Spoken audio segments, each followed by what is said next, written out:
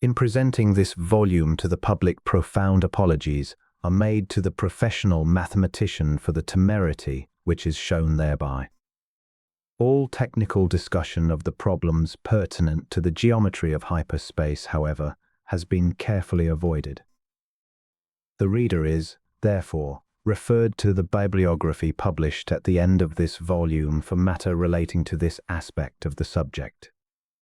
The aim rather has been to outline briefly the progress of mathematical thought, which has led up to the idea of the multiple dimensionality of space, to state the cardinal principles non-Euclidean geometry, and to offer an interpretation of the metageometrical concept in the light of the evolutionary nature of human faculties and material characteristics and properties.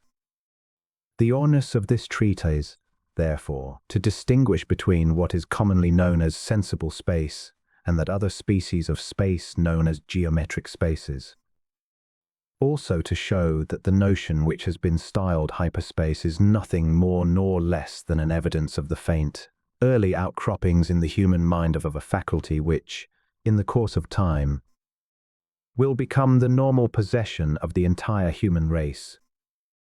Thus the weight of all presentations will be to give currency to the belief, very strongly held, that humanity, now in its infancy, is yet to evolve faculties and capabilities, both mental and spiritual, to a degree hitherto viewed as inconceivable.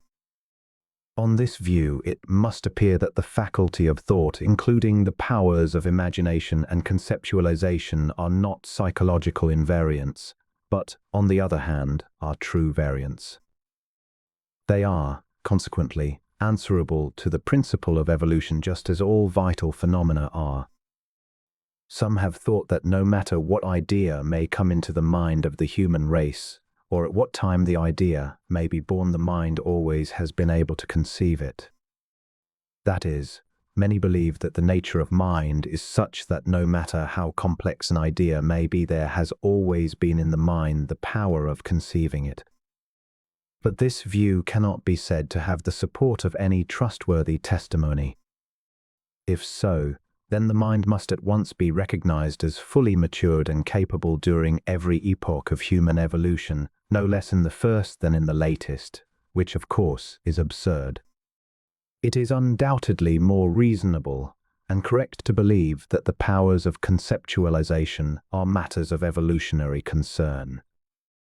For instance, the assertion that the mind was incapable of conceiving, in the realm of theology, a non-anthropomorphic God, or in the field of biology, the doctrine of evolution, or, in the domain of invention, the wireless telegraph, or in mathematics, the concept of hyperspace before the actual time of these conceptions, cannot be successfully controverted.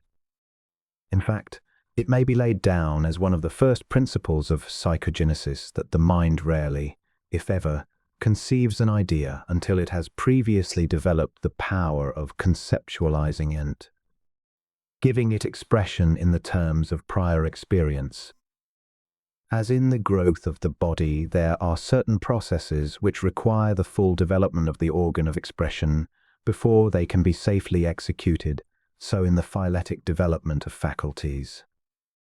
There are certain ideas, conceptions, and scopes of mental vision which cannot be visualized or conceptualized until the basis for such mentation has been laid by the appearance of previously developed faculties of expression, and especially is this true of the intellect, inasmuch as the entire content of the intellect is constituted of sense-derived knowledge, with the exception of intuitions, which are not of intellectual origin, though dependent upon the intellect for interpretation. There can be no doubt as to the necessity of there being first deposed in the intellect a sense-derived basis for intellection before it can become manifest.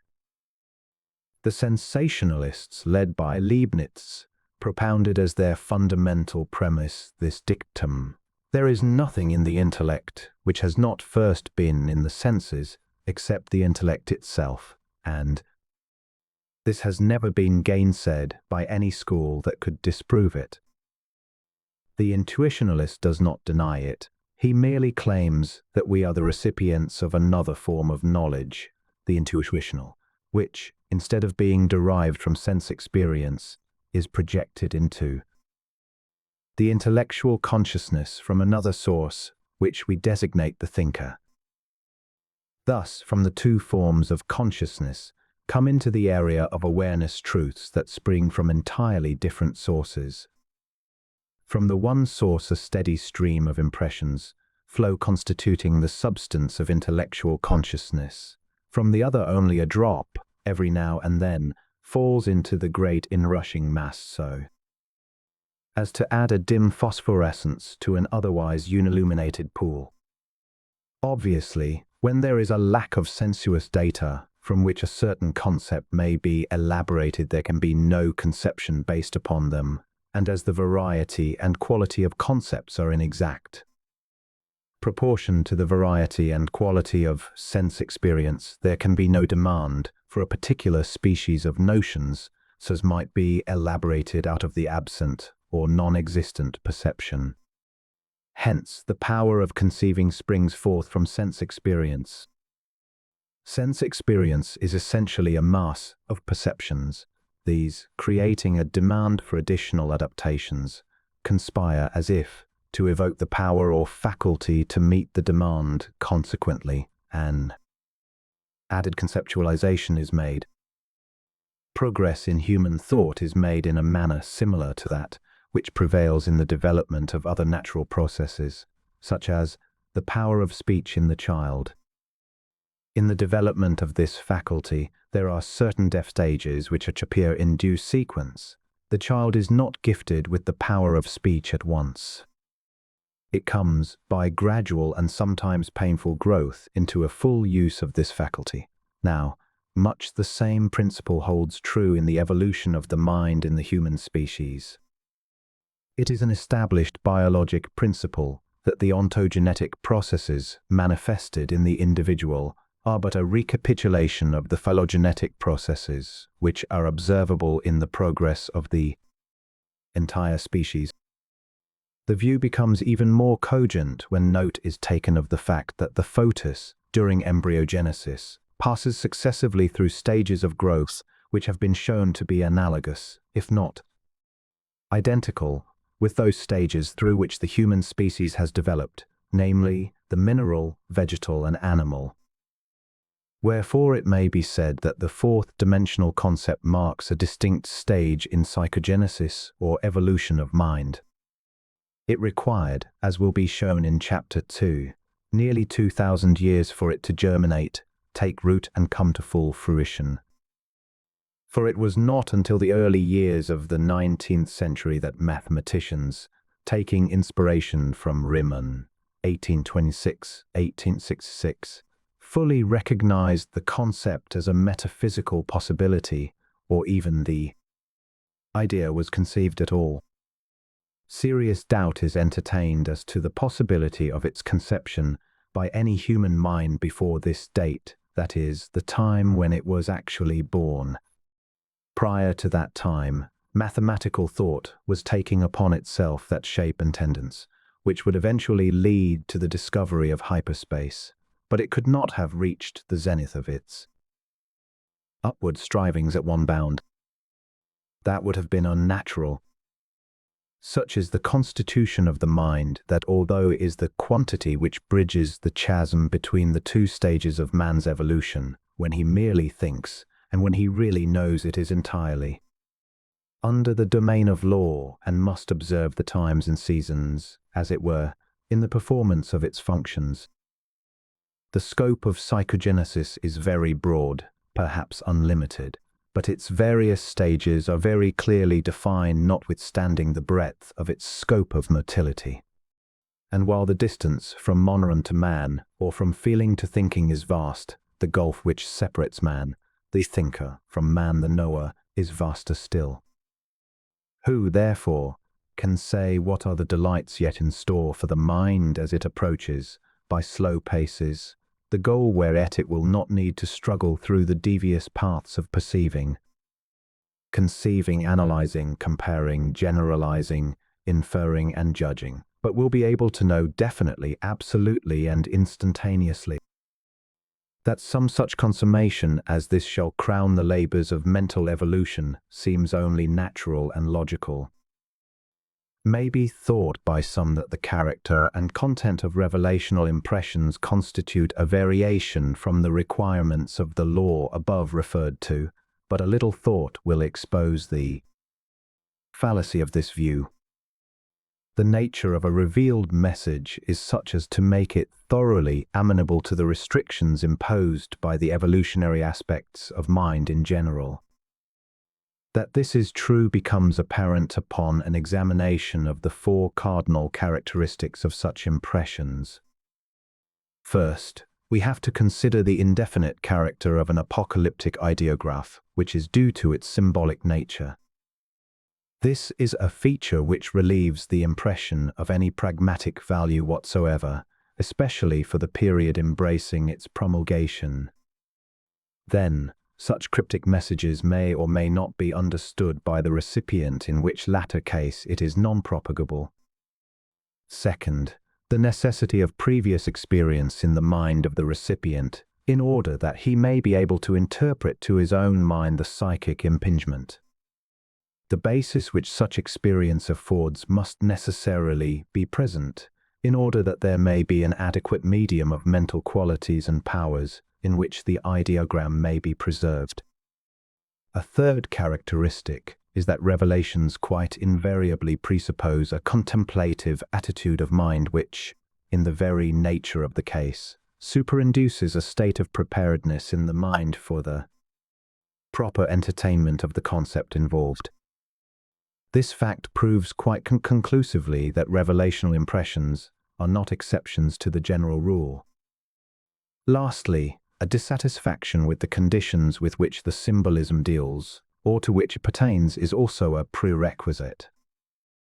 This condition is really that which calls forth the cryptic annunciation, and yet, preceding it is a long series of causes which have produced both the conditions and the revolt which the revelator feels at their presence. In view of the foregoing, it would appear that objections based upon the alleged nonconformity of the revealed or inspired cannot be entertained, as it must be manifest to it falls within the scope of the laws of mental growth. Discoveries, whether of philosophical or mechanical nature, or whether of ethical or purely mathematical tendency, are never the results of a deliberate, methodical, or purposive reflection. For instance, let us take Elias transformation groups, mathematic contrivances used in the solution of certain theorems. Now, it ought to be obvious that these mathetic machinations were not discovered by Sophus as a consequence of any methodic or purposeful intention on his part. That is, he did not set out deliberately to discover transformation groups, for back of the groups lay the entire range of analytic investigations, the mathematical thought of more than 1,000 years furnished the substructure upon which lie built the conception of his groups. Similarly, it may be said with equal assurance that no matter how great the intensity of thought, nor how purposeful, nor of how long duration the series of concentrated abstractions which led up to the invention of the printing press, the linotype or multiplex printing press of our day could not have been produced abruptly, nor by use of the mental dynamics of the human mind of remoter days. Its production had to follow the path outlaid by the laws of psychogenesis and await the development of those powers which alone could give it birth. The whole question resolves itself, therefore, into the idea of the complete subserviency of the mind in all matters of special moment to the laws aforementioned. The supersession of the law of its own life by the mind is well nigh unthinkable, if not quite so. If we now view the history of the mind as manifested in the human species, three great epochs which divide the scope of mental evolution into more or less well-defined stages present themselves. These are, first, the formative stage, second, the determinative stage, third, the stage of freedom, or the elaborative stage. In all of the early races of men, through every step which even preceded the genus Homo, the generic mind was being formulated. It was being given shape, outline, and direction. All of the first stage, the formative, was devoted to organization and direction. Those elementary sensations which constituted the basis of mind in the primitive man were accordingly strongly determinative of what the mind should be in these latter days. To this general result were contributed the effects of the activity of cells, nerves, bones, fibers, muscles, and the blood. The formative period naturally covered a very extensive area in the history of mind or psychogenetic development. It was followed closely, but almost insensibly, by the determinative period during which all the latent powers, capacities, and faculties, which were the direct products of the formative period, were being utilized in meeting the demands of the law of necessity. The making of provisions against domestic want, against the attacks of external foes, the combating of diseases, physical inefficiency, the weather, wild beasts, the asperities of tribal enmities, as well as furthering the production of art, music, sculpture, the various branches of handiwork, literature, philosophies, religions, and the effectuation of all those things which now appear as the result of the mental activity of the present day man make up essence and purpose of the determinative period. Signs of the dawn of the elaborative stage, also called the stage of freedom, have been manifest now for upwards of 3 centuries, and it is, therefore, in its beginnings. It is not fully upon us. Not yet can we fully realize what it may mean, nor can we unerringly forecast its ultimate outcome, but we feel that it is even now here in all the glories of its matutinal freshness. And the mind is beginning to be free from the grinding necessities of the constructive period, having already freed itself from the restrictive handicaps of the primal formulation period. Already the upgrowing rejuvenescences so common at the beginning of a new period are commencing to show themselves in every department of human activity, in the almost universal desire for greater freedom. And this is particularly noticeable in the many political upheavals, which from time to time are coming to the surface, as well as in the countless other aspects of the widespread Renaissance. Perhaps the time may come, never quite fully, when there will be no longer any necessity to provide against the external exigencies of life. Perhaps the time will never be when the mind shall no more be bound by the law of self-preservation, not even when it has attained unto the immortality of absolute knowledge. Yet it is intuitively felt that must come to pass that the mind shall be vastly freer than it is today. And with this new freedom must come liberation from the necessities of the elementary problems of mere physical existence. The inference is, therefore, drawn that the fourth-dimensional concept, and all that it connotes of hyperspace or spaces of n-dimensionality, are some of the evidences that this stage of freedom is dawning. And the mind, joyous at the prospect of unbounded liberty which these concepts offer, cannot restrain itself, but has already begun to revel in the sunlit glories of a newer day. What the end shall be, what effect this new liberty will have on man's spiritual and economic life, and what it may mean in the upward strivings of the thinker for that sublime perpetuity which is always the property of immediate knowledge, no one can hope, at the present time, to fathom. It is, however, believed with Kieser that it is by the creation of hyperspaces that the rational spirit secures release from limitation, for, as he says, in them it lives ever joyously, sustained by an unfailing sense of infinite freedom. The elevating influence of abstract thinking, such as excogitation upon problems dealing with entities inhabiting the domain of mathesises, is, without doubt, incalculable in view of the fact that it is only through this kind of thought that the spirit is enabled to reach its highest possibilities. This is undoubtedly the philosophy of those religious and occult exercises known as meditations, and this perhaps was the main idea in the mind of the Hebrew poet when he exclaimed, "Let the words of my mouth and the meditation of my heart be acceptable in thy sight, O Lord, my strength and my Redeemer." The principal, if not the only, value possessed by the summitless hierarchies of hyperspaces which the mathematician constructs in the world of pure thought is the enriching and ennobling influence which they exert upon the mind.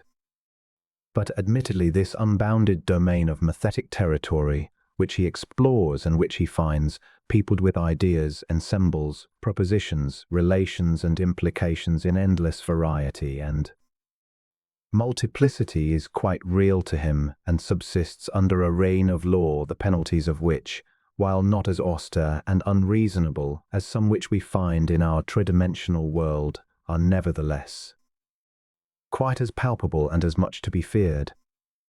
For the orthodoxy of mathematics is as cold and intolerant as ever the religious fanatic can be.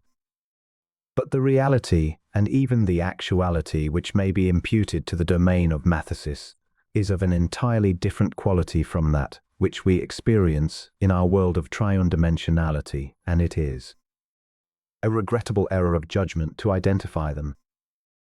It ought, therefore, never be expected, nor is it logically reasonable to assume that the entities which inhabit the mathetic realm of the analyst should be submissive to the laws of sensible space, nor that the conditions which may be found therein can ever be made conformable to the conditions which exist in perceptual space. It was Plato's belief that ideas alone possessed reality, and what we regard as actual and real is, on account of its ephemerality and evanescence, not real, but illusionary. This view has been shared by a number of eminent thinkers who followed, with some ostentation, the lead established by Plato. For a considerable period of time this school of thinkers had many adherents, but the principles at length fell into disrepute owing to the absurdities indulged in by some of the less careful followers. The realism, or for that matter, the actuality of ideas cannot be denied. Yet it is a realism which is neither to be compared with the physical reality of sense impressions nor its phenomena. The character and peculiarity of ideas are in a class apart from similar notions of perceptual space content. It is as if we were considering the potentialities of the spirit world and the entities therein in connection with incarnate entities, which, in the very nature of the case, is not allowable. Furthermore, it is unreasonable to suppose that the conditions on a higher plane than the physical can be made responsible to a similar set of conditions on the physical plane. There are certain astronomers who base their speculations as to the habitability of other planets upon the absurd hypothesis that the conditions of life upon all planets must be the same as those on the Earth, forgetting that the extent of the universe and the scope of motility of life itself are of such a nature as to admit of endless variations and adaptations. There is a realism of ideas and a realism of perceptual space, yet this is no reason why the two should be identified. On the other hand, owing to the diversity in the universe, every consideration would naturally lead to the assumption that they are dissimilar. To invest ideas, notions, implications, and inferences with a reality need not logically or otherwise affect the reality of a stone, a fig, or even of a sense impression. To a being on the spirit levels, our grossest realities must appear as non-existent. They are neither palpable nor contactable in any manner within the ordinary range of physical possibilities. For us, his gravest experiences can have no reality whatsoever, for no matter how real an experience may be to him, is altogether beyond our powers of perception, and therefore to us non-existent. Also, it should, however, be stated that the state of our knowledge about a given condition can in no way affect its existence. It merely establishes the fact that two or more realities may exist independent of one another, and further, that the gamut of realism in the universe is infinite and approaches a final state when its occlusion into absolute being follows as a logical sequence. Recurring to the consideration of the reality of spirit realms as compared with that of sensible space, it comes to view that our idealism, that is, the idealism which is as a quality of conceptualization, may be regarded as identical with their realism, at least as being on the same plane as it. Stated differently, the things that are ideal to us and which constitute the data of our consciousness may be as real to them as the commonest object of sense knowledge is to us. What, therefore, appears to us as the most ethereal and idealistic may have quite a realistic character for them. Ultimately, however, and in the final deeps of analysis, will be found undoubtedly that both our realism and our idealism, as well as similar qualities of the spirit world, are in all essential considerations quite illusionary. All knowledge gained in a condition short of divinity itself is sadly relative. Even mathematical knowledge falls far short of the absolute, the fondest claims of the orthodox mathematician to the contrary notwithstanding. It has been said frequently that a mathematical fact is an absolute fact, and that its verity, necessity, and certainty cannot be questioned anywhere in the universe, whether on Jupiter, Neptune, Fomalhaut, Canopus, or Spica. But having so declared, the fact of the sheer relativity of our knowledge is not disturbed thereby nor controverted. Happily, neither distance nor a lack of distance can in any way affect the quality of human knowledge, mathematical knowledge not excepted. That can only be affected by conditions which cause it to approach perfection, and nothing but evolution can do that. In the light of results obtained in analytic investigations, the question of the flexibility of mathematical applications becomes evident, and one, instead of being convinced of the vaunted invariability of the laws obtaining in the world of mathesis, is, on the other hand, made aware of the remarkable and seemingly unrestrained facility with which these laws may be made to apply to any conditions or set of assumptions within the range of the mind's powers of conception. Mathematicians have deified the definition and endowed it with omnific powers, imputing unto it all the attributes of divinity, immutability, invariance, and sempiternity. In this they have erred grievously, although, perhaps, necessarily.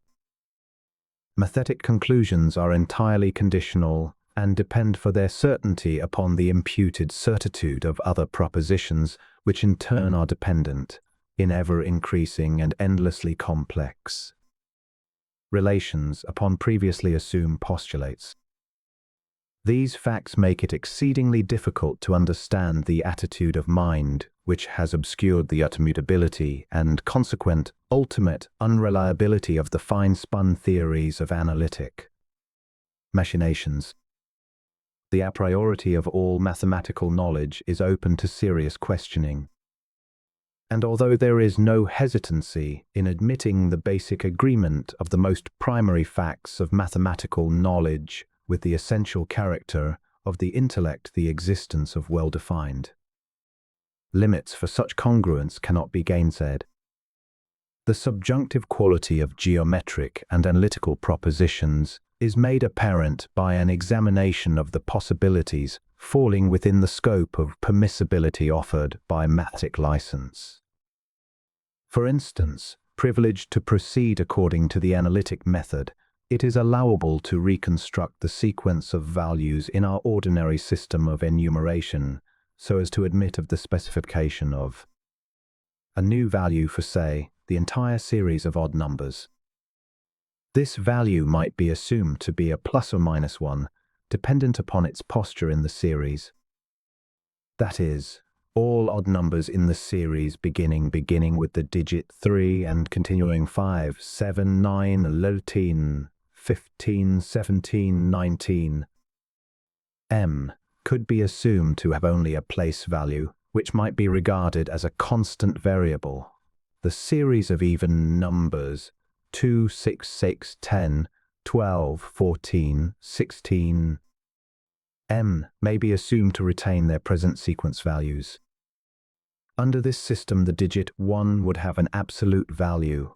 All other odd numbers would have a constant variable value, constant, because always no more nor less than 1 dependent upon their place in the operations and whether their values were to be applied by addition or subtraction to or from one of the values in the even number series.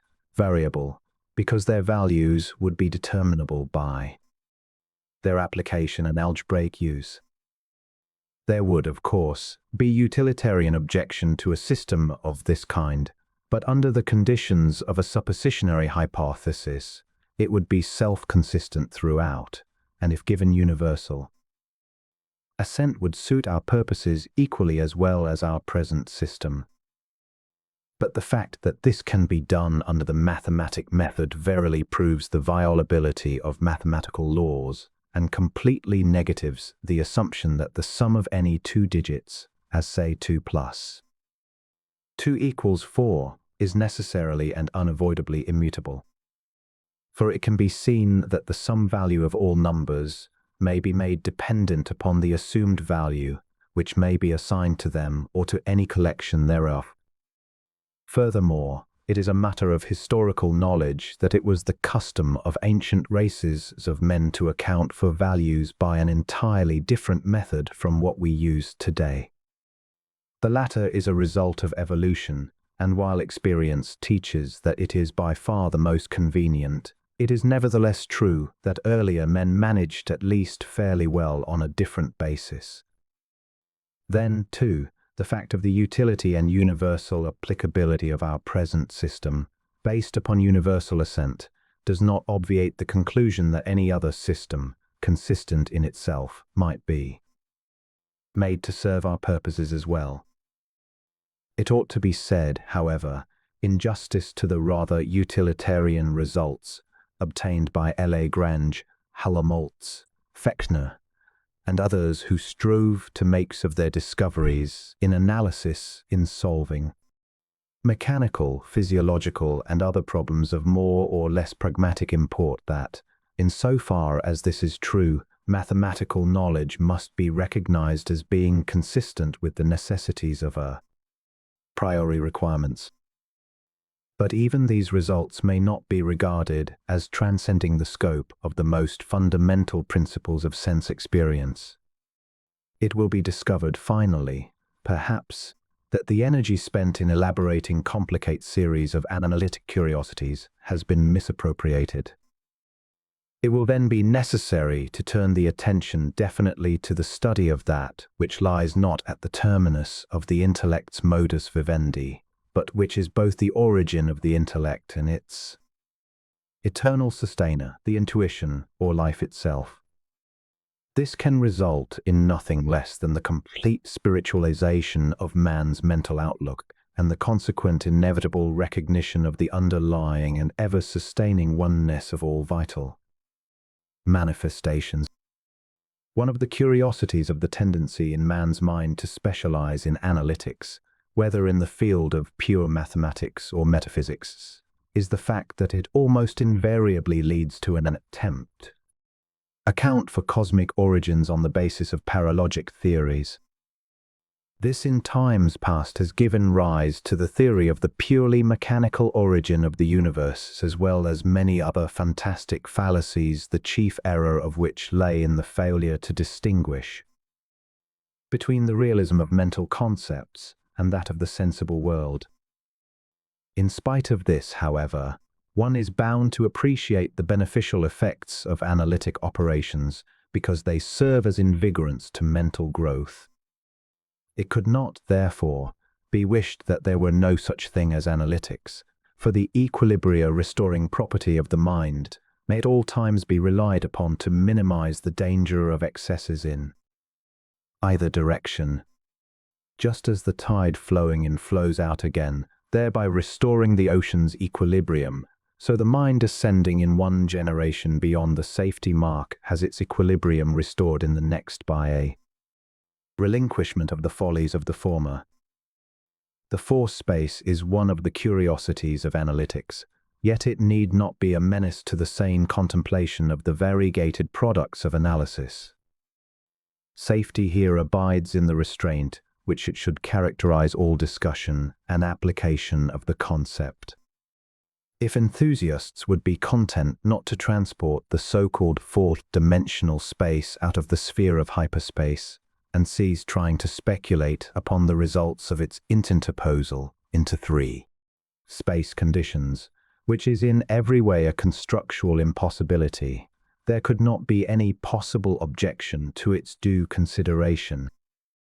This would obviate the danger of calling into question either the sincerity or perspicacity of those whose enthusiasm tempts them to transgress the limits of propriety in their behavior towards the inquiry.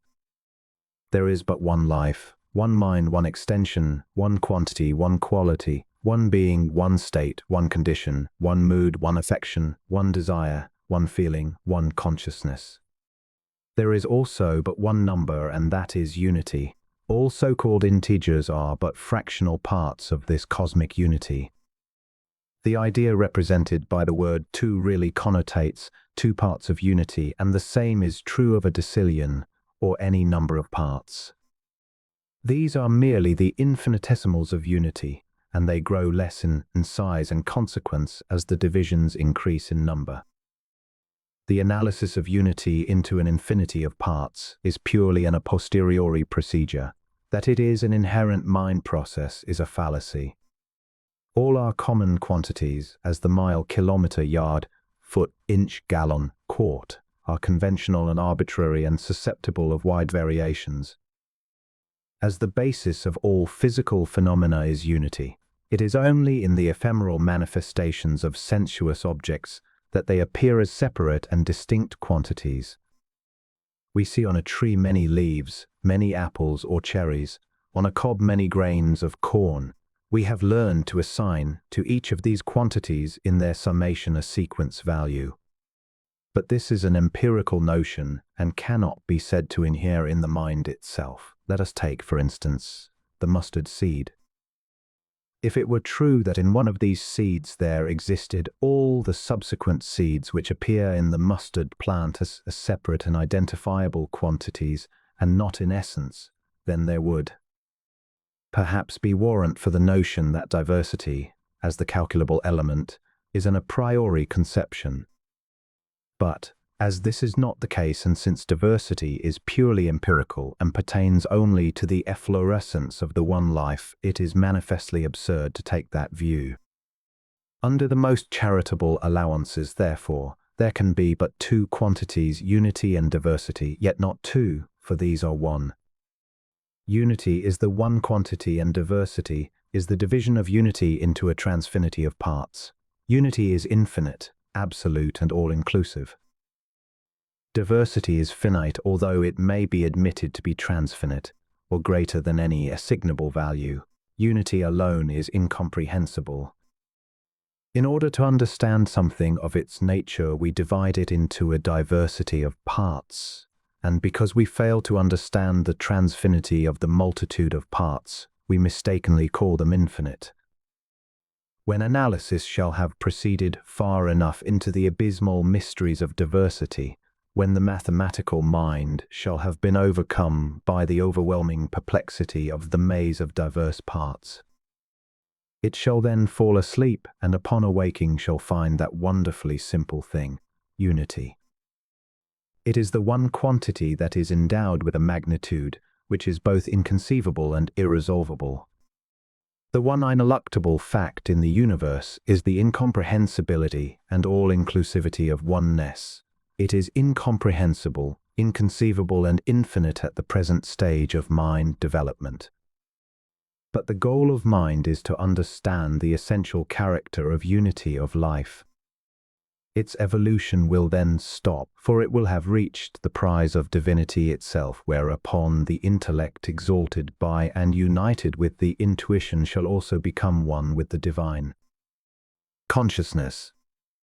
Chapter 2. Historical sketch of the hyperspace movement.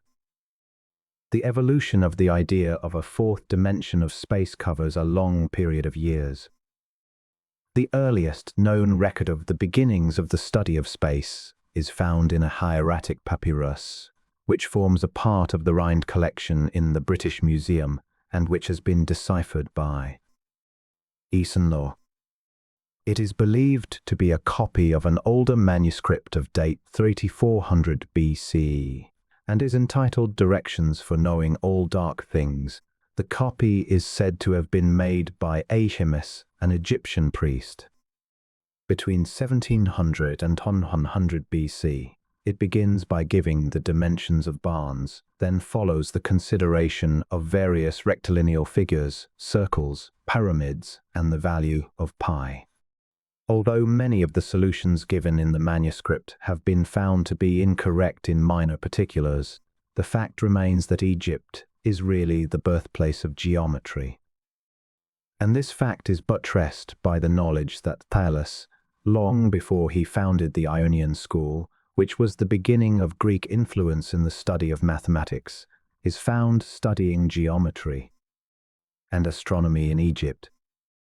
The concept of hyperspace began to germinate in the latter part of the 1st century BC, for it was at this date that Geminus of Arodis, BC 70, began to think seriously of the mathematical labyrinth into which Euclid's parallel postulate most certainly would lead if an attempt at demonstrating its certitude were made.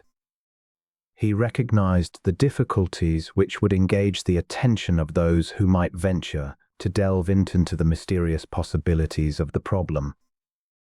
There is no doubt, too, but that Euclid himself was aware, in some measure at least, of these difficulties, for his own attitude towards this postulate seems to have been one of noncommittance.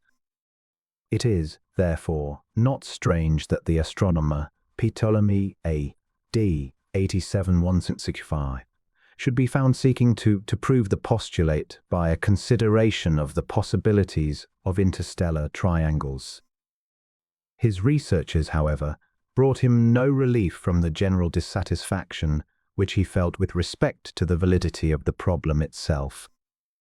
For nearly 1,000 years after the attempts at solving the postulate by Geminus and Ptolemy, the field of mathematics lay undisturbed. For it was at this time that there arose a strange phenomenon, more commonly known as the Dark Ages, which put an effectual check to further research or independent investigations. Mathematicians throughout this long lapse of time were content to accept Euclid as the one incontrovertible, unimpeachable authority, and even such investigations as were made did not have a rebellious tendency, but were mainly endeavors to substantiate his claims. Accordingly, it was not until about the first half of the 13th century that any real advance was made. At this time there appeared an Arab, Nasr-ed-Din Turham 1112-774, who attempted to make an improvement on the problem of parallelism. His work on Euclid was printed in Rome in 1594 AD, about 320 years after his demise, and was communicated in 1615-51 by Joeton Wallis, 161703, to the mathematicians of Oxford University. Although his calculations and conclusions were respectfully received by the Oxford authorities, no definite results were regarded as accomplished by what he had done. It is believed, however, that his work reopened speculation upon the problem and served as a basis, however slight, for the greater work that was to be done by those who followed him during the next succeeding 800 years. About 20 years before the printing of the work of Nasr-ed-Din, Christoph Clavius, 1574, deduced the axiom of parallels from the assumption that a line whose points are all equidistant from a straight line is itself straight. In his consideration of the parallel postulate, he is said to have regarded it as Euclid's sixth axiom. Later Bolyai spoke of it as the sixth, and later still, Todhunter treated it as the sixth. Hence, there does not seem to have been any general unanimity of opinion as to the exact status of the parallel postulate, and especially is this true in view of the uncertainty now known to have existed in Euclid's mind concerning it. Girolamo Saccheri, 1667–733, a learned Jesuit born at San Remo, came next upon the stage, and so important was his work that it will perpetuate the memory of his name in the history of mathematics. He was a teacher of grammar in the Jesuit Collegio di Brera, where Tommaso Severi, a brother of Giovanni, the well-known mathematician, was teacher of mathematics. His association with the Severi brothers was especially beneficial to him. He made use of Severi's very ingenious methods in his first published book, 1693, entitled Solutions of Six Geometrical Problems, proposed by Count Roger Ventimiglia.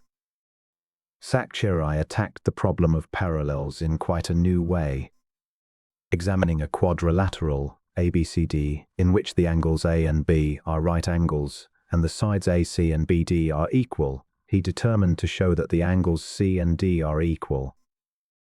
He also sought to prove that they are either right angles, obtuse acute.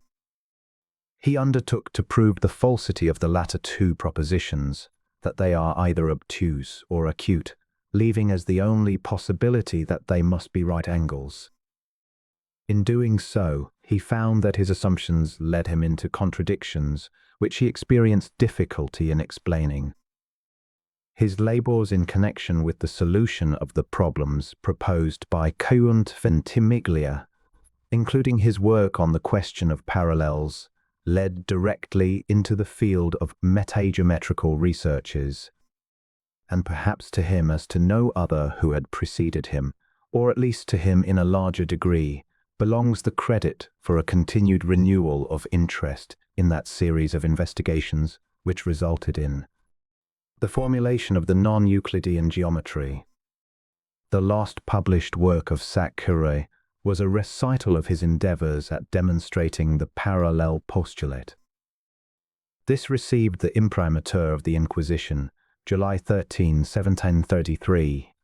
The Provincial Company of Jesus took possession of the book for perusal on August 16, 1733, but unfortunately within 2 months after it had been reviewed by these authorities, Saccheri passed away. All efforts which had been made prior to the work of Saccheri were based upon the assumption that there must be an equivalent postulate which, if it could be demonstrated, would lead to a direct, positive proof of Euclid's proposition. Although these and all other attempts at reaching such a proof have signally failed, and although it may correctly be said that the entire history of demonstrations aiming at the solution of the famous postulate has been one long series of utter failures, it can be asserted with equal certitude that it has proven to be one of the most fruitful problems in the history of mathematical thought. For out of these failures has been built a superstructure of analytical investigations which surpasses the most sanguine expectations of those who had labored and failed. In 1766, Johann Lambert wrote a paper upon the theory of parallels dated sept. 5, 1766, first published in 1786, from the papers left by F. Bernoulli, which contained the following assertions. 1. The parallel axiom needs proof, since it does not hold for geometry on the surface of the sphere. 2. In order to make intuitive a geometry in which the triangle's sum is less than 2 right angles, we need an imaginary sphere, the pseudosphere. 3. In a space in which the triangle's sum is different from 2 right angles, there is an absolute measure, a natural unit for length. At this time, Immanuel Kant, the noted German metaphysician, was in the midst of his philosophical labors, and it is believed that it was he who first suggested the idea of different spaces. Below is given a statement taken from his Prolegomena, which corroborates this view. That complete space, which is itself no longer the boundary of another space, has three dimensions, and that space in general cannot have more, is based on the proposition that not more than three lines can intersect at right angles in one point. That we can require a line to be drawn to infinity, a series of changes to be continued. For example, spaces passed through by motion, in indefinitum, presupposes a representation of space and time, which can only attach to intuition. His differentiation between space in general and space, which may be considered as the boundary of another space, shows, in the light of the subsequent developments of the mathematical idea of space, that he very fully appreciated the marvelous scope of analytic spaces. His conception of space, therefore, must have had a profound influence upon the mathematic thought of the day, causing it to undergo a rapid reconstruction at the hands of geometers who came after him. Under the masterly influence of Lagrange, the idea of different spaces began to take definite shape and direction. The geometry of hyperspace began to crystallize, and the field of mathesis prepared for the growth of a conception the comprehension of which was destined to be the profoundest undertaking ever attempted by the human mind. Unlike most great men whom the world learns tardily to admire, Lagrange lived to see his talents and genius fully recognized by his compeers, for he was the recipient of many honors both from his countrymen and his admirers in foreign lands. He spent 20 years in Prussia, where he went upon the invitation of Frederick the Great, who in the royal summons referred to himself as the greatest king in Europe, and Lagrange as the greatest mathematician in Europe. In Prussia, the Mécanique analytique and a long series of memoirs which were published in the Berlin and Turin transactions were produced. Lagrange did not exhibit any marked taste for mathematics until he was 17 years of age. Soon thereafter he came into possession of a memoir by Howley quite by accident, and this so aroused his latent genius that within 1 year he had reviewed Howley's memoir. He became an accomplished mathematician. He created the calculus of variations, solved most of the problems proposed by Fermat, adding a number of theorems of his own contrivance, raised the theory of differential equations to the position of a science rather than a series of ingenious methods for the solution of special problems, and furnished a solution for the famous isoperimetrical problem which had baffled the skill of the foremost mathematicians for nearly half a century. All these stupendous tasks he performed by the time he reached the age of 19. The Mécanique analytique is his greatest and most comprehensive work. In this he established the law of virtual work from which, by the aid of his calculus of variations, he deduced the whole of mechanics, including both solids and liquids. It was his object in the analytique to show that the whole subject of mechanics is implicitly embraced in a single principle, and to lay down certain formulae from which any particular result can be obtained. He frequently made the assertion that he had, in the Mécanique analytique, transformed mechanics, which he persistently defined as a geometry of 4 dimensions, into a branch of analytics, and had shown the so-called mechanical principles to be the simple results of the calculus. Hence, there can be no doubt but that Lagrange not only completed the foundation, but provided most of the material in his analyses and other abstract results of great generality, which he obtained in his numerous calculations for the superstructure subsequently known as the geometry of hyperspace, and in which the 4th dimensional concept occupies a very fundamental place. It is as if for nearly 1700 years workmen, such as Geminius of Rhodes, Ptolemy, Sacchure, Nasser Eddin, Lambert Clavius, and hundreds of others who struggled with the problem of parallels, had made more or less sporadic attempts at the excavation of the land whereon a marvelously intricate building was to be constructed. There is no historical evidence to show that any of them ever dreamed that the results of their labors would be utilized in the manner in which they have been used. Then came Kant with the wonderfully penetrating searchlight of his masterful intellect, who from the elevation which he occupied saw that the site had great possibilities, but he had not the mathematical talent to undertake the work of actual, methodical construction. Indeed, his task was of a different sort. However, he succeeded in opening the way for Lagrange and others who followed him. Lagrange immediately seized upon the idea which for more than 1,000 years had been impinging upon the minds of mathematicians vainly seeking lodgment, and began the elaboration of a plan in accordance with which minds better skilled in the pragmatic application of abstract principles than his could complete the work begun. Unfortunately, on account of his intense devotion and loyalty to the study of pure mathematics, and when he had reached the summit of his greatness where he stood, without a rival as the foremost living mathematician, his health became seriously affected, causing him to suffer constant attacks of profound melancholia, from which he died on April 10, 1813. We come now to one of the most remarkable periods in the history of mental development.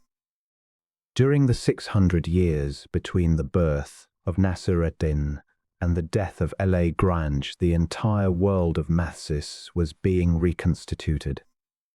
Since there had been gradually going on an internal process, when completed, forever would liberate the mind from the narrow confines of consciousness limited to the three-space, it is not surprising that we should find, in the mathematical thought of time, an absolutely epoch-making departure.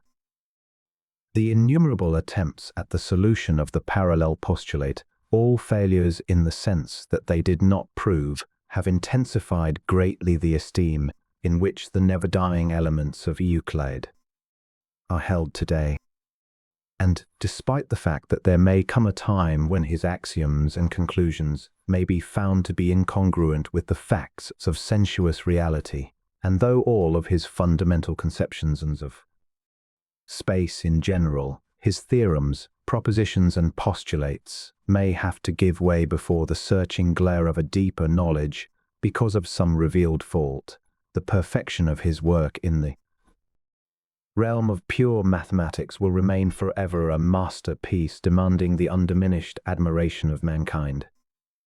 The parallel postulate, as stated by Euclid in his Elements of Geometry, reads as follows.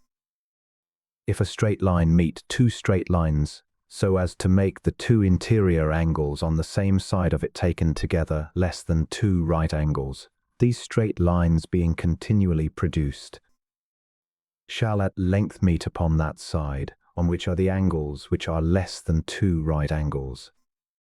On this postulate hang all the law and the prophets of the non-Euclidean geometry. In it are the virtual elements of three possible geometries. Furthermore, it is both the warp and the woof of the loom of present-day metageometrical researches. It is the golden egg laid by the god SEB at the beginning of a new life cycle in psychogenesis. Its progeny are numerous hyperspaces, sects, straits, digons, equidistantials, polars, planars, coplanars, invariants, quaternions, complex variables, groups, and many others. A wonderfully interesting breed, full of meaning and pregnant with the power of final emancipations for the human intellect. When the conclusions which were systematically formulated as a result of the investigations along the lines of hypotheses which controverted the parallel postulate were examined, it was found that they fell into three main divisions, namely the synthetic or hyperbolic, the analytic or Riemannian, and the elliptic or Cayley-Klein. These divisions or groups are based upon the three possibilities which inhere in the conception taken of the sum of the angles referred to in the above postulate as to whether it is equal to, greater, or less than two right angles. The assumption that the angular sum is congruent to a straight angle is called the Euclidean or parabolic hypothesis, and is to be distinguished from the synthetic or hyperbolic hypothesis established by Gauss, Lobachevsky, and Bolyar, and which assumes that the angular sum is less than a straight angle. The elliptic or Cayley-Klein hypothesis assumes that the angular sum is greater than a straight angle. Lobachevsky, however, not satisfied with the statement of the parallel postulate as given by Euclid, and which had caused the age-long controversy, substituted for it the following: all straight lines which in a plane radiate from a given point can, with respect to any other straight line in the same plane, be divided into two classes, the intersecting and the non-intersecting. The boundary line of the one and the other class is called parallel to the given line. This is but another way of saying about the same thing that Euclid had declared before, and yet, curiously enough, it afforded just the liberty that Lobachevsky needed to enable him to elaborate his theory. For the purposes of this sketch, the field of the development of non-Euclidean geometry is divided into three periods to be known as 1. The formative period in which mathematical thought was being formulated for the new departure. 2. The determinative period during which the mathematical ideas were given direction, purpose, and a general tendency. 3. The elaborative period during which results of the former periods were elaborated into definite kinds of geometries and attempts made at popularizing the hypotheses. The formative period. Charles Friedrich Gauss, by some, has been regarded as the most influential mathematician that figured in the formulation of the non-Euclidean geometry, but closer examination into his efforts at investigating the properties of a triangle shows that while his researches led to the establishment of the theorem that a regular polygon of 17 sides, or of any number which is prime, and also one more than a power of 2, can be inscribed under the Euclidean restrictions as to means in a circle, and also that the common spherical angle on the surface of a sphere is closely connected with the constitution of the area enclosed thereby, he cannot justly be designated as the leader of those who formulated the synthetic school. And this, too, for the simple reason that, as he himself admits in one of his letters to Taurinus, he had not published anything on the subject. In this same letter he informs Taurinus that he had pondered the subject for more than 30 years and expressed the belief there could not be anyone who had concerned himself more exhaustively with this second part, that the sum of the angles of a triangle cannot be more than 180 degrees, than he had. Writing from Göttingen to Taurinus, November 8, 1824, and commenting upon the geometric value of the sum of the angles of a triangle, he says, "Your presentation of the demonstration that the sum of the angles of a plane triangle cannot be greater than 180 degrees does, indeed, leave something to be desired in point of geometrical precision. But this could be supplied, and there is no doubt that the impossibility in question admits of the most rigorous demonstration. But the case is quite different with the second part, namely, that the sum of the angles cannot be smaller than 180 degrees. This is the real difficulty, the rock upon which all endeavors are wrecked. The assumption that the sum of the three angles is smaller than 180 degrees leads to a new geometry entirely different from our Euclidean, a geometry which is throughout consistent with itself and which I have elaborated in a manner entirely satisfactory to myself, so that I can solve every problem in it with the exception of the determining of a constant, which is not a priori obtainable. It appears from this correspondence that Gauss had in the privacy of his own study elaborated a complete, non-Euclidean geometry, and had so thoroughly familiarized himself with its characteristics and possibilities that the solution of every problem embraced within it was very clear to him, except that of the determination of a constant. He concluded the above letter by saying, "All my endeavors to discover contradiction or inconsistencies in this non-Euclidean geometry have been in vain, and the only thing in it that conflicts with our reason is the fact that if it were true, there would necessarily exist in space a linear magnitude quite determinate in itself, yet unknown to us." Judging from the correspondence between Gauss and Stirling, Bessel, Schumacher, and Taurinus, the nephew of Schumacher, and that between Schumacher and Stirling, there had grown up a general dissatisfaction in the minds of mathematicians of this period with Euclidean geometry, and especially the parallel postulate and its connotations. Bessel expresses this general discontent in one of his letters to Gauss, dated February 10, 1829, in which he says, "Through that which Lambert said, and what S. Schumacher disclosed orally, it has become clear to me that our geometry is incomplete, and should receive a correction which is hypothetical, and if the sum of the angles of the plane triangle is equal to 180 degrees, vanishes." The opinion of leading mathematicians at this time seems to have been crystallizing very rapidly. Unconsciously, the men of this formative period were adducing evidence which would give form and tendance to the developments in the field of mathesis at a later date. They appear to have been reaching out for that which, ignis fatuus-like, was always within easy reach, but not quite apprehensible. A bolder student than Gauss was Ferdinand Karl Schumacher, 1780–1857, who also has been credited with the founding of the non-Euclidean geometry. In fact, if judged by the same standards as Gauss, he would be called the father of the geometry of hyperspace, for he really published the first treatise on the subject. This was in the nature of an enclosure, which he inserted between the leaves of a book he loaned to Stirling. He also asked that it be shown to Gauss that he might give his judgment as to its merits. S. Schumacher's treatise, dated Marburg, December 1818, is here quoted in full. There is a twofold geometry, a geometry in the narrower sense, the Euclidean, and an astral science of magnitude. The triangles of the latter have the peculiarity that the sum of the three angles is not equal to two right angles. This presumed, it can be most rigorously proven, that the sum of the three angles in the triangle is less two right angles.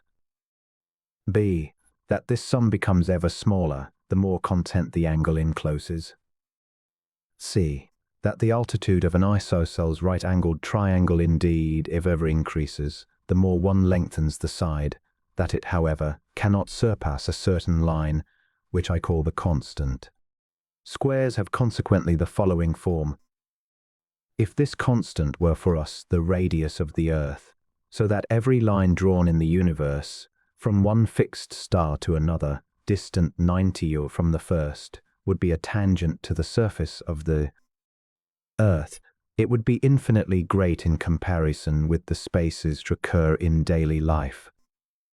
The above, being the first published, not printed, treatise on the new geometry, occupies a unique place in the history of higher mathematics. It gave additional strength to the formative tendencies which characterized this period and marked S. Schumacher as a constructive and original thinker. The nascent aspects of this stage received a fruitful contribution when Nikolai Lobachevsky created his imaginary geometry and Janus Bolyai published as an appendix to his father's Tentamen, his Science Absolute of Space. Lobachevsky and Bolyai have been called the creators of the non-Euclidean geometry, and this appellation seems richly to be deserved by these pioneers. Their work gave just the impetus most needed to fix the status of the new line of researches, which led to such remarkable discoveries in the more recent years. The imaginary geometry and the science absolute of space were translated by the French mathematician Joule in 1868, and by him elevated out of their 45 years of obscurity and non-effectiveness to a position where they became available for the mathematical public. To Bolyai and Lobachevsky, consequently, belong the honor of starting the movement which resulted in the development of metageometry and hence that which has proved to be the gateway of a new mathematical freedom. Gaius, Sweikart, Lobachevsky, Wolfgang and Janus Bolyai were the principal figures of the formative period, and the value of their work with respect to the formulation of principles upon which was constructed the temple of metageometry cannot be overestimated. The determinative period. This period is characterized chiefly by its close relationship to the theory of surfaces. Riemann's habilitation lecture on the hypotheses which constitute the basis of geometry marks the beginning of this epoch. In this dissertation, Riemann not only promulgated the system upon which Gauss had spent more than 30 years of his life in elaborating, for he was a disciple of Gauss, but he disclosed his own views with respect to space, which he regarded as a particular case of manifold. His work contains two fundamental concepts, namely, the manifold and the measure of curvature of a continuous manifold, possessed of what he called flatness in the smallest parts. The conception of the measure of curvature is extended by Riemann from surfaces to spaces, and a new kind of space, finite but unbounded, is shown to be possible. He showed that the dimensions of any space are determined by the number of measurements necessary to establish the position of a point in that space. Conceiving, therefore, that space is a manifold of finite, but unbounded, extension, he established the fact that the passage from one element of a manifold to another may be either discrete or continuous, and that the manifold is discrete or continuous according to the manner of passage. Where the manifold is regarded as discrete, two portions of it can be compared, as to magnitude by counting, where continuous by measurement. If the whole manifold be caused to pass over into another manifold, each of its elements passing through a one-dimensional manifold, a two-dimensional manifold is thus generated. In this way, a manifold of n dimensions can be generated. On the other hand, a manifold of n dimensions can be analyzed into one of one dimension and one of m1 dimensions. To Riemann, then, is due the credit for first promulgating the idea that space, being a special case of manifold, is generable, and therefore finite. He laid the foundation for the establishment of a special kind of geometry known as the elliptic. Space, as viewed by him, possessed the following properties, viz., generability, divisibility, measurability, ponderability, finity, and flexity. These are the 6 pillars upon which rests the structure of hyperspace analysis. Generability is that property of geometric space by virtue of which it may be generated or constructed by the movement into a line, plane, surface, or solid in a direction without itself. Divisibility is that property of geometric space by virtue of which it may be segmented or divided into separate parts and superposed, or inserted upon or between each other. Measurability is that property by virtue of which geometric space is determined to be a manifold of either a positive or negative curvature, also by which its extent may be measured. Ponderability is that property of geometric space by virtue of which it may be regarded as a quantity which can be manipulated, assorted, shelved, or otherwise disposed of. Finity is that property by virtue of which geometric space is limited to the scope of the individual consciousness of a nodum, a duodem, or a tridim, and by virtue of which it is finite in extent.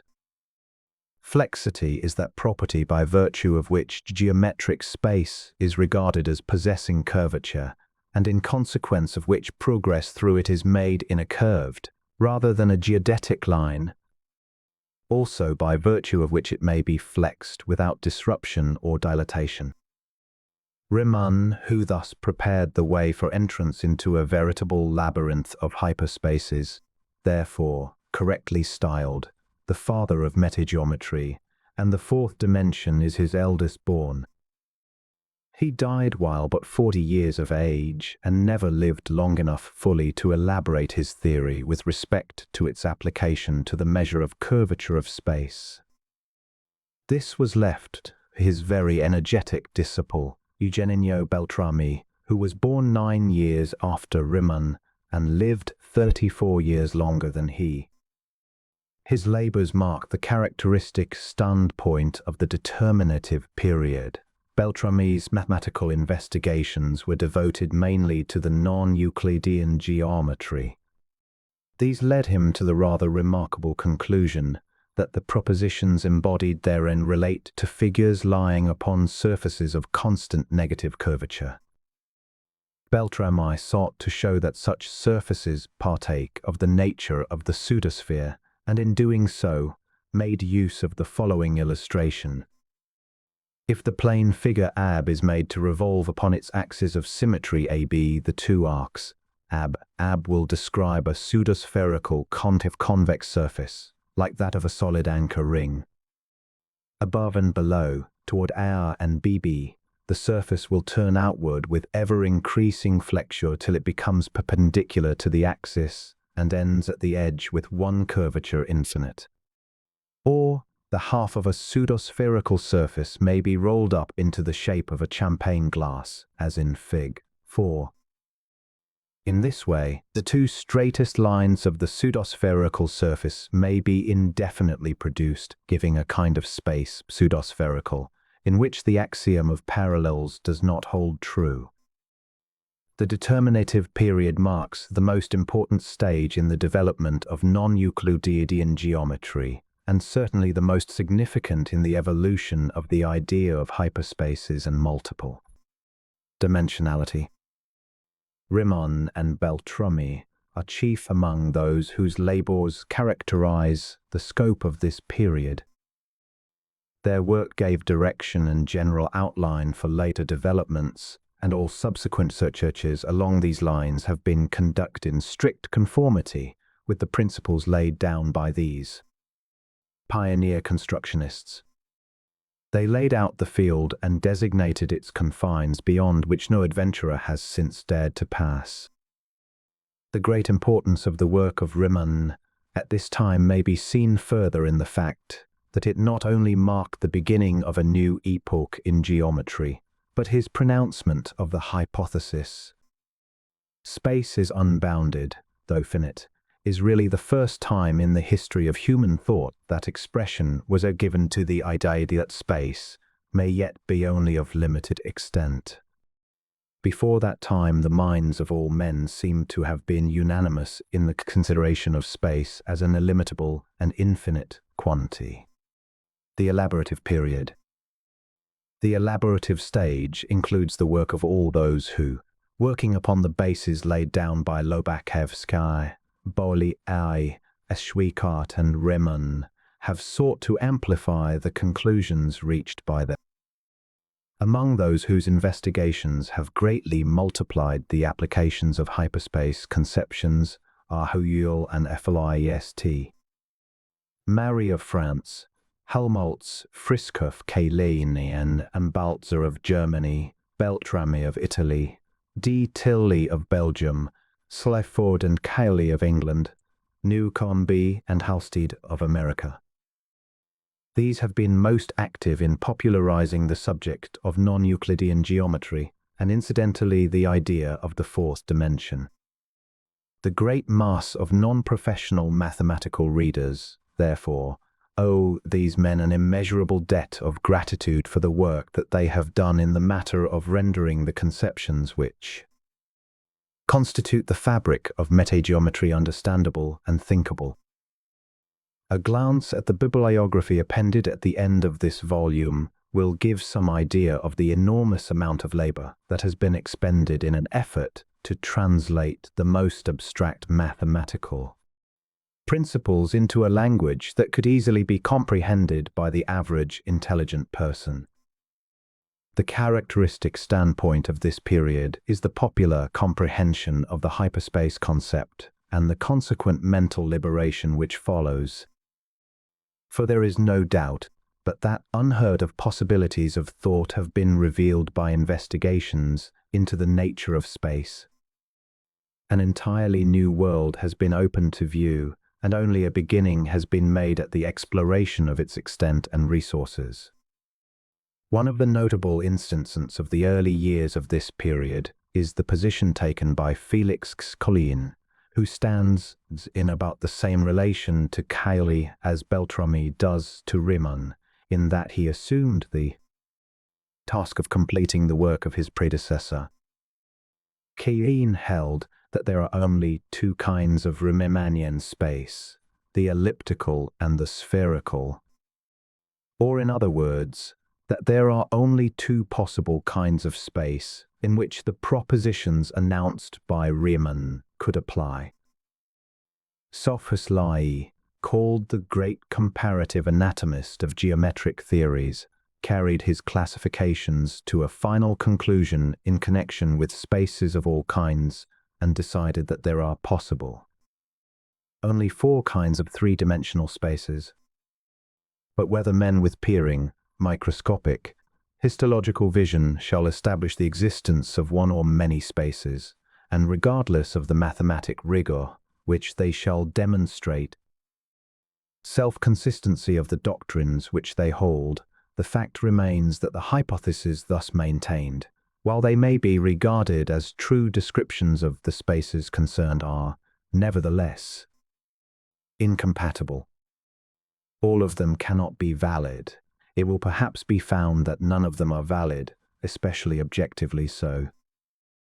The only true view, therefore, of these systems of hyperspaces is that which assigns them to their rightful place in the infinitely vast world of pure mathesis, where their validity may go unchallenged and their existence unquestioned. For in that domain of unconfined mentation, in that realm of divine intuitability, the marvelous wonderland of ideas and notions, one is not only disinclined to doubt their logical actuality, but is quite willing to accede their claims. Chapter 3. Essentials of the non-Euclidean geometry. The term non-Euclidean is used to designate any system of geometry which is not strictly Euclidean in content.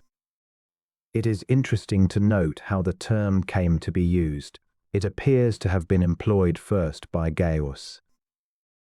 He did not strike upon it suddenly, however, as in the correspondence between him and Wachter in 1816. He used the designation anti-Euclidean, and then, later, following Sweikart, he adopted the latter's terminology and called it astral geometry. This is he found in Sweikart's first published treatise known by that name, and which made its appearance at Marburg in December 1818.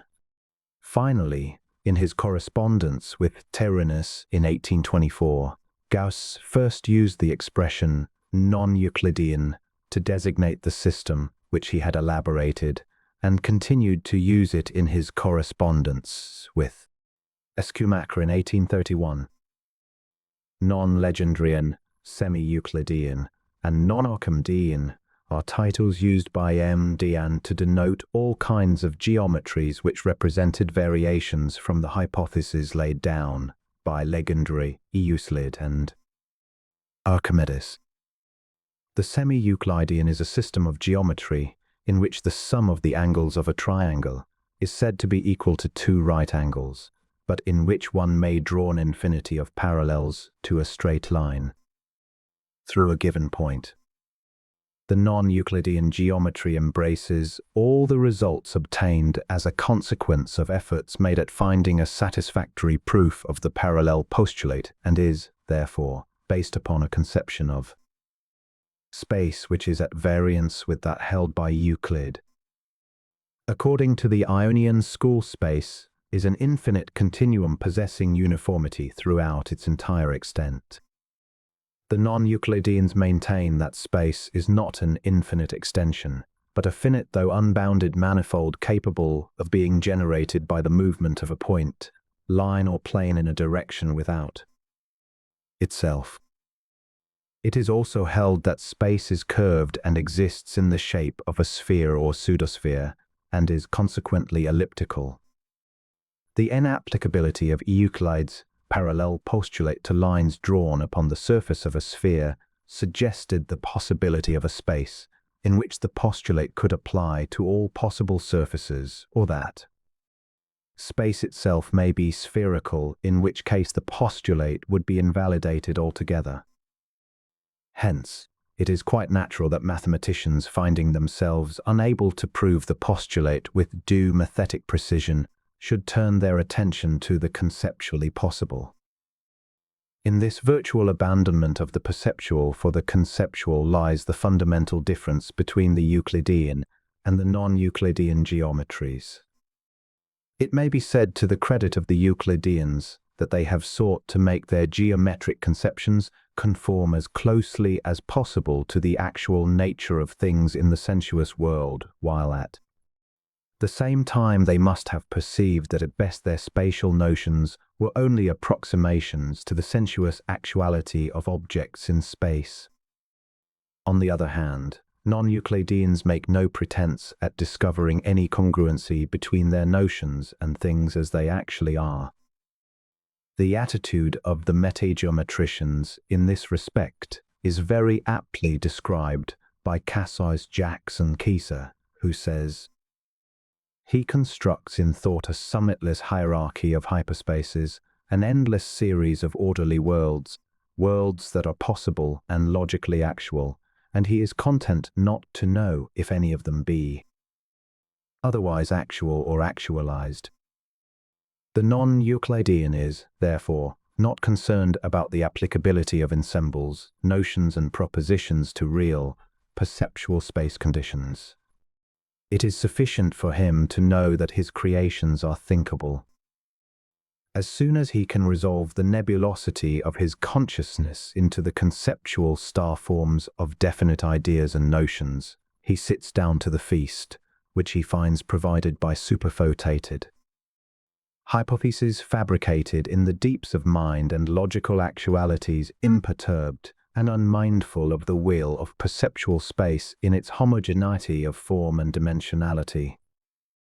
Fundamentally, the non-Euclidean geometry is constructed upon the basis of conceptual space almost entirely.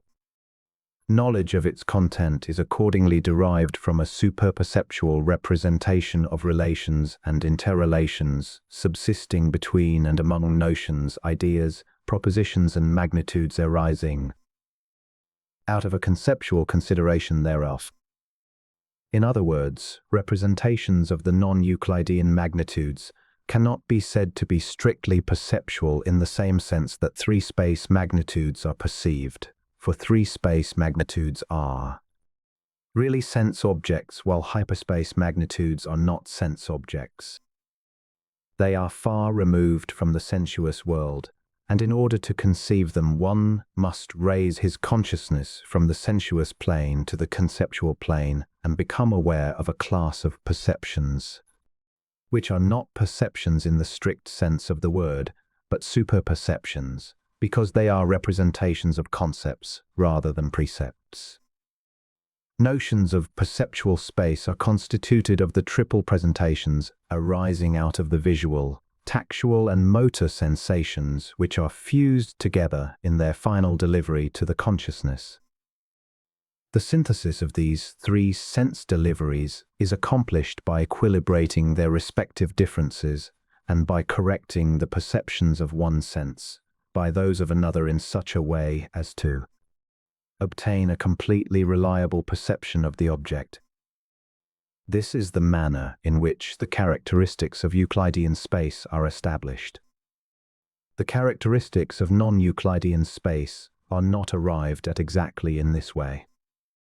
Being beyond the scope of the visual, tactile and motor sense apprehensions, it cannot be said to represent judgments derived from any consideration or elaboration of the deliveries presented through these media.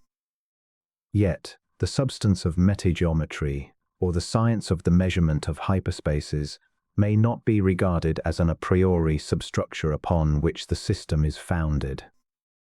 That is, the conceptual space of non-Euclidean geometry is not presented to the consciousness as an a priori notion. On the other hand, the a posterioristic quality of metageometric spaces marks the entire scope of motility of the notions appertaining thereto. The notions, therefore, of conceptual space are derivable only from the perception of concepts, or otherwise consist of judgments concerning interconceptual relations. The process of apperception involved in the recognition of relations which may be methodically determined is much removed from the primary procedure of perceiving sense impressions and fusing them into final deliveries to the consciousness for conceptualization or the elaboration into concepts or general notions. It is a procedure which is in every way superconceptual and extra-sensuous. The metageometrician or analyst in no way relies upon sense deliveries for the data of his constructions, for if he did, he should, then, be reduced to the necessity of confining his conclusions to the sphere of motility imposed by the sensible world, with the result that we should be able to verify empirically all his postulations.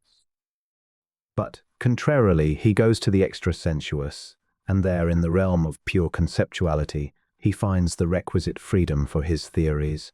Thus, environed by a sort of intellectual anarchism, he pursues analytical pleasures quite unrestrainedly. The difference between the two mental processes, that which leads from the sensible world to conception and that which veers into the fields beyond, is so great that it is hardly permissible to view the results arrived at in the outcome of the separate processes as being identical. To illustrate this difference, let us draw an analogy. The miner digs the iron ore out of the ground. The iron is separated from the extraneous material and delivered to the furnaces where the metal is melted and turned out as pig iron. It is further treated, and steel of various grades, cast iron and other kinds of iron are produced. The treatment of the iron ore up to this stage is similar to the treatment of sense impressions by the thinker. Steel, cast iron, etc. are similar to mental concepts. Later, the steel and other products are converted into instruments and numerous articles. This represents the superperceptual process.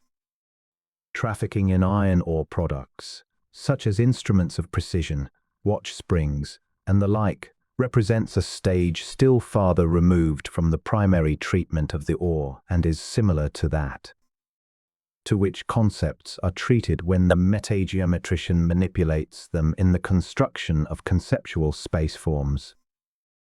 Perception is the dealing with raw iron ore, while conception is analogous to the production of the finished product. Superperception would be analogous to the trafficking in the finished product, as such and without any reference to the source or the preceding processes.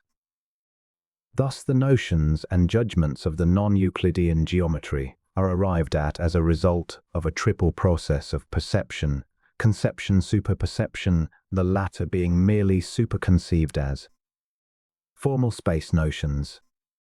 But it is obvious that the more complex the processes by which judgments purporting to relate to perceptual things are derived, the more likely are those judgments to be at variance with the nature of the things themselves.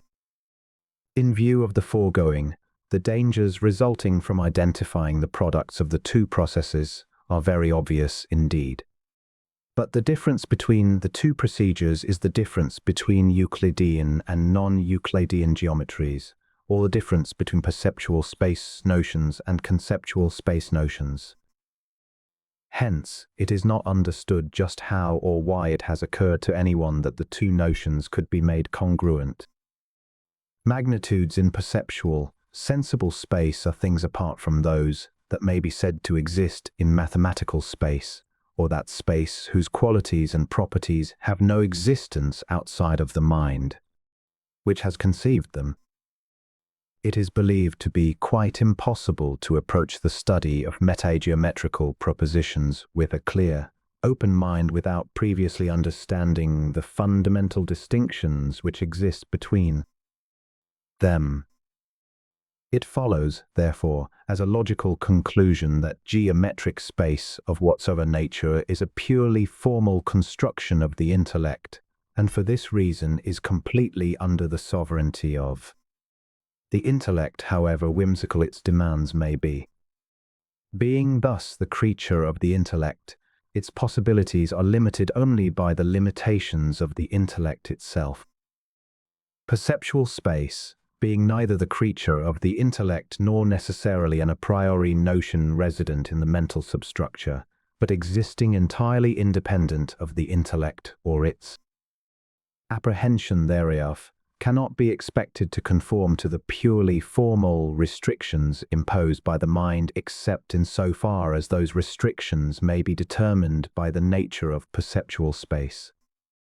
And for that matter, it should not be forgotten that, as yet, we have no means of determining whether or not the testimony of the intellect is thoroughly credible simply because there is no other standard by which we may prove its testimony.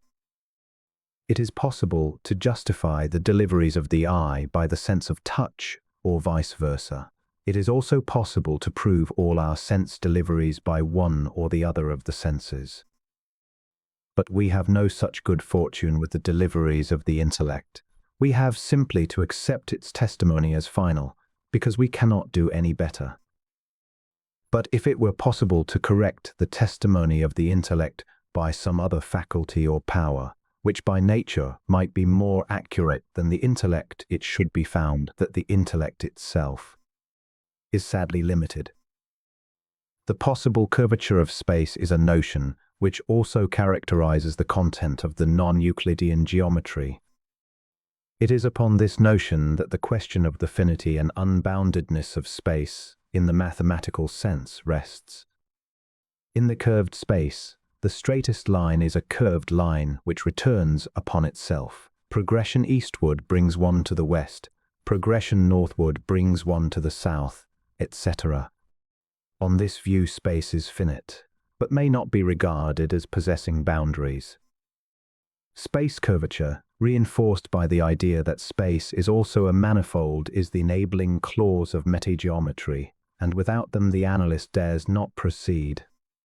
Here again, we are led to the confession that, however fantastic these two notions may seem and evidently are, there is nevertheless to be recognized in them a dim glimpse of a veritable reality, slight foreshadowing of the revelation of some great cosmic mystery.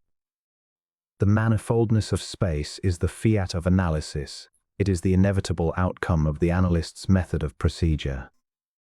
His education, training, and view of things in general inhibit his arriving at any other result, and he may be pardoned with good grace for his manufacture of the space manifold. For by it perhaps a better appreciation of that wonderful extension of consciousness in the nature of which is involved the explanation of the perplexing problems, which the manifold and other metageometrical expedients faintly adumbrate may be gained. It is pertinent, in the light of the above, to examine into some of the relative merits of the three formal bulwarks of geometrical knowledge. These are certainty, necessity, and universality. Geometric certainty is derived solely from the nature of the premises upon which it is based. If the premises be contradictory, it is, of course, defective. But if the premises are non-contradictory or self-evident, then the certainty of geometric notions and conclusions is valid. Another consideration of prime importance in this connection is the definition. From it all premises proceed. Hence, the definition is even more important than the premise, for it is the persisting determinant of all geometric conclusions, while the premise is dependent upon the limitations of the definition. The determinative character of the definition has led to its apotheosis, but this, admittedly, has been necessary in order to give stability and permanency to the conclusions which followed. But in spite of this, it would appear that the certainty of geometric conclusions is not a quality to be reckoned as absolute or final. With the same certainty that it can be said the sum of the angles of the triangle is equal to 2 right angles, it may be asserted that sum is also greater or less than 2 right angles. Certainty which is based upon the inherent congruity of definitions, premises and propositions is an entirely different matter from that certainty which arises out of the real, abiding validity of a scheme of thought. But this difference is not lessened by the fact that the latter is dependent, in a measure, upon the correct systematization of our spatial experiences by means of methodical processes. Euclidean geometry, accordingly, is not so certain in its applications as it is utilitarian, but non-Euclidean geometry is even less certain than the former and consequently more lacking in its utilitarian possibilities. The necessity of geometrical determinations is merely the necessity which inheres in logical inferences or deductions. These may or may not be valid. Inasmuch as the necessariness of deductions is primarily based upon the conditional certainty of premises and definitions, it appears that this quality is in no way peculiar to geometry, whether Euclidean or non-Euclidean. In like manner, the universality of geometric judgments may not properly be regarded as a peculiarity of geometry, but is explicable upon the basis of the formal character of the assumptions which underlay it. The chief value, then, of non-Euclidean geometry seems to abide in the fact that it clarifies our understanding as to the complex processes by which it is possible to organize and systematize our spatial experiences for assimilation and use in other branches of knowledge. With the above statement of the case of the non-Euclidean geometry, it is now thought permissible to state briefly some of the elements thereof. Below will be found some of the elements obtained as a consequence of efforts made both at proving and disproving the parallel postulate of Euclid. If 2 points determine a line, it is called a straight. If 2 straights make with a transversal equal alternate angles, they have a common perpendicular. A piece of a straight is called a sect. If 2 equal coplanar sects are erected perpendicular to a straight, if they do not meet, then the sect joining their extremities makes equal angles with them and is bisected by a perpendicular erected midway between their feet. The sum of the angles of a rectilineal triangle is a straight angle in the hypothesis of the right angle, is greater than a straight angle in the hypothesis of the obtuse angle, is less than a straight angle in the hypothesis of the acute angle. The hypothesis of right is Euclidean. The hypothesis of the acute is Bolyai-Lobachevskon. The hypothesis of obtuse is Riemannian. If one straight is parallel to a second, the second is parallel to the first. Parallels continually approach each other. The perpendiculars erected at the middle point of the sides of a triangle are all parallel if 2 are parallel. If the foot of a perpendicular slides on a straight, its extremity describes a curve called an equidistant curve, or an equidistantial. An equidistantial will slide on its trace. In the hypothesis of the obtuse, a straight is of finite size and returns into itself. Two straights always intersect. Two straights perpendicular to a third straight intersect at a point half a straight from the third either way. A pole is half a straight from its polar. A polar is the locus of coplanar points half a straight from its pole. Therefore, if the pole of one straight lies on another straight, the pole of this second straight is on the first straight. The cross of two straights is the pole of the join of their poles. Any two straights enclose a plane figure, a digon. Two digons are congruent if their angles are equal. The equidistantial is a circle with center at the poles of its basal straight. A typical postulate based upon the Bolyai hypothesis of the acute angle is the following. From any point P drop PC, a perpendicular to any given straight line AB. If D move off indefinitely on the ray CB, the sect will approach as limit PF copunctal with AB at infinity. PD is said to be at P the parallel to AB BB. PF makes with PC an angle CPF, which is called the angle of parallelism for the perpendicular PC.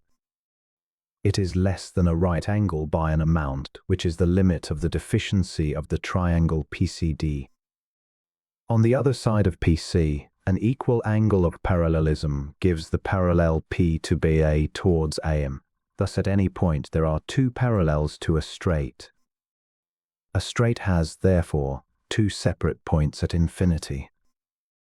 Straights through P which make with PC an angle greater than the angle of parallelism and less than its supplement do not meet the straight AB at all, not even at infinity.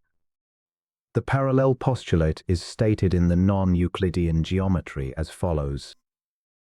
If a straight line meeting two straight lines make those angles which are inward and upon the same side of it less than two right angles, the two straight lines being produced indefinitely will meet each other on this side where the angles are less than two right angles. It is stated by Manning in the following language. If two lines are cut by a third and the sum of the interior angles on the same side of the cutting line is less than two right angles, the line will meet on that side when sufficiently produced. It is rather significant that in this postulate, which is really a definition of space, should be found grounds for such diverse interpretations as to its nature. Of course, the moment the mind seeks to understand the infinite by interpreting it in the unmodified terms of the apparently unchangeable finite, entangles itself into insurmountable difficulties. As a drowning man grasps after straws, so the mind, immersed in endless abysses of infinity, fails to conduct itself in a seemly manner, but gasps, struggles and flounders, and is happy if it can in the depths of its perplexity discover a way of logical escape. The pure mathematician has a hankering after the logically consistent in all his pursuits. To him it is the holy grail of his highest aspirations. He seeks it as the devotee seeks immortality. It is to him a philosopher's stone, the elixir of perpetual youth, the eternal criterion of all knowledge. Failures to demonstrate the celebrated postulate of Euclid led, as a matter of course, to the substitution of various other postulates more or less equivalent to it, in that each of them may be deduced from the other without the aid of any new hypothesis. Among those who sought proof by a restatement of the problem are the following. 1. Ptolemy, the internal angles which two parallels make with a transversal on the same side are supplementary. 2. Clavius, two parallel straight lines are equidistant. 3. Proclus, if a straight line intersects one of two parallels, it also intersects the other. 4. Wallace. A triangle being given another triangle can be constructed similar to the given one and of any size whatever. 5. Beaulieu. Through 3 points not lying on a straight line, a sphere can always be drawn. 6. Lorentz. Through a point between the lines bounding an angle, a straight line can always be drawn, which will intersect these two lines. 7. Satyra, the sum of the angles of a triangle is equal to 2 right angles. There were, of course, many other statements and substitutions used by mathematicians in their endeavors satisfactorily to establish the truth of the parallel postulate. That their labors should have terminated, first by doubting it, then by denying, and finally by building up a system of geometries which altogether ignores the postulate, is just what might naturally be expected of these men who have given to the world the non-Euclidean geometry. In doing what they did, many, if not all of them, were not aware in any measure of the proportions of the imposing superstructure that would be built upon their apparent failures. All of them undoubtedly must have sensed the vague adumbrations forecast by the unfolding mysteries which they sought to lay bare. All of them must have felt as they executed the early tasks of those crepuscular days of pure mathematics that the way which they were traveling would lead to the inner shrine of a higher knowledge and a wider freedom.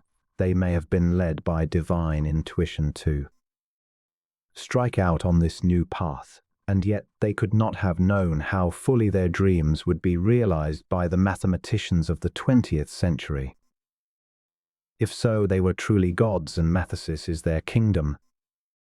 The analyst proceeds upon a basis entirely at variance with which guides the ordinary investigator in the formulation of his conclusions.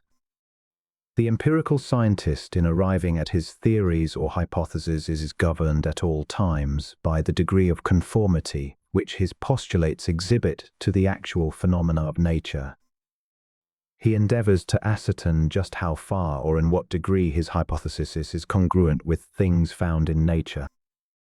If the dissidence is found to predominate, he abandons his theory and makes another statement, and again sets out to determine the degree of conformity. If he then finds that the natural phenomena agree with his theory, he accepts it as for the time being finally settling the question.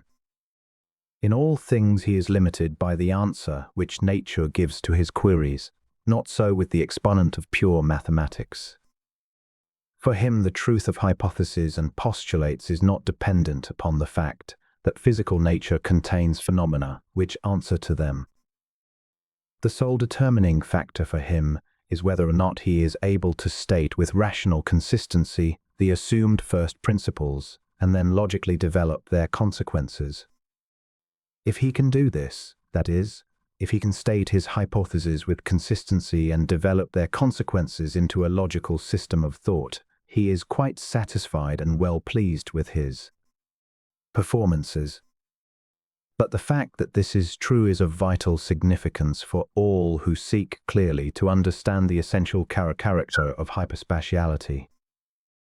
It appears, therefore, that the science of consequences is the radical essence of pure geometry. The metageometrician enjoys unlimited freedom in the choice of his postulates and suffers curtailment only when it comes to the question of consistency. He is at liberty to formulate as many systems of geometry as the barriers of consistency will permit, and these are practically innumerable. So long, then, as the laws of compatibility remain inviolate, his multiplication of postulate systems may proceed indefinitely. Is it strange, then, that under conditions where an investigator has such unbridled liberty, he should be found indulging in mathetic excesses? Kant held that the axioms of geometry are synthetic judgments a priori, but appears that in the strictest sense this is not the case. It depends upon the type of mind which is taken as a standard of reference. If it be the uncultivated mind, it is certain that to it the relations expressed by an axiom would never appear spontaneously. If, on the other hand, the standard be that of a cultivated mind, it is also equally certain that to it these relations would be discovered only after methodical operations. All judgments arrived at as a result of logical processes, it seems, be regarded as judgments a posteriori, that is, the results of empirical operations. Confessedly, the facts adduced in course of experimentation serve as guides in choosing among all of the many possible logical conventions, but our choice remains untrammeled except by the compulsion arising out of a fear of inconsistency. The real criterion then of all geometries is neither truth, conformability nor necessity, but consistency and convenience. The difficulty with the non-Euclideans resolved itself into the question as to whether it is more consistent, as well as convenient, to establish a proof of the postulate by taking advantage of the support to be found in other postulates, or whether, by seeking a demonstration based upon the deliveries of sense experience as to the nature of space and its properties, a still more consistent conclusion might be reached. They had further perplexity, however, when it came to a decision as to whether the organic world is produced and maintained in Euclidean space or in a purely conceptual space which alone can be apprehended by the mind's powers of representation. Unwilling to admit the existence of the world in Euclidean space, they turned their attention to the examination of the properties of another kind of space, so-called, which, unlike the space of the Ionian school, could be made to answer not only all the purposes of plane and solid figures, but of spherics as well. And so, the manifold space was invented by Riemann and later underwent some remarkable improvements at the hands of his disciple, Beltrami. But it may be said here, parenthetically, that the truth of the whole matter is that our world is neither in Euclidean nor non-Euclidean space, both of which, in the last analysis, are conceptual abstractions.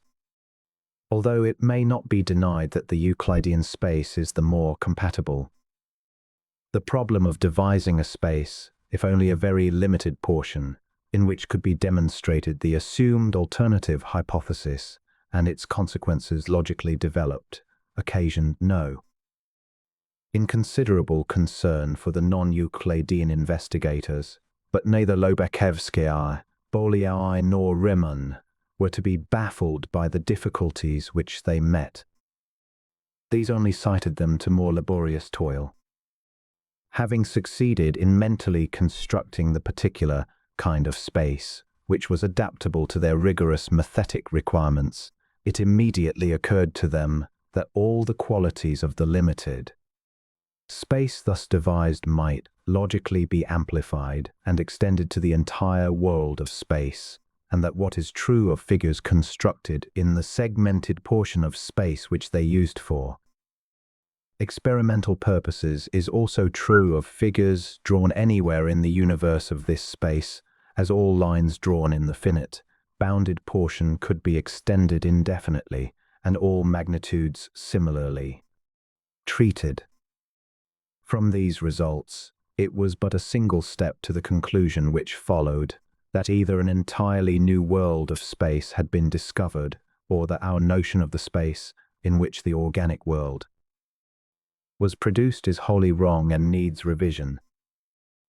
But notwithstanding the insurmountable obstacles which stood in the way of the investigators who made the attempt to discover the homology which might exist between the characteristics of the newly fabricated space and the phenomenal world, investigations were carried forward with almost amazing recklessness and loyalty to the mathetic spirit until it was discovered that all efforts to trace out any definite lines of correspondence were futile. Then the policy of ignoring the question of conformability was adopted and has since been pursued with unchangeable regularity by the analytical investigator. Among the results obtained by the non-Euclideans in their profound researches into the nature of hyperspace are these. 1. It was found that the angular sum of a triangle, being ordinarily assumed to be a variable quantity, is either less or greater than 2 right angles, so that a strictly Euclidean rectangle could not be constructed. 2. The angle sums of 2 triangles of equal area are 3. No 2 triangles not equal can have the same angles, so that similar triangles are impossible unless they are of the same size. 4. If 2 equal perpendiculars are erected to the same line, their distance apart increases with their length. 5. A line every point of which is equally distant from a given straight line is a curved line. 6. Any 2 lines which do not meet, even at infinity, have one common perpendicular which measures their minimum distance. 7. Lines which meet at infinity are parallel, but it is apparent that these results have not followed upon any mathematical consequence of other supporting postulates or axioms such as would place them on a coordinate basis with those used as a support for the parallel postulate, for they are based upon the envisagement of an entirely new principle of space perception and belong to a wholly different set of space qualities. The final issue, then, of non-Euclidean geometry is neither in the utility of its processes and conclusions nor in the incessant inclination towards a new outlook upon the world of mathesis, but resides solely in the possibilities yet to be developed in that vast domain of analytical thought which it has discovered and opened into view. To say that it sheds any light upon the nature of the universe is perhaps to take the radical view, yet it cannot be doubted that the researches incident to the formulation of the non-Euclidean geometry have greatly extended the scope of consciousness. Whether the extension is valid and normal or simply a hypertrophic excrescence of mental feverishness, whether by virtue of it we shall more closely approach an understanding of the true nature of the mind of the infinite, or shall all fall into insanity, are certainly debatable questions.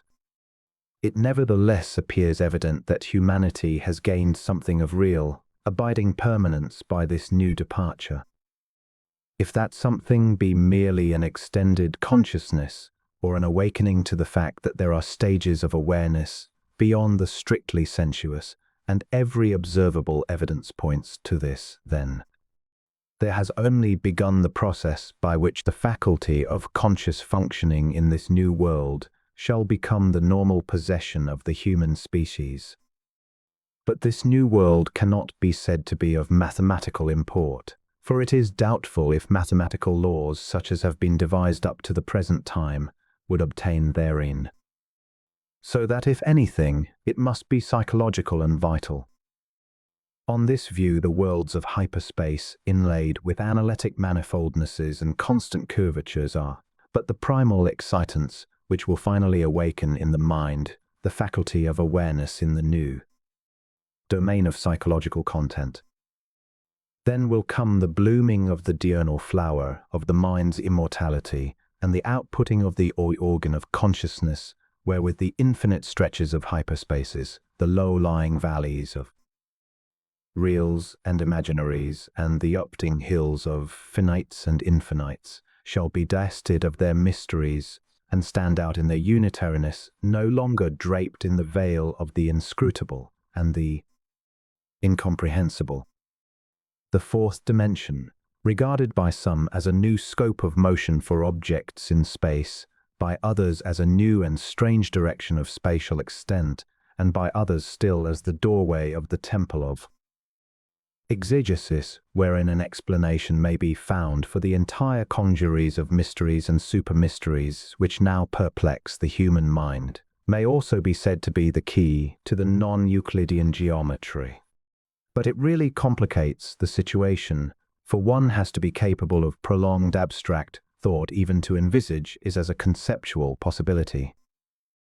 Poincaré says, "Any one who should dedicate his life to it could, perhaps, eventually imagine the fourth dimension, implying thereby that a lifetime of prolonged abstract thought is necessary to bring the mind to that point of ecstasy where it could even so much as imagine this additional dimension.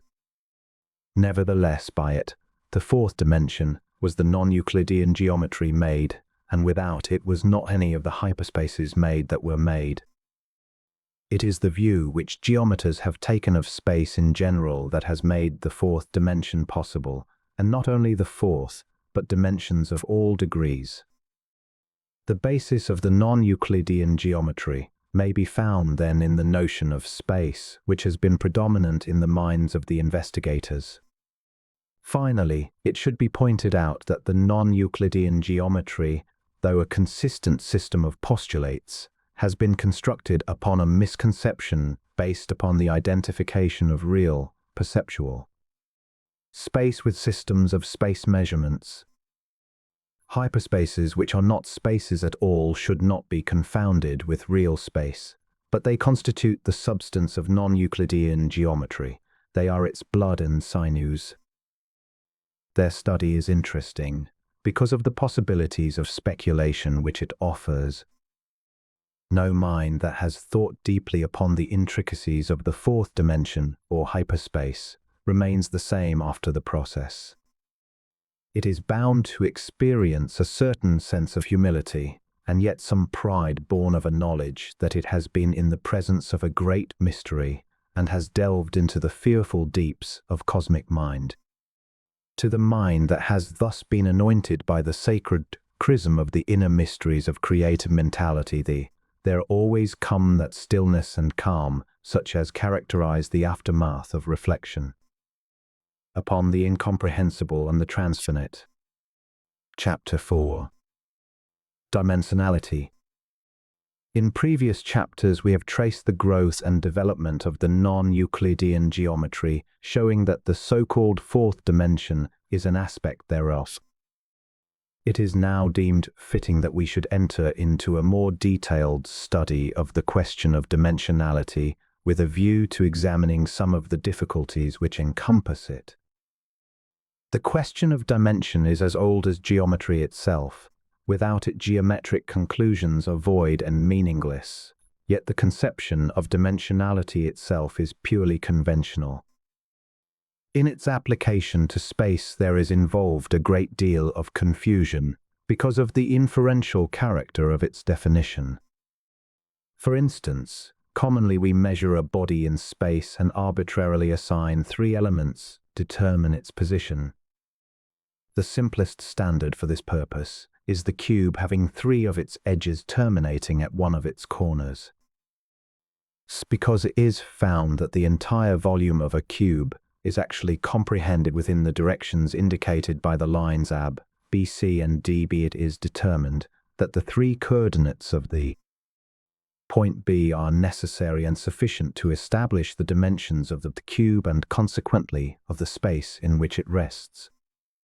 The conception may be stated in this way: if a collection of elements, say points or lines, be of such a nature or order that it is sufficient to know a certain definite number of facts about it in order to be able to distinguish every one of the elements from all the others, then the assemblage or collection of elements is said to be of the same number of dimensions as there are elements necessary to its determination.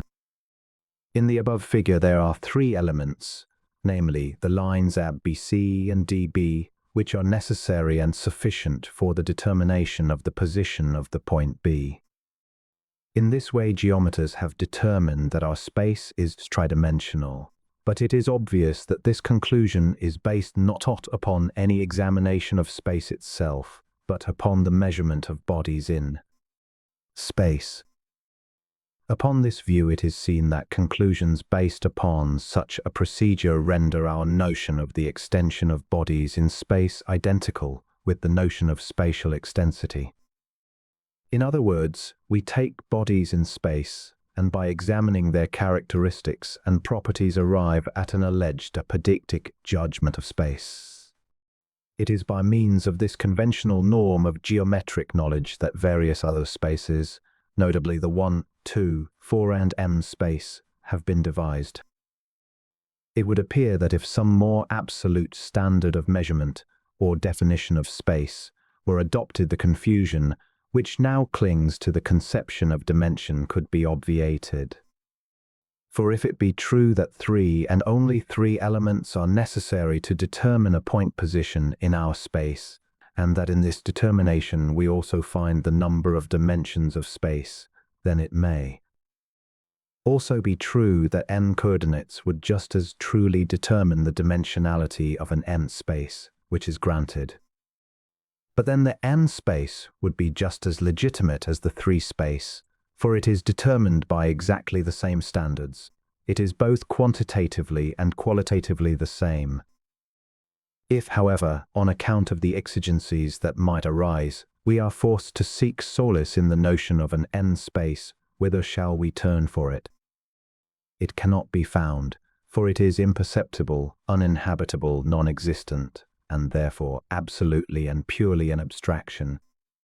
Consequently, there must be something radically wrong with the definition of space, or with its determinants. The purely arbitrary character of dimensionality is very aptly described by Cassius Jackson Keyser, who says, "The dimensionality of a given space is not unique, but depends upon the choice of the geometric entity for primary or generating element. A space being given, its dimensionality is not therewith determined, but depends upon the will of the investigator who by a proper choice of generating element endows the space with any dimensionality he pleases. That fact is of cardinal significance for science and philosophy. It is a fact of cardinal significance for science, because it emphasizes the necessity for some more rational procedure than that of the geometrician in arriving at an absolutely unique method of determining the dimension and essential nature of real space. Its significance for philosophy lies in the need of a logical, rigidly exclusive, and absolutely peculiar standard of space definition. The definition of perceptual space should be such as rigorously inhibits its inclusion as a particular in any general class. The necessity for this is warranted by its universality and uniqueness. The lines of demarcation between what is recognized as perceptual space and what has been called geometric or conceptual space should be very sharply drawn, so that when reference is made to either there will be no doubt as to which is meant. And then, too, conceptual space is no space at all, properly speaking. It is merely a system of space measurement, and as such has no logical right to be put in the same category as perceptual space. Real space is unique. Geometric space belongs to a class whose members are capable of indefinite multiplication. It is certainly most illogical to identify them. Perceptual space, figuratively speaking, is a quantity. Analytic space is the foot rule, the yardstick, the kilometer, by which it is measured and apportioned. It is logically impossible to predicate the same conclusion for both of them. That is, to do so causes a profound fracture of the fundamental norms of logic. Such conclusions being thus illegitimate, it is rather surprising that an error of this nature should have been made. It is perhaps accountable for on the grounds of the geometer's complete insouciance as to how his postulates shall stand in their relation to things in the phenomenal world. It is agreed that as convenient as is Euclid's system of space measurement, it is not by any means congruent with the extension of real space objects. It does, however, approximate congruity with these objects as nearly as possible. How then could it be expected that a system of space measurement, so far removed from this primary congruence as the non-Euclidean system, should exhibit more obvious signs of correspondence? But the advocates of the n-dimensionality of space have elatively asserted the identity of space and its dimensions. Accordingly, There is not recognized any distinction between their conception of space itself and its qualitative peculiarities. They use the terms interchangeably. So that dimension means space and vice versa. In this lack of discrimination may be found the source of much of confusion which attaches to the conception of space. If it were arguable that the relation between space and its dimensions is the same as that between matter and its properties, then the restriction of this relation to 3 and only 3 directions of extent would be disallowed, for the reason that if, as is commonly done, dimension be made to mean direction of extent, there would be an unlimited number of directions of extent, and they would all be perceptible. But this is really another fundamental fault. Non-Euclideans have stretched the meaning of the term dimension so that it not only includes the idea of direction, but an entirely new class of qualities, the fourth dimension. And despite this reformation of the original conception, they demand that it shall be called space. We have just shown that the generic concept of dimensionality is that 3 and only 3 coordinates are necessary and sufficient for its determination. Granting that this is true, are we not compelled consequently to see that we have, by adding a fourth or n dimensions, involved ourselves into a more complex situation than before? For by postulating a fourth dimension, either we have created a new world whose dimensions are 4 in number, or we have explicitly admitted that the 3 dimensions have a fourth. Aside from the logical difficulties which beset these conclusions, there is also set up a condition which is at variance with the most elementary requirements of common sense. Thus far, mathematical thought has not served to clarify our notions of space, nor to shed any new light upon the vital processes which are alleged to have their explanation in the new discovery. Simply stated, metageometricians have brought us to the place where we must either recognize that the fourth dimension is another sphere lying dangerously near the Earth in which space extends in 4 primary directions and in which 4 coordinates are necessary for its determination, or we are driven to the other horn of the dilemma where we are brought face to face with the conclusion that the 3 perceptual space dimensions have in common a hitherto unknown property or extension in virtue of which it may be viewed as having an unlimited number of dimensions. To accept the latter view is equivalent to saying that, in the above figure, the 3 lines AB, BC and DB have formed a triple intent, by which they have mutually and severally acquired a new domain, hyperspace, and in which, because of the vast resources of the region, they are able to perform wondrous things. Let us examine briefly the various current definitions of dimension. It is assumed by not few that dimension is the same as direction, but can we grant this wholly to be true? If so, then a mere child may see that there are and must necessarily be as many dimensions as there are directions. Primarily, there are 6 directions of space and unlimited number of subsidiary directions. On this view, it is not necessary to invent a new domain of space if the object be merely to discover and utilize a greater number of dimensions than has heretofore been allowed. For the identification of the term dimension with direction already makes available an almost infinite number of dimensions. But this view is objected to by the advocates, for it is contrary to the hypothesis of m-dimensionality. Dimension also means extent. This is partially true. It cannot be wholly true, for if it were, then space would have only 1 dimension, which is also not allowable under the hypothesis. Then the definition leaves out of account the idea that space is at the same time a direction or collection of directions. The term extension is generic, and when applied to space means extension in all possible directions and not in any one direction. So that it is not permissible to say that space extends in this direction or that, but it extends in all directions simultaneously and equally. Geometers claim that space is a system of coordinates necessary for the establishment of a point position in it. This view, however, identifies space with a system of space measurement and is therefore faulty. According to this view, there may be as many spaces as there are systems of space measurement, and the latter may be limitless. But if the totality of spaces are to be viewed as one space, then we shall have one space with an indefinite number of dimensions, also an indefinite number of space measurements, which would be confusing. Much, if not all, of such a system's utility and convenience would be unavailable or useless.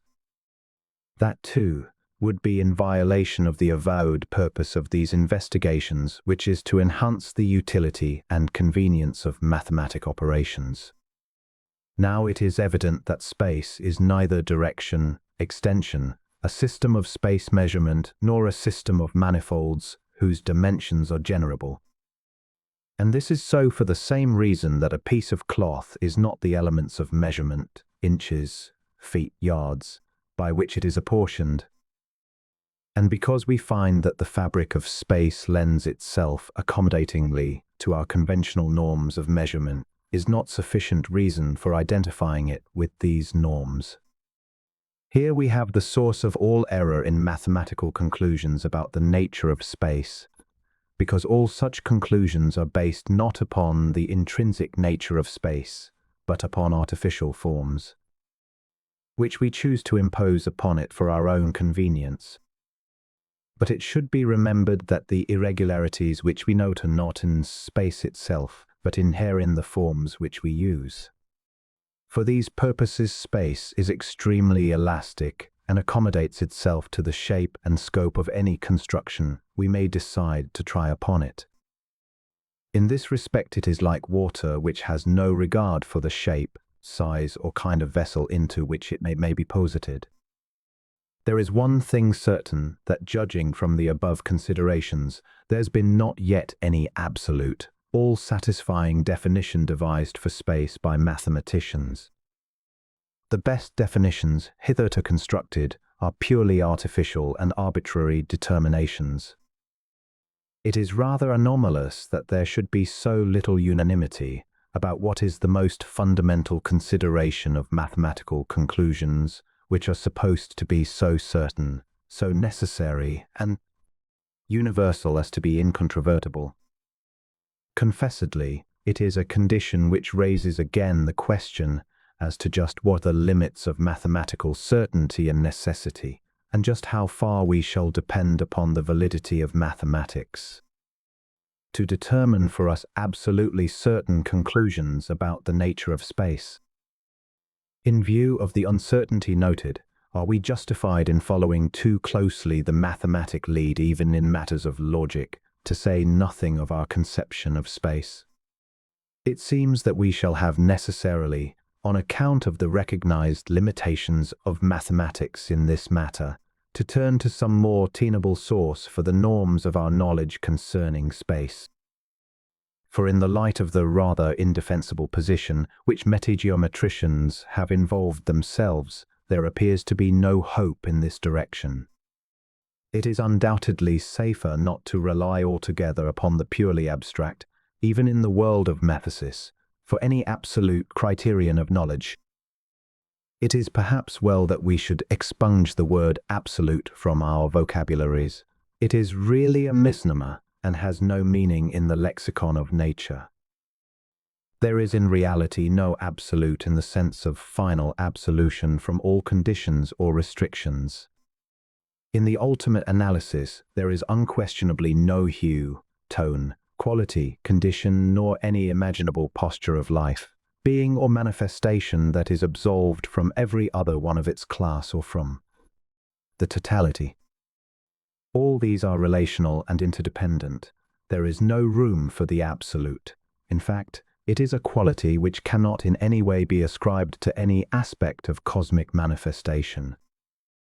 It has existence only in the mind and has been devised for the purpose of marking the limits of its scope. All being is relative. All life is relative and is destined to change its qualities as it evolves. All knowledge is also relative, and what is true of one state may not be true of another. What is true of one life may not be true of another life. The limitations of one degree of knowledge may not have any bearings upon another degree. The norms of one will not satisfy the conditions of another stage of manifestation. It is always within limits that the criterion of knowledge will be found to satisfy a given set of conditions. Hence, within certain limits, mathematical conclusions will maintain their validity. Error is committed by pushing the validity of these limits to a position without the sphere of limitations. This seems to be the crux of the whole matter. Mathematicians, notably non-Euclideans, have sought to extend the comparatively small sphere of limits of congruence between mathematic and perceptual space to such an extent as to cause it to encroach upon forbidden territory. In doing this, they have erred grievously, causing serious offense to the more sensitive spirit of the high-cost mathematicians, among whom are none more truly conservative than Paul Carus, who says, "Metageometricians are a hot-headed race and display sometimes all the characteristics of sectarian fanatics. To them it is quite clear there may be two straight lines through one and the same point which do not coincide and yet are both parallel to a third line. To the student who has carefully followed the development of the non-Euclidean geometry and the notion of hyperspace, the above characterization is none too severe nor ill-deserved. Nothing could more vividly yet correctly portray the impious tactics of the metageometrician and establish his perceptual obliquity more surely than the mere fact, mentioned by Carus, that he can with evident lack of mental perturbation proclaim that two straight lines, non-coincident with each other, may pass through a point and yet be parallel to a third line. But this is a mere trifle, a bagatelle, to the many other infractions of which he is guilty. The wonder is that he is able to secure such obsequious acceptance of his offerings as many of the most serious-minded mathematicians are inclined to give. Is it to be wondered at that, despite the profuse protestations of the advocates, many who take up the study of the question of hyperspace should experience a deep revulsion from the posture assumed by metageometricians with respect to these queries? Linked with the idea of dimensionality is the notion that space is infinite. This is a conception which has its roots embedded in the depths of antiquity. Primitive man, looking up into the heavens at what appeared to him as a never-ending extension, was awed by its vastness. But the minds of the most learned of the present-day men are not free from this innate dread of infinity. It permeates the thought life of all alike, and none seems to be able to rise above it. Mathematicians, philosophers, scientists all share in the general belief that space is without limit, unending in extent and eternally existent.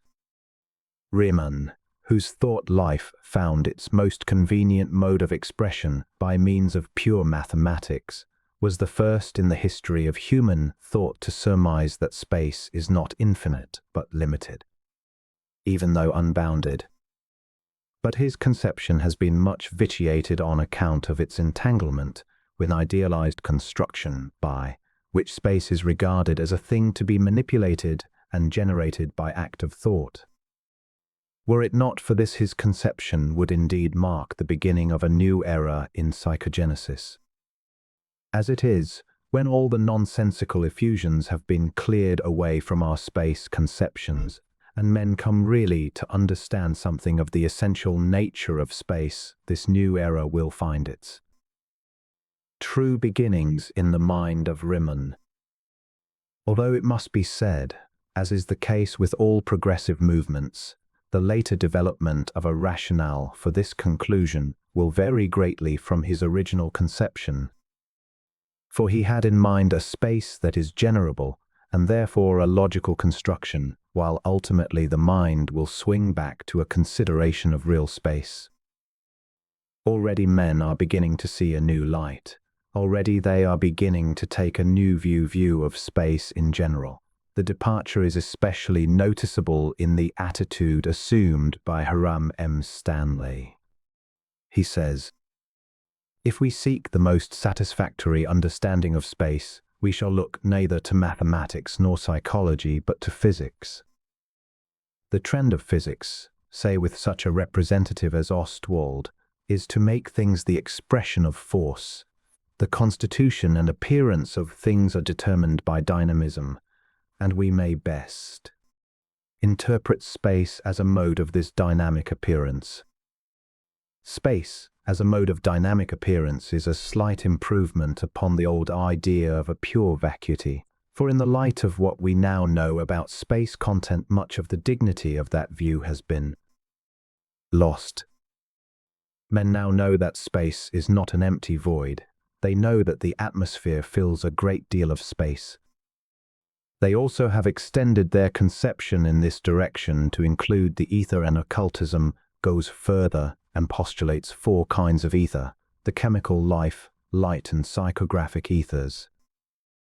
But it does not stop here. It postulates a series of grades of finer matter than the physical, which fills space and permeates its entire extent, even to identification with its essential nature." Stanley continues, "Everything does not, as commonly conceived, fall into some pre-existent space convenient for it, but everything makes its own spaciousness by its own defensive and offensive force, and the totality of all appearance is space in general."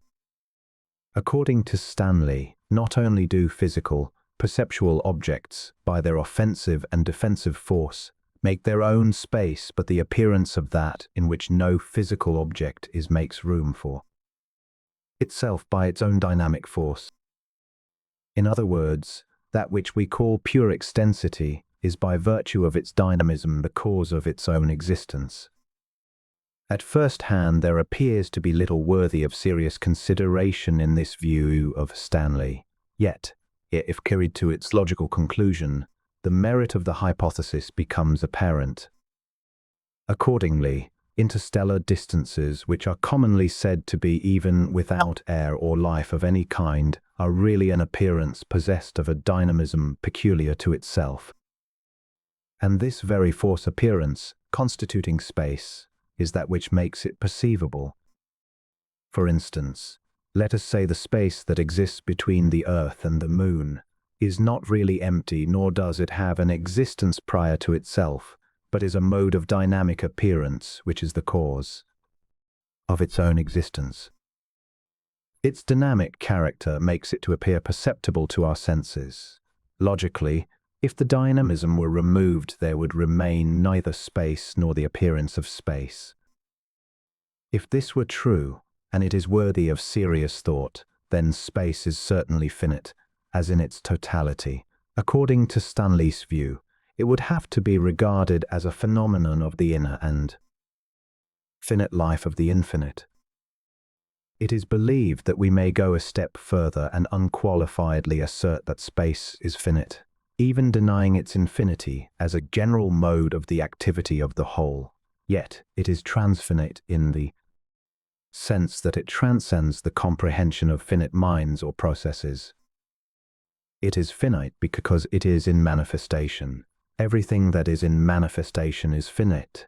The infinite is not in manifestation.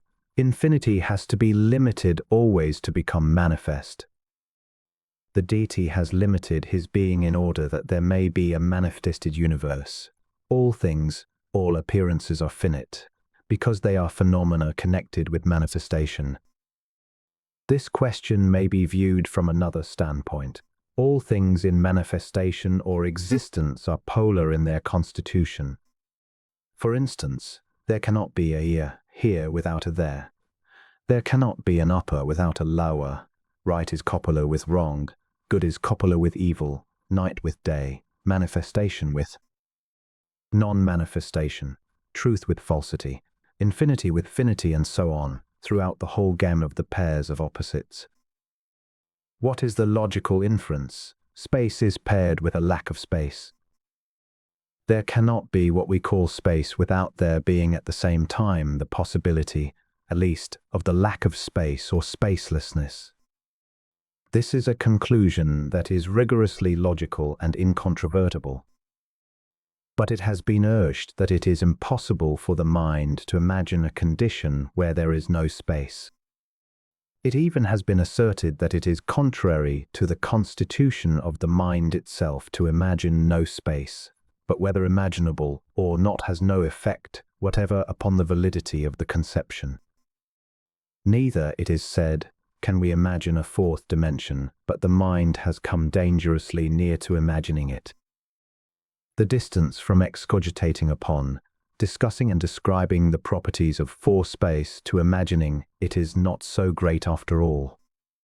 Truly, it is difficult indeed, it seems, to be able to describe a thing yet not be able to imagine or make a mental image of it. There is an evident fallacy here. Either the description of space is no description at all, or it is a true delineation of an idealized construction, which is well within the mind's powers of imagination.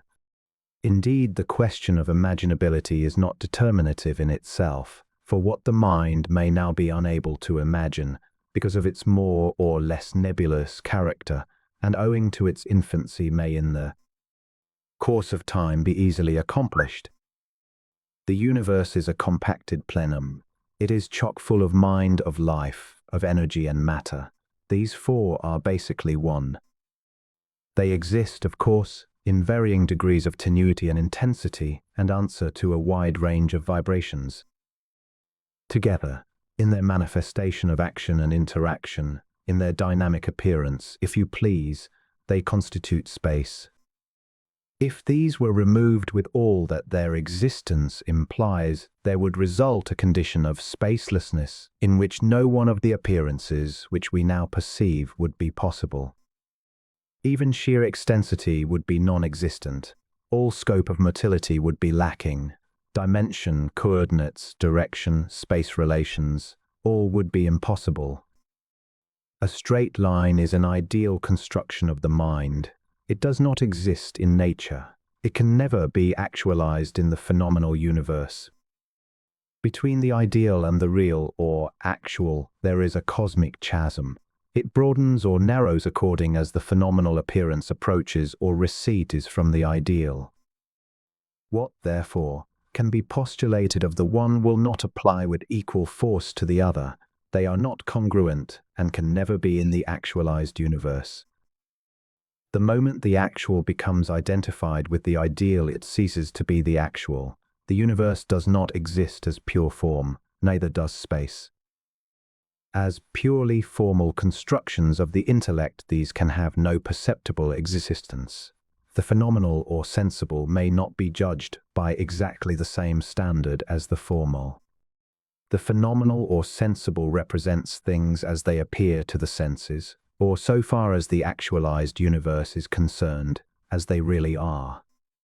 The formal represents things as they are made to appear by the mind. It cannot be actualized. It may be said that the purely formal is the limit of evolution. The phenomenal may approach the ideal as a limit, but can never become fully congruent with it. The difference between the ideal and the actual is a dynamic one. It is by virtue of this difference that the universe is held in manifestation. Evolution is the decrement of this difference between the purely formal and the actual. So long, then, as a cosmic differential is maintained, the phenomenal continues to be manifest. When it is finally reduced to nothing, it goes out of manifestation. The phenomenal is finite, the ideal infinite. Wherefore, it is undoubtedly improper to refer to space as being infinite. The term really is inapplicable. Transfinity is much better and more accurate.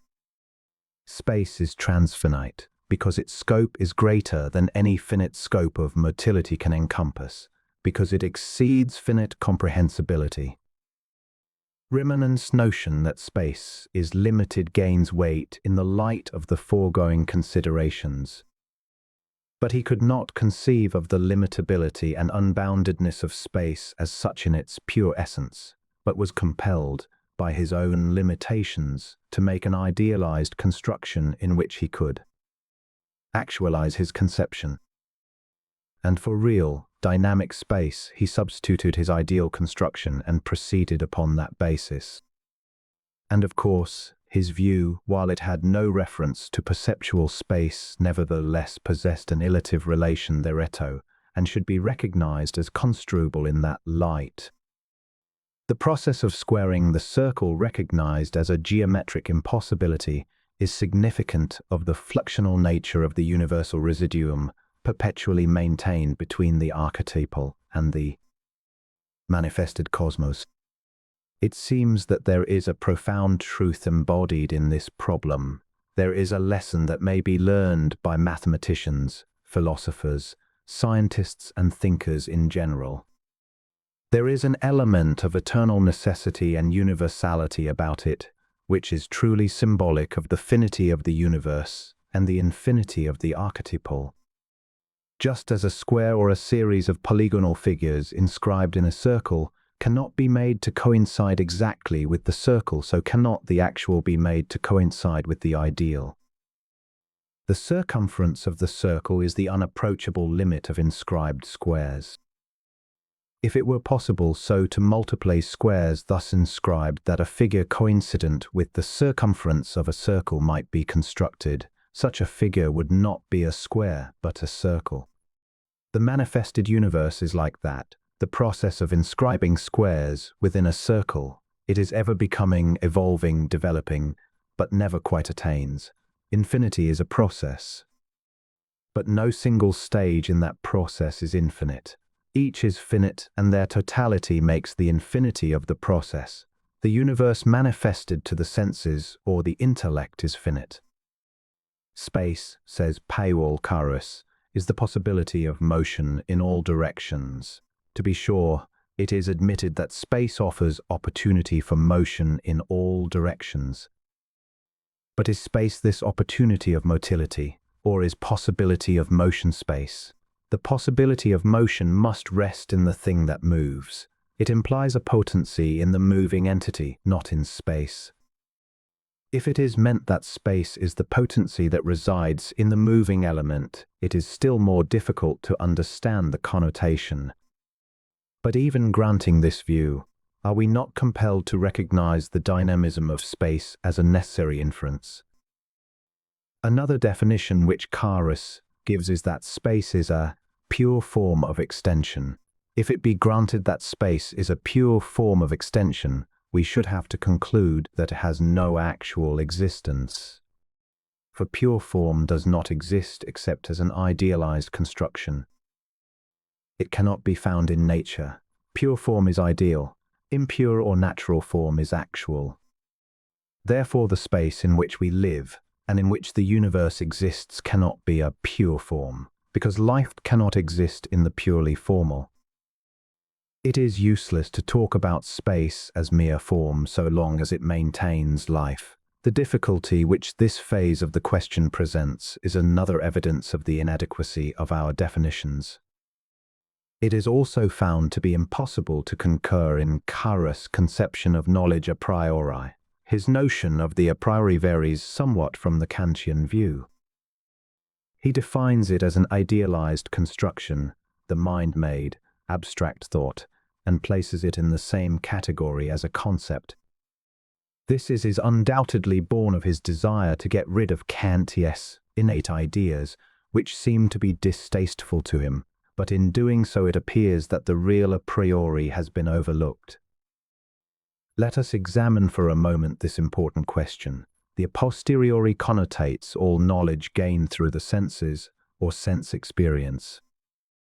All knowledge, therefore, whose origin can be traced to the senses is knowledge a posteriori. Now knowledge a priori should be just the opposite of this. It should indicate such knowledge as that which does not have its origin in the senses, or which is not dependent upon the ordinary avenues of sense experience. Abstract thought is as truly experience as smelling, seeing, or hearing. It is by traversing its scope of motility that the mind finds out what the norms of logic are. It could not remain quiescent and discover them. It has to be active, examining, comparing, and judging. Almost the entire range of thought, its entire scope, is characterized by the a posterioristic method. In fact, all thought is a posterioristic. Despite the fact that, in thinking in the abstract, it is necessary mentally to remove all elements of concreteness, all materiality and all actuality, the conclusions reached have to be referred to. The standards maintained by the actual, the concrete and the material. Then we do not start with the abstract in our thinking. We begin with the concrete, and by mentally removing all physical qualities, arrive at the abstract. The mind has a constitution. It acts in a given way because it is its nature so to act, not because it has learned to act in that manner. It performs certain functions intuitively without previous instruction or experience for the same reason that water dampens or heat warms. It is natural for it to do so. This naturalness, this performance of function without being taught or without experience constitute the principle of a priority in the mind. A prioriness is a principle of mind partaking of the very nature and essence of mind. It is the very mainspring of mentality. Perception and conception are processes which the mind performs intuitively. The mind perceives and conceives because it is impossible for the normal mind to do otherwise. We take a view upon a given question. We assume certain mental attitudes of affirmation, negation, or indifference, because we have learned to do so by virtue of the tuitional capability of mind. These describe the a posteriori, that is, all knowledge obtained as a result of voluntary mental processes constitutes the mass of knowledge a posteriori.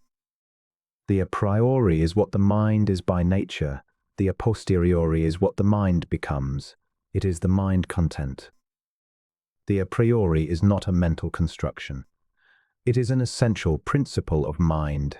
It should not be identified with the purely formal, as is done by Paul Carus.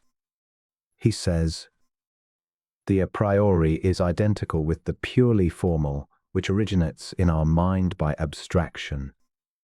When we limit our attention to the purely relational, dropping all other features out of sight, we produce a field of abstraction in which we can construct purely formal combination, such as numbers, or the ideas of types and species.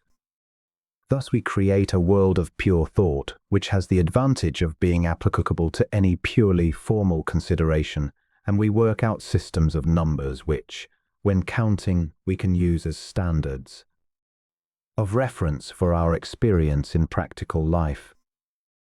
Thus Carus definitely links up the a priori to a factor, which is nothing more nor less than a mental byproduct. For such is the category in which would be placed both the process of abstraction and its results. It is therefore exceedingly difficult to understand why so cursory a consideration should have been given to the principle of a priority, than which no other element of mind is more essentially a part of the mind itself. The formal is symbolic. It signifies an informing quantity. Pure form itself is but a negation of that which formerly filled it. Then, too, the formal is purely artificial because it is a mental construction. Essentially, there is as much difference between the purely formal and the a priori as between creator and creature, as between potter and clay. The one is the builder, the other is the material, the one the knower and the other the known. Thus, the only reason that the formal is found to be answerable to the a priori at all is due to the fact that it is construable only upon the basis of the a priori. But being so is not sufficient warrant for its identification with the a priori. The formal merely represents the totality of possibilities in the universe as viewed by the mind, but as the number of possibilities open to the mind is, on account of its nature and purpose, limited. It is not to be supposed that it, the mind, shall measure up to all the possibilities offered by the formal. Moreover, it is certain that no sane mind cherishes the hope that there shall ever be found in the universe of life and form a congruence for all of the possibilities held out by the purely formal. As an eternal principle of mind, the a priori is in agreement with divine mind of the cosmos. In its a posteriority, the mind is of diverse tendencies, qualities, and characteristics. A priorily, it acts in unison with the eternal purpose of life and the universal mind. In its a posteriority, it often goes awry. In its a priority, it can never be insane. Insanity is a symptom of the morbid a posteriori. The mind in man acts the same as mind in the vegetal and lower animal kingdoms. Metabolism and catabolism, indeed all cell activity, are a priori performances of the mind. Growth and all its phenomena, the cyclicism of natural processes, and every activity connected therewith belong to the category of the a priori. Cells multiply, divide, build up, and tear down tissues, and they do it intuitively. Most certainly these functions are performed without any assistance from the intellect. All the myriad activities in nature with which the intellect in man has not the slightest concern, truly acting in accord with some primordial impetus, are activities a priori. Now, what is the attitude of the intellect, in the light of the a priori, towards space and the question of dimensionality? It is evident that no matter what this attitude may be, it is in agreement with the constitution of things and of the universe, and if so, it is right and without illusion. It is also evident that whatever notion a posteriori the intellect may entertain with respect to these questions is unavoidably liable to the illusionary drawbacks common to conclusions based upon limited experience. The geometric view of space belongs to the category of the a posteriori, hence it is subject to the usual imposition of error. Tersely stated, Kant's view of space is that it is a form of intuition, a form a priori, a transcendental form. As such, he considered it to be a native form of perception, not belonging to the category of sense deliveries. Accordingly, space is a form of intuition arising out of and inhering in the constitution of mind.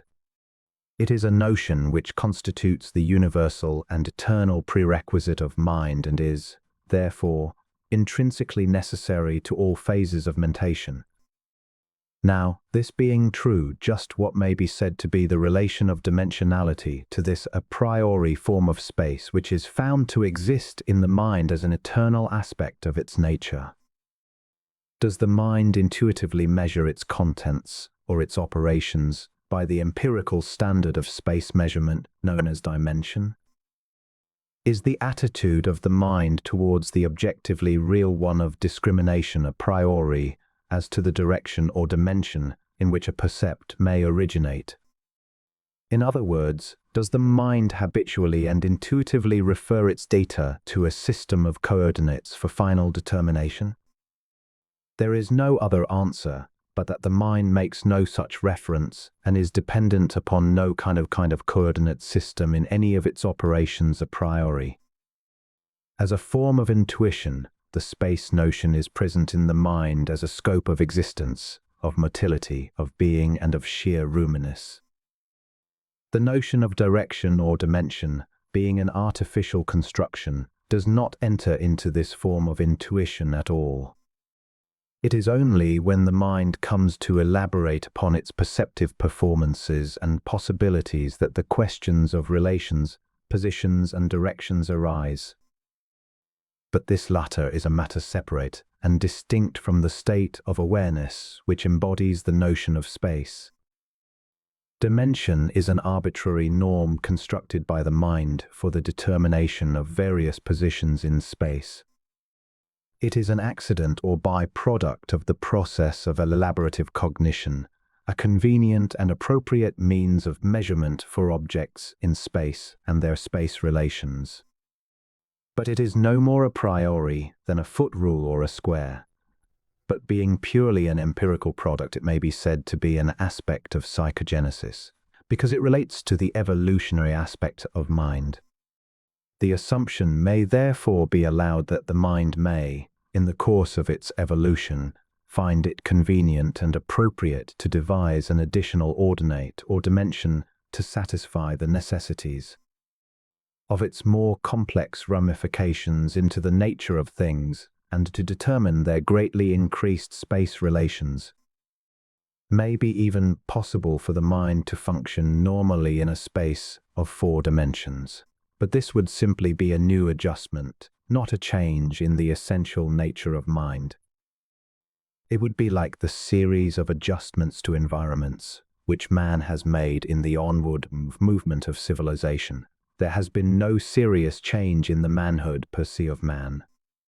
That has remained the same. There has been merely a complication of environmental influences. Similarly, in the acquisition of 4-dimensional powers, granting that such an acquisition is possible, there is nothing to be added to the a prioriness of mind itself. Is it not, therefore, logical to assume that the discovery of a 4th coordinate and the consequent conceptualization of the same point to the development in the mind of a greatly extended faculty, more keenly penetrative powers of cognition, and a further diversification of its environments than it has hitherto enjoyed? Indeed, it seems so. Chapter 5. The 4th dimension. The world of mathesis is truly a marvelous domain. Vast are its possibilities and vaster still its sweep of conceivability. It is the kingdom of the mind where, in regal freedom, it may perform feats which it is impossible to actualize in the phenomenal universe. In fact, there is no necessity to consider the limitations imposed by the actualities of the sensuous world. Logic is the architect of this region, and for it there is no limit to the admissibility of hypotheses. These may be multiplied at will, and legitimately so. The chief error lies in the attempt to make them appear as actual facts of the physical world. Mathematicians, speculating upon the possibilities of mathetic constructions and forgetting the necessary distinctions which should be recognized as differentiating the 2 worlds in their enthusiasm, have been led into the error of postulating as qualities of the phenomenal world the characteristics of the conceptual. Accordingly, a great deal of confusion as to the proper limits and restrictions of these conceptions has arisen, and there still may be found those who are enthusiastically endeavoring to push the actualities of the physical over into the conceptual. But in assuming any attitude towards mathetic propositions, especially with a view to demonstrating their actuality, very careful discrimination as to the essential qualities and their connotations should be made. Hence, before taking up a brief study of the 4th dimension proper, it is deemed fitting to indicate some of the fundamental distinctions which every student of these questions should be able to make with reference to the data which he meets. All objects of the sensible world have both an essential or ideal nature and a representative or sensuous nature. That is, they may be studied from the standpoint of the ideal as well as the sensuous. The representative nature is that which we recognize as the mode of appearance to our senses which, as Kant held, is not the essential or ideal character of the thing itself. For there is quite as much difference between the sensuous percept and the real thing itself as between an object and its shadow. In fact, a concept viewed in this light may be seen to have all the characteristics of an ordinary shadow, for instance, the shadow of a tree. View it as the sun is rising. It will then be seen to appear very much elongated, becoming less in length and more distinct in outline as the sun rises to a position directly overhead. The elongation may again be seen when the sun is setting. Throughout the day, as the sun assumes different angles with reference to the tree, the proportions and definiteness of the shadow vary accordingly. Thus, the angularity of the sun, the intensity and fullness of the light, and the shape and size of the tree operate to determine the character of the shadow. Much the same thing is true of a sensuous representation. If we examine carefully our ideas of geometric quantities and magnitudes, it will be found that the concepts themselves are not identical with the objects of the physical world, but mere mental shadows of them. The angularity of consciousness, or the distinctness of one's state of awareness, being analogous to similar attitudes in the solar influence, are the main determinants of the character of the mental shadow or concept.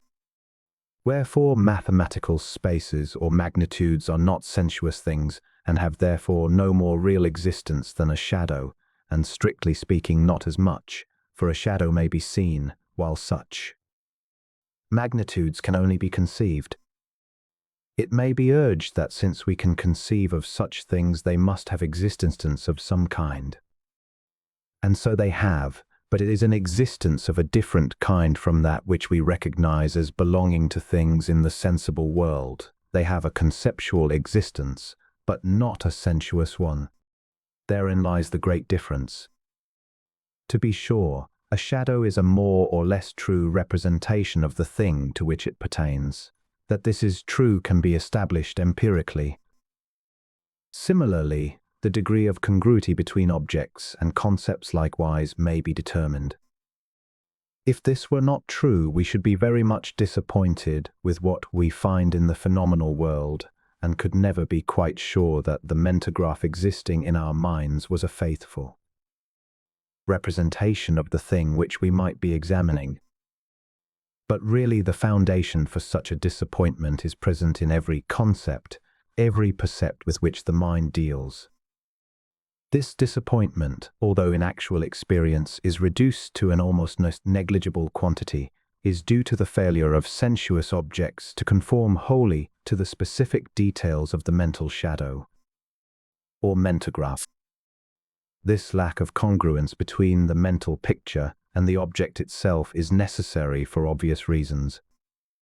It is markedly observable in the early efforts of a child in learning distances, weights, resistances, temperatures, and the like. No inconsiderable time is required for the child to be able correctly to harmonize his sense deliveries with actual conditions. Otherwise, the child would never make any of the ludicrous mistakes of judgment of which it is guilty when trying to get its bearings in the world of the senses. In the course of time, the child gradually learns by experience that certain things are true of objects, distances, temperatures, resistances, etc., and that certain things are not true of them. He learns these things by actually contacting various objects. He is then competent to render correct judgments, within certain limits, as to the conditions which he finds in the sensible world. And the allowances, equations and corrections which his motor, sensory and psychic mechanisms learn to make in childhood serve for all subsequent time. And this is important to remember, for the mature mind is apt to forget or overlook the adaptations which the child mind has made in its growth. If there were no such differences between the concept and the thing itself, actual physical contact would not be necessary. For one could rely wholly upon the sense deliveries, and each sense might operate entirely independently of all the others, as there would be no necessity to correct the delivery of one by those of the others. This, of course, raises the question as to the necessity of sense experience at all under conditions where there would be no disparity between the thing itself and the ideal representation of it in the mind. The absence of this variable quantity would open to the mind the possibility of really knowing the essential nature of objects in the phenomenal world, a condition of affairs which is admittedly now without the range of the powers of the mind.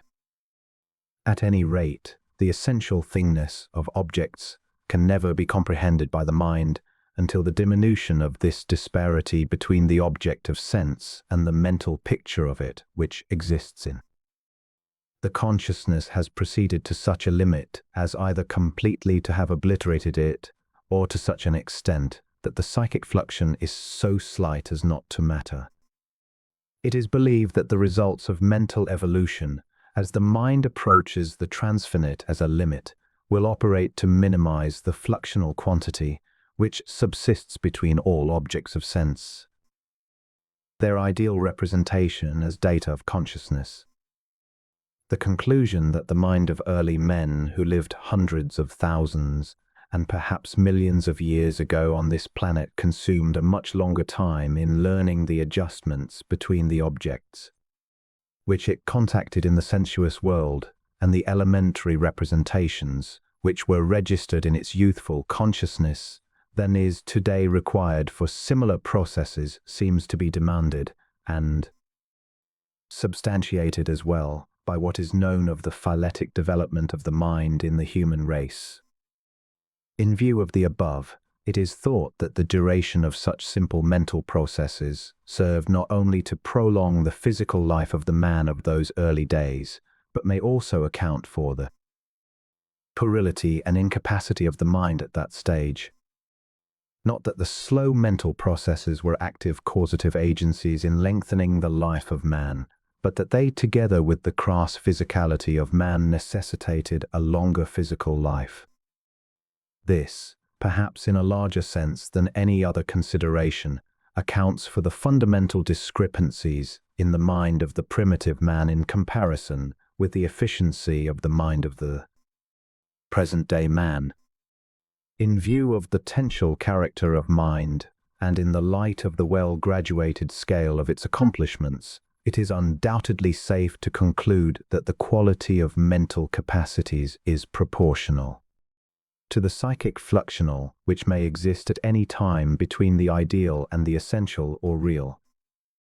Mental differences and potentialities in general may be due to the magnitude of the psychic fluxional or differential that exists between the conceptual and the perceptual universe.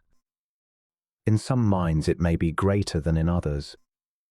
The chasm between things in themselves and the mental notion pertaining thereto may vary in a direct ratio to the individual mind's place in psychogenesis, and therefore be the key to all mental differences in this respect. Most certain it is that there may be marked fluctuations in the judicial approach of minds towards any psychic end. In other words, there is not only a fluxional or differential between the object and its representation, but also a differential between the approach of one mind and another in the judicial determination of notions concerning ideas. In this way, differences of opinions as to the right and wrong of judgments arise. Indeed, there seem to be zones of affinity for minds of similar characteristics, or minds that have the same degree of differential, so that, in choosing among the many possible judgments predicable upon a species of data, all those minds having the same degree of psychic differential discover a special affinity or agreement among themselves. Hence, we have cults, schools of thought, and various other sectional bodies that find a basis of agreement for their operations in this way. The outcome of this remarkable intellectual phenomenon is that there are as many different kinds of judgments as there are zones of affinity among minds. Various systems of philosophy owe their existence to these considerations, and the considerations themselves flow from the fact that all intellectual operations are essentially superficial, because there is no means by which they may penetrate to the steady flowing stream of reality which pervades and sustains objects in the sensible world. In view, therefore, of the foregoing and with special reference to geometric constructions, it is necessary in approaching a study of the four-space that it be understood at the outset that the fourth dimension can neither be actualized nor made objectively possible, even in the slightest degree in the perceptual world, because it belongs to the world of pure thought and exists there as an extra personal affair, separate and distinct from the world of the senses. The experience of the race and all the refinements of modern science may be regarded as showing quite conclusively that, within the limits of our experience, there is no motion of material masses in the direction of a fourth dimension, no physical agency, we can assume to have its origin in regions to which matter cannot move when it has 3 degrees of freedom. There is, however, no logical objection to the study of the fourth dimension as a purely hypothetical question, if by pursuit of the same an improvement of methods of research and of the outlook upon the field of the actual may be gained. Hence, it is with this attitude of mind that we approach the consideration of the fourth dimension. Various efforts have been made to render the conception of a fourth dimension of space thinkable.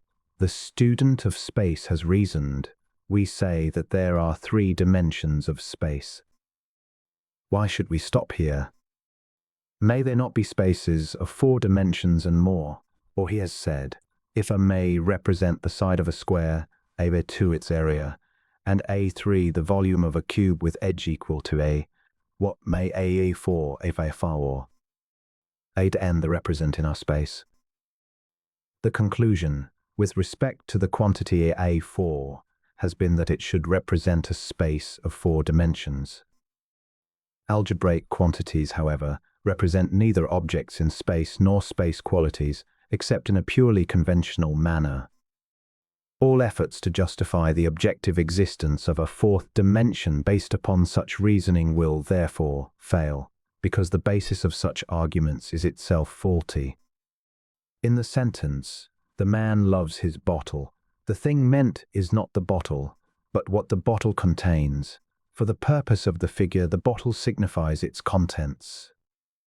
There is no more real connection between the bottle and what it contains than between any word and the object for which it stands. Words are said to be symbols of ideas. But they are not natural symbols. They are conventional symbols made for the purpose of cataloguing, indexing, and systematizing our knowledge. Words can be divorced from ideas and objects, or rather have never had any real connection with them. There are 2 classes of natural symbols, namely, objects and ideas. These objects and ideas symbolize realities. Realities are imperceptible and incomprehensible to the intellect, which has aptitude only for a slight comprehension of the symbols of realities. For instance, a tree is a natural symbol. It represents an actuality which is imperceptible to the intellect. The intellect can deal only with the sensible symbol. It is a natural symbol because it is possible directly to trace a living connection between the tree and the tree reality. That is, it would be possible so to trace out the vital connection between the tree and its reality if the intellect had aptitude for such tracery. But, in reality, since it has no such aptitude, it remains for the work of that higher faculty than the intellect which recognizes both the connection and the intellect's inability to trace it. Further, an object is called a natural symbol because it is the bridge between sensuous representation and reality. It is as if one could begin at the surface of an object and by a subtle process of elimination and excortication arrive at the heart of the universum of reality. No such consummation may be reached by dealing with words which have merely an artificial relationship with the objects which they signify. Again, ideas, that is, ideas that are universal in application and have their roots in the great ocean of reality, are natural symbols, because if it were possible to handle an idea with the physical hands, it would be possible to arrive at the heart of that which it symbolized without ever losing our connection with the idea itself. In other words, ideas and objects, unlike words, can never be divorced from that which they symbolize. Both, being of the same class, are the opposite poles of realities. This, then, is the difference between natural symbols and artificial symbols, that a natural symbol, such as objects and ideas, is copular with reality, whereas an artificial symbol, such as words, geometric constructions, and the like, not only lacks this copullarity, but is itself a symbol of natural symbols. It is, therefore, inconceivable that because the algebraic quantity A3 has been arbitrarily decreed to be a representation of the volume of a cube, every such quantity in the algebraic series shall actually represent some object or set of objects in the physical world. Even if it be granted that such may be the case, is it not certain that there is a limit to things in the objective universe? Yet there may not be any limit to algebraic or mathematical determinations. The material universe is limited and conditioned. The world of mathesis is unlimited and unconditioned save by its own limitations and conditions. It is irrational to expect that physical phenomena shall justify all mathematical predicates. There is perhaps no single mathematical desideratum or consideration which may be said to be the natural symbolism of realities, for the whole of mathematical conclusions is a mass of artificial and arbitrary but concordant symbols of the crassa, or nether pole of the antipodes of realism. It is exceedingly dangerous, therefore, to predicate upon such a far-fetched symbolism as mathematics furnishes anything purporting to deal with ultimate realities. And those who insist upon doing so are either blind themselves to these limitations, or are madly endeavoring to befog the minds of others who are dependent upon them for leadership in questions of mathematical import. Analogies have been unsparingly used in efforts to popularize the four-space conception, and much of the violence which has been done to the notion is due to this vagary. The mathematical publicist, in trying to give a mental picture of the fourth dimension, examines the appearances of three-dimensional beings as they might appear to a two-dimensional being or duodem. He imagines a race of beings endowed with all the human faculties, except that they live in a land of but two dimensions, length and breadth. He thinks of them as shadows of three-dimensional beings to whom there are no such conceptions as up and down. They can see nothing nor sense anything in any way that is without their plane. They can move in any direction within the plane in which they live, but can have no idea of any movement that might carry them without that plane. A house for such beings might be simply a series of rectangles. One of them might be as safe behind a line as a tridem, or three-dimensional being would be behind a stone wall. A bank safe for the unodem would be a mere circle. A duodem in any two-dimensional prison might be rescued by a tridem without the opening of doors or the breaking of walls. An action of a tridem performed so as to contact their plane would be to them a miracle, absolutely unaccountable upon the basis of any known fact, the unodem or duodem. A tridem might go into a house where lived a family of duodems, appear and disappear without being detected or its ever being discovered how he accomplished such a marvelous feat. Our miracles, after the same fashion, are said to be the antics of some four-dimensional being who has similar access to our three-dimensional world, and whose actions are similarly inexplicable to us. So the analogies have been multiplied. But the temptation to apply the consequences of such reasoning to actual three-space conditions has been so great that many have yielded to it and have consequently sought actually to explain physical phenomena upon the basis of the fourth dimension. The utilitarian side of the question of hyperspace has not been neglected either. And so, early in the development of the hypothesis and its various connotations, the attention of investigators was turned to this aspect of the inquiry. Strange possibilities were revealed as a result. For instance, it was found that an expert fourth-dimensional operator is possessed of extraordinary advantages over ordinary tridimensional beings. Operating from his mysterious hiding place in hyperspace, he could easily appear and disappear in so mysterious a manner that even the most strongly sealed chests of treasures would be easily and entirely at his disposal. No city police, Scotland Yard detective, nor gendarme could have any terrors for him. DRS GKL and MESRS, ID might abound everywhere without fear of detection. Objects as well as persons might be made to pass into or out of closed rooms without penetrating the walls, thus making escape easy for the imprisoned. No tridimensional state, condition or system of arrangements, accordingly, would be safe from the ravages of evilly inclined four-dimensional entities. Objects that now are limited to a point or line rotation could in the fourth dimension rotate about a plane, and thus further increase the perplexities of our engineering and mechanical problems. 4. Lines could be erected perpendicular to each other, whereas in 3 space, only 3 such lines can be erected. The right hand could be maneuvered into the fourth dimension and be recovered as a left hand. The mysteries of growth, decay and death would find a satisfactory explanation on the basis of the fourth dimensional hypothesis and many, if not all, of the perplexing problems of physiology, chemistry, physics, astronomy, anthropology, and psychology would yield up their mysteries to the skill of the fourth dimensional operator. Marvelous possibilities, these, and much to be desired.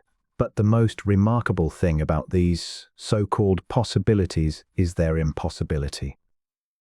It is this kind of erratic reasoning that has brought the conception of a fourth dimension into general disrepute with the popular mind. It is to be regretted, too, for the notion is a perfectly legitimate one the domain of mathsis, where it originated and rightly belongs. It is not to be wondered at that metageometricians and others should at first surmise that, in the fourth space, they had found the key to the deep mysteries of nature in all branches of inquiry. For so vast was the domain and so marvelous were the possibilities which the new movement revealed that it was to be expected that those who were privileged to get the first glimpses thereof would not be able to realize fully their significance. But the sound of their minds and the attendant magnification of the elements which they discovered were but incidents in the larger and more comprehensive process of adjustment to the great outstanding facts of psychogenesis, which is only faintly foreshadowed in the so-called hyperdimensional. The whole scope of inquiry connected with hyperspace is not an end in itself, it is merely a means to an end.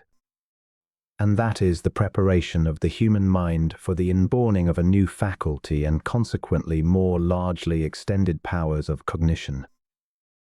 Metageometrical discoveries are therefore the excrescences of a deeper, more significant world process of mental unfoldment. They belong to the matutinal phenomena incident to this new stage of mental evolution. All such investigations are but the preliminary exercises which give birth to new tendencies which are destined to flower forth into additional faculties and capacities. So that it is well that the evolutionary aspect of the question be not overlooked, for there is danger of this on account of the magnitude and cosmic importance of its scope of motility. A geometric line is said to be a space of one dimension. A plane is a space of 2 dimensions and a cube, a space of 3 dimensions. In the figure, the line AB is said to be one-dimensional because only one coordinate is necessary to locate a point position in it. The plane, ABCD, is said to be 2-dimensional because 2 coordinates, AB and DB, are required to locate a point, as the point B.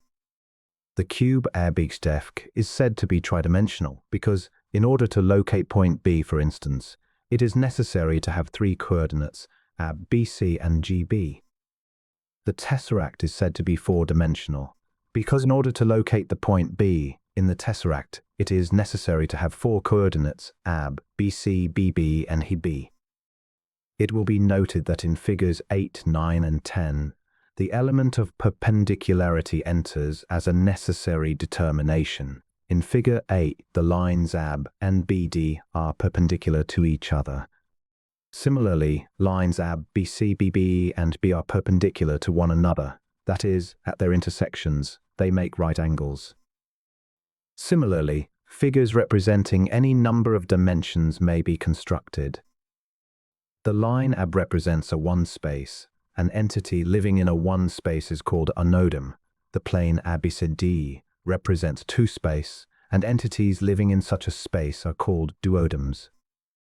The cube ABXDEF represents a three-space, and entities inhabiting such a space are called tridems. The figure represents a four-space, and its inhabitants are called quartodems. Each of the above-mentioned spaces is said to have certain limitations peculiar to itself. The fourth dimension is said to lie in a direction at right angles to each of our three-space directions. This, of course, gives rise to the possibility of generating a new kind of volume, the hypervolume. The hypercube or tesseract is described by moving the generating cube in the direction in which the fourth dimension extends. For instance, if the cube, Fig. 9, were moved in a direction at right angles to each of its sides, a distance equal to one of its sides, a figure of 4 dimensions, the tesseract, would result. The initial cube, ABCCF, when moved in a direction at right angles to each of its faces, generates the hypercube, 10. The lines A, B, B, C, C, D, D, E, F, G, G are assumed to be perpendicular to the lines Ming at the points A, B, C, D, E, F, G, H. Hence a B, B, D, D, F, F, G, G represent the final cube resulting from the hyperspace movement. Counting the number of cubes that compose the hypercube, we find that there are 8. The generating cube ABCCF and the final cube B, B, D, F, F, G, G, E make 2 cubes, and each face generates a cube making. A tesseract, therefore, is a figure bounded by 8 cubes. To find the different elements of a tesseract, the following rules will apply. 1.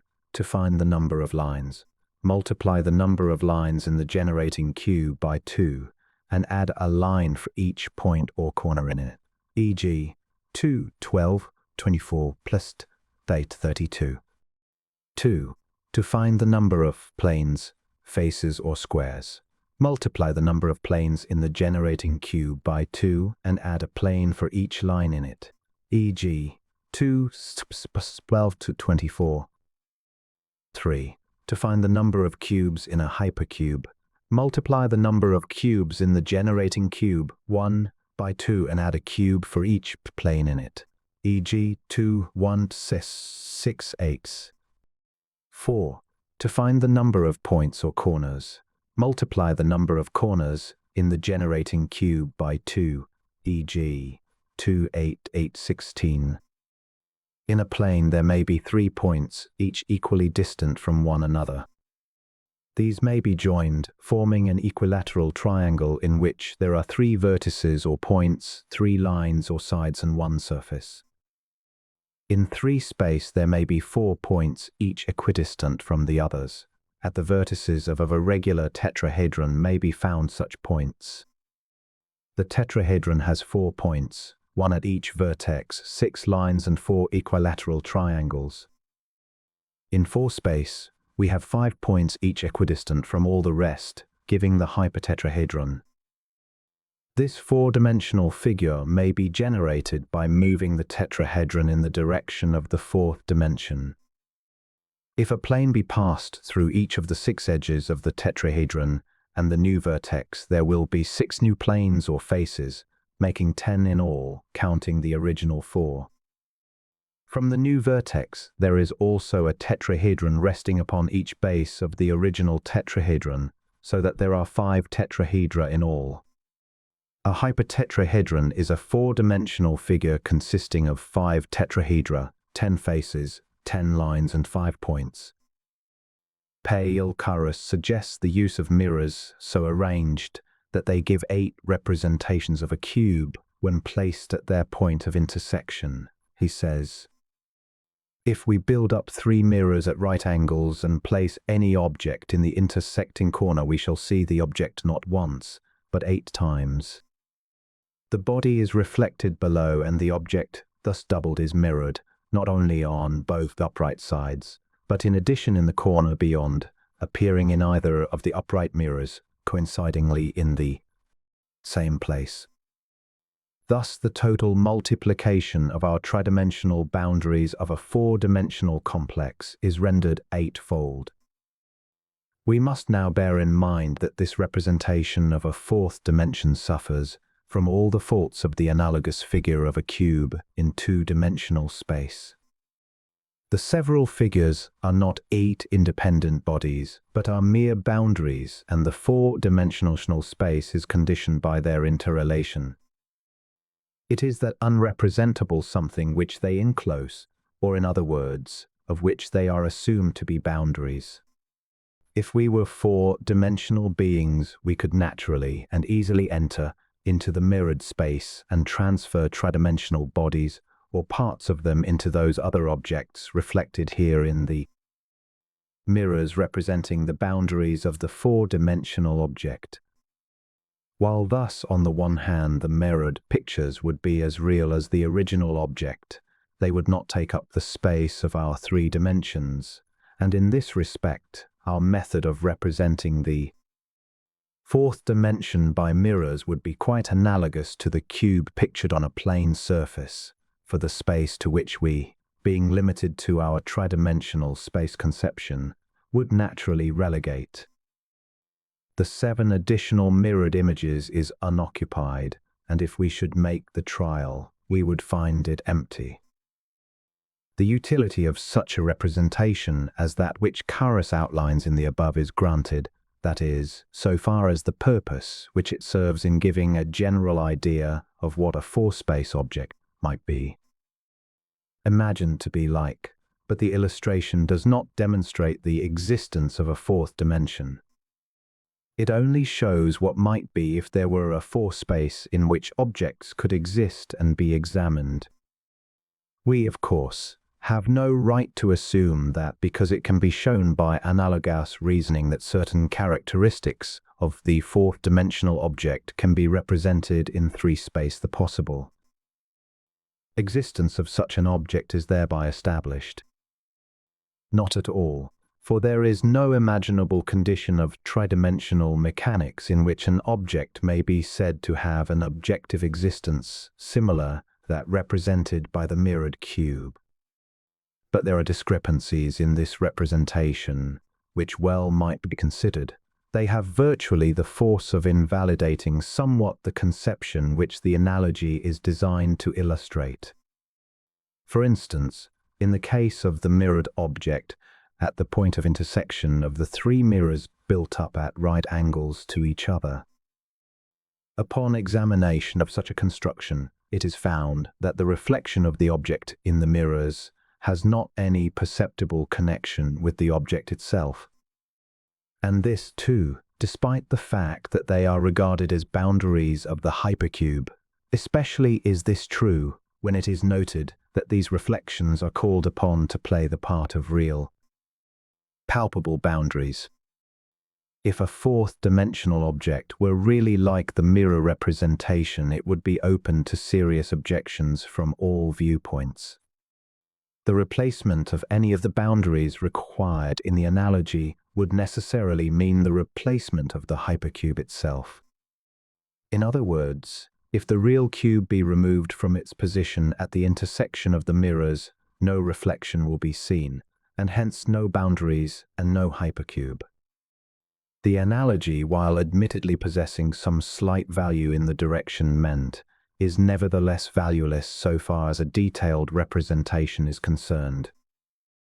So the analogy falls down, but once again is the question raised as to whether the so-called fourth dimension can be established or proven at all upon purely mathematical grounds. It also emphasizes the necessity for a clearer conception of the meaning of dimension and space. The logical difficulties which beset the hyperspace conception are dwelt upon at length by James Chislop. He says, "The supposition that there are three dimensions instead of one, or that there are only three dimensions, is purely arbitrary, though convenient for certain practical purposes. Here the supposition expresses only differences of directions from an assumed point. Thus what would be said to lie in a plane in one relation would lie in the third dimension in another. There is nothing to determine absolutely what is the first, second, or third dimension. If the plane horizontal to the sensorium be called plane dimension, the plane vertical to it will be called solid, or the third dimension, but a change of position will change the names of these dimensions without involving the slightest qualitative change or difference in meaning. Moreover, we usually select three lines or planes terminating vertically at the same point, the lines connecting the three surfaces of a cube with the same point, as the representative of what is meant by three dimensions, and reduce all other lines and planes to these. But interesting facts are observable here. 1. If the vertical relation between two lines be necessary for defining a dimension, then all other lines than the specified ones are either not in any dimension at all, or they are outside the three given dimensions. This is denied by all parties, which only shows that a vertical relation to other lines is not necessary to the determination of a dimension. 2.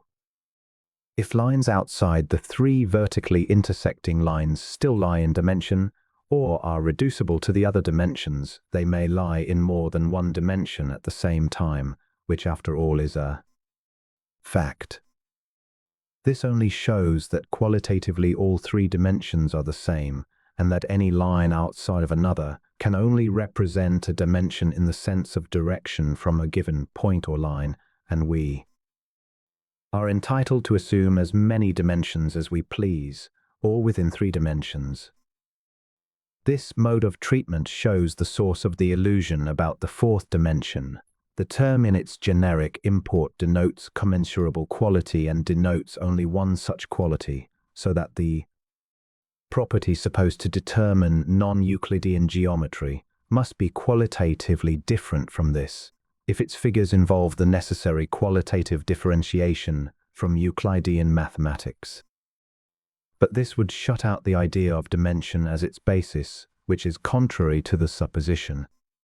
On the other hand, the term has a specific meaning which is different qualitatively from the generic and concludes a right to use the generic term to describe them differentially, but if used only quantitatively, that is, to express direction as it, in fact, does in these cases, involves the admission of the actual, not a supposititious, existence of a fourth dimension which again is contrary to the supposition of the non-Euclidean geometry. Stated briefly, dimension as commensurable quality makes the existence of the fourth dimension a transcendental problem, but as mere direction, an empirical problem. And the last conception satisfies all the requirements of the case, because it conforms to the purely quantitative differences which exist between Euclidean and non-Euclidean geometry as the very language about surfaces, triangles, etc., in spite of the prefix pseudo, necessarily implies. Thus it would seem that those who have been most diligent in constructing the hyperspace conception have been the least careful of the logical difficulties which beset the elaboration of their assumptions.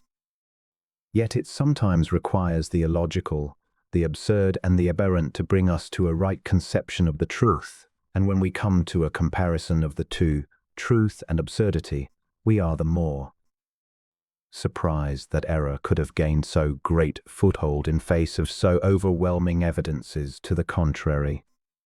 The entire situation is, accordingly, aptly set forth by Hislop when he says, continuing, "There are either a confusion of the abstract with the concrete, or of quantitative with qualitative logic, so that all discussion about a fourth dimension is simply an extended mass of equivocations turning upon the various meanings of the term dimension.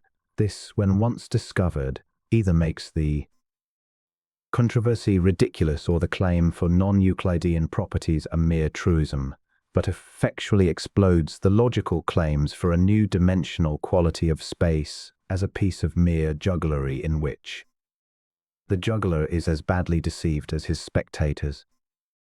It simply forces mathematics to transcend its own functions as defined by its own advocates, and to assume the prerogatives of metaphysics. Shall we, therefore, assent to the imperialistic policy of mathematicians who would fain usurp the preserves of the metaphysician in order that they may exploit a superfotated hypothesis? It is not believed that the harshness of Hyslop's judgment in this respect is undeserved. It is, however, regretted that the notions of mathematicians have been so inchoate as to justify this rather caustic, though appropriate criticism. For it does appear that the moment the mathematician deserts the province of his restricted sphere of motility and enters the realm of the transcendental, that moment he loses his way and becomes an inexperienced mariner on an uncharted sea. It is interesting to note that Cassius Jackson Keyser, while recognizing the purely arbitrary character of the so-called dimensionality of space, nevertheless lends himself to the view, if we think of the line as generating element, we shall find that our space has 4 dimensions. That fact may be seen in various ways as follows. A line is determined by any 2 of its points. Every line pierces every plane. By joining the points of one plane to all the points of another, all the lines of space are obtained. To determine a line, it is, then, enough to determine 2 of its points, one in the one plane and one in the other. For each of these determinations 2 data, as before explained, are necessary and sufficient. The position of the line is thus seen to depend upon 4 independent variables, and the 4-dimensionality of our space in lines is obvious. Similarly, he argues for the 4-dimensionality of space in spheres. We may view our space as an assemblage of its spheres. To distinguish a sphere from all other spheres, we need to know 4, and but 4 independent facts about it, as say, 3 that shall determine its center and 1 its size. Hence our space is 4-dimensional also in spheres. In circles, its dimensionality is 6. In surfaces of 2nd order, those that are pierced by a straight line in 2 points, 9, and so on ad infinitum. The view taken by Keyser is a typical one. It is the mathematical view, and is characterized by a certain lack of restraint, which is found to be peculiar to the whole scheme of thought relating to hyperspace.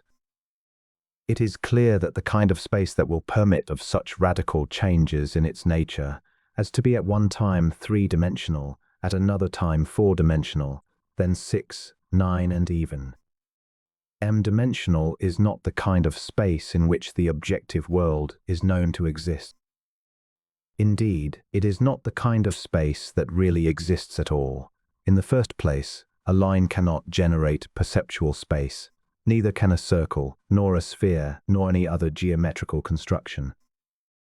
It is, therefore, not permissible, except mathematically, to view our space either as an assemblage of its spheres, its circles or its surfaces, for obviously perceptual space is not a geometrical construction, even though the intellect naturally finds inhering in it a sort of latent geometrism which is cosmical. For there is a wide difference between that cosmic order which is space, and the finely elaborated abstraction which the geometer deceives himself into identifying with space. There is absolutely neither perceptible nor imperceptible means by which perceptual space in any wise can be affected by an act of will, ideation or movement. Just why mathematicians persist in vagarizing upon the generability of space by movement of lines, circles, planes, etc., is confessedly not easily understood, especially when the natural outcome of such procedure is self-stultification. It is far better to recognize, as a guiding principle in all mathematical disquisitions respecting the nature of space, that the possibilities found to inhere in an idealized construction cannot be objectified in cosmic, sensible space. The line of demarcation should be drawn once for all, and all metageometrical calculations and theories should be prefaced by the remark that, if objective space were amenable to the peculiarities an idealized construction such and such a result would be possible, or words to that effect. This mode of procedure would serve to clarify many, if not all, of the hyperspace conceptions for the non-mathematician as well as for the metageometricians themselves, especially those who are unwilling to recognize the utter impossibility of their constructions as applied to perceptual space. We should then cease to have the spectacle of otherwise well-demeanored men committing the error of trying to realize abstractions or abstractionizing realities. Herein is the crux of the whole matter, that mathematicians, rather than be content with realities as they find them in the cosmos, should seek to reduce them to abstractions, or, on the other hand, make their abstractions appear to be realities. Kaiser proceeds to show how the concept of the generability of hyperspace may be conceived by beginning with the point, moving it in a direction without itself and generating a line, beginning with the line, treating it similarly, and generating a plane, taking the plane, moving it in a direction at right angles to itself and generating a cube, finally using the cube as generating element, constructing a four-space figure, the tesseract. Now, as a matter of fact, a point being intangible cannot be moved in any direction, neither can a point portion of sensible space be removed. Nevertheless, we quite agree with him when he asserts, certainly there is naught of absurdity in supposing that under suitable stimulation the human mind may, in the course of time, speedily develop a spatial intuition of four or more dimensions. The italics in the above quotation are ours.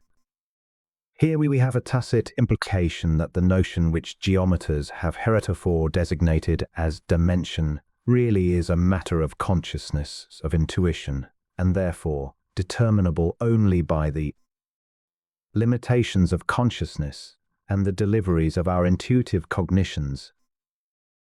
As a more detailed discussion of this phase of the subject shall be entered into when we come to a consideration of Chapter VI on consciousness as the norm of space terminations, further comment is deferred until then.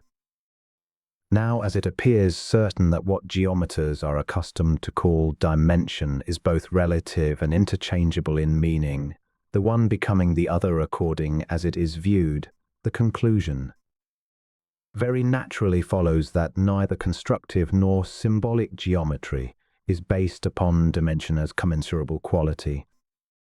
The real basis of non-Euclidean geometry is dimension as direction. For whatever else may be said of the fourth dimension, so-called, it is certainly unthinkable, even to the metageometricians, when it is absolved from direction, although no specific direction can be assigned to it. It is agreed perhaps among all non-Euclidean publicists that the fourth dimension must lie in a direction which is at right angles to all the three dimensions. But if they are asked how this direction may be ascertained or even imagined, they are nonplussed because they simply do not know. The difficulty in this connection seems to hinge about the question of identifying the conditions of the world of fantasy with those of the world of sense.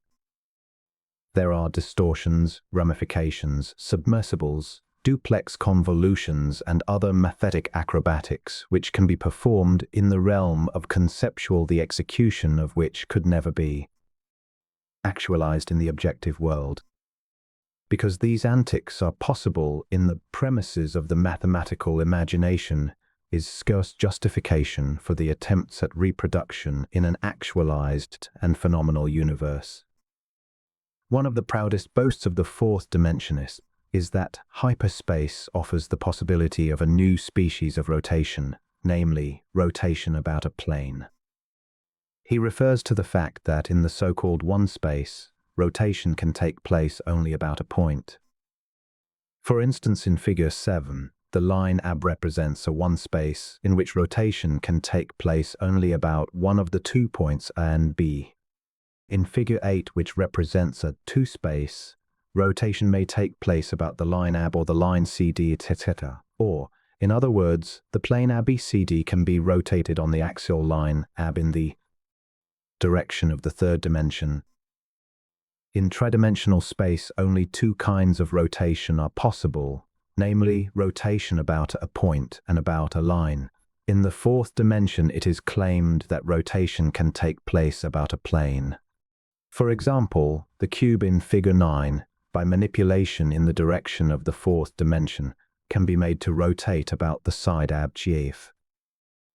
A very ingenious argument is used to show how rotation about a plane is thinkable and possible in hyperspace. But with this, as with the entire fabric of hyperspace speculations, dependence is placed almost entirely upon analogous and symbolic conceptions for evidence as to the consistency and rationality of the conclusions arrived at. It is urged that inasmuch as the rotation about the line BC in Figure 13 would be incomprehensible or unimaginable to a plane for the reason that such a rotation involves a movement of the plane into the third dimension, a dimension of which the plane being has no knowledge, in like manner rotation about a plane is also unimaginable or incomprehensible to a tridim or a three-dimensional being. It is shown, however, that the plane being, by making use of the possibilities of an assumed tridimension, could arrive at a rational explanation of line rotation. Figure 14 offers an illustration by means of which a two-dimensional mathematician could demonstrate the possibility of line rotation. He is already acquainted with rotation about a point, for it is the only possible rotation that is observable in his two-dimensional world. By conceiving of a line as an infinity or succession of points extending in the same direction, by imagining the movement of his plane in the direction of the third dimension, thereby generating a cube, and at the same time assuming that the lines thus generated were merely successions of points extending in the same direction, he could demonstrate that the entire cube Figure 14 could be rotated about the line BHX used an axis. For upon this hypothesis, it would be arguable that a cube is a succession of planes piled one upon the other, and limited only by the length of the cube, which would be extending in the, to him, unknown direction of the third dimension. He could very logically conclude that as a plane can rotate about a point, a succession of planes constituting a tridimensional cube could also be conceived as rotating about a line, which would be a succession of points under the condition of the hypothesis. His demonstration, therefore, that the cube, Figure 14, can be made to rotate around the line BHX would be thoroughly rational. He could thus prove line rotation without even being able to actualize in his experience such a rotation. Analogously, it is sought by metageometricians to prove in like manner the possibility of rotation about a plane. Thus, in Figure 16 is shown a cube which has been rotated about one of its faces and changed from its initial position to the position it would occupy when the rotation had been completed or its final position attained. The gist of the arguments put forward as a basis for plane rotation is briefly stated thus. The face Sefji is conceived as consisting of an infinity of lines. A cube, as in Figure 15, is imagined or assumed to be sected into an infinity of such lines, each line being the terminus of one of the planes which make up the cube. Each one of the constituting planes is thought of as rotating about its line boundary, which intersects the side of the cube. The process is continued indefinitely until the entire series of planes is rotated, one by one, around the series of lines which constitute the axial plane. Hence, in order that the cube, Figure 16, may change from its initial position to its final position, each one of the infinitesimal planes of which the cube is assumed to be composed must be made to rotate about each one of the infinitesimal lines of which the plane used as an axis is composed. In this way, it is shown that the entire cube has been made to rotate about its face, Seth. This concisely is the quod ut erat demonstrandum of the metageometrician who sets out to prove rotation about a plane. Thus it is made to appear that in order that tridimensional beings may be enabled to conceive of four-space rotation, as in figures 15 and 16, in which the rotation must also be thought of as taking place in the direction of the fourth dimension, they must adopt the same tactics that a two-dimensional being would use to understand some of the possibilities of the tridimensional world. It is, of course, unwise to assume that because a thing can be shown to be possible by analogical reasoning, its actuality is thereby established. This consideration cannot be too emphatically insisted upon, for many have been led into the error by relying too confidentially upon results based upon this line of argumentation. There is a vast difference between mentally doing what may be assumed to be possible, the hypothetical, and the doing of what is actually possible, the practical. In the first place, plane rotation in the actual universe is a structural impossibility. The very nature and constitution of material bodies will not admit of such contortion as that required by the rotation of a body, say a cube, about one of its faces. Let us examine some of the results of plane rotation. 1. The rotation must take place in the direction of the fourth dimension. Now, as it is utterly impossible for anyone, whether layman or metageometrician, even to imagine or conceive in any way that is practical the direction of the fourth dimension, it is also impossible for one to move or rotate a plane, surface, line, or any other body in that direction. We are in the very beginning of the process of plane rotation, so-called confronted with a physical impossibility. 2. Plane rotation necessarily involves the orbital diversion of every particle in the cube. This alone is sufficient to prohibit such a rotation, for it is obvious that the moment a particle, or any series of particles, it is diverted from its established orbital path, disruption of that portion of the cube must necessarily follow.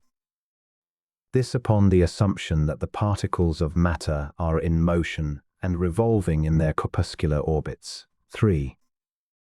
Plane rotation necessitates a radical change in the absolute motion of each individual particle, electron, atom, or molecule of matter in the cube, and a consequent retardation or acceleration of this motion. This upon the hypothesis that the particles of matter are vibrating at the rate of absolute motion. 4.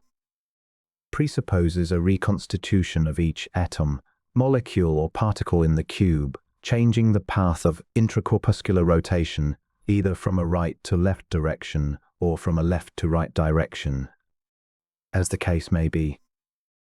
The particles of matter in the cube will be acted upon in much the same manner as the particles in a glove when it is maneuvered in the fourth dimension. In describing this phenomenon, Manning says, 20. Every part by itself, in its own place, is turned over with only a slight possible stretching and slight changing of positions of the different particles of matter which go to make up the glove. The slight stretching and slight changing of the positions of the particles referred to would be of small consequence if applied to ponderable bodies.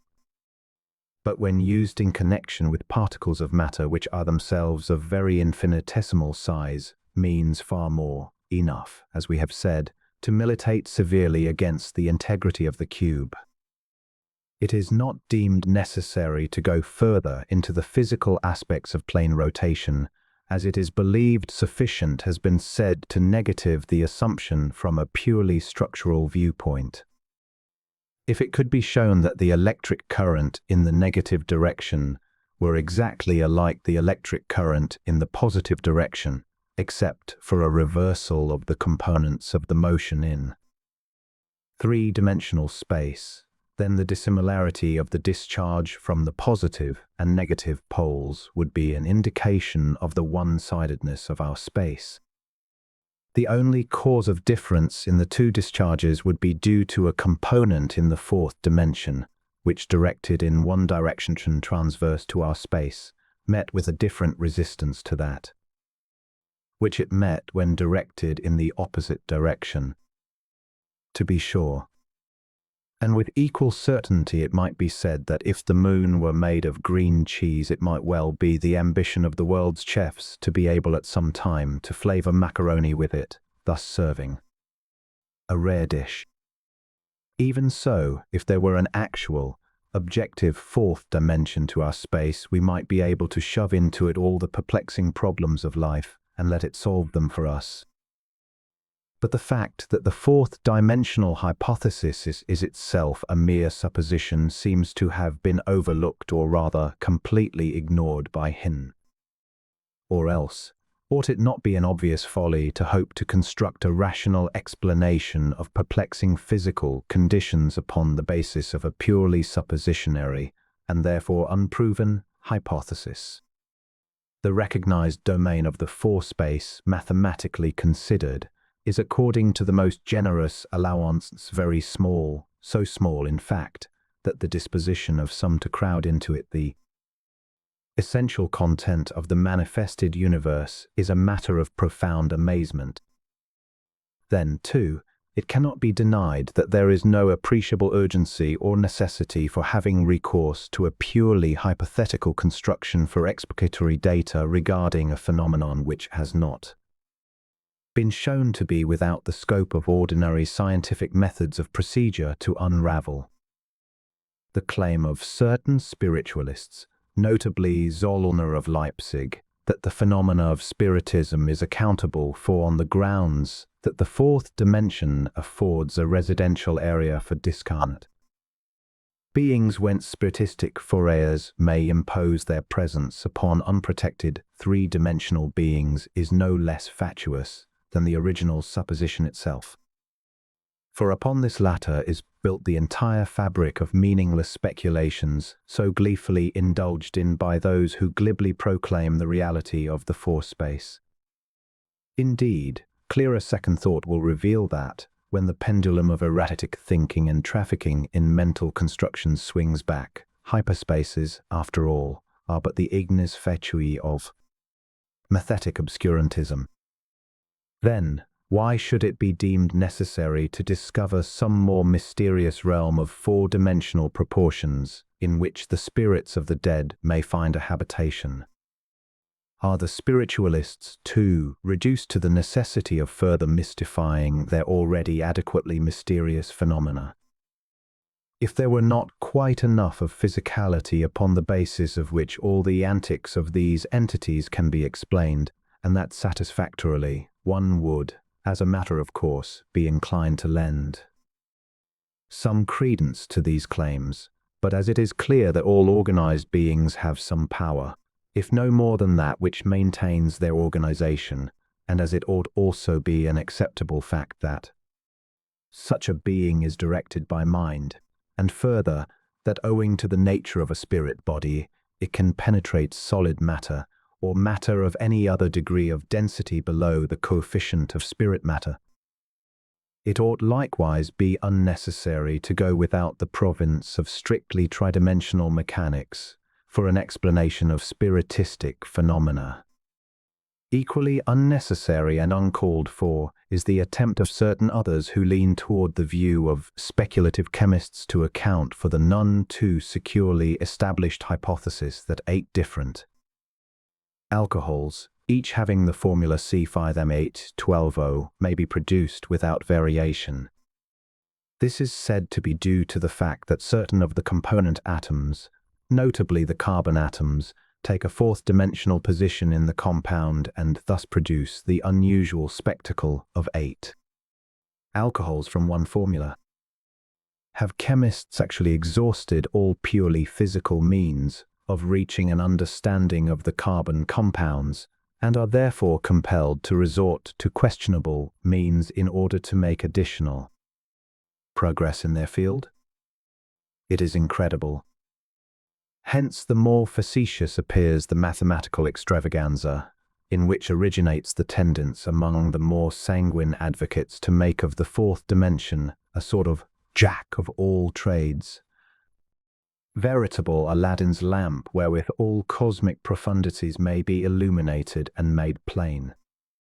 Not until the perfection of instruments of precision has been reached, and not until human ingenuity has been exhausted in its efforts to produce more refined methods of research, should it be permissible even to venture into untried and more or less debatable fields in search of a relief which after all is unobtainable. Notwithstanding the fact that all attempts at accounting for physical phenomena on the basis of m-dimensionality, which is itself by all the standards of objective reference a non-existent quantity, and therefore irreconcilable with perceptual space requirements, are to be characterized simply as a senseless dalliance with otherwise deeply profound questions, many have fallen into a complete forgetfulness of the logical barriers inhering in and hedging about the query, and have committed other and less excusable errors in the premises. Take, for instance, the suggestion that the action of a tartrate upon a beam of polarized light is due to the assumption of a fourth-dimensional direction by some component in the acid. This for the reason that experimentation has shown that tartaric acid, in one form, will turn the plane of polarized light to the right, while in another form will turn it to the left. It is not believed, however, that there is any warrant for such an assumption. There is also another kind of tartrate, which seems to be neutral in that it has no effect whatever upon the beam of light, turning it neither to the right nor to the left, nor having other visible or determinable effect upon it. Indeed, it is not clear how it is hoped to prove such a case by constituting as a norm a hypothesis, which is essentially indemonstrable. A more logical procedure would be first to establish the objective, discoverable posture of four-space, show the actual movement of matter and entities therein, locate it by empirical methods of research, and then, basing our assertions upon apodictic evidences, assume a new attitude toward these phenomena because of the support found in established and verifiable facts. Some hope of gaining a respectful hearing might then be entertained, but at least to do so now appears to be quite untimely. Major Wilmot E. Ellis, Coast Artillery Corps, United States Army, in the fourth dimension, simply explained, remarks: in the ether, if anywhere, we should expect to find some fourth-dimensional characteristics. Gravitation, electricity, magnetism, and light are known to be due to stresses in, or motions of, the infinitesimal particles of the ether. The real nature of these phenomena has never been fully explained by three-dimensional mathematical analysis. Indeed, the unexplained residuum would seem to indicate that so far we have merely been considering the three-dimensional aspects of four-dimensional processes. As one illustration of many, it has been shown both mathematically and experimentally that no more than 5 corpuscles may have an independent grouping in an atom. The weakness of this view may be due to the fact that at that time, Major Ellis was emphasizing in his own mind the necessity of simplifying the conception so as to make it of easy comprehension rather than the establishment of any fealty to truth or the spirit of mathsis in his examination of the problem. What therefore of reality the student fails to find in his view may be attributed to the sacrifice which the writer, Major Ellis, felt himself called upon to make for the sake of simplicity. Hence a certain expressed connivance at his position is allowable. But, on the other hand, if such were not the conscious intent of Major Ellis, it is not understood how it should appear that the unexplained residuum would seem to indicate that so far we have merely been considering the three-dimensional aspects of four-dimensional processes. Contrarily, it has yet to be proved that three-dimensional space does not afford ample scope of motility for all observable or recognizable physical processes, and that there is no necessity for reference to hyperspace phenomena for an explanation of the unexplained residuum. It is, of course, understood that many of the possibilities predicated for hyperspace are purely nonsensical so far as their actual realization is concerned. Our concern is, therefore, not with that class of predicates, but with those wherein reside some slight show of probability of their response to the conditions of m-dimensionality, either as a system of space measurement or a so-called space or series of spaces. Major Ellis concludes his simple study of four-space by proposing the following query. May not birth be an unfolding through the ether into the symmetrical life cell, and death the reverse process of a folding up into four-dimensional unity?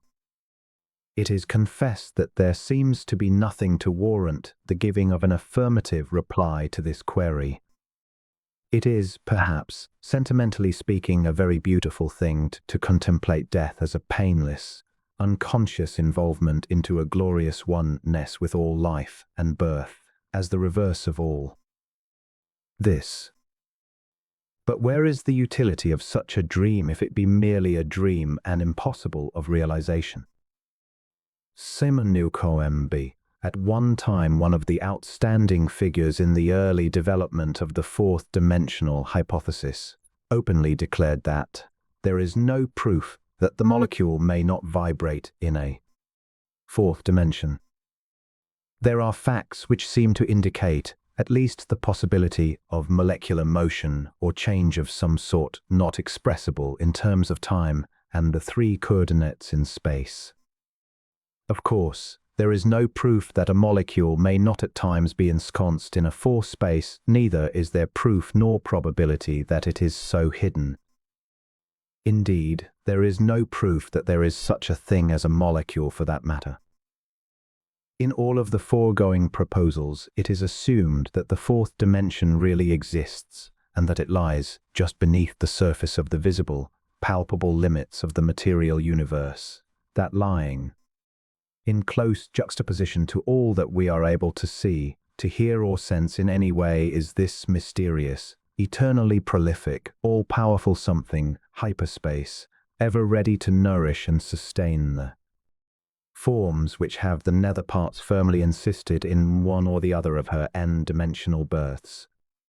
Thus it would seem that while yet functioning in a strictly tridimensional atmosphere, someone, more reckless than the rest, should at last stumble upon some uplying portion of it and be instantly transformed into a mathetic fay of etherealized four-dimensional stuff. Partieu spatiality. An inquiry into the essential nature of space as distinguished from the mathematical interpretation. Chapter V. Consciousness norm of space determinations. Things have value for us only to the extent to which we can become aware of their being.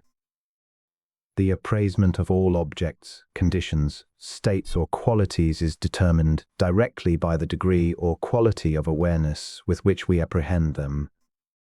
Those elements which are without the intellect's scope of awareness have no interest, and hence no value so far as the individual intellect is concerned. And this is true of all degrees and states of consciousness, from the lowest to the highest, from the human to the divine. There enter into all conscious determinations three factors, namely, a.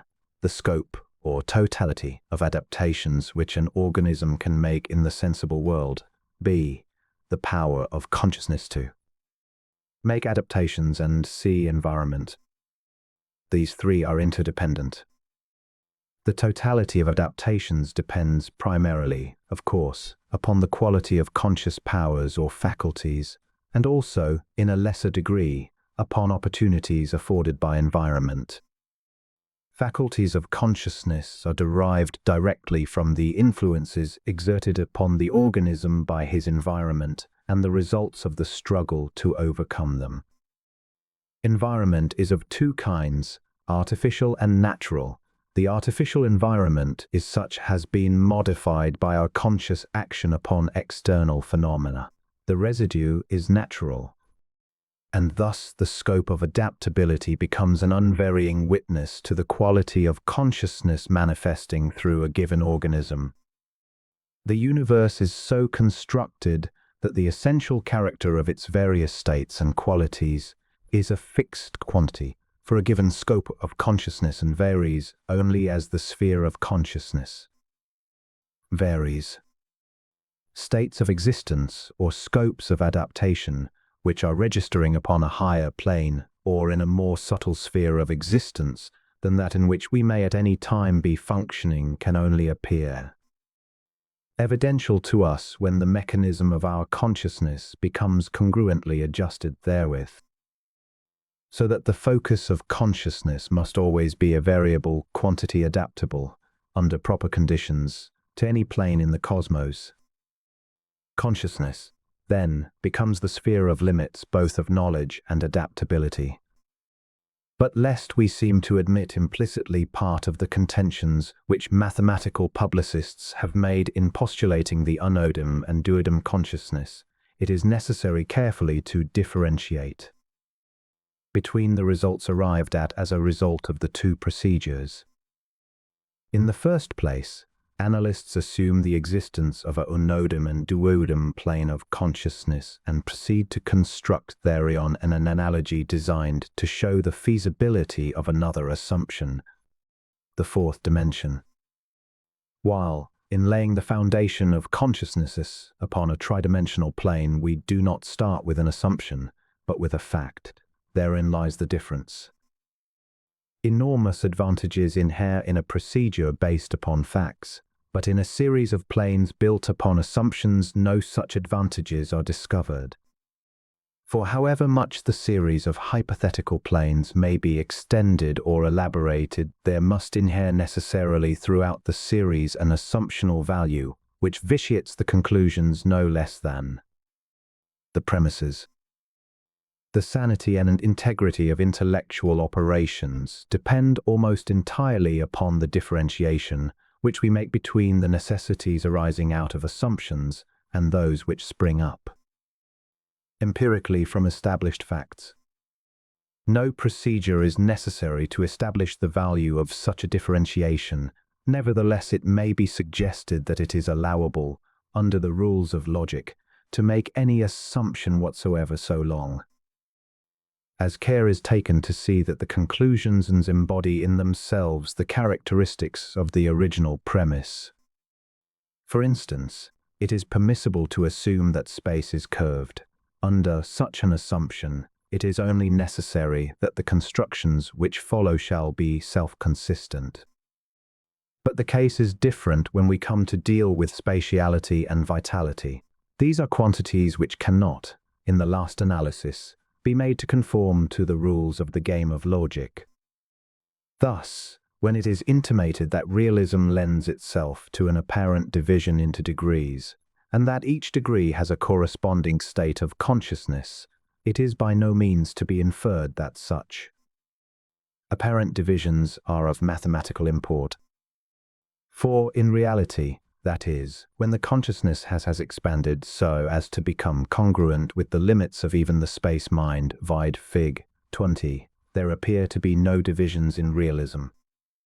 It is only because of the fragmentariness of our outlook upon the cosmos that realism appears to be divided into various planes, for all of these planes are one. The divisions exist for relative knowledge, but not for complete knowledge. They exist for a finite intelligence, but not for a transfinite intelligence. That is why we view realism as a series of planes.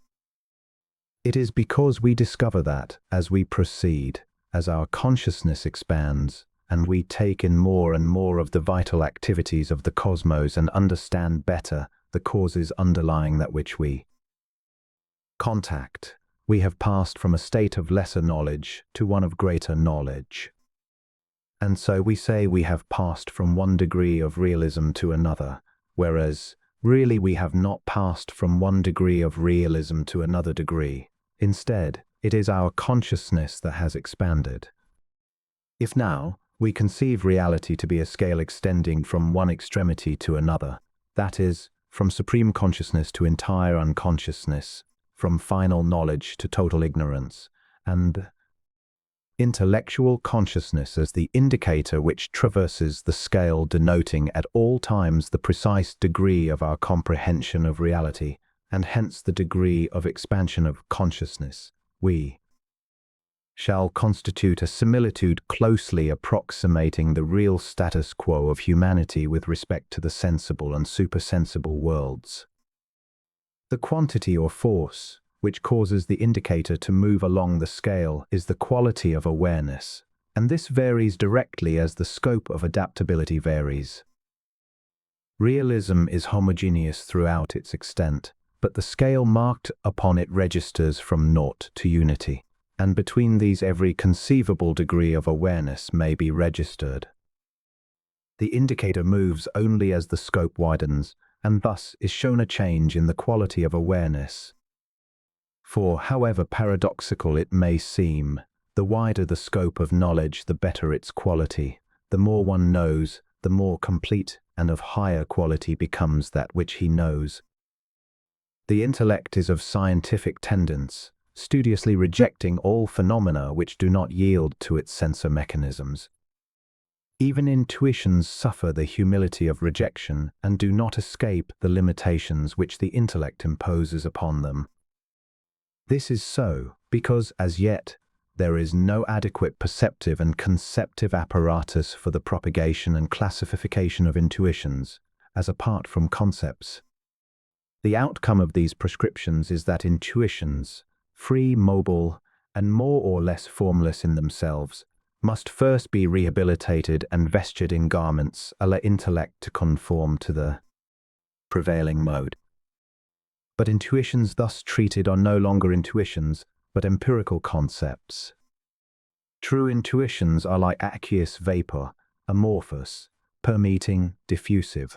Axioms or empirical concepts are like cakes, formal, inflexible, and conforming to the shape of the mold into which they are poured. Because of this, the scientific tendency of the intellect and the consequent necessity of reforming so much of the data which constitute its substructure, of pressing, condensing, and reshaping it to suit its own ready-made patterns, it can be perceived how profound is the influence of the intellectual consciousness in determining the character of the totality of data which the sensible world and, for that matter, the supersensible offer us. The intellect is the only means at hand for the interpretation of the meaning and significance of the world of phenomena. Consequently, whatever meaning or significance we are led to attach to that part of the universe which we contact, in any way, is dictated by the intellectual consciousness. There is no escape from the decisions of the intellect so long as the present scheme of things endures. Thus, by whatever standard of reference the matter may be determined, it remains indisputably established that the intellectual consciousness is the sole determinant of the phenomenal value of everything within our scope of awareness or adaptability.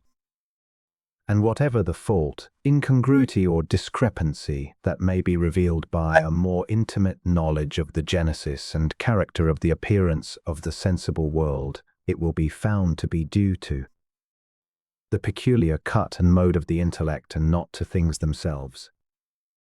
The value, qualitative or existential, which the intellect irrevocably assigns to objects and conditions in the world of the senses is the exclusive of norm not only by which these judged, but also by which our action upon them and their action upon us are determined.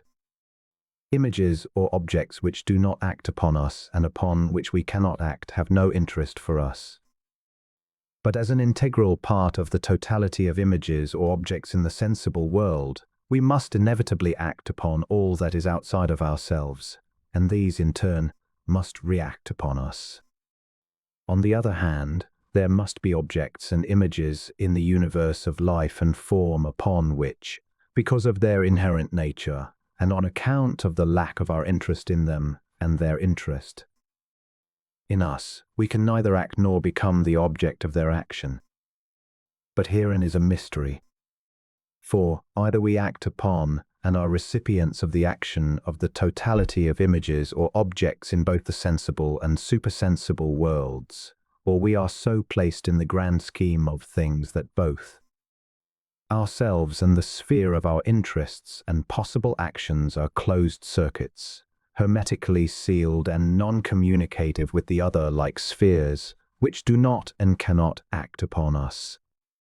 There is yet a third possibility, that we are so fashioned in the entirety of our being that some part of us is exactly congruent with some part of every sphere of possible actions and interests in the cosmos, and therefore each of us has being or consciousness of a kind that is keyed to and registering in the totality of such spheres, and that at present, because our interests and possible actions are limited to the plane of sensibility, we are conscious only there. And further, that although those spheres of our consciousness, which are fixed to register in other planes, do not answer to the lowest on which we now operate, having a character of which we are unaware, they nevertheless cannot be said not to exist, because of the lack of communication between them. Among these three possible choices, we have no hesitancy in expressing a decided preference for the last mentioned, that the range of our being is coextensive with the range of reality, and like a pendulum, we oscillate at long intervals between two cosmic extremities, nescience and omniscience. The intellectual consciousness is the touchstone of realism. It is like a spreading light which, as it expands, reveals previously darkened corners and conditions. Only it has power both to reveal and to bring into manifestation. In its present state, man's consciousness is like a searchlight. It illumines and takes cognizance of everything that falls within its scope of motility, and is consequently able to study in detail that which it reveals. But that which is beyond its scope is as if it never existed so far as the individual consciousness is concerned. It is not reasonable to predict that the same characteristics that are observable in any given state shall persist throughout all the various scopes through which the consciousness must proceed in its evolutionary expansion. For the scale of cosmic realism is one grand panorama extending from the grossest to the most subtle and refined. While in general the thread of realism may pervade the entire scale, it is nevertheless marked by many and diverse changes in its characteristics as it is followed from one stage to another, so that the realistic character of one stage may vary greatly from that which next preceded it or from that which will succeed it. It would appear, therefore, that in passing from one stage of realism to another there need not remain anything but the mere fact of reality in its connection with ultimate reality, for it is obvious that in every condition of realism which may be encountered in the cosmos there must be a basic thread of ultimate reality running through the whole. The entire gamut of realism may accordingly be traversed without the danger of being diverted from the golden thread of realism, which thus permeates all. It is always the phenomena of realism with which we are concerned, and which we are trying to understand rather than realism itself. It is this that confounds us. If it were not for the phenomena, which is the way realism or life presents itself to our consciousness, we should experience no trouble in discovering the reality, all other things being equal. For the former ever obscures the latter. It is the supreme task of mental evolution to break through the clouds of phenomena in the search for the eternal substratum of reality, which runs through the sensible universe of things. The first view of conditions that the mind takes upon awakening to consciousness in any new sphere of cognition is necessarily hazy and inchoate. There is more or less of astonishment, wonder and bewilderment upon first becoming aware of a new scope of realism. In this state it is natural that the mind should overlook or ignore much that is essential, and perhaps all that is, so even escaping the true import of the phenomena which it senses. It is reasonable, too, that in such a state the main outlines of what is really seen may be greatly distorted and exaggerated, so that it is well nigh impossible to secure a correct comprehension of the character of a new scope of realism from any early survey. It is not until later years, after much study and circumspection, that the mind, becoming used to the new conditions, begins to get correct impressions and to make valid judgments as to that which it discerns. And even then, it not infrequently happens that the resultant view of things in general is found to be in need of revision and correction. Hence, after everything is sifted down to the ultimate allowance for the illusion incident to too much enthusiasm and wonder, we have only a very small residuum of truth upon which to build, and this latter we find to be the single thread of reality which runs through all the phenomena, and which is, therefore, the only quantity that remains worthy of much consideration. Thus it is with religion. The path of progress over which our religious conceptions have come need not be outlined here, but to anyone at all acquainted with the history of religious thought and ideals it at once must be patent that it has been one continuous surrender of the old for the new, of one degree of realism for another newer and higher degree, that always it has been the phenomena, the flora of the ideals, which have had to give way, while nothing was left but the roots of realism from which they have sprung. It has been the same with scientific knowledge. Facts have been collected and hypotheses proposed to synthesize them, and yet these have had to give way for others, and others still, until the data of scientific knowledge today are quite different from what they were in earlier days. And yet permeating the scientific knowledge of all times has been the golden thread of reality, and of all facts and systems of facts which man has successively assumed and surrendered, nothing has remained but the reality. Indeed, nothing could so remain but reality. So it is with air phenomena with which consciousness has to deal. This perhaps is due to the fact that the mind interprets phenomena in accordance with the quality of its awareness, and as consciousness is as a variable quantity, its standards of interpretation will likewise vary. Each new scope of awareness, after this manner, yields higher and more exact standards of interpretation. And then, progressing in awareness from the segment to the whole, a fuller view of the phenomena as well as of reality itself is gained, and also a more comprehensive judgment of the relations which exist between the segment and the whole. In other words, as the scope of consciousness widens, it becomes more and more apparent that what was first thought to be a separate segment is in reality identified with the whole in an indissoluble manner.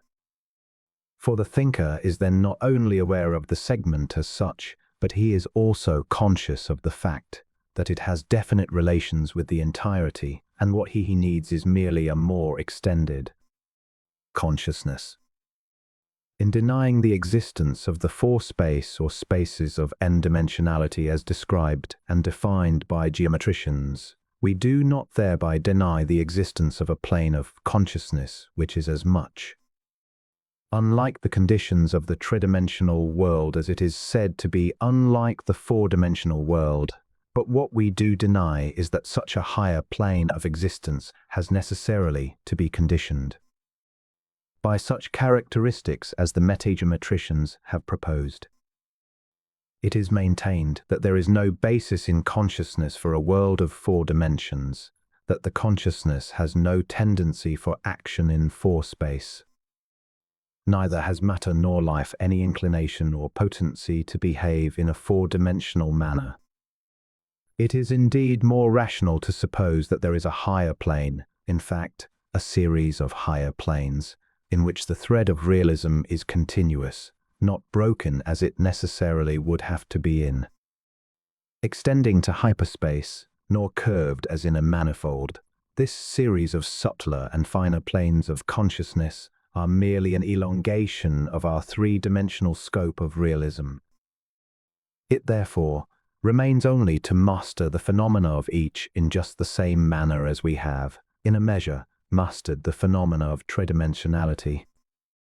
For it is easily conceivable that the quality of consciousness is such that it may adapt itself to a far wider range of possibilities than may be discovered in hyperspace and still be a tri-space quantity.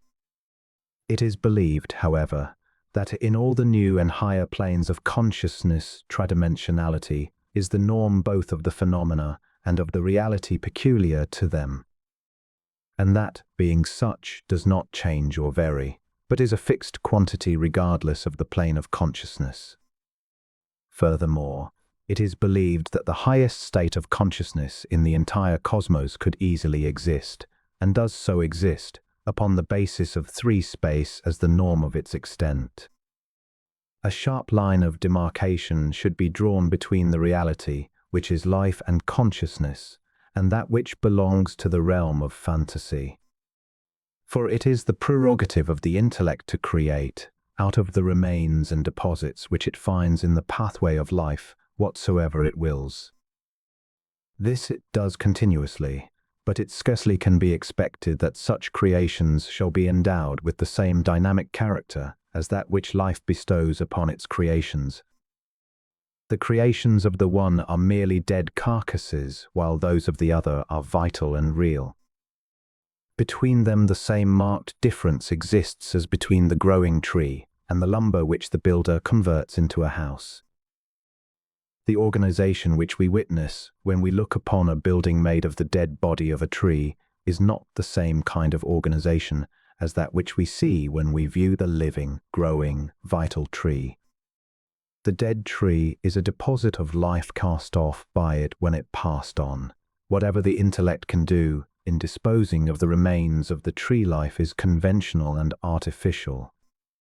If it convert it into an edifice, it will then bestow upon it a sort of consistency which is quite sufficient for all purposes. But the consistency which holds the organization of an edifice together is not the kind of consistency which holds a living tree together. In fact, there is a consistency that is not consistent. Such is the consistency of metageometry. It is self-consistent and yet inconsistent with the consistency of the cosmos and its norm of being, which is consciousness. Self-consistency is one thing and cosmic consistency is quite another. It does not necessarily follow that, because a given scheme of thought is consistent in all its parts, that it is also consistent with universal truth or with life. This very vital fact was overlooked by Gaius and all those who followed in his wake when he discovered that his astral geometry was consistent throughout in all its parts. There is only one norm of truth, and that is cosmic consistency. It matters little that a thing shall be self-consistent. It matters much whether it is consistent with the universal standard. It has been shown to be logically possible to elaborate at least two different systems of geometry, namely, the geometry of the acute angle and that of the obtuse, which, while each of them is self-consistent throughout, are nevertheless inconsistent with each other and with the geometry of the right angle, Euclidean. This, it would seem, appears to be sufficient for the invalidation of either one or both of the non-Euclidean systems of geometric thought. Indeed, if it can be shown that the Euclidean geometry is more representative of the true approach to the norm of space genesis and of creation so far as its mode of manifestation is concerned, and consequently true of the norm set up by consciousness, the rejection of both systems of non-Euclidean geometry seems to be thoroughly warranted. But this is obvious and requires no demonstration nor comment to make it clear. We have only to ask ourselves whether it has ever occurred to us that consciousness has either a tendency to or adaptability for action in a curvilinear manner, or if when we contemplate ideas or idea relations we have the impression of perceiving a curvilinear or manifold tendency in them either of a positive or negative nature, and also whether it has been observed that our thought processes naturally assume four-dimensional attitudes.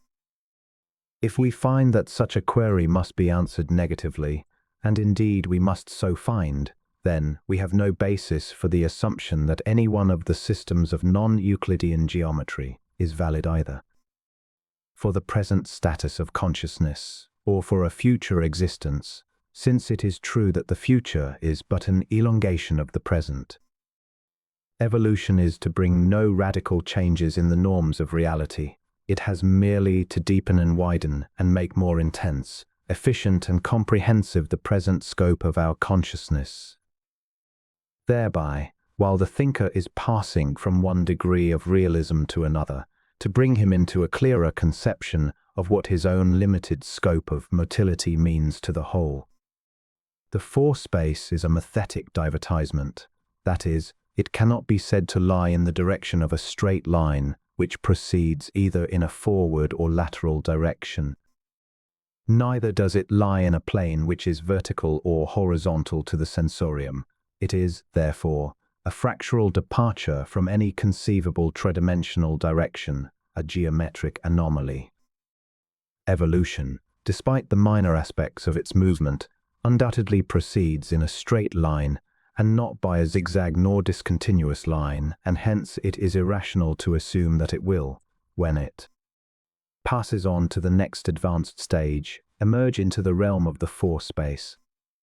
For the so-called hyperspace of geometry cannot by any standards of reference be said to lie in the plane of any straight line which can be described in three-space.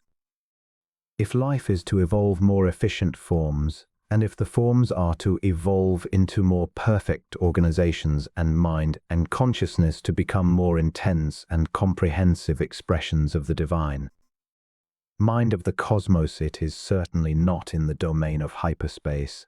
These shall find the substructure of their higher development. But, if at all, it shall be found, as in all times past, in the realm of perceptual space, where bodies are said to have three, and only three possibilities of motion.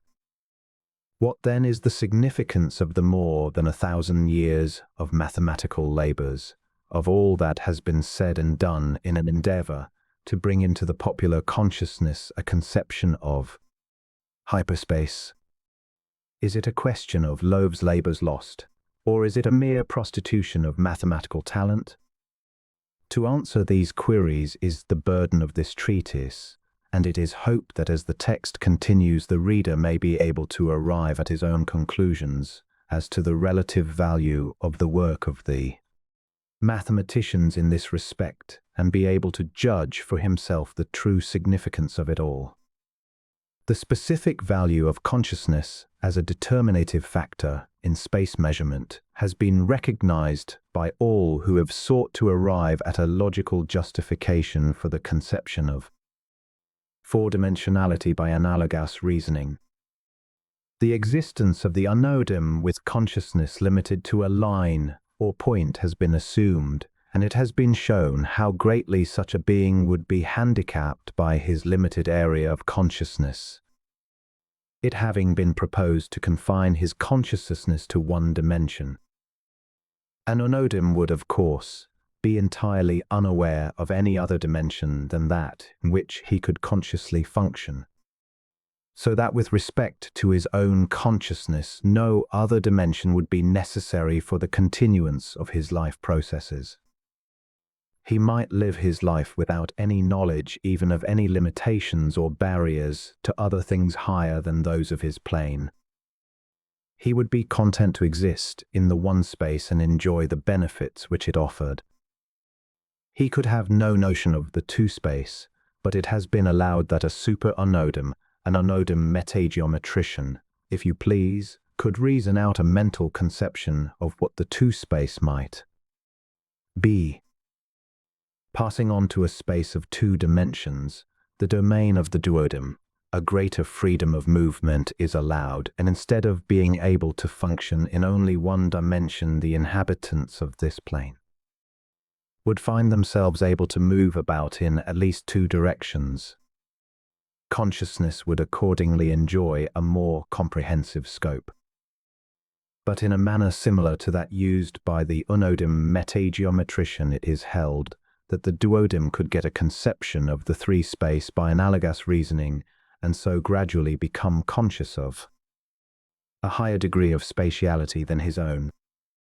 In the conscious reasoning of both, however, is the condition of perpendicularity. That is, it must be assumed by both the unodem and the duodem that the new dimension must lie in a plane perpendicular to their space. So, the unodem would postulate that the two-space must lie in a direction at right angles to his space, and yet he would not be able to indicate the direction owing to his ignorance of any experience that would acquaint him with the new space, as well as the one of possibility of motion therein. Similarly, the duodem would arrive at a conception of three-space. Thus, it has been argued that tridems, or people living in our tridimensional world, could, by using a like line of argument or reasoning, arrive at a conception or understanding of the four-space, which, of course, must also lie in a direction at right angles to three-space. The implications of this mode of thought show how thoroughly the mathematician recognizes the limitations which consciousness imposes upon our knowledge of the world and the subtler conditions about us. But, moreover, it is even obvious to all who stop to think about it, for it can readily be seen how little those things which do not enter our scope of awareness affect either physically, mentally, or spiritually. But no one can be so bold as to deny utterly that anything exists but what is found in our consciousnesses. It is even true that in the great centers of population where people are compelled to live many families in the same house, it is the usual thing for these individual families to live in complete forgetfulness of all the others in the house, and live their lives so completely that it would be exceedingly difficult to measure the effect the one has upon the other. The mathematician, as is shown by the hyperspace movement, recognizes that there are planes of superconsciousness, the nature and character of which persons confined to limited areas of consciousness can have no knowledge and may only arrive at that knowledge by serious thought and contemplation. In other words, they tacitly admit the existence of higher planes of consciousness, as well as the necessity of elevating the personal consciousness in order to comprehend them.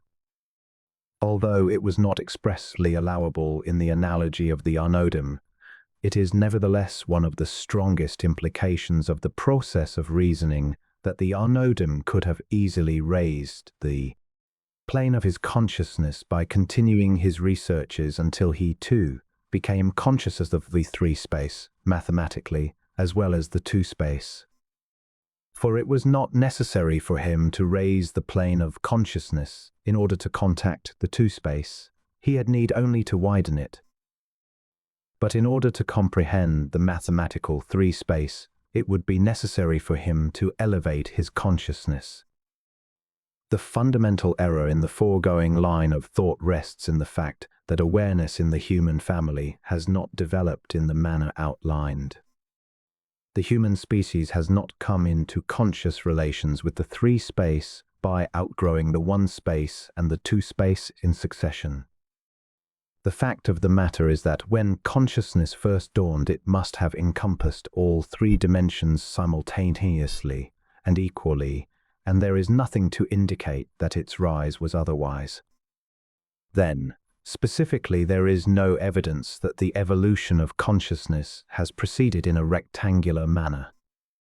Indeed, there is undoubtedly no warrant for the assumption that it has progressed in ways that are mathematically determinable or... The question very naturally rises in view of the above as to the relative value of mathematical knowledge in the scheme of psychogenesis. Can mathematical knowledge or laws be said actually and finally to settle once for all time any question in which consciousness or life enters as a factor? Upon the response to this question hinges, unanswerably, the decision as to the category which mathematical knowledge should by right occupy in the entire schematism of life. If it can be successfully maintained that final judicative power abides in mathematics in the determination of these questions, then it would be useless to struggle against the fiat of mathematics. Mathematicians. Verily, we should be compelled to accept nolens volens all that mathematicians have devised about hyperspace and its connotations. If, on the other hand, it can be shown that no such judicative power inheres in mathematical knowledge, we shall then be able to establish for mathematics a true category and to dispose of the hyperspace movement in a manner that shall at once be logical and necessary. That the discovery of hyperspace by the mathematician is merely an aspect of a general forward movement in the evolution of consciousness can be shown by a brief correlative study. Hyperspace is the artificial symbol of a higher and more extensive realm of awareness. For it cannot be doubted that to be able to think in the terms of hyperspace, to study the various relations and interrelations upspringing from the original premises, actually to become conscious in the hyperspatial realm thus constructed, requires a different species or quality of consciousness than that required for ordinary thinking. The period covering the rise of artificial spatiality is contemporaneous with the rise of the phenomena identified with the spiritual life of Swedenborg, for during the same time he began a series of visions which revealed to him great knowledge of the unseen and supersensuous realities of life and existence. His consciousness was being flooded with the light from so-called celestial spheres, and he was gradually becoming conscious of a new dimension, a new space, a higher world that is altogether unlike the world of the senses. During this period, too, Dante, the great cosmic seer, began to jot down the results of his hyperspace experiences, after which he wrote his Divina Commedia, in which he describes more or less minutely some of the characteristics of the hyperspace domain which was revealed to his consciousness as he saw and interpreted it. Swedenborg and Dante, being deeply religious and pious-minded, had their reports of the new world colored by their own mental experiences and proclivities. Plato had at an earlier day set down what he conceived to be the ethical and civic characteristics of the new age, the utopia of mankind living on a higher plane. It was during these days that the doctrine of evolution was born, although it remained for Darwin to formulate and buttress it with a stupendous congeries of facts. Martin Luther, the great religious reformer, likewise contacted the radiating light glow, a higher consciousness, into which the race was coming, but of which only the foremost were able to get advanced glimpses. Kant, one of the peerless leaders of the vanguard of humanity, at this time also conceived and wrote his Critique of Pure Reason, which is likewise an evidence of the upliftment of his consciousness on the side of pure intellectuality and the commencement of a general period of illumination. And then later, but embraced within the same period, artists began to get glimpses of this higher consciousness, which showed itself in a new and strange departure in art. In rapid succession, new schools sprang up and came to be known as the Cubist, Post-Impressionist, Futurist, Orpheumist, the Synchromist, and the Vorticist. Art really began the search for the plastic essence of the world, trying to portray its conception of the real image of the spirit of the world. Color acquired a new kind of splendor, and painting gave birth to a new intrinsic beauty of material and sheer loveliness of texture, all of which were evidences of an intellectual upreaching in response to the sharp pulsions from above. Darwin's mind, being of scientific bent, saw and interpreted everything in the terms of materialistic science.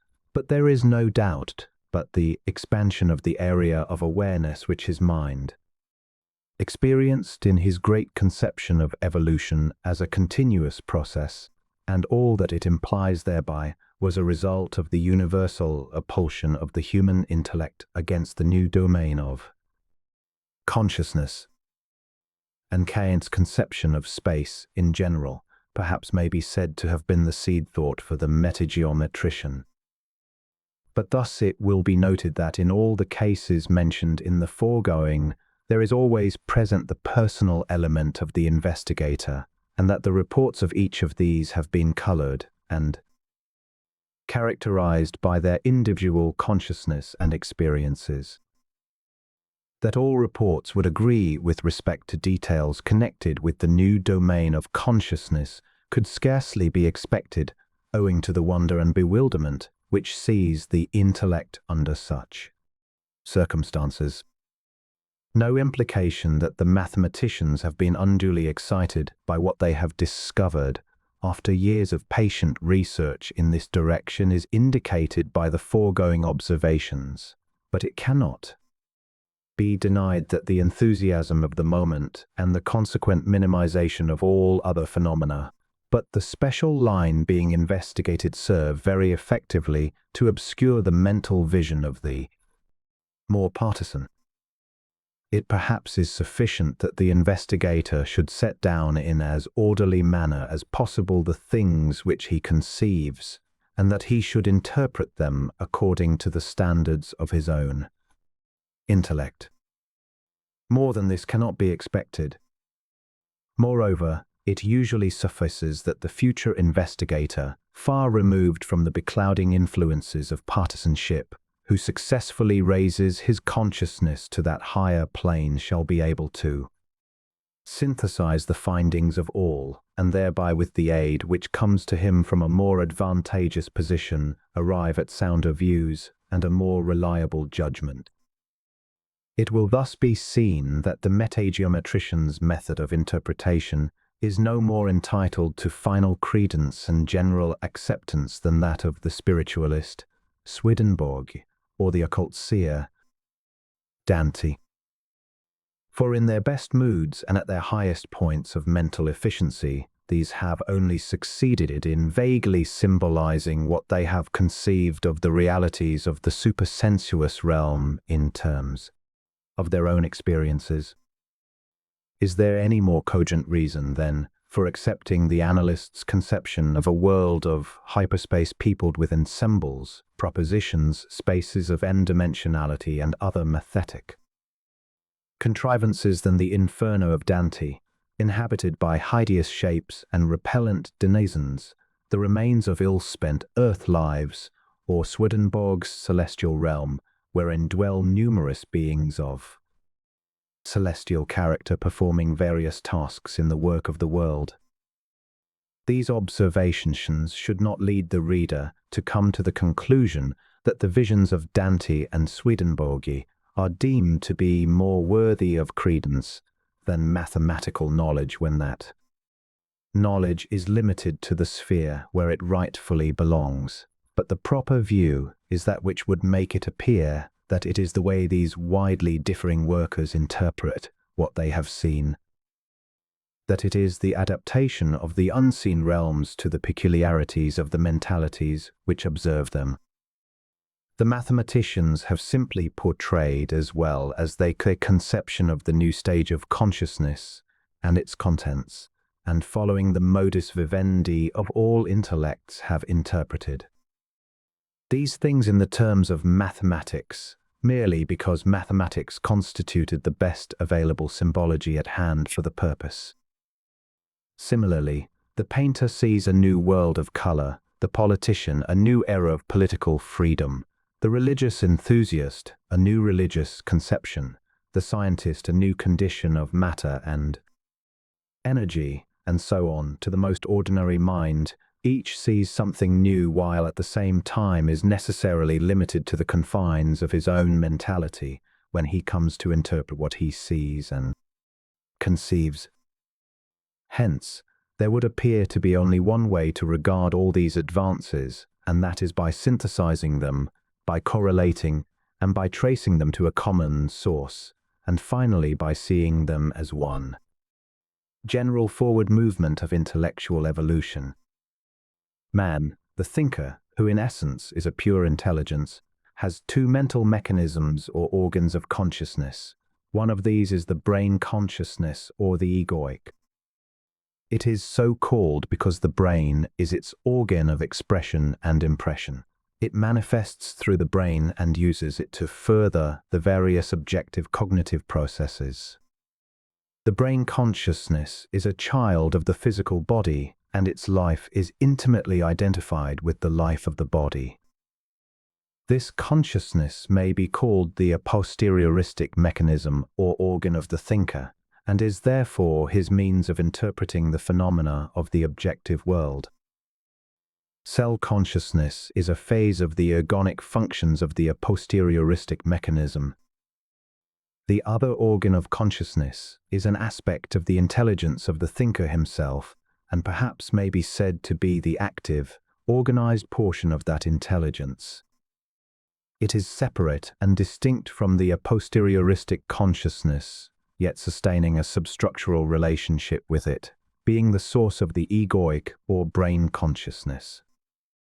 It may be called the a priori consciousness. Its roots are buried deep within the heart of the space mind, and it is therefrom nourished and developed by what it receives in the way of intelligence. It is the intuitional faculty, knows without being taught, conceives without reason, interprets according to the norms of the space mind or the divine mind of the cosmos. It always resides on a higher plane than that of the brain mind or consciousness, only at rare intervals being able to contact it with flashes of its own intelligence as intuitions. The a priori consciousness, being the intuitive faculty of the thinker, is therefore a phase of his mental life on a higher plane than the sensuous. All its conceptions constitute the a priori knowledge of the brain-mind so-called. The a priori faculty of man's higher consciousness gives the character possessed by that form of knowledge known to philosophy as the a priori, so that the a priori has a more substantial basis than has hitherto been surmised. It is not only that which may be said to transcend experience, but that which is the organ of contact with the subsensuous realities as well as of expression through the brain consciousness. The mind's method of apprehending objective phenomena is not a direct process, but an indirect process by virtue of which neurograms or nerve impacts registered in the brain are interpreted. External sense impressions are, of course, conveyed to the cortical area by means of appropriate vibrations which traverse the lines of the neural mechanism. These are recorded in the brain areas just as a telegraphic communication is registered in the apparatus of the receiving end, and in being so, they make terminal registrations which man, the thinker, interprets after a psychic code which has been built up empirically. That is, he comes to know that certain rates of vibration and certain peculiarities therein mean certain things when referred to the sensorium. He then interprets, according to this experience, the symbolism of all neurographical impressions. But it is obvious that under such circumstances, where the interpreter is far removed from the thing itself and finds it necessary to interpret rates of vibration or symbols in order to arrive at a knowledge of the intelligence which is conveyed to him, the chances of inadequate conception are very great indeed. Fact, it is not possible through the use of neurographical symbols alone to get any complete notion of the phenomena considered. And thus there stands between the thinker and absolute knowledge a barrier which prevents his arriving at a state of certitude in his knowledge of the world of sensible objects. It is, however, a barrier which will always remain, checking ever his approach to finality in his understanding of the universum of appearances.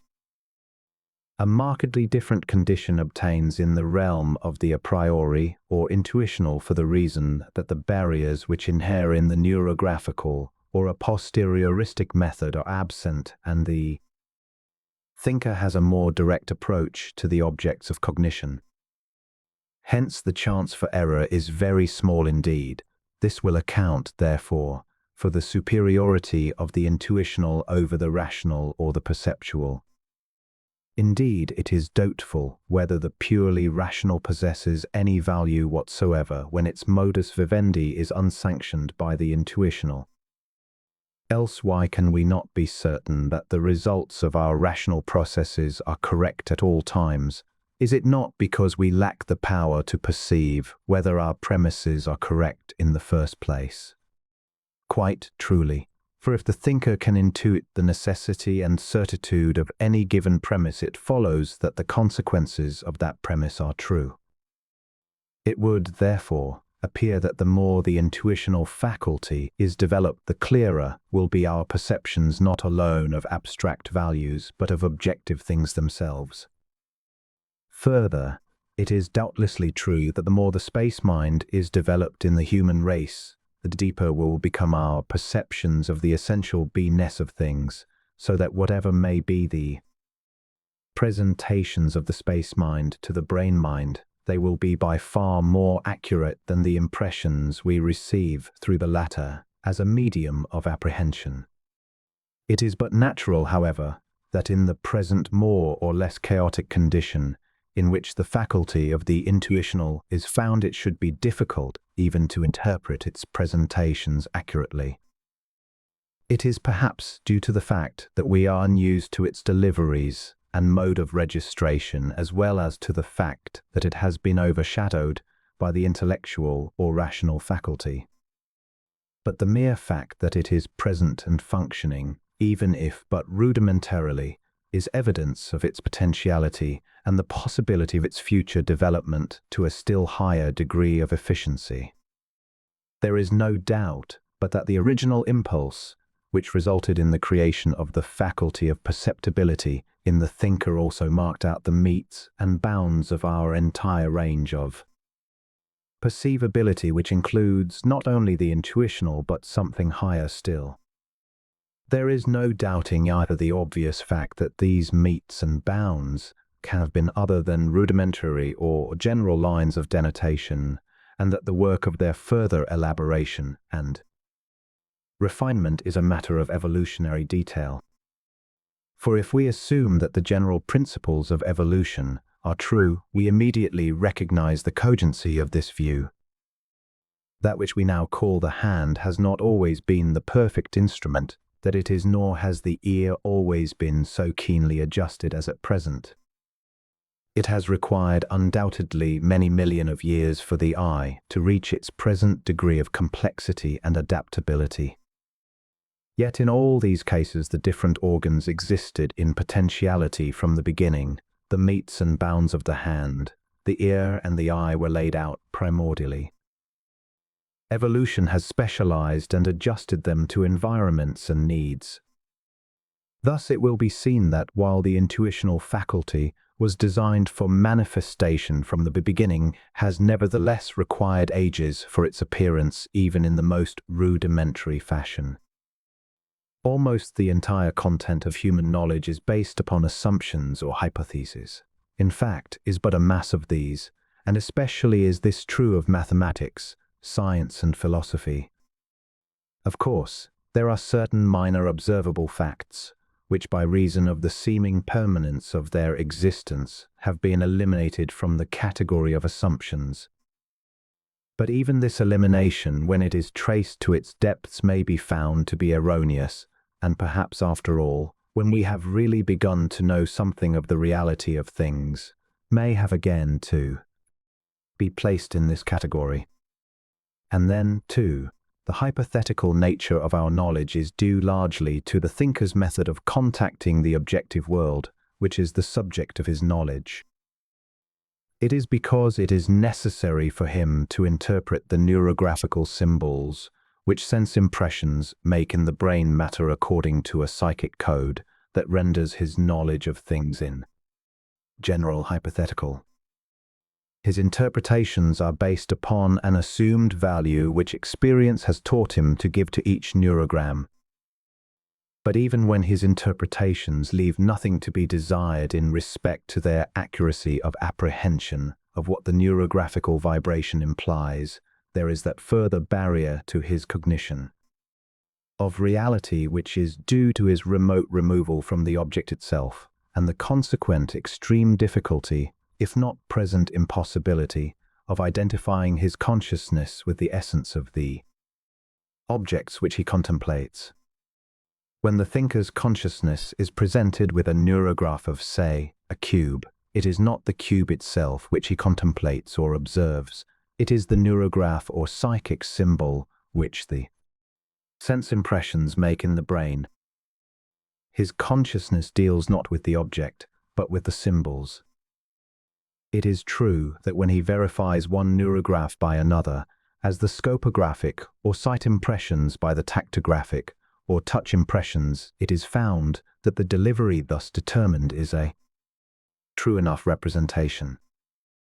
It is also true that the thinker, as a rule, does not accept a neurograph as valid until it has been verified by at least one or more presentations through his outer sense organs. It occurs, therefore, that all such deliveries are verified and corrected by one or more sense witnesses before final acceptance by the thinker. But even then it cannot be said that his notions thus gained are in all respects correct and true to the standards set by the brain consciousness, not to mention higher forms of consciousness. And then, when we consider that in addition to the numerous chances for error which naturally inhere in this method of cognition, it must also be apparent that the thinker's approach to the reality of things is much impeded by his separation therefrom. The unreliability of our ordinary methods of cognition is much emphasized. But aside from the egoic or brain consciousness, there is the higher consciousness of the thinker himself.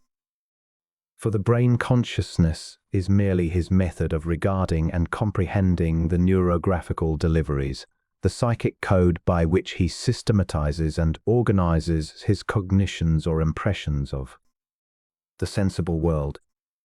This higher consciousness constitutes the faculty a priori for the thinker on a higher plane of existence, and because it deals with elements altogether unlike those which make up the data of brain consciousness is, accordingly, less liable to error in its judgments of the supersensuous presentations than is the objective or brain mind. In fact, it is difficult to conceive of a state or conditions wherein, supported as this view contemplates, the intuition should err in judgment. Viewed from the standpoint of external impedimenta, this condition may be said to be due to the absence of sensuous barriers, which would otherwise prevent the near approach of the thinker's consciousness to the essence of things, which is the object of his consciousness on this higher plane. Directly, however, it is undoubtedly due to the fact that, following the lead of life itself, as the veritable handmaid of life, it cannot err where life is concerned. When dealing with notions a priori or intuitograms, the thinker is relieved of the onerous necessities and limitations incident to the examination and determination of neurographic symbols registered in the brain cortex, and so is free to study, to examine at first hand the impressions which are received from his own plane of intuition. The difference is about the same as that which should exist between the methods of communication between two telegraphic operators, when in one instance they would have to depend upon the deliveries conveyed over the wires, while in the other, when they stood face to face with each other, they could communicate by direct conversation. In the one case, the method of communication is direct and simple, while in the other it is indirect, circuitous and complex. It can, therefore, be readily seen that in all cases where the approach is made in a direct, simple manner, the probability of error is much less than in cases where the intellectual approach is less direct and more complicated. Hence, in drawing conclusions as to the relative importance of the two mechanisms of consciousness, the a posterioristic and the a priori, it is necessary to bear in mind the comparative superiority of the one over the other as a means of cognition. It matters little that the intuitional faculty is not so well developed as the tuitional, because it is but natural that inasmuch as the thinker's needs are subserved in the sensuous realm by the tuitional consciousness, it should, from more active use, gain somewhat over the intuitional in facility of expression and general utility.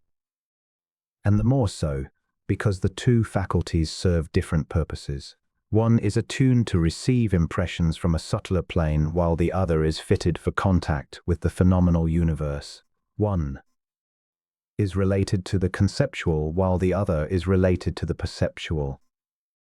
They differ not only in function, but in nature as well.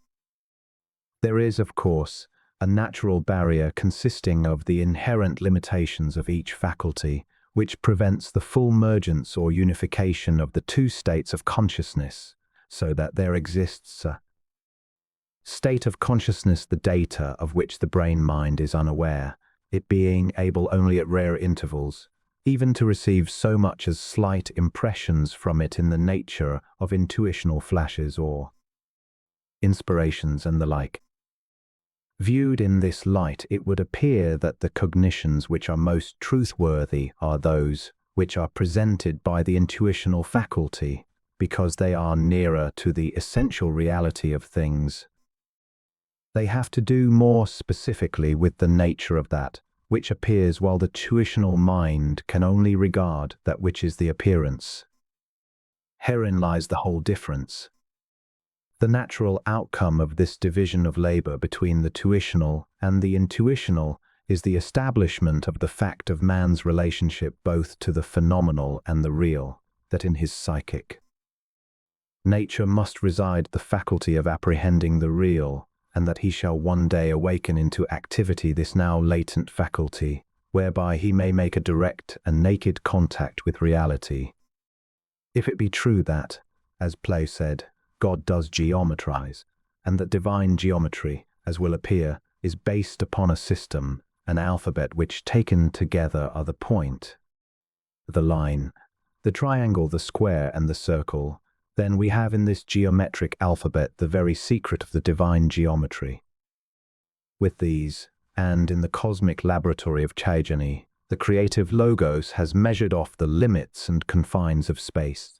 With them he has traced out its dimensions, the archaeological evidences, which we may view in the space mind itself, and with them he has established the manner of its appearance to the thinker. In dimensions, three, and yet not three, one space, the eternal progenitor of all forms and energies, having received the divine fiat in the beginning that thus far it should extend and know, further, persists in faithful obedience to the law of its being, tridimensionality. It must be so because it is thus sanctioned by the highest faculty in man that can render judgment thereon. If tridimensionality inhere in the space mind, as the law of its being, and in the intuitional consciousness, as the norm of its essential nature, and as the easiest and simplest expression of the tuitional mind, how can it be gainsaid that these considerations obviate the necessity of the methodical hyperspace? If the reality of things is hidden from us, and if we are, therefore, unable to perceive their real essences, is because our mode of thought and our consciousness have obscured our vision and limited us to this state of paucity of perception. It is not because reality is itself a hidden, inscrutable quantity, nor that its modus vivendi is unknowable, but because we, being multiformly limited, cabined, cribbed, and confined, are resultantly lacking in the power to discern that which otherwise would be most obvious to us. It may well be set down as axiomatic that when, In the process of our thinking, we arrive at the inscrutable, the unknowable, and the infinite. It is evident that our thought processes are dealing with a form of realism which is higher and beyond the possibilities of our loftiest thought reaches. And in order to symbolize to itself this condition, the intellect poses such terms as inscrutable, unknowable, and the infinite, simply because that is the best it can do. Hence, when it is said that space is infinite, it is apparent that the mind recognizes that when it contemplates space, it is dealing with something whose degree of realism transcends its powers. Comprehension. Infinity is a relative term, and in fact, decreases in extensity in the proportion that the consciousness expands and comprehends. It is not unlikely that should the intellect one day discover that it had awakened into union with the space mind, it would immediately reject its preconceived notion of the infinity of space. But we need not wait until the coming of this far-off event in the path of psychogenesis, for we can hear and now perceive with what must be a higher faculty than the intellect the verity of this. Conclusion. But certain it is that the intellect, in the pride and arrogance of its traditional heritage, will not without a great struggle yield the ground and prestige it has held for an aeon of time, and in vain does the intuition serve notice of dispossessal in these premises, but however stubbornly fought the battle, however tenaciously held the position, time will discover the weakening of the intellect's hand. Death for the intellect may ensue as a result of the conflict, but it will be a death wherefrom it will arise, quickened, revivified, and uplifted by its disposer, the intuition, upon the remains of its dead self to a higher and grander state than it has ever enjoyed before. Space is not static. It is dynamic, potential, and kinetic. It is a process of becoming. Its duration as a process is never-ending. Its extensity is limited and finite. The so-called infinity of space is one of the capital illusions of the intellect, which can only be removed by an expansion of the consciousness, by emergence of the individual consciousness with the space consciousness.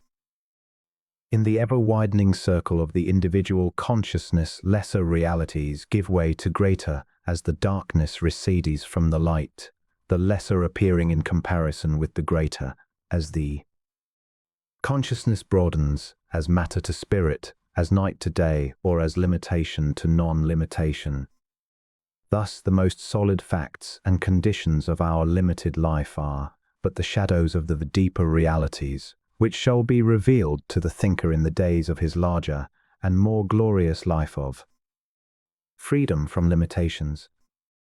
And now it will appear that the whole fabric of our knowledge shall have to be reduced to the bare warp and woof, for nothing is real but these. It is as if the thinker, using the tuitional mind, had been in all times past studying the design woven in the surface of a very thick plush carpet. There are the warp and woof, the long vertical threads which make the plush and the intricate design appearing on the surface. Our knowledge may be likened to the design. It represents the contents of our knowledge. We have not even so much as begun the study of the nature of the vertical threads as they appear beneath the surface, to say nothing of beginning the study of the warp and woof. The warp and the woof are the realism of the cosmos. The vertical threads are the roots and stem of the phenomenal world. The design is our sensible world as it appears to the intellect. The life of the intellect has been spent in contemplating this design, while of the hands which wove the carpet, of the mind which directed the hands, and of the spirit which vitalized all, it knows nothing, nor indeed can it know anything. Where shall we say are those hands, that mind, and that spirit which made the carpet possible and an actuality? In vain do we search among the remains, among the soft, glistening threads of the carpet, or among the intricacies of the design, for they are not there, they have passed on. The intellect looks at the design, or at the vertical threads, and because it is unable to follow them to their source, it decides that they are infinite, inscrutable, and unknowable, but not so. All that is required are eyes to see and a mind, or shall we say a mind vitalized by the intuition, trained to discern the threads as they point upward with their termini firmly rooted in the warp, woof of the fabric. But we must first master the design, and then turning to the threads, master them. Then shall the doors of cosmic reality swing wide, and the thinker shall be ushered into the eternal palace of cosmic realism, wherein he shall find the great secret, the heart, the purpose, the beginning and the end, the very nature of things in themselves. The nature of every degree or condition of realism is so constituted that its qualities, characteristics, and limitations are exactly adequate for the satisfaction and fulfillment of all the requirements and needs of every possible state of normal consciousness.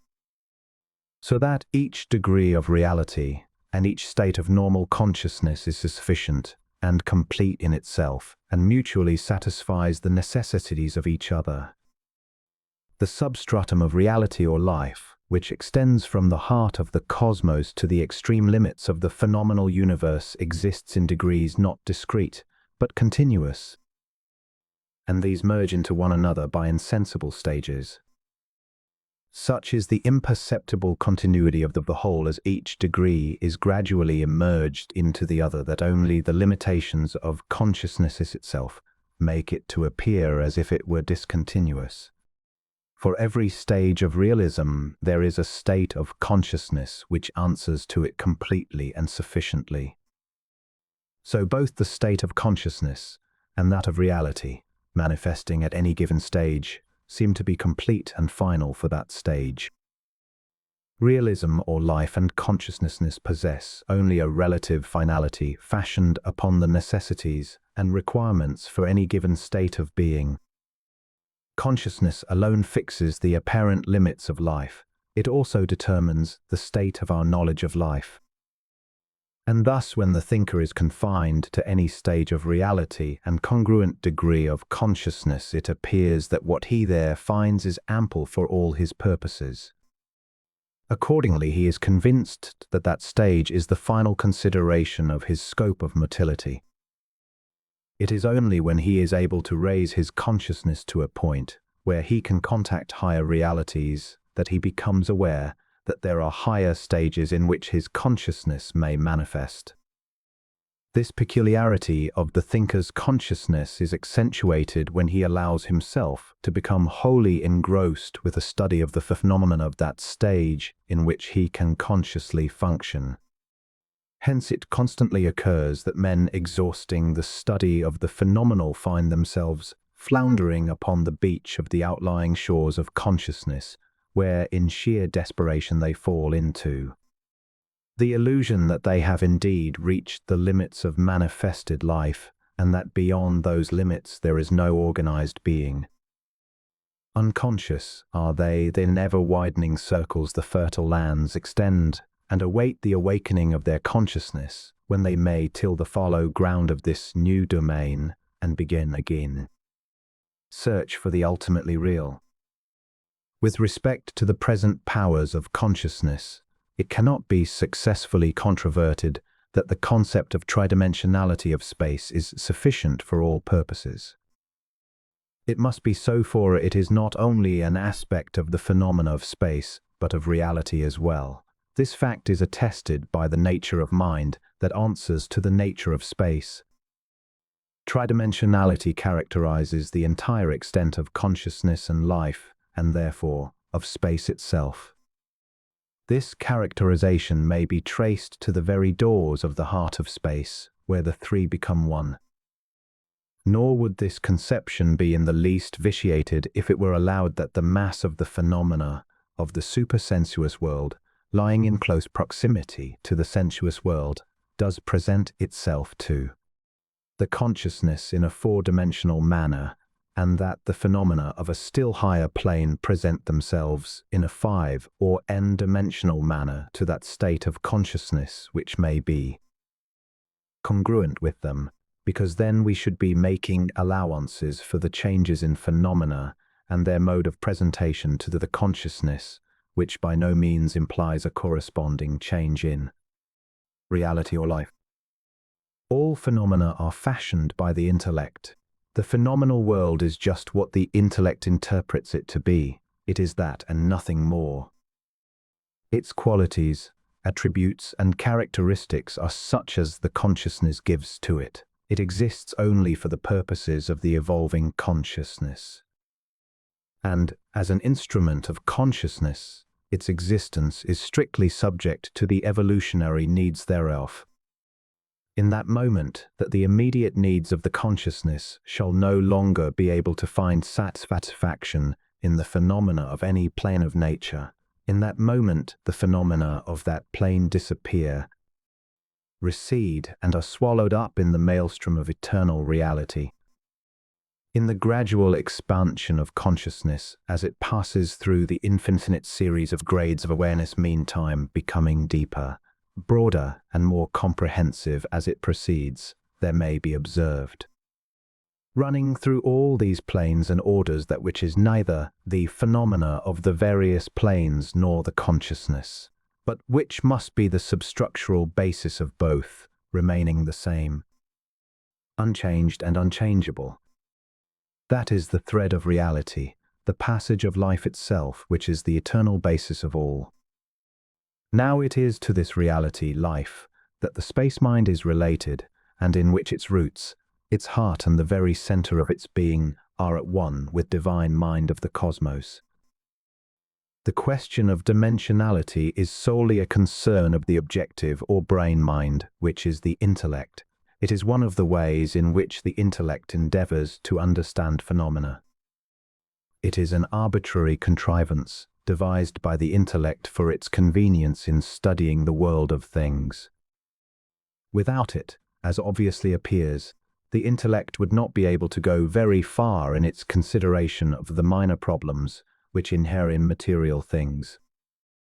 The fourth dimension is but another attitude, another contrivance, which the intellect has devised in order that it may study from another angle the evanescent phenomena of the world of appearances.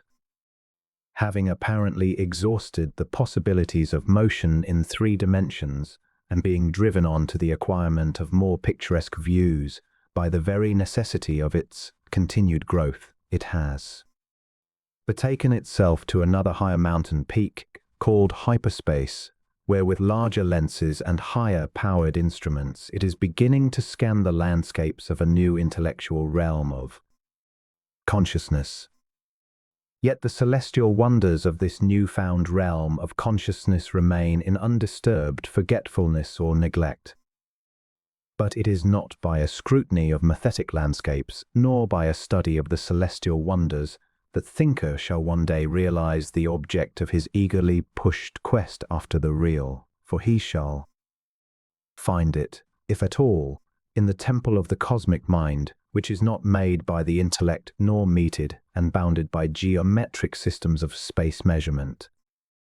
In all the learned pother incident to the mastery of the phenomenal, the furniture of the world of the senses, it is as if the self in man, the thinker, sat secluded in a 6-walled tenement, and hence 6 times removed from the subject of his study, and endeavored to interpret that which appeared to his vision.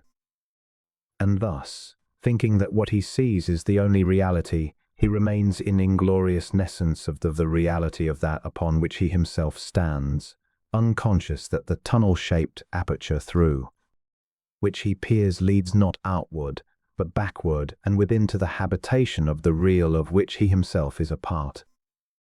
Men are deeply and well-nigh hopelessly concerned with appearances, with static views of life, with instantaneous exposures. Life, reality, and all the eternal verities pass on and assume countless postures, attitudes, moods, tenses, and nuances. The intellect is content to occupy itself with a single tense or mood. Indeed, it has no aptitude or power to consider more than one at a single time. It thus misses the continuity, the ceaselessness of life. What is more, every singularity, every attitude, mood or tense which the intellect grasps for consideration is immediately remade so as to fit its own moods and tenses. And upon each and every nuance the intellect immediately imposes its own form, actually and literally rehabilitates them with its own habiliments.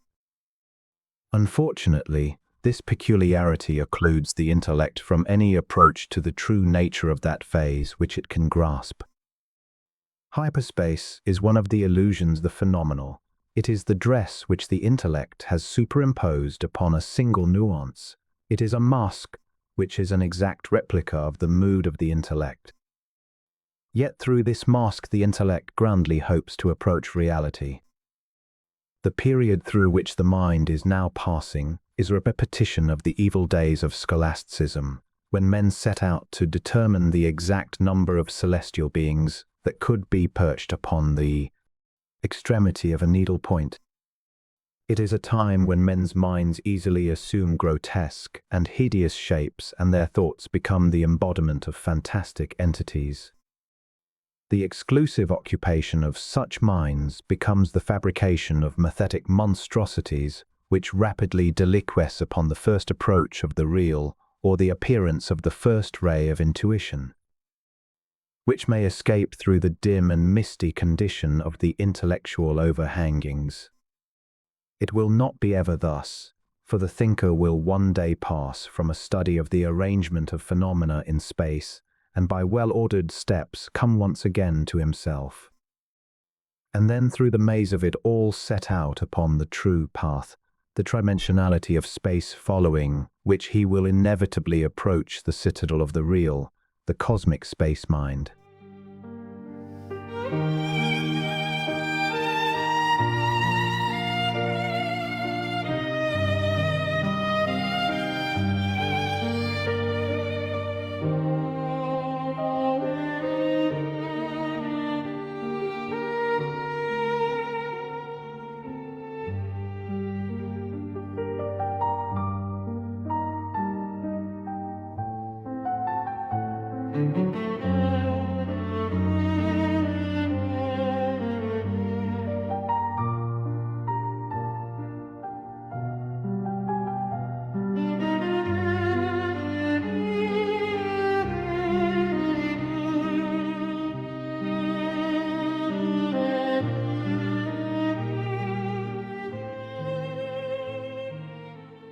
The genesis and nature of space.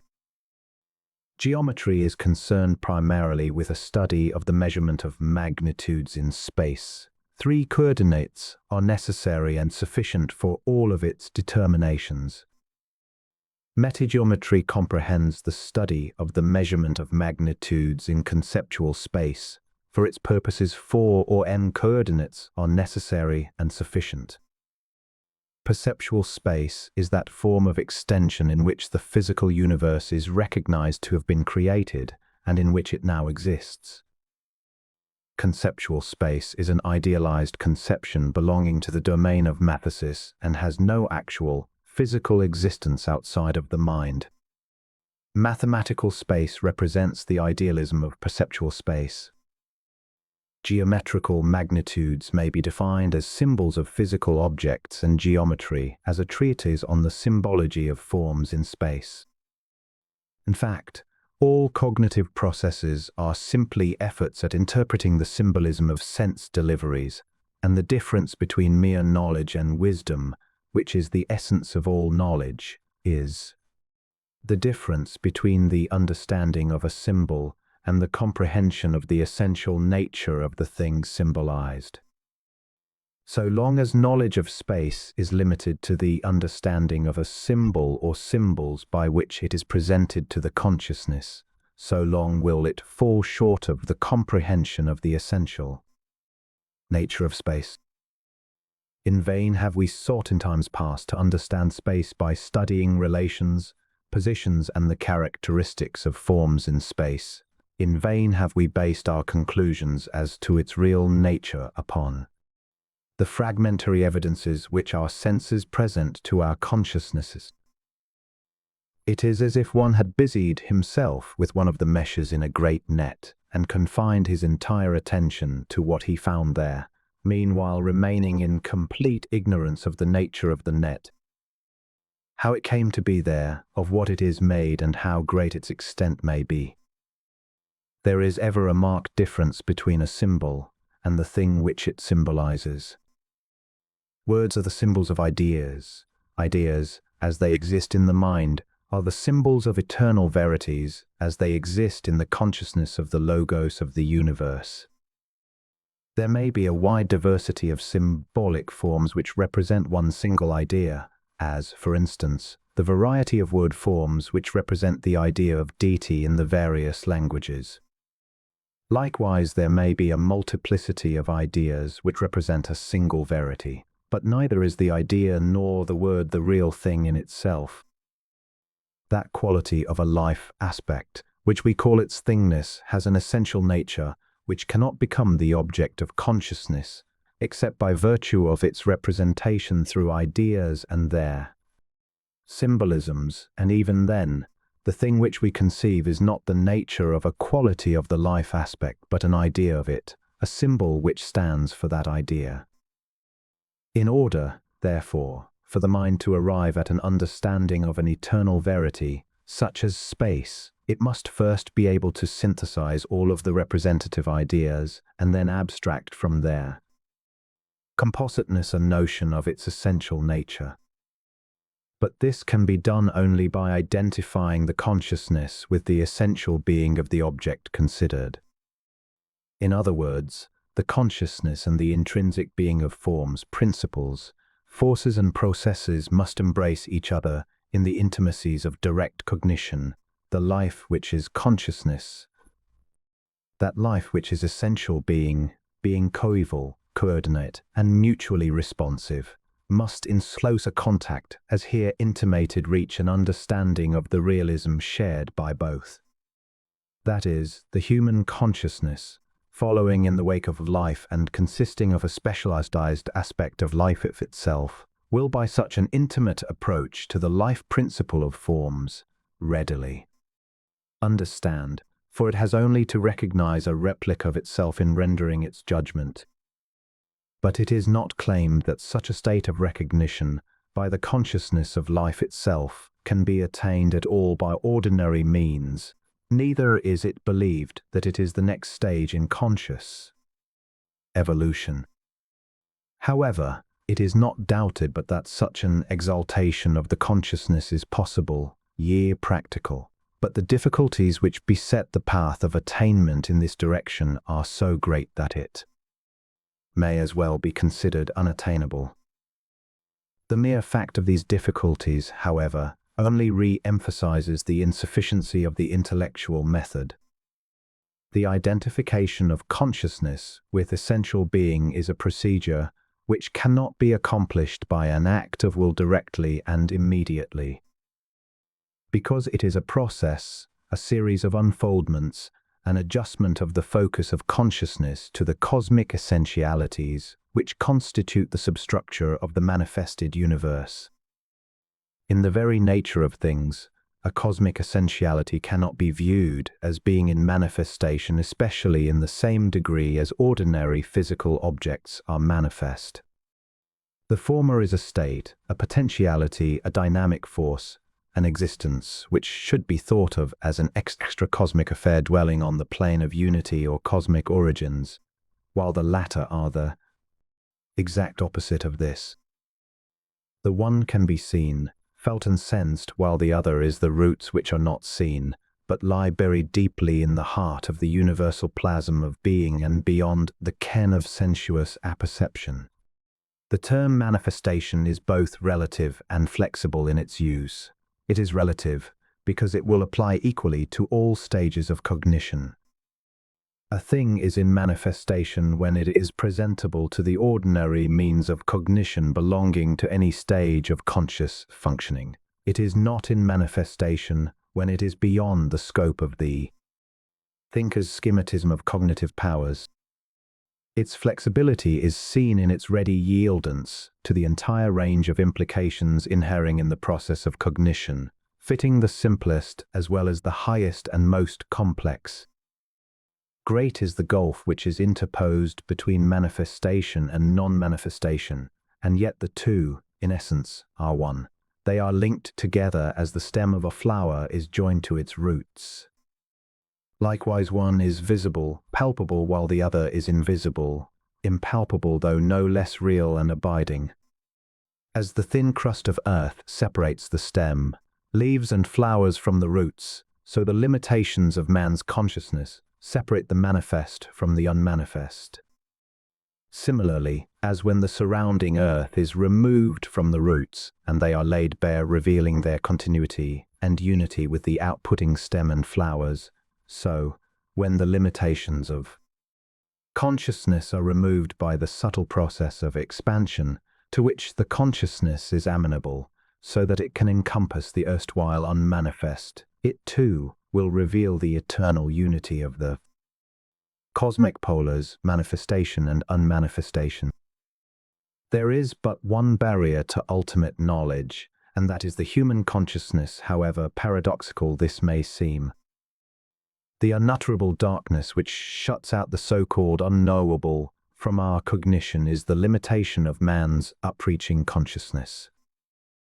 These limitations constitute the difference between the human intellect and the mind of the Logos. Nevertheless, the outlying frontiers of man's consciousness gradually are being pushed farther and farther without. Every new idea gained, each new emotion indulged, each new conception conquered, and every mental foray which the thinker makes into the realm of the conceptual, every exploration into the abysmal labyrinth of man's inner nature, are the self's expeditionary forces, which are gradually annihilating the frontier barriers of consciousness, and thus approaching more closely upon the ultima thule of man's spiritual possibilities. Space is in manifestation. It exists and has being whether it is viewed as an object, an entity, or the mere possibility of motion. That it offers an opportunity of motion and renders it possible for objects to move freely from point to point cannot be denied, and yet this fact has no bearing whatever upon the essential nature of space. The very fact of its appearance, its manifestation, makes it obvious that it is the nether pole of that eternal pair of opposites, manifestation and non-manifestation, being and non-being, which are essentially one. It will be seen from Figure 17 that the period of involution embraces 7 separate stages, the monopyknon, duopyknon, tripyknon, etc., being the unit principle or engendering elements of the respective stages. Involution comprises all creative activity from the first stirrings of the void and formless chaos until the universe has actually become manifest and dense physical matter has appeared. It is divided into 2 cardinal periods, namely the chaogenic period, during which primordial chaos is given its character and directive tendencies for the world age.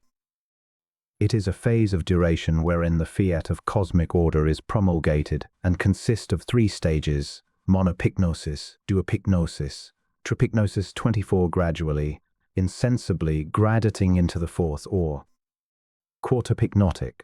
The chaomorphogenic period is likewise divided into 3 stages: quintopyknosis, sextopyknosis and septopyknosis, developing out of the 4th gradually. The quartopyknotic stage is the stage of metamorphosis or transmutation, wherein the transition from non-manifestation to manifestation is completed. It is also the stage of cosmic causation, because from it spring the matured causes or vital impetus, which engender all that follow. The close of the involutionary phase of the world age is marked by the final deposition of dense physical matter, and this is closely followed by the beginnings of the evolutionary movement, which the involutionary movement is divided into 2 cardinal periods, namely the morphogenic, during which are produced, in turn, insensible forms, sensible forms and spiritual forms, and the cathechotic period, which marks the perfection, the consummation of the evolutionary movement. These 2 cardinal periods of the evolutionary phase of duration and the 2 cardinal periods of the involutionary phase complete the cosmic age, the great day of Brahma. The concentric circles, beginning with the dot and ending with the 7 concentric circles, and designated as a B, C, E, G, are representations of the constitution of respective units corresponding to each of the 7 subdivisions. They symbolize the 7 degrees of condensation or pycnosis, which comprise the genesis of space on the one hand, and on the other, the stages of unfoldment. Because during involution all potencies, powers, and characters were being involved, but during evolution, these are being unfolded, expressed, evolved. The figure 18 is another view of these 2 major movements, involution and evolution. The genesis of space is here shown symbolized by the cosmic egg.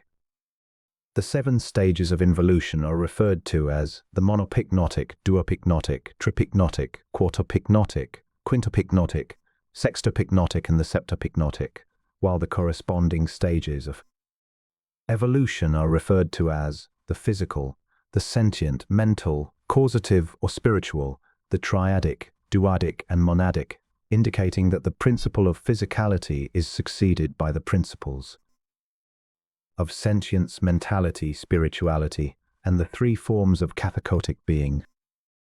This symbolism, it should be stated, is designed with respect to the universe and man, and has no reference to other possible evolutions than the human and contemporaneous animal, plant, and mineral evolutions.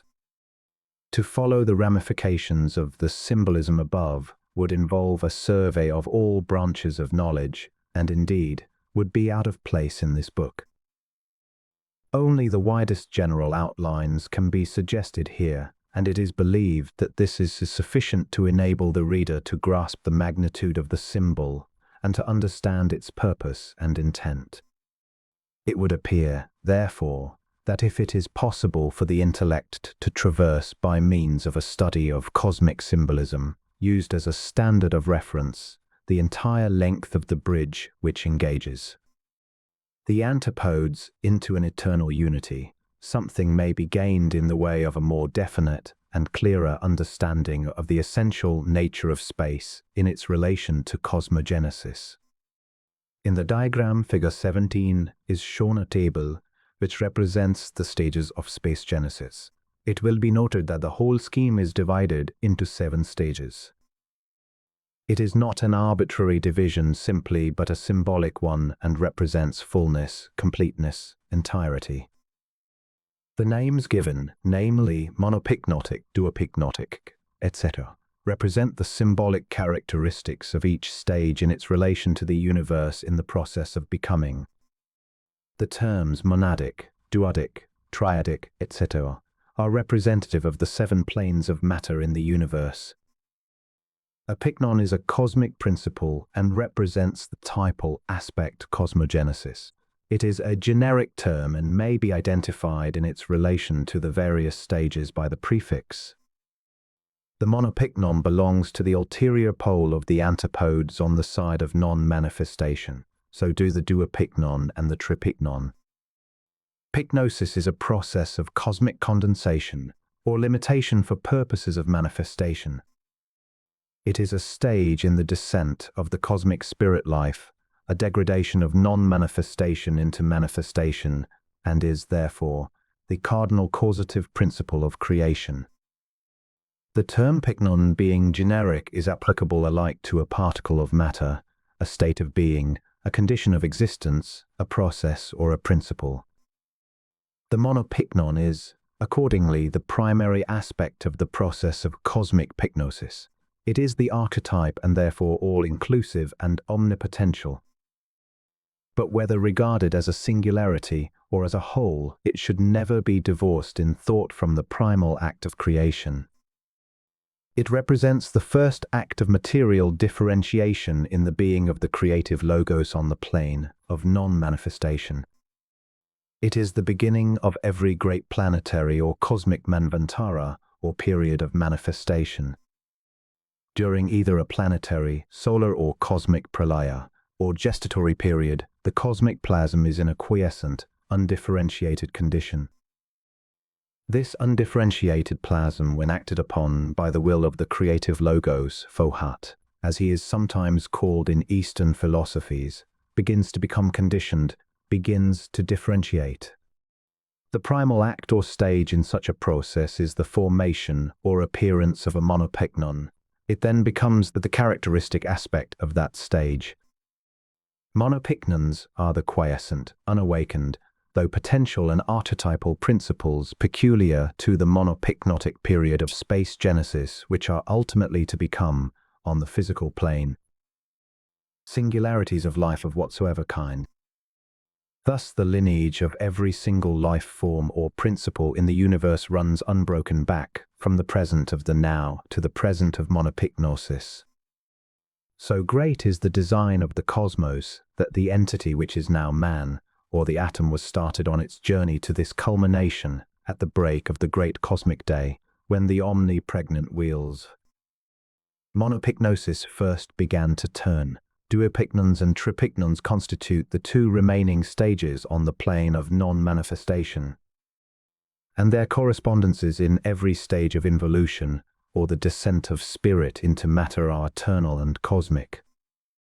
Likewise, the lineage of the dual and triple aspects of all life forms on the path of evolution may be traced rearward to the duopyknotic and tripyknotic stages of cosmogenesis. The metamorphosis by which the monopyknon becomes a duopyknon contrives the differentiation of the pristine plasm of cosbeing, so that the first becomes the ensouling or vitalizing principle of the second, and, in turn, the second becomes the vitalizing or inner principle of the third of the fourth, and the fourth of the fifth, and so on throughout the series until the last is reached, which is the septopyknon. The septopyknon is, therefore, a seven-principled form. It is both unitary and septenary, unitary in the sense that the seven are really one, and septenary for the reason that each of the seven principles, in the course of evolution, becomes a separate process specially adapted to functioning upon its peculiar plane of matter. Thus it is seen that the utmost significance attaches to this septenary pyknosis of the cosmic plasm of life. The implications of this conception are, of course, too vast and multifarious to be set down here. We shall have to dismiss it with one observation only, and that is, every single appearance of life and form in the totality of such appearances is rooted in cosmic pyknosis, where it has received its inner vitalizing force, its form and the law of its mode and manner of appearance together with the metes and bounds of its existence. These processes, monopyknosis and duopyknosis, are to be regarded as taking place, each in its own period, everywhere throughout the body of being of the Logos, but on the plane of non-manifestation. They are states of preparation for manifestation analogous to the germinative period of the seed or the egg. They represent the first stirrings of the cosmic plasm and contain the promise and potency of all that is to succeed them. There is one other stage coordinate with these two, and that is the tripyknotic, which completes the unmanifest trinity and constitutes the archetypal vehicle, whence proceeds the manifested universe. The ensouling principle of the tripyknon is the duopyknotic principle.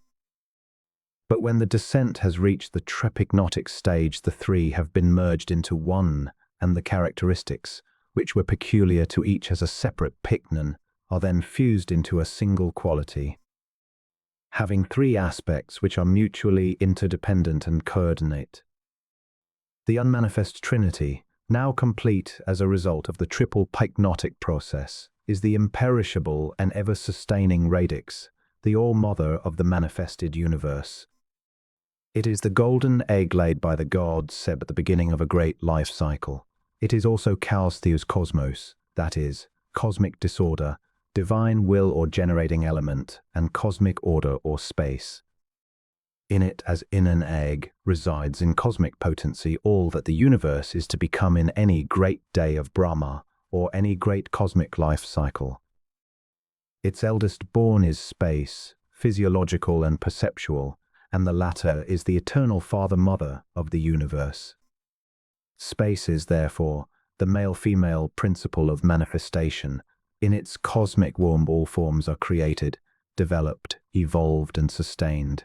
Into it again, at the close of the great day, all existences, forms and all principles matured and ripened by the vicissitudes of cosmic evolution will be inhaled with the return of the great breath of life. The unmanifest Trinity is the archetype and therefore the pattern or model for the manifest, embodying in potency all that the manifest may ever become. Forth from the unmanifest proceeds space as a dynamic process endued with the potentiality for generating all that the manifested universe contains. The terms unmanifest, unconditioned and unlimited have a special meaning here and are used in the same sense as the mathematical term transfinite, and therefore imply a transcending of any finite or assignable degree or quality of manifestation. Hence they should be distinguished from the term absolute, which has a different implication. So that although the triple process outlined above may not be viewed except as a characterization of the plane of non-manifestation, and hence of the primordial activity of the creative logos, is nothing in the symbolism to warrant the identification of this process in any way with the logos in absolution. For on this view absolute being is, in a large measure, sacrificed when the monopyknotic process is begun and the monopyknon, cosmic principle, begins to appear. Absolute being, while it may not be defined, delineated or described, may be symbolized by the ideograph, action in inaction, being in non-being, manifestation in non-manifestation, for these are symbols merely and do not describe or delineate. We have observed the subtle connection which exists between manifestation and non-manifestation and have seen how that, as the roots of a plant sustain the outer growth of stem and flowers, the former being the matrix out of which proceeds the latter, and that in like manner does the unmanifest sustain the manifest. It should therefore be clear that the body of being of the unmanifest logos, in a similar manner, is the basis and cause of all that is manifest or in existence, and yet it is more, it is essentially all that is, and all that the all is to be in manifestation at any time throughout the immeasurable process of cosmogenesis. It is the self of the universe, the meta-self of the great diversity of selves. The self, however, although it cannot be said to exist except as a simple, homogeneous quantity, is nevertheless the very nature of things, a triunity, and in essence, not only the basal element of the all-space and the concrete forms which exist therein, but is also identical in essence and substance with space. A stage has now been reached in the description of our symbolism when it may be assumed, upon the basis of the foregoing, that the meta-self has become manifest, that is, in potential and dynamic appearance, as a result of the triple process of pyknosis hereinbefore outlined. The meta-self may then be identified with the supreme manifest deity, for there is ever a subtle identification of the manifest with the unmanifest. Out of their action and interaction the universe is made manifest and phenomenal, and is thereby sustained. The reciprocity of action between these two cosmic polars is the metamorphotic key to creation. It is the symbol of the procedure of creative will in the act of creating. It is the transitional process whereby the passage is made from non-being to being, from the unconditioned to the conditioned, from undifferentiation to differentiation, and is reflected and symbolized. In every natural process wherein matter is transformed from one state to another, or life and mind and spirit diffused, centralized and organized into ever new and higher forms and expressions. Another important notion to be gained in this connection is the fact that it appears as a logical sequence to the foregoing that the being of the manifested logos must necessarily fill all space, More is that space in every conceivable essentiality. His limitations are the limitations of space. His qualities, properties and attributes are the qualities, properties and attributes of space, and are only different from the original spatial character when manifested through a diversity of forms, by whose very inner constitution and exterior form the modifications are accomplished. All matter in the universe, all energy, and indeed all manifestations or emanations of whatsoever character, hue, tone, or quality are, in reality, his being and nothing but his being. There is, therefore, no form nor ensouling principle, whether of life, mind, or sheer dynamism, which can exist outside of his being and be, even in the slightest degree, absolved from an eternal identity therewith. Once this idea is grasped and its varied implications noted, it then is no longer conceivable that any other order or schematism can be possible in our universe, and that, too, despite the multiform conceptions peculiar to the varied systems of philosophy. The matutinal dawn of creation came at the close of the tripignotic movement, which resulted in the elaboration of materials, the initiation of principles, processes and types, and the final preparation of the field of evolution. The three processes or aspects of non-manifestation projected in preparation for manifestation, namely monopyknosis, duopyknosis, and tripyknosis, represent the earliest stages of germinal development. When these had closed, the great cosmic egg began to germinate. The first faint, indescribable signs of manifested life began to appear. Involution set in.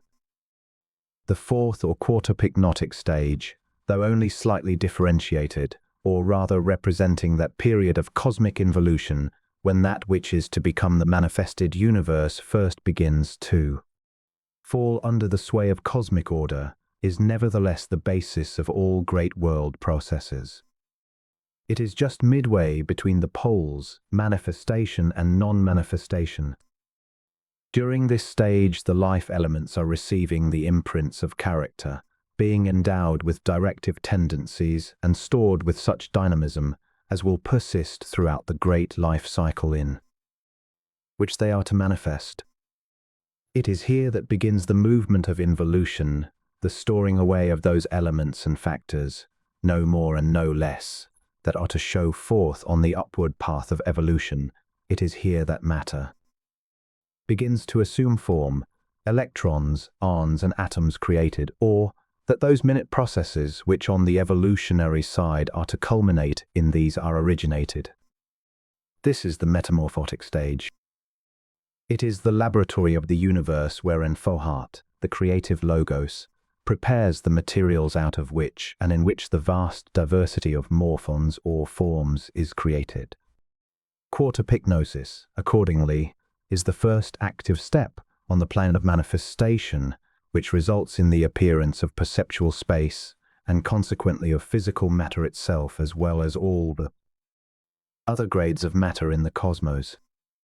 Space, brought into existence by the act of the creative logos in imposing limitation upon his being, is in its primordial form composed of quartpyknons or quadruplicate principles and tendencies, which act in unison and to the accomplishment of a single end or purpose.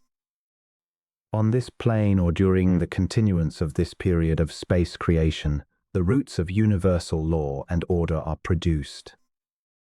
In it are planted the principles of good and evil, and a sharp line of demarcation established between all the conceivable pairs of opposites which exist. It accounts for the duality of life and form. Male-female, father-mother, positive-negative, raja-tamas, action-inaction. All these find in this process their eternal origination. It is the stage of harmony, bliss, ideality, perfection, perfect equilibrium and balance.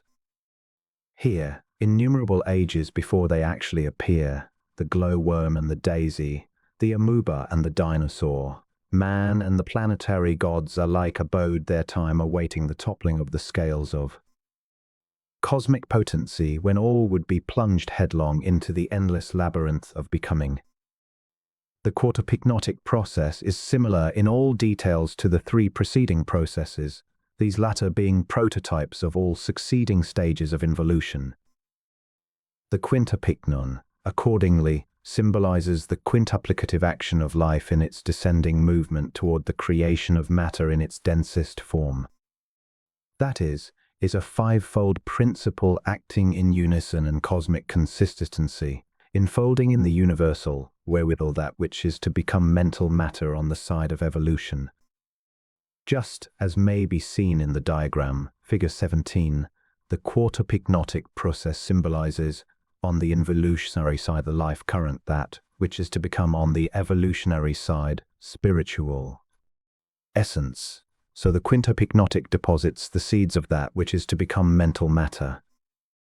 During both the quartopycnotic and the quintupyknotic processes, all the potencies and promises, residing on the plane of non-manifestation and destined to show forth as spirit and mind, are brought into a fuller and more marked degree of manifestation and become the seeds of spirituality and mentality, which are to ripen and be laden with the fruitage thereof many ages hence.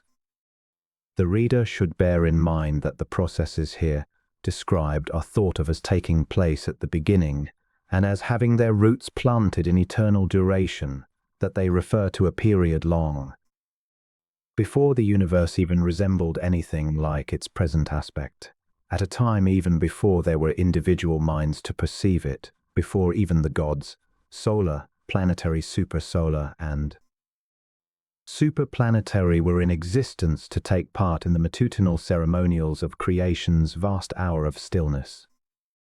The mind must accustom itself to go back of appearances, back of time, back of space itself, and discern the foundations of time, space, and appearances being laid, and to perceive that which is no less than the action of the Supreme Deity himself in brooding over the primordial formlessness which is himself, and from which will gradually evolve the universe of qualities, conditions, and appearances. The quintupyknon is, therefore, the base of the mind principle in the cosmos.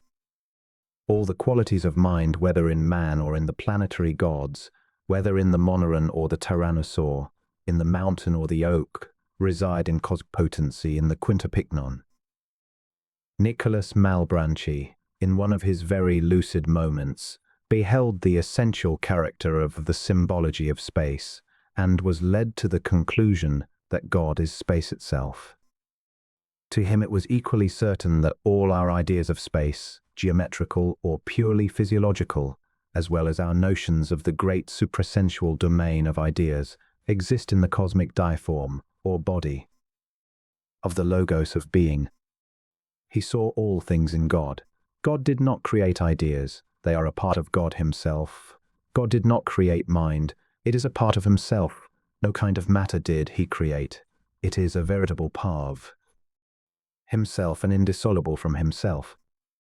The great outstanding implication of this philosophy is that our consciousness of God is but a part of God's consciousness of himself. Our consciousness of self and the not self is but God's consciousness of these things. There is no existence of anything, either of the self or the not self, except in this consciousness. It is refreshing, therefore, to note that, although the approach is made from another and entirely different direction, almost the same conclusion as to the ultimate resolution of all kaigenetic elements into what is the very systasis or consistence of the great cosmic diform is reached. But a marvelous vision comes with the dawn of this truth upon the lower mind. It establishes clearly the truth of Kant's notion when he said, "Since everything we conceive is conceived as being in space, there is nothing which comes before our mind from which the idea of space can be derived. It is equally present in the most rudimentary perception and the most complete. The mind cannot get away from the conception of space, because out of the very essence of space, as a result of the quintopycnotic process, it was produced, created, and organized. The idea of space is, therefore, not derived from things in space nor from their relations in space. It sprang up with self-consciousness. As soon as the thinker became conscious of himself, he became aware of space. The very state of self-consciousness implies space. The self in man is a specialized aspect of space. Indeed, it is a projection of space. The moment the self can say, "I am," it also can complete the declaration by saying, "I am space." When the self looks out from his six-walled cabin of imprisonment into the immensity of what we call space, he looks out into that which is himself and his immensity. He perceives the source and the ever-present sustenance of his being and recognizes his identity therewith, provided he does not allow himself to become entangled in the philosophical difficulties which the intellect is prone to throw around the simple, yet marvelously complex, notion of self-consciousness. This should settle, once for all, the question of a priority. The a priori inheres in quintopycnosis or cosmic psychogenesis. It is the essential nature of mind. It is the mind's lines of organization. It is the law of the mind's being and action. All mental perception originates from things in space. No thought of any detail, of any state or condition, whether limited or unlimited, related or isolated, can be conceived except it be of things in space. And this is so because mind and space are one. It is not so with our conception of time. Time is merely an aspect of consciousness in its limitation and does not inhere in the mind in the same manner that does space. In fact, it is not a part of the mind's nature as it has been shown that space is. It would therefore seem to be a grave mistake so to coordinate the two notions. Space is the progenitor of mind and is continually identified with mind. Time is the child of consciousness. That is, it is one of the illusions of consciousness, which the ego will shed as his consciousness expands. Duration alone is a coordinate of space. The mind now recognizes space as something apart and separate from itself only because of its unconsciousness of the identity existing between it and space. Just so, it is not by mind alone that the at-one state of consciousness shall be attained, for although in one form or another it is able to gain some knowledge of the apparent oneness of all life, it cannot directly realize this oneness. In order to do this fully, it must be able consciously to identify itself with the life, feel what it feels and experience what it experiences, and otherwise come into a conscious relationship with the root and source of life. Space consciousness is a simple, direct cognitive process, while time consciousness is a complex and therefore indirect process. The former cannot be analyzed. That is, no analysis is necessary to its sufficient comprehension. The latter must always be analyzed and categorized for its sufficient apprehension. Every moment of time, whether past, present, or future, when presented to the consciousness, is determined by its relationship to some other moment of time. Space is indivisible. Time is divisible. Space is an intuitional concept. Time is an intellectual concept. Time belongs to phenomena. Space is the root and source of phenomena. Time is the leaves of a tree, while space is the life of the tree. Space consciousness, in its relation to the present status of mind development, is itself an illusion, for despite the fact that the thinker's apperception of it as a state is simple, direct, and fundamental, it is only so because of the inability to realize to itself the unity of the seeming two. The attainment of space consciousness, or the space mind, which contrives the understanding of the identity of mind and space, also annihilates the consciousness of space as a separate notion from the mind. Once the thinker's consciousness has arisen to that state where it perceives its unity with space, all sense of separateness is lost. Just as when two molecules of hydrogen uniting with one molecule of oxygen to form a new compound lose their identity in the new realization of unity, so does the consciousness when by the alchemy of psychogenesis it becomes identified with space, not only lose its identity as such, but also any consciousness whatever that space exists as something separate and distinct from itself. Imagine the whole of the duration aspect of cosmogenesis crowded into an infinitesimal instant, and the bulk of all matter, suns, stars, worlds, and planets, condensed into a space less than the magnitude of an hydrogen ion, and in this way a symbol of what it may mean to attain unto absolute knowledge or unto the space mind may be obtained.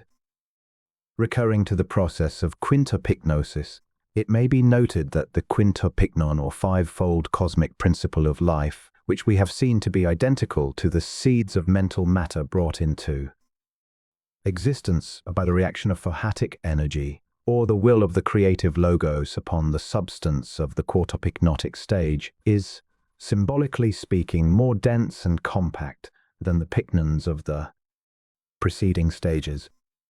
It is ensouled by the quintupyknon. It is a rather complex state of ensoulment consisting of 4 condensations or pyknoses. The next stage in the process of cosmic involution, which is also concerned with the preparation of the evolutionary field, is that of sextupyknosis, and implies the senary condensation of the original world stuff with the view to the formation of emotional or astral matter. Identically, the same process of ensoulment or involution obtains upon the plane of sextupyknosis, as have been observed to obtain upon the preceding planes of involution. Involution must necessarily precede evolution. That which has not been involved, enfolded, or ensouled cannot be evolved or unfolded. Whatever potencies, powers and capabilities or qualities and characteristics that may appear at any time in the universe of life and form must have first been involved or unfolded, or else they could not have been evolved. Space itself is an evolution. It is a process of becoming, of unfolding, of flowering forth. As it evolves more and more, there will appear new and added characteristics and qualities of life and form. New possibilities will arise, and in the end a supernal vision of a glorified universe will burst into view. The scheme of space genesis is completed during the septopyknotic process, wherein the basal elements of dense physical matter and its various gradations are produced and given character, form, and direction. But this completion means merely a temporary estoppment in the process of cosmogenesis, which actually results in the formation of physical matter in its crassest state. It does not mean a final arrest of the entire process, which is conceived of as continuing only in a regressive manner back to a cathartic 26 condition, wherein it embodies the fruitage of the entire scheme. The septupyknon, accordingly, is a 7-ply pyknon in which are embodied, in varying degrees of manifestation and phanerobiogenic, life-exhibiting, quality, the essentialities of all that has preceded on all planes and during all stages of space genesis. That is to say, in the physical life of the universe is confined the essence of all the series of grades of life in the cosmos. In man's physical body are wrapped up all the glories attainable in his long, almost unending pilgrimage of evolution, interstored all the possibilities of the spirit, all powers, all qualities, all characteristics, ever intended for man's attainment are in the physical. But they must be evolved, they must be unfolded and expressed. The physical must be glorified, spiritualized, deified. For by the way of the glorification and spiritualization of the flesh, man may attain unto oneness with the divinity in himself, and consequently with the divine life of the world. To summarize, the genesis of space embraces 7 stages, namely the monopyknotic, the duopyknotic, and the tripyknotic, which belong to the plane of non-manifestation and are the primordial. world stuff, and together make up the unmanifest body of the logos of being. These become the seed germ of the universe of spatiality. The quartopycnotic is the fourth stage in the process of space genesis, and is the metamorphotic or crucial stage during which non-manifestation is metamorphosed into manifestation. In it, the unmanifest becomes the manifest. It corresponds to the plane of pure spirit, and indeed embodies within itself all the qualities which spirituality is to show forth during the life of the cosmos. The quintopycnotic is the fifth stage and corresponds to the mental plane, embodying in itself all qualities of mentality in the universe and furnishing the basis and essence of that which is to become the cosmic mind in manifestation. The sextopycnotic is the sixth process and symbolizes the sixth stage, which embodies all the characteristics and properties of emotional matter in the universe, and is the basal element of the plastic essence of sentient existence in the cosmos. The septopycnotic is the seventh and final stage, corresponding to the physical plane of the cosmos, and contains in its sevenfold constitution the seeds and potencies of all the preceding stages, as well as all the characteristics and properties which physical matter is destined to show forth during the Manvantara or world age. These seven processes result in the dynamic appearance of space, the mother and container of all things, and complete the evolutionary aspects of cosmogenesis. Evolution began where involution ceased, and will end for this Manvantara, when the last vestige of those powers, capabilities and potencies which were involved shall have been evolved unto cosmic perfection.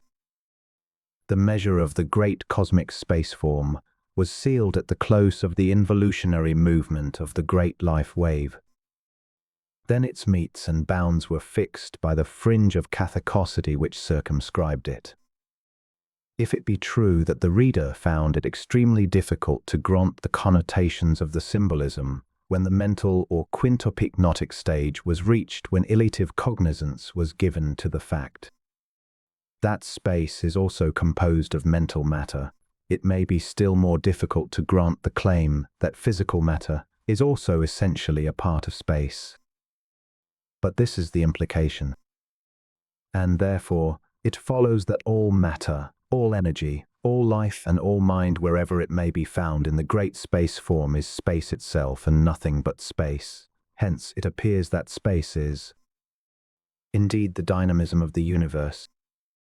In its cosmic womb, the great world egg was formed of its own substance solely, and in it still the universe of form persists and evolves withal.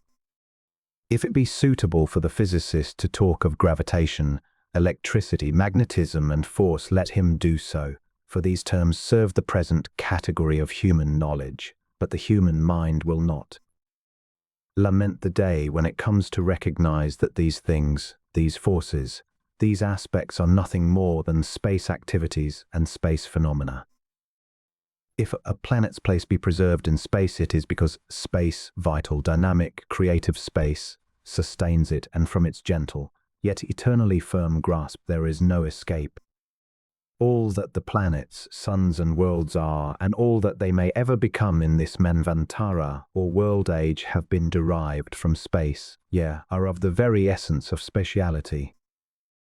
If the chemist choose to talk of chemism, negative and positive, of combining properties and dissociative phenomena, let him also become aware that these phenomena are but the external aspects of the inner and ephemeral life processes of space forms, and that ultimately these too may be traced back into an eternal originality within the bosom of the All-Mother, spatiality.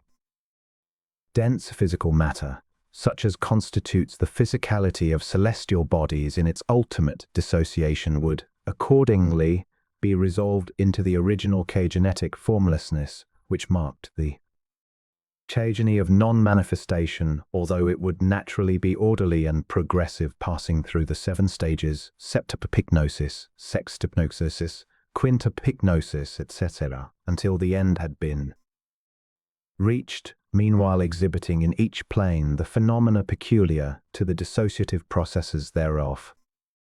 On this view, space is a plenum of matter of varying degrees of intensity, ranging from the densest physical to the most tenuous and formless matter of the highest levels of the manifested universe. But as neither the dense material forms nor the other grades of matter have an eternally enduring quality, being alike subject to mutation, space likewise falls under the law of becoming, whereby it, too, must yield to the edict of cosmic disorder. Some may be inclined to argue that since space and mind are one and the same thing, it must necessarily follow that whatever possibilities of measurement may be found to exist in the mind would logically be found to exist in space, and that since all the necessary conditions of hyperspatial operations are proved to be existent in the mind, the case of the hyperspatiality of perceptual space is proved thereby. In other words, if the fourth dimension can be proved to be mentally construable, it is also possible in perceptual space. But these hypotheses are not granted, and neither will they be acceptable to those minds who choose to take that view when it is known that there is a marked difference between the mind that is purely intellectual and mind that is purely intuitional or mind a priori. The intellect is fashioned for matter only. It is so constructed as to fit squarely into every nook and cranny, every groove and interstice in matter. Yet for the generating element, life, it has no aptitude nor suitable congruence. The attainment of the space mind or cosmic consciousness would then imply a mastery of all fundamental possibilities pertaining to all degrees of matter. Thus, by becoming conscious in the matter of all the planes, one makes a certain definite approach to this ultimate state of consciousness, until all the barriers between ordinary self-consciousness, the consciousness of the space mind, have been entirely obliterated.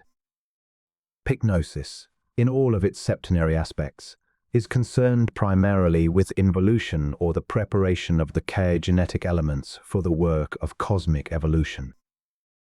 It may be thought of as being divided into two great divisions, namely, chaogeny and chamorphogeny. It is concerned with the organization of chaos, the establishment of cosmic geometrism in the formless, void arupic substance, and preparation for evolution. Chaogeny, of course, is that cosmic process by virtue of which space itself becomes manifest, and in which there is no established order. Chamorphogeny, from chaos plus morphi plus geny, signifies the activities of the creative logos in laying the foundations in primordial space matter of the various star forms, including nebulae, worlds, planets, suns, etc., of which Canopus, Jupiter, Fomalhaut, and Sirius, and our own sun are examples, giving direction and general tendence to their varied life processes. Both these processes are concerned with the preparation of the field and consequent fertilization in anticipation of its cultivation and harvest. These two constitute cosmic involution, or the great life wave's passage on the downward arc of the great world egg or circle.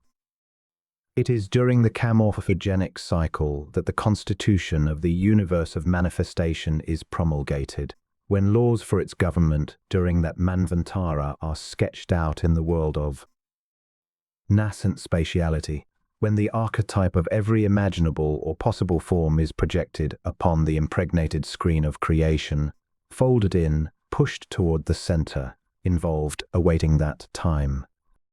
When the life wave begins its passage upon the upward arc and evolution ensues, calling forth all that has been enfolded in the bosom of the pycnotic centers of manifestation. It is easily conceivable that here, during the troublous times of the chamorphogenic enfoldment, the now known 6 directions of space were among the eternal edicts of space genesis, and that law, which now makes it appear that 3 coordinates, and only 3, are sufficient for the determination of a point position in space, was imprinted in the very nature of that which was to become space. The cosmic field having been prepared as a result of the chaomorphogenic activities, lowly and scarcely organized forms begin to appear, and the ascent upon the upward arc of the great cycle commences. Evolution begins. Its scope is likewise divided into two great stages, namely, morphogeny, the purpose of which is the development of life forms or pycnons which are to appear on the various planets, stars, worlds and suns of the universe. It embraces the whole span of the life aspect on the evolutionary side of manifestation. In this aspect is included also every conceivable adaptation of the universal principle of life from the beginning of its movement to the end. The universe is now functioning in and progressing through the vicissitudes of this stage. That is, all the present observable adaptations which the life pycnon or principle is making, has made or will make, are embraced within the scope of what is here designated as the morphogenetic aspect of evolution. B. The second and last division of the arc of evolution is called kathathikos, thus symbolizing the syncretism of the trinitarian aspects of cosmogenesis, kaes these cosmos, perfected and united, as a result of the labors of manifestation. In this final summation of the labors of the life wave, as it has progressed from involution through all the devious manifestations of evolution, are embodied the perfection and ultimate elaboration and expression of all the pycnotic tendencies which were established during the entire scope of space genesis. Thus it will be seen that the first three stages of space genesis, called kaigeny, encompass the first three pycnotic processes, or analogous thereto, while the latter, called chaomorphogeny, the organization and ensalment of space forms, embraces the latter four, quartopycnosis, quintupycnosis, sextupycnosis and septupycnosis. This division obtains on the involutionary side of the great life cycle. The upward arc of the great cosmic egg or cycle is also divided into two great stages, namely morphogeny, manifestation of life through the various forms which it assumes, and kathekos, or cathachotic plane of perfected triunity, which is represented by the evolutionary union of chaos theos cosmos.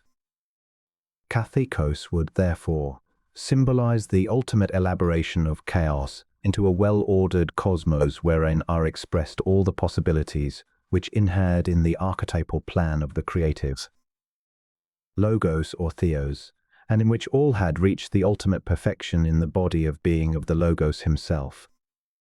But the cathachotic plane is to be distinguished from the original chaos theos cosmos represented as functionating upon the plane of non-manifestation during kaigeny.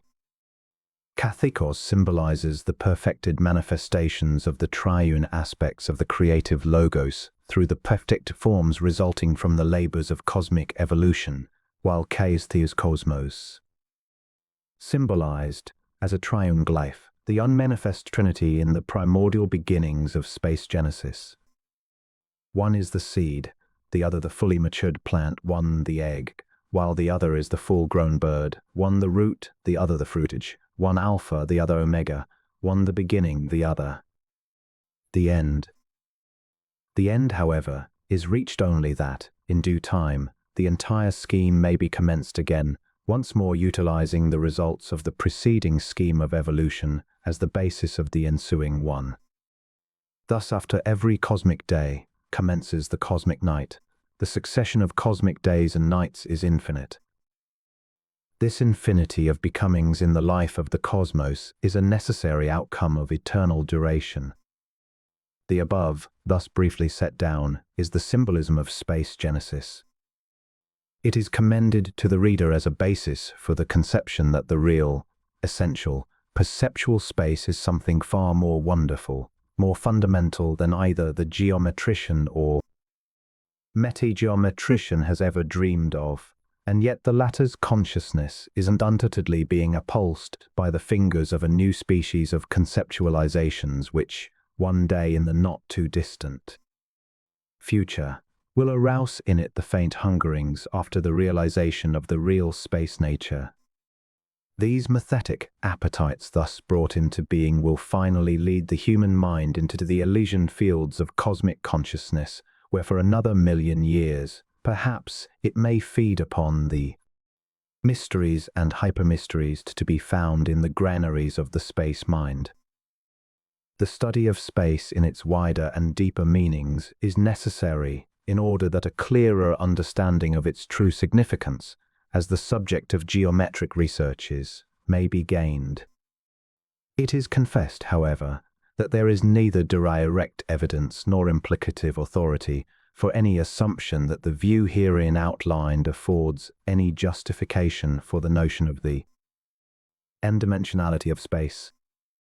4. Although the line of reasoning indulged in must lead inevitably to the conclusion that the worlds of spatiality, materiality, intellectuality and spirituality, essentially and fundamentally one, so far as origins and qualities are concerned, were alike engendered by the same generating element, life, and that spatiality being the primal basis of the others is, nevertheless, under the exigencies of this aspect of the cosmos, highly susceptible to the mensurative requirements of the grossest. There appears to be no necessity for calling upon extraneous considerations for assistance in our efforts to comprehend the various connotations of the symbolism.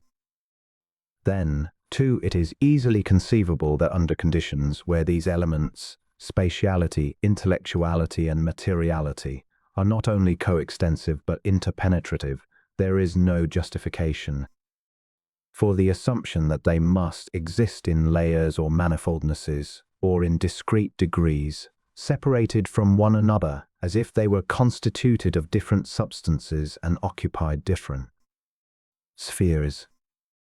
For every single point in perceptual space is a focus for lines drawn through every conceivable grade of materiality, spatiality, or intellectuality in the cosmos.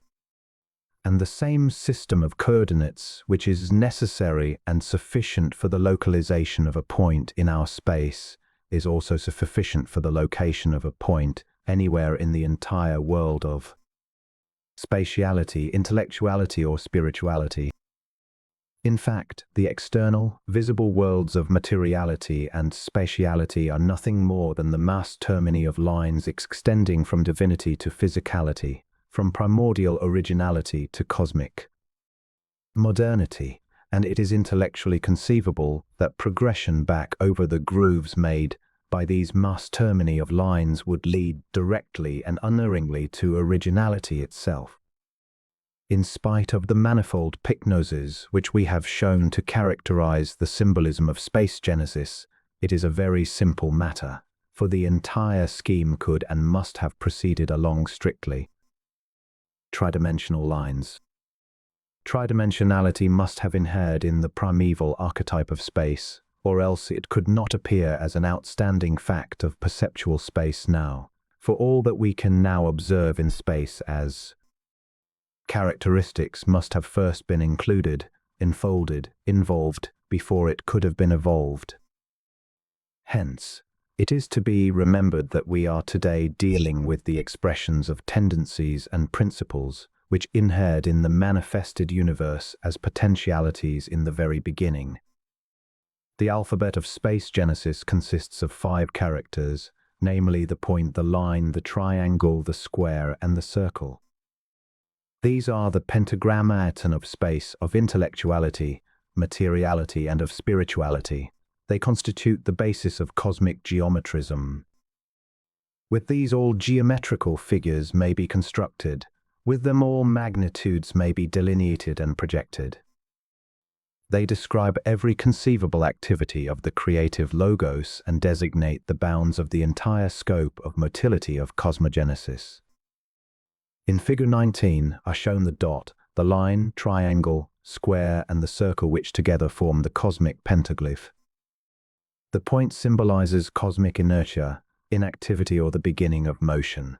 The line is the first aspect of motion, the beginning of creation.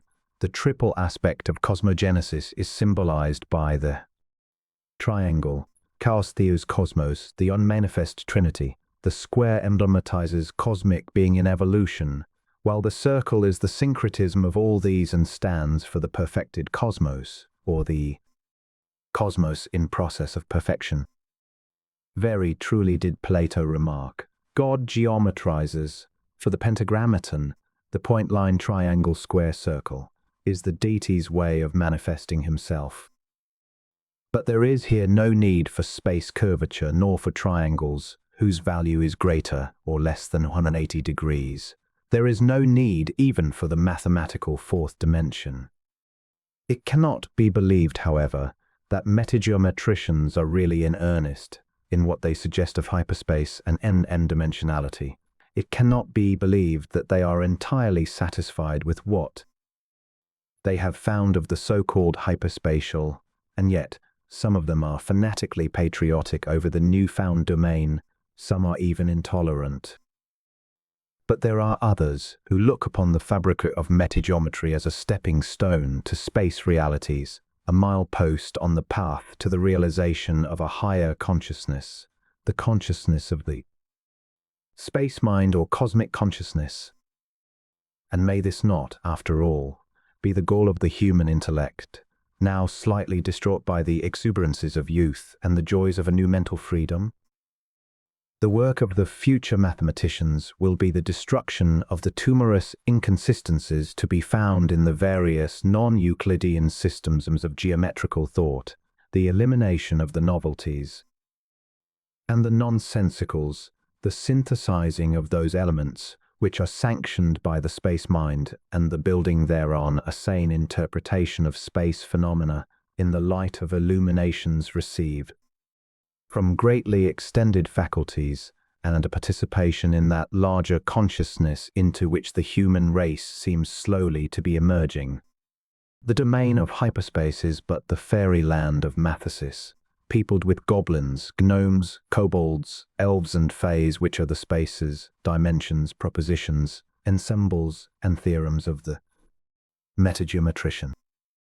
But like the fairies and nature spirits of the unseen about us, they have their bases in the real, objective world of facts, however difficult it may be to establish their direct connection with it.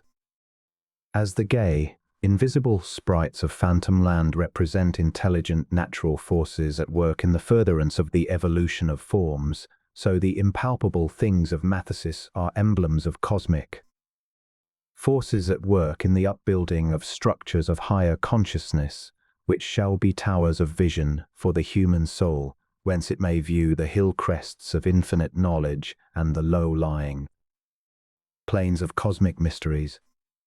Finally, it has been noted that space is the very consistence of the cosmos. It is the life, the form, and both the outer and the inner manifestation of the combined life and form. It is reality, also illusion. It is concrete, also ideal. We have noted also that mind is consubstantial with space, and that space gives it its inner life and nature as well as nourishes its outer growth and development. In fact, we have seen that space and mind are one essentially, and that they exist as aspects of the same thing, life. In whatever way that the mind normally views space, that is the natural way. All attempts to deviate from the natural way are, therefore, unsanctioned by the nature of things. So long as geometry remains true to the nature of mind and space, so long will it be valid universally and possessed of cosmic necessity and invariance. It behaves most unseemly when it departs from its fealty to the nature of things per se. Both the outlook of the mind upon the objective world, as well as its inlook upon its own states of consciousness, or the subjective world, are tridimensional. Its growth is tridimensional, its nature is likewise tridimensional, and there is not even the slightest tendency either to perceive, conceive, or perform in a four-dimensional manner, mathematically speaking.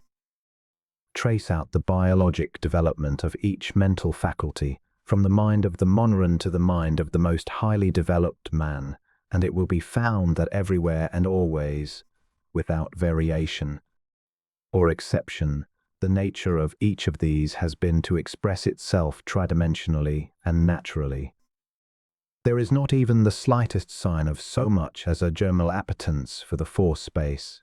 It would, therefore, seem almost a prostitution of mental faculty to divert mental energy into the seemingly useless channel of present-day metageometrical researches.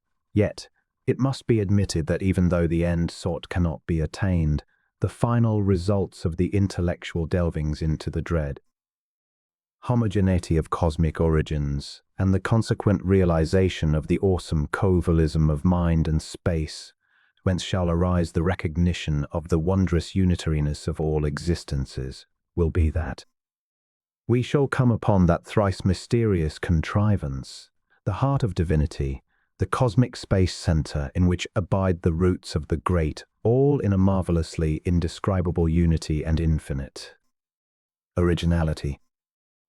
We may conclude, then, that hyperspatiality and all its appurtenances but the toys of the childhood of humanity. But, as the years pass and the days of maturity come on apace, toy-like, will also be discarded. And the mind will seize then upon the seriousness of reality just as the matured youth responds to the stern realities of life and manhood responsibilities. But no one can say that the toys of childhood are wholly useless. No one can say that the joys which they bring are entirely fatuous and unreal, nor shall we attempt to intimate that pathetic contrivances are without utility, without purpose and significance in the life of the growing mind of humanity. But they too will pass away. Chapter V. The Mystery of Space. The fragmentariness of the thinker's outlook upon the universe of spatiality is due to the inhibitive action set up by the constrictive bonds which his complicate mechanism of intellectuality interposes between himself and reality. The thinker, who stands back of and uses the various media of objective consciousness, such as the neural mechanisms, brain, emotions, his individualized life force, and the mind which together make up the instruments with which he contacts the sensuous domain by adapting his consciousness to these means, as the artisan utilizes his tools, constitutes his own intellectuality. The intellectuality, then, is the totality of media by which consciousness effects its entrance into the sensuous world and by which it receives impressions therefrom. In other words, it is the sum of all those qualities, operations, processes and mechanisms which are recognized as constituting the modus vivendi of man's intellectuality, and these are, in reality, nothing more than the ego himself. Many have been inclined to regard which has been called the ego as the highest sovereign power in the state of manhood. He has been looked upon as the final consideration in the constitution of the human being. But the ego is an evolutionary product and the concomitant of self-consciousness, which is the eye-making faculty in man's psychic life.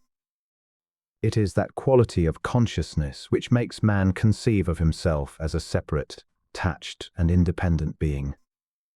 It is a purely intellectual or tuitional product, and, as such, is to be differentiated from the intuitional or life quality, which is the essence of man's real selfhood.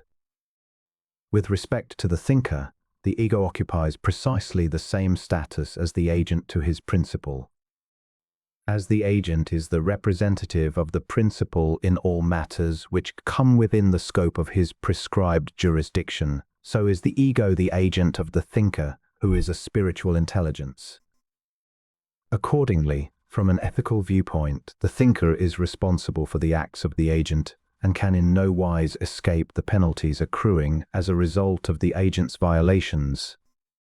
Just as a commercial firm sends out a representative for the collection of data concerning certain phases of its business, or it may be of any business or the entire world market, so the thinker projects his own consciousness into the mechanisms which are in their totality the egoic life.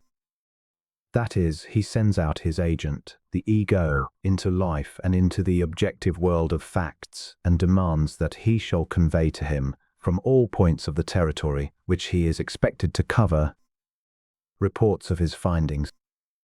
Of course, these reports, which are transmitted by the ego, the intellectual mechanism of the thinker, are more or less well-prepared summations of his individual observations and deductions. These are the percepts which the ego presents to the thinker's consciousness. Concepts are formed by the thinker in his treatment of these sense presentations. It very frequently happens that the ego transmits reports which, for one reason or another, give very imperfect knowledge of the matter which his reports are designed to cover. Often it is necessary that additional and supplemental reports be made about the same thing, and even then, it is well nigh impossible, if not quite so, for him fully to cover every detail of the matter under consideration, and in no case is it possible for him to do more than report on the superficialities of the question under scrutiny.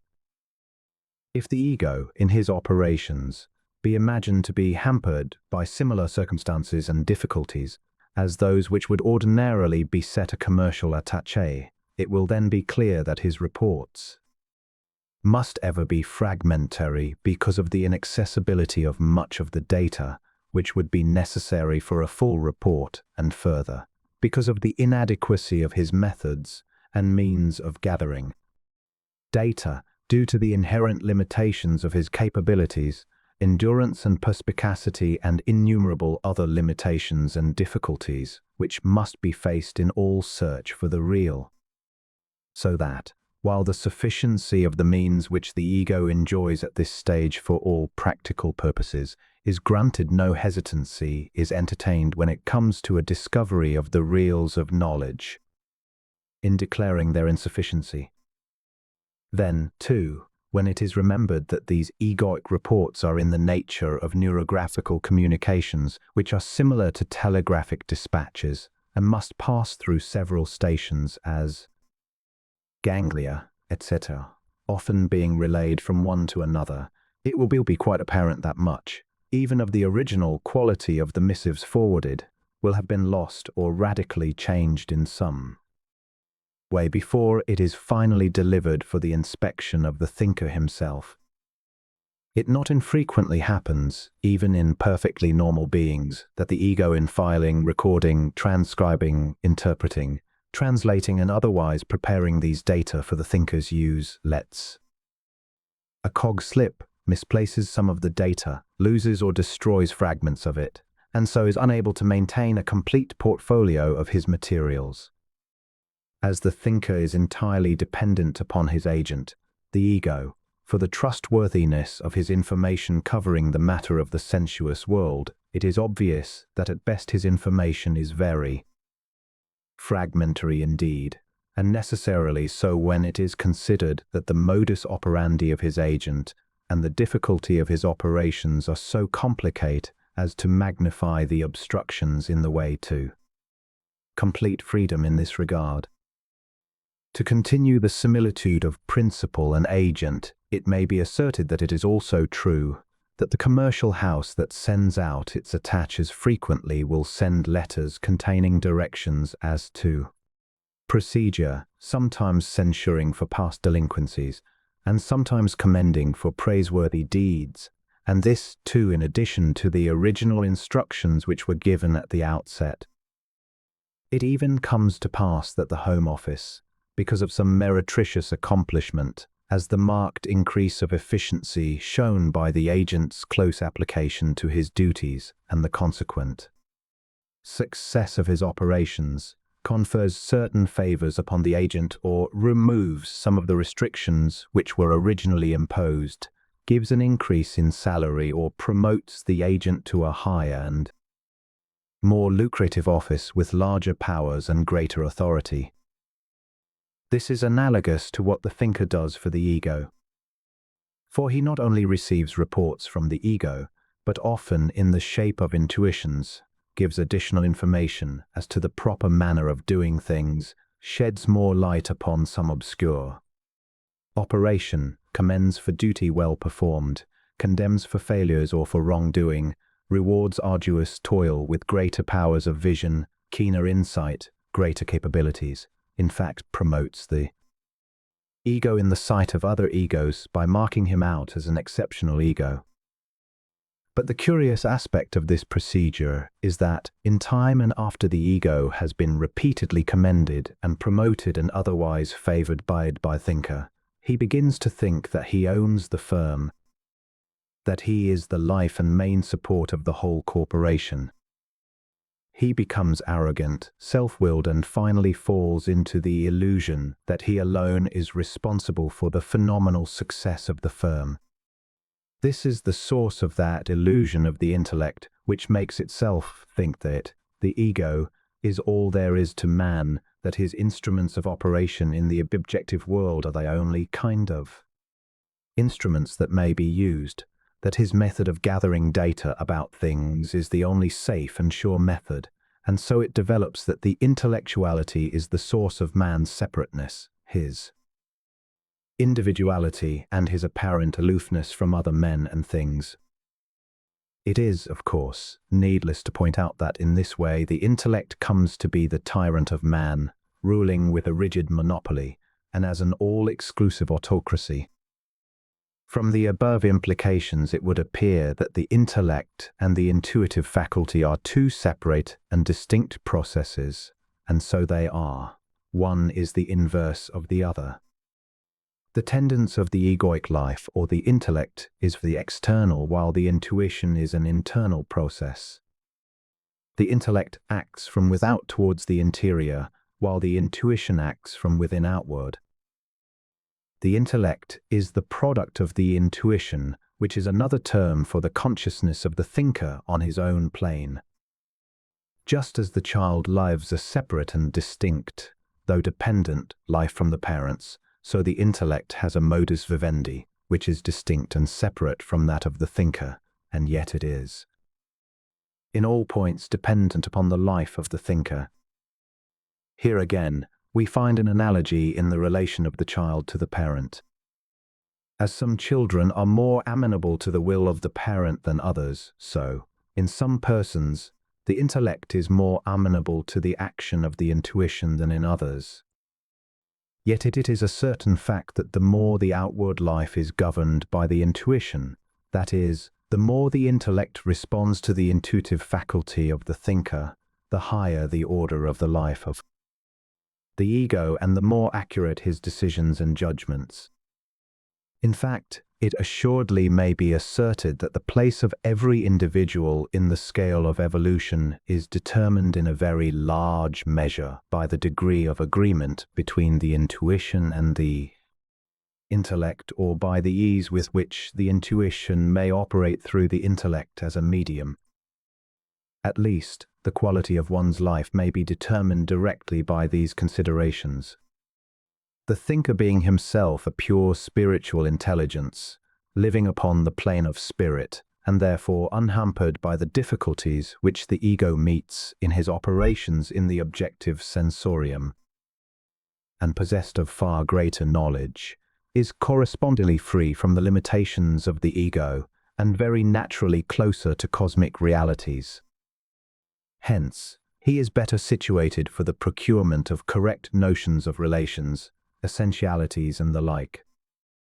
It is believed, therefore, that in the proportion that these two processes, the intellectual and the intuitional, are brought, in the course of evolution, to a closer and more rigid agreement, in the proportion that the thinker is able to transmit the intuitograms in the shape of concepts, or that the intuition is made more and more conceptual, in just that proportion is humanity becoming perfect, and its evolution complete. The difficulty found to inhere in the conceptualization of intuitions, so that they may be propagated from man to man, seems not to lie in the thinker himself, but more essentially in the ego, in the intellectuality and its complicate schematism or plan of action. It would appear, therefore, that the only way of escaping or transcending this difficulty is for the ego so to refine his vehicles, or so facilitate his plan of action by eliminating the numerous relays or substations intervening between the consciousness of the thinker and that which may be said to be his own, that transmission of intuitograms may be accomplished with the greatest ease and clearness. While no attempt will be made to indicate the probable line of action which the ego or objective man will adopt for this purpose, it is believed that it may be said without pedanticism that the only true method of attaining unto this much desired state of things is, first of all, by assuming a sympathetic attitude not only towards the question of the intuition itself, but to all phenomena which are an outgrowth of, or incident to, the manifestations of the intuitive faculty through the intellectuality, and second, by the practice of prolonged abstract thought, this latter procedure effecting a suspension of the intellectuality temporarily at the same time, allowing it to experience an undisturbed contact with the intuitional consciousness, thereby laying the basis for future recognition of its nature and quality. It would seem that these two conditions are absolutely necessary in order that a more congruent relationship may be promoted between these two cognitive faculties. Ordinarily, it would appear that the philosopher who is undoubtedly inured to the necessities of continuous abstraction, or the mathematician whose most common tasks naturally fall in this category, would be among all men most apt to develop to the point of conceptualizing intuitograms readily, yet it seems that this is not the case. And there is good reason for it. The mind of the philosopher and the mathematician is intellectual rather than intuitional, and is, therefore, wedded to matter, to the action and reaction of matter against matter, and hence operating in a direction at variance with the trend of an intuitional mind. And this condition is undoubtedly due to a lack of a sympathetic attitude towards this species of consciousness. At any rate, it is thought that a too great anxiety in this respect need not be entertained by humanity at all, for the reason that in the case of a faculty, the rudimentary outcroppings of which are so marked and universally observable, and existing in greater or lesser degrees in various human beings, there is ample evidence for the belief that it is being carefully and duly promoted by a well-directed evolution of psychic faculties and powers, so that at the proper time, determinable by the state of perfection reached by the intellectuality or the ego in the operation of his cognitive processes, the much desired agreement of these two faculties will have been realized, and the conceptualization of intuitograms into propagable conceptions an accomplished fact.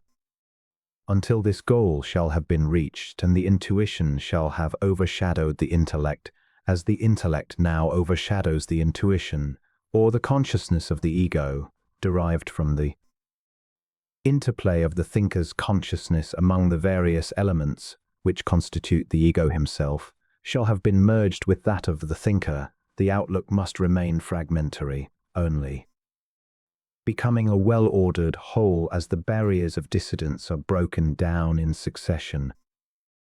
The evolution of consciousness, from the simple, undifferentiated monoron to the differentiated cell, and from that to the cell colony, and from the cell colony to the organism, traversing in successive paces through all the stages of lower life, mineral, vegetable, and animal, to the stages of the simple, communal consciousness of the higher animals, to the self or individual consciousness of the human being, each requiring millions of years for its perfection before a more advanced stage is entered, has been one continuous relinquishment of the lower and less complicate for the higher and more complex expression of itself through the given media.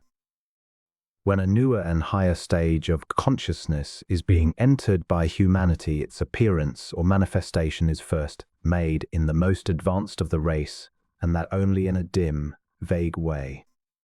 This rudimentary condition persists for some time, perhaps many thousands of years, then the faculty becomes more general in appearance, the number of advanced individuals increases, and consequently, as in the case of the intuitive faculty, becomes universally prevalent in all humanity, becomes transmissible as so-called acquired characters, and then appears as the normal faculty of the entire human family cropping out in each individual.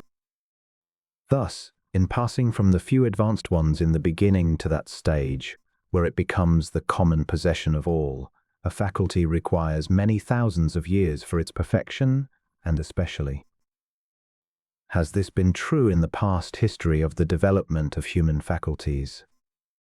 But it is believed that the sweep of the life current as it proceeds from form to form, from faculty to faculty, gains in momentum as it proceeds, so that in these latter years, due to the already highly developed vehicular mechanisms at its disposal, not so great a period of time as formerly is required for the outbringing of a new faculty.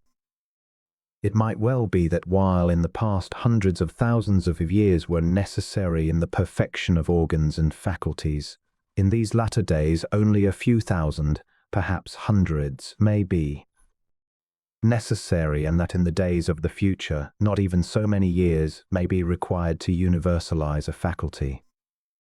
And especially does this appear to be true in a state of affairs where so large a number of persons are beginning consciously to take their evolution in hand, and by volitional activities are supplying greatly increased impetus to their psychic processes, which under ordinary, natural methods would be considerably slower in their development.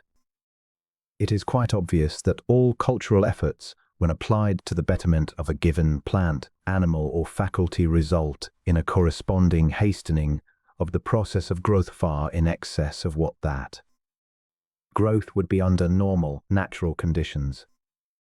All the present faculties possessed by man are remarkably susceptible to cultural influences. In fact, the standing edict of ethical and social law is that the human faculties must be cultivated as highly as possible, thereby giving the spirit a more perfect medium of expression. These observations, therefore, lead irresistibly and unavoidably to the conclusion that the time for the upspringing of the intuitional faculty in the human organism is even now upon us. Undoubtedly, in certain very advanced ones, it has already reached a notable degree of perfection and is rather more general than would appear in the absence of careful investigation. Now, just as the intellect has made for individuality, has emphasized the separateness of the thinker's existence from that of other thinkers, has developed self-consciousness to a very high degree, even pushing it far over into the domain of the higher consciousness to the temporary obscuration of the latter, so the intuitional will make for union, for the brotherhood of man, for cooperation, and for the common will. Through it man will come gradually into the consciousness that fundamentally, in his inner nature, in every respect of vital concern, he is at one with his fellow men, and not only with the apparent units of life, but with all life as expressed in whatsoever form throughout the universe. Then, too, he will be closer to the reality of things, of actions and natural processes. In fine, he will have begun the development of the space mind, which will bring him to the knowledge that he is one with space also, and therefore with the divine life of the world.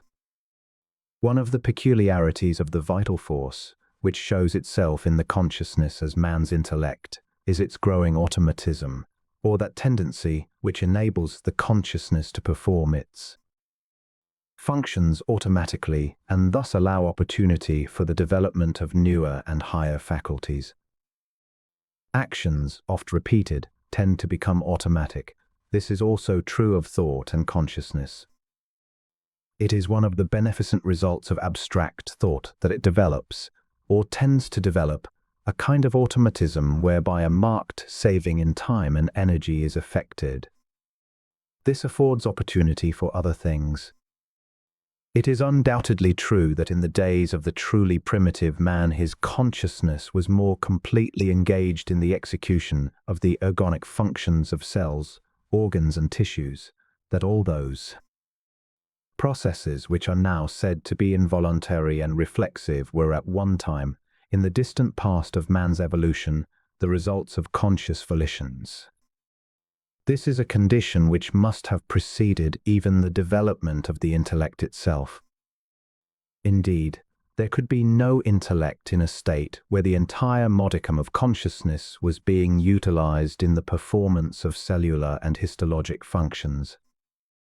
The rise of the intellect must have been in direct ratio to the development of automatism among the cells, tissues, and organs, so that as these came gradually to perform their special labors, reflexively the intellect began to be formulated and to grow, at first only incipiently, then more and more completely until it reached its present state. At the present stage of its evolution, a great deal of the labor of the intellect is beginning to fall into a kind of increscent automatism, although only rudimentarily in many instances. Yet, as a result of this tendency, quite the whole of the phenomena of perception is characterized by a sort of automatic action, and the mind perceives without conscious volition. Many of the steps of conceptualization are automatic, in part, if not wholly. Certain it is that impulses once set in operation, whether consciously or unconsciously, continue to act along the same line until exhausted or until the end has been attained. Consequently, it is a proven fact that often serious mathematical and philosophic problems have been solved by the mind long after any conscious effort to solve them had ceased. Often solutions have been arrived at during sleep. Many such cases might be cited, but the phenomenon is now so common that almost every one can cite some experience in his own life that will substantiate the claim. There is no doubt but that these phenomena are evidences of a reflexive development in the intellect. The time will come undoubtedly, and necessarily so, if the intellect is to give way to a higher faculty, which shall be as much above the intellect in its grasp of things as the intellect is now above. The simple consciousness of the lower animal, when quite the entirety of our intellectual processes will become automatic or self-performing.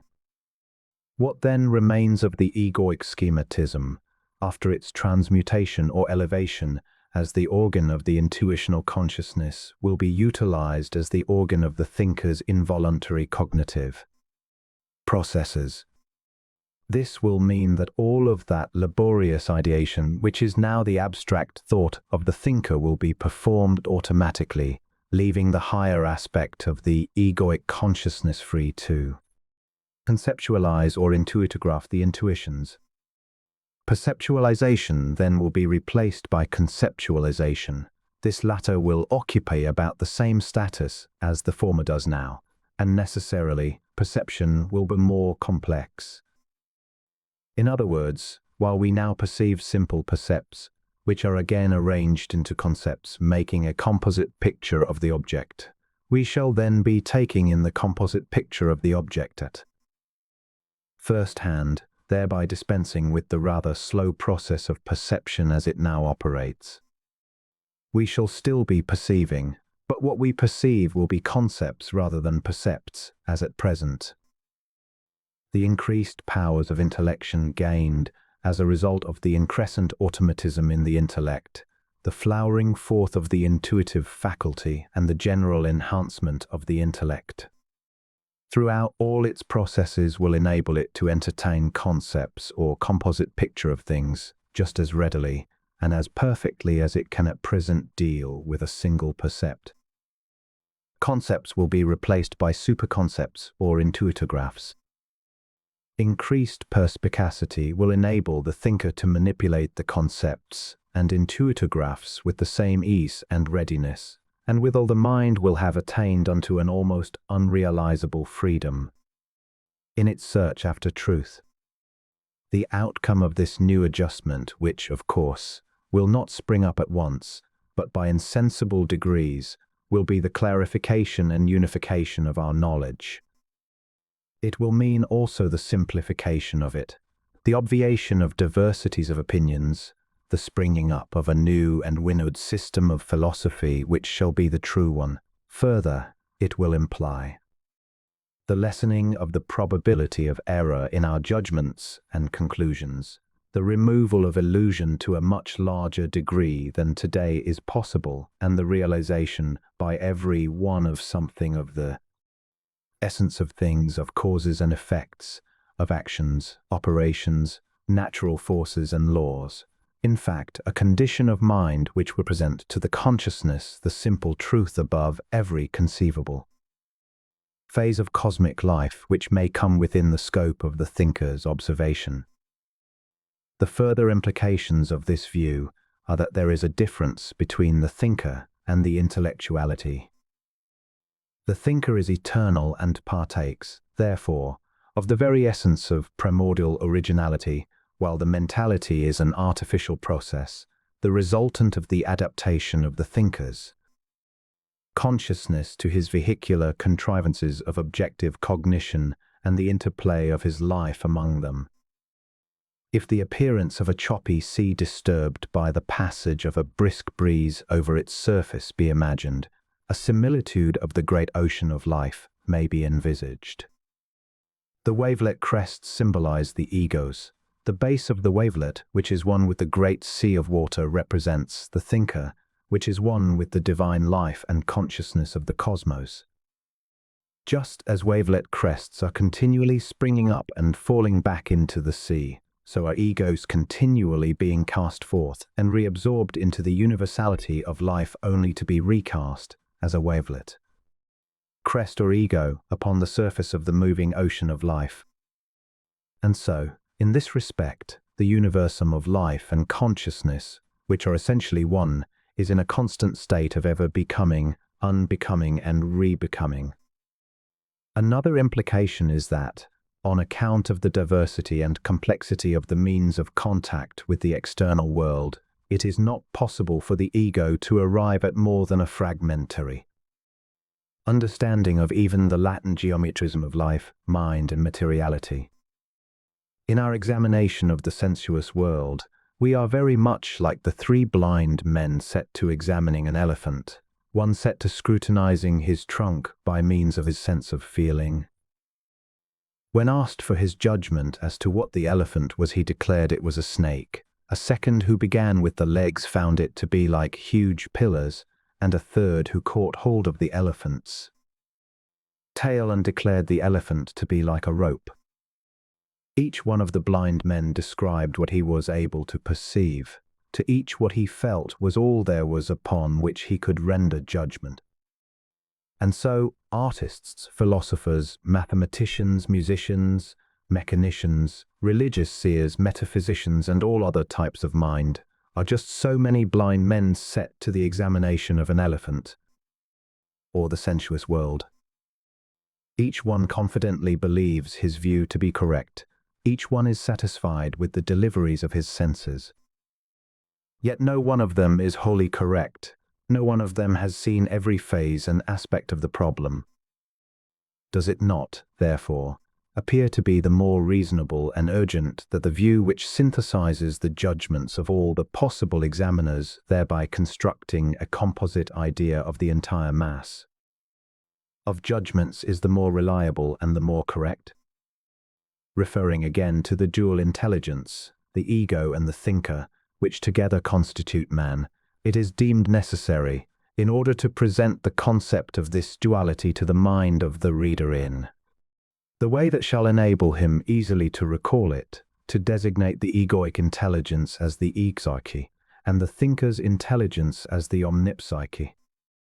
The egopsyche is the eye-making faculty, the faculty of self-consciousness, and the synthesis of all those psychic states and functions known as the intellect or mind, and includes the ethical aspect of man's nature. The omnipsyche is the organism of cosmic consciousness, the space mind, or man's higher self, and that which connects with or allies him to all life. It is the basis of human unity and of unity with divinity, just as the egopsyche is the basis of separation and individuality. It is the organ of direct and instantaneous cognition and the permanent essence, which has persisted through every form which the being man has ever assumed and through every stage of human evolution. In it are stored up the memories of the thinker's past, the secrets of life, mind, being, reality, and the history of life from the beginning. In it also the plan of action for the future of the life wave as it passes from plane to plane, from stage to stage, and from form to form. It is the spark from the flame that is never quite free from its source. It is the continuous spark, the prolonged ray which does not go out and cannot be extinguished.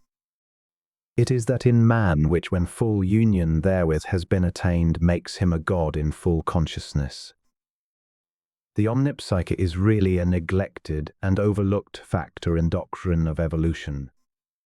Evolutionists, while they claim life to be continuous, and that man has come through all the kingdoms of nature in succession, and has spent millions of years in the perfection of his various organs, faculties and stages of consciousness, make no ample allowance for what is in reality the basal element in evolution, a continuous, persisting, permanent life force which does not lose its identity from the beginning to the end of the process.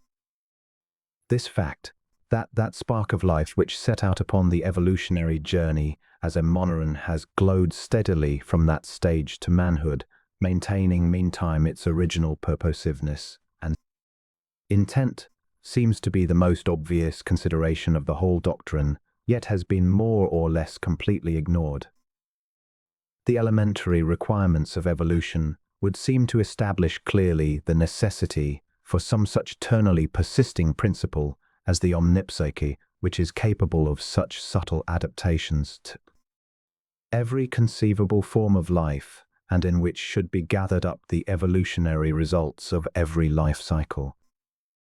For this purpose, the omnipsyche or unifying principle in man was designed from the beginning, and it is that which constitutes the basis of his intellectual nature, while in a far larger sense it is the divinity in man himself.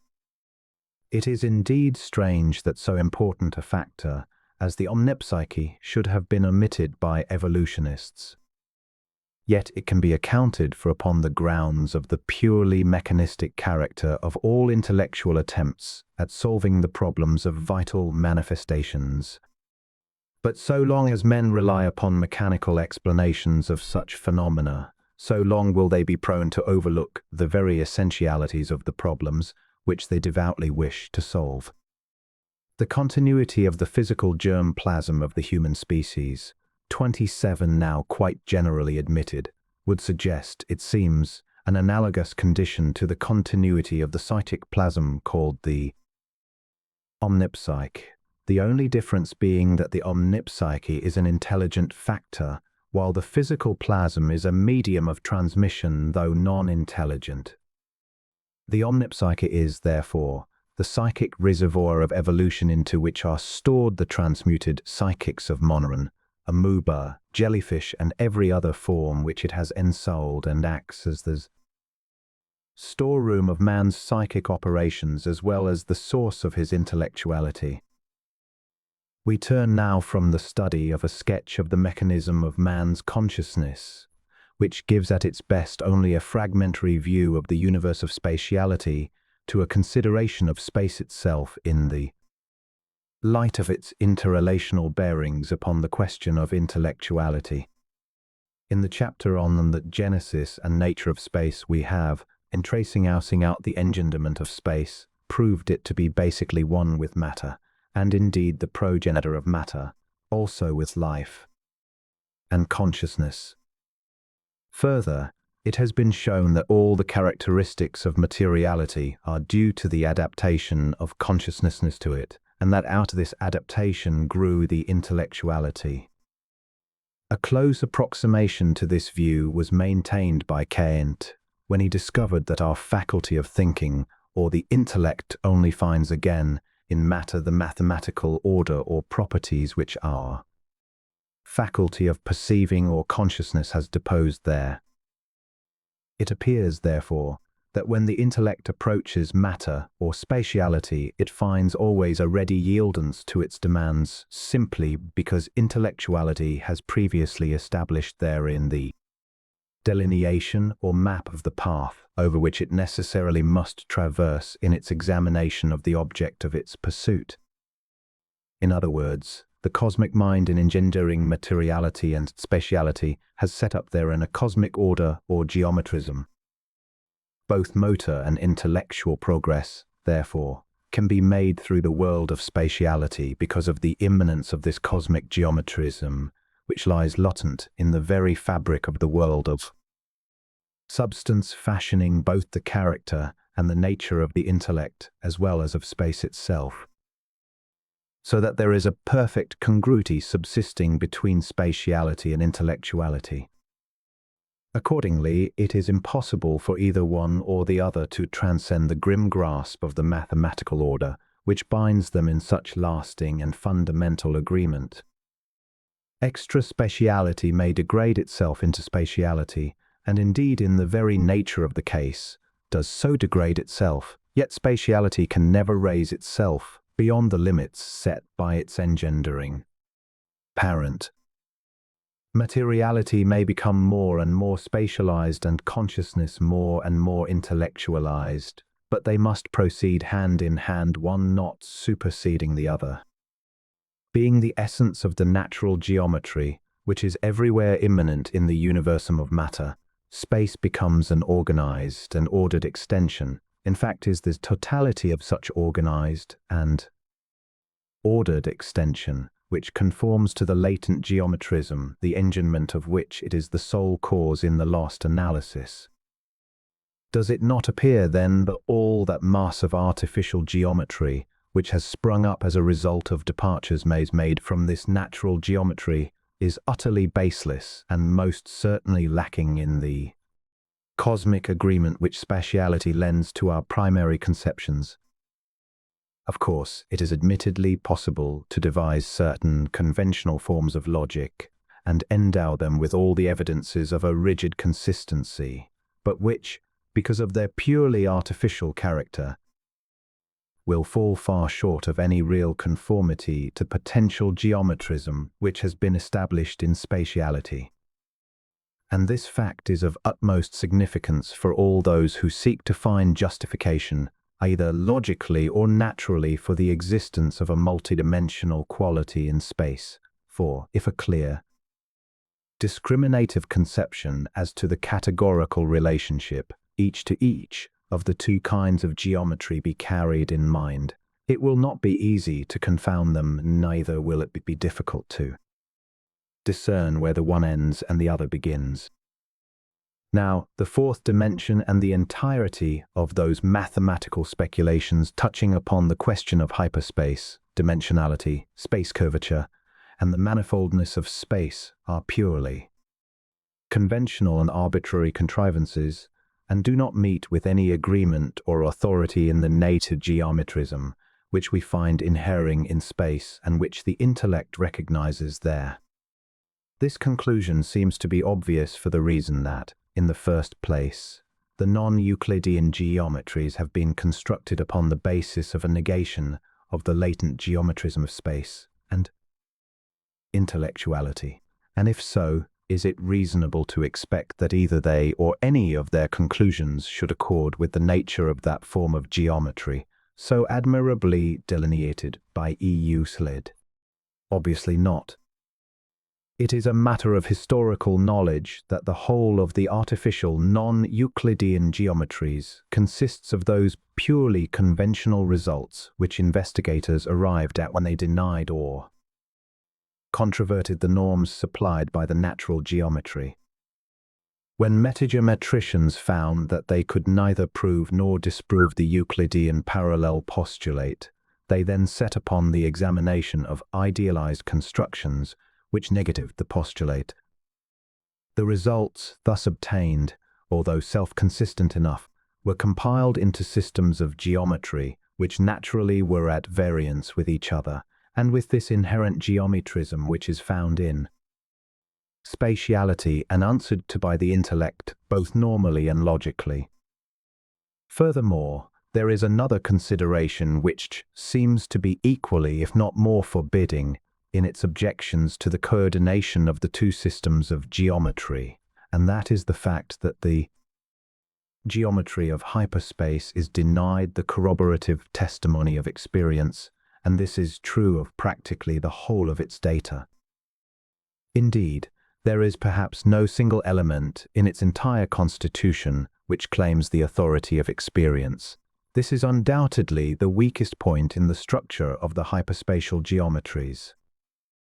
Contrarily, such is not the case with the natural geometry, for in this, the intellect, in retracing its steps over the path laid out by that movement which has at the same time created both the intellect and spatiality, finds an orderly and commodious arrangement into which it naturally and easily falls.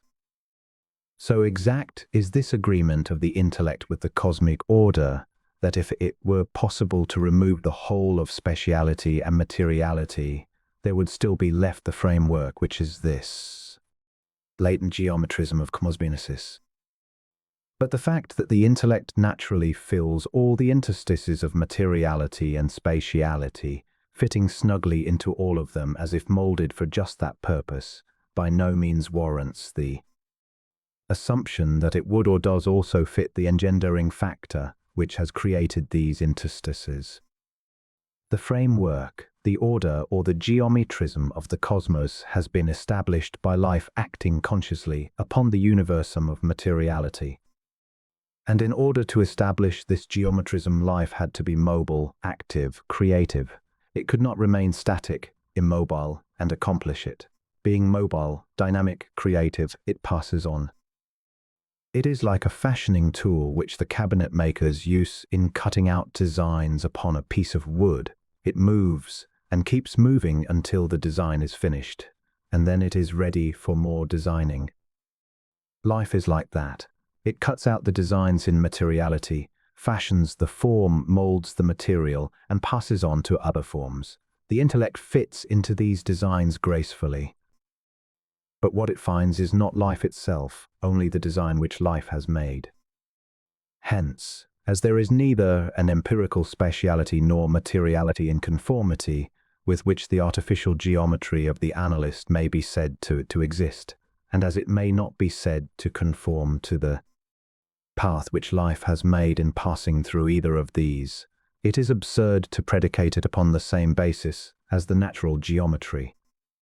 And so, we are forced, in the light of these considerations, to deny the validity and hence the acceptability of the non-Euclidean geometries as either reasonable or warrantable substitutes for the Euclidean, and denying which we also formally ignore the claims of the fourth dimension as mathematically designed to any legitimate anchorage in either our vital or intellectual movements. It has been shown that the flow of life, as it describes that movement which we call evolution, engenders simultaneously and consubstantially spatiality, materiality and intellectuality, and these, in turn, the natural order or geometrism everywhere immanent in the universe, and that automatically, one out of the other and each out of the all, these constitute the totality of cosmic fundamentals. Also, we have sketched the mechanism of man's consciousness and discovered how, in its evolutionary development, it has divided into two aspects, the egopsychic and the omnipsychic, and these two factors ally him definitely and adequately to the world of the senses and to the world of supersensuous conditions. And thus we have cleared up some of the misconceptions which had to be confronted and made more easy the approach to the central idea, thereby conserving the substantiating influence which a general and more comprehensive view of the whole would naturally give. The totality of cosmic order is space. It is circumscribed by an orderless envelope of chaos, just as the germ of an egg is surrounded by the egg plasm. The organized cosmos is the germ, kernel or central, nucleated mass, enduring in a state of becoming. Involutionary kathekos, or primordial chaos, is the egg plasm which nourishes the germ or the cosmos, and is that out of which the germ evolves. Kathikos or chaos is the unmanifest, unorganized, unconditioned, unlimited, and undifferentiated plasm. Space is the manifest, limited, finite, organized germ that, feeding upon the enveloping chaos, exists in a perpetual state of alternate manifestation and non-manifestation, appearing, disappearing, and reappearing indefinitely. The appearance of the cosmos as an orderly elaboration of the evolutionary phase of cosmogenesis, insofar as cosmic order may be said to be an accomplished fact, marked the turning point in that procedure whose function it was to make manifest a universe possessing certain definite characteristics of orderliness. But the cosmos, as it now stands, may not be thought of as having attained unto a state of ultimate orderliness. The idea meant to be conveyed is that between the point of becoming and the actually pyknosed, or solidified stage in the process of creation, there is a more or less well-defined line of demarcation, cutting off that which is spatiality from that which is non-spatiality. Beyond the limits of spatiality is an absence of geometric order. Here geometry breaks down, becomes impotent, because it is an intellectual construction. At least, it is not so apparent as in the manifested cosmos. It is a state about which it is utterly futile to predicate anything, because no words can describe it. The most that may be said is that it is absence of geometric order as it inheres in space. And if so, all those movements comprehended under the general notions of spatiality, materiality, intellectuality, and geometricity have both their extensive and detensive or inverse movements nullified in their approach to it. Evolutionary kathekos, therefore, may be said to be the primordial wilderness of disorder which outskirts the well laid out and carefully planned garden of the spatial universe. We may excogitate upon some of the obvious functions of this kathekotic world plasm, but in doing so we must leave off all attempts at a description of its appearance, its magnitude, extent, or other qualities, and think only of its cosmic function. We cannot say that there is back of it a spatiality, nor can we say that it is a spatiality, for whatever may be its extent or volume, it suffices that it may not be said to be space. It is chaos. Space is order, organization, geometricity. It cannot be said that there is a latent geometrism in chaos, because geometric order is found only in spatiality, and is that which distinguishes spatiality from kathekosity or non-spatiality. Chaos is the lack of spatiality.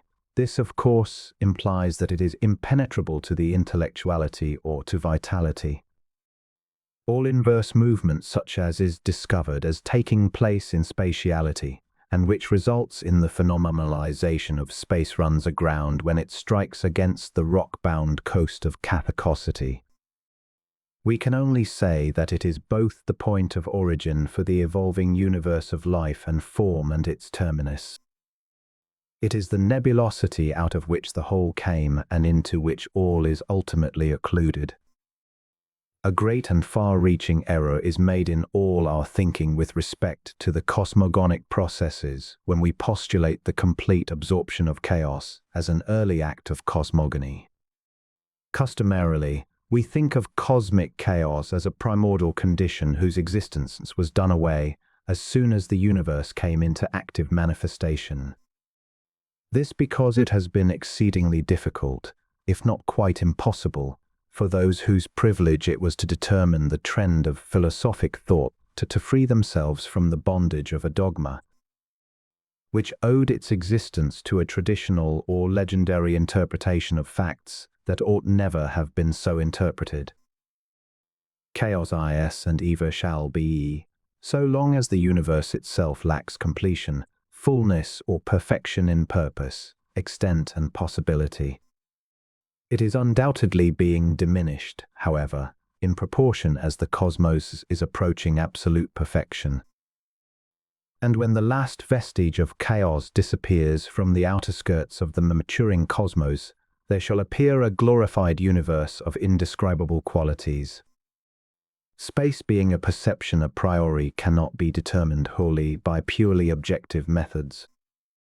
The yardstick, the telescope, and the light year are objects which belong exclusively to the phenomenal, and with them alone never can we arrive at a true conception of the nature of space.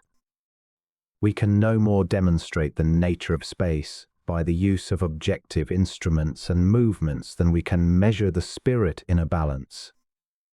Certainly, then, it cannot be hoped that by taking the measurement of space distances in light years, or studying the nature of material bodies, we shall be able to fathom this most objectively. Incomprehensible and ineluctable thing which we call space. It is such that every thinker must, in his own inner consciousness, come into the realization of that awfully mysterious something, which is the nature of space, both to existence and extent by his own subjective efforts unaided, uncharted, and alone. When we measure, weigh, apportion, and otherwise try to determine a thing, we are dealing with the phenomenal, which is no more the thing itself than a shadow is the object which casts it.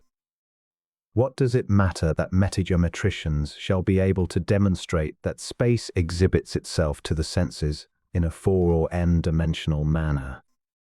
Granting that they may be able to do this, if merely for the sake of the discussion, when they have finished, it will not be space that they have determined, but the phenomena of space, its arborescence, while space itself remain indeterminate and unapproachable by phenomenal methods.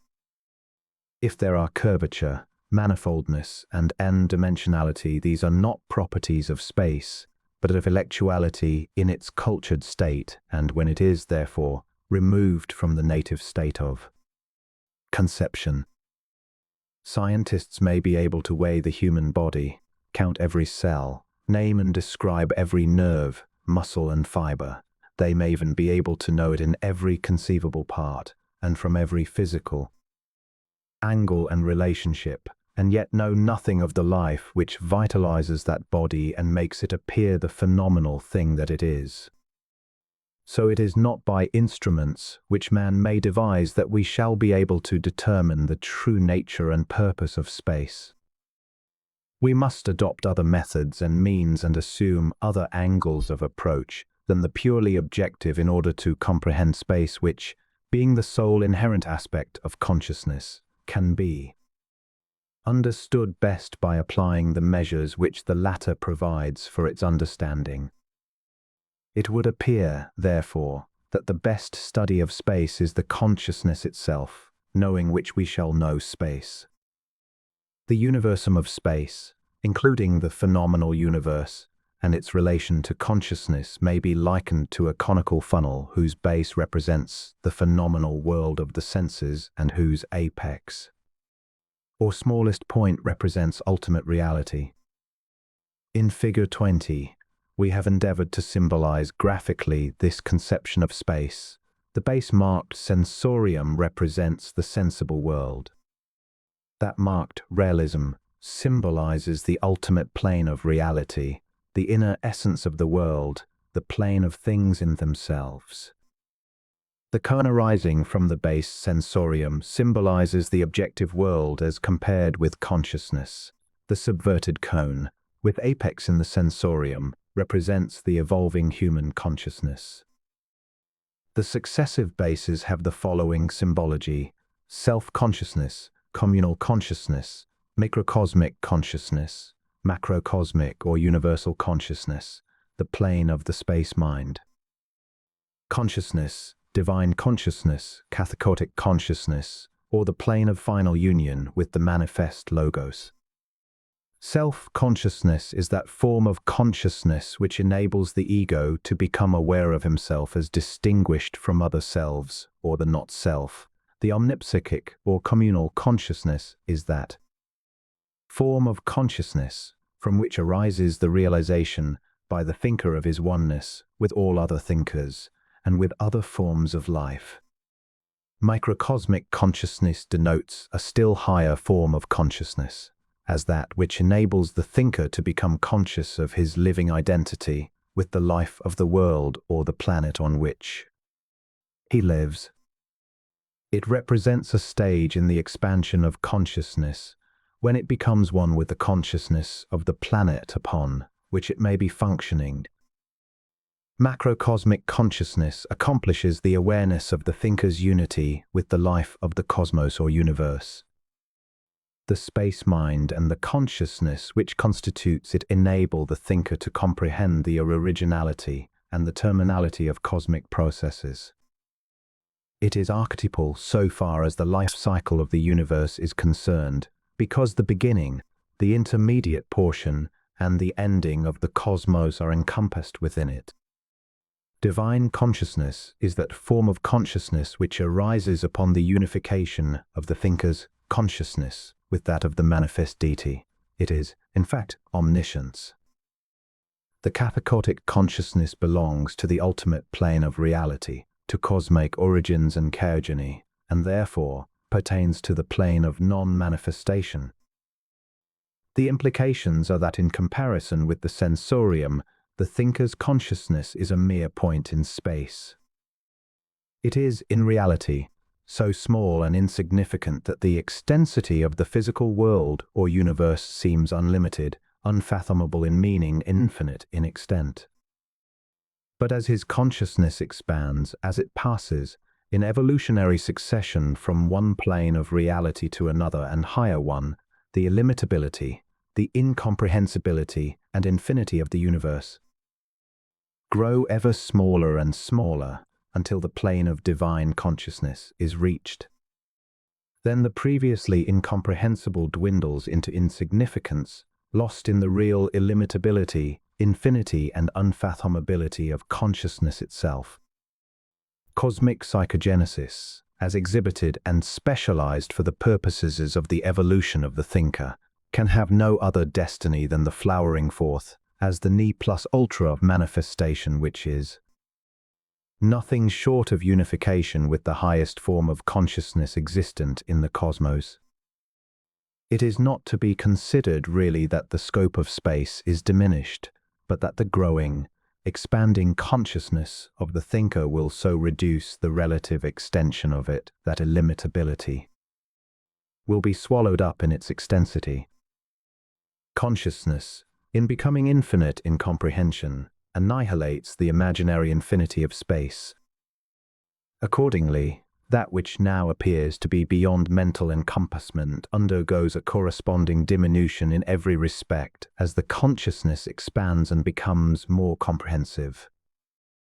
The mystery of space decreases as the scope of consciousness increases. As the thinker's consciousness expands, the extensity of the manifested universe decreases.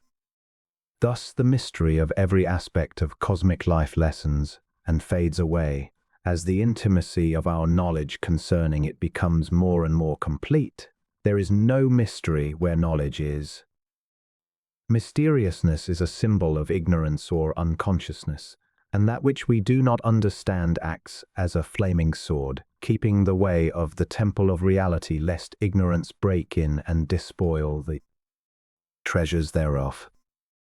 Figure 21 is a graph showing a sectional view of consciousness on all plans represented as 7 concentric circles. This describes the analogous enveilment of the consciousness when it encircles a physical body or when bound to the purely objective world of the senses. The overcoming of the barriers of reality, represented by the circumscribing circles, is the work of the thinker who is forever seeking to expand and to know. For only at its center, as symbolized here, is the consciousness at one with the highest aspect of cosmic consciousness, and there alone is the mystery of space despoiled of its habiliments. Accordingly, as consciousness or the thinker is more and more divested of carnal barriers and illusions, there develops a gradual recognition of the unitariness of spatial extent and magnitude. There arises the certain knowledge that space but one dimension, and that dimension is sheer extension. The thinker's sphere of awareness is represented as it begins as a point in space and develops into a line which divides into 2 lines, the boundaries of the space cones.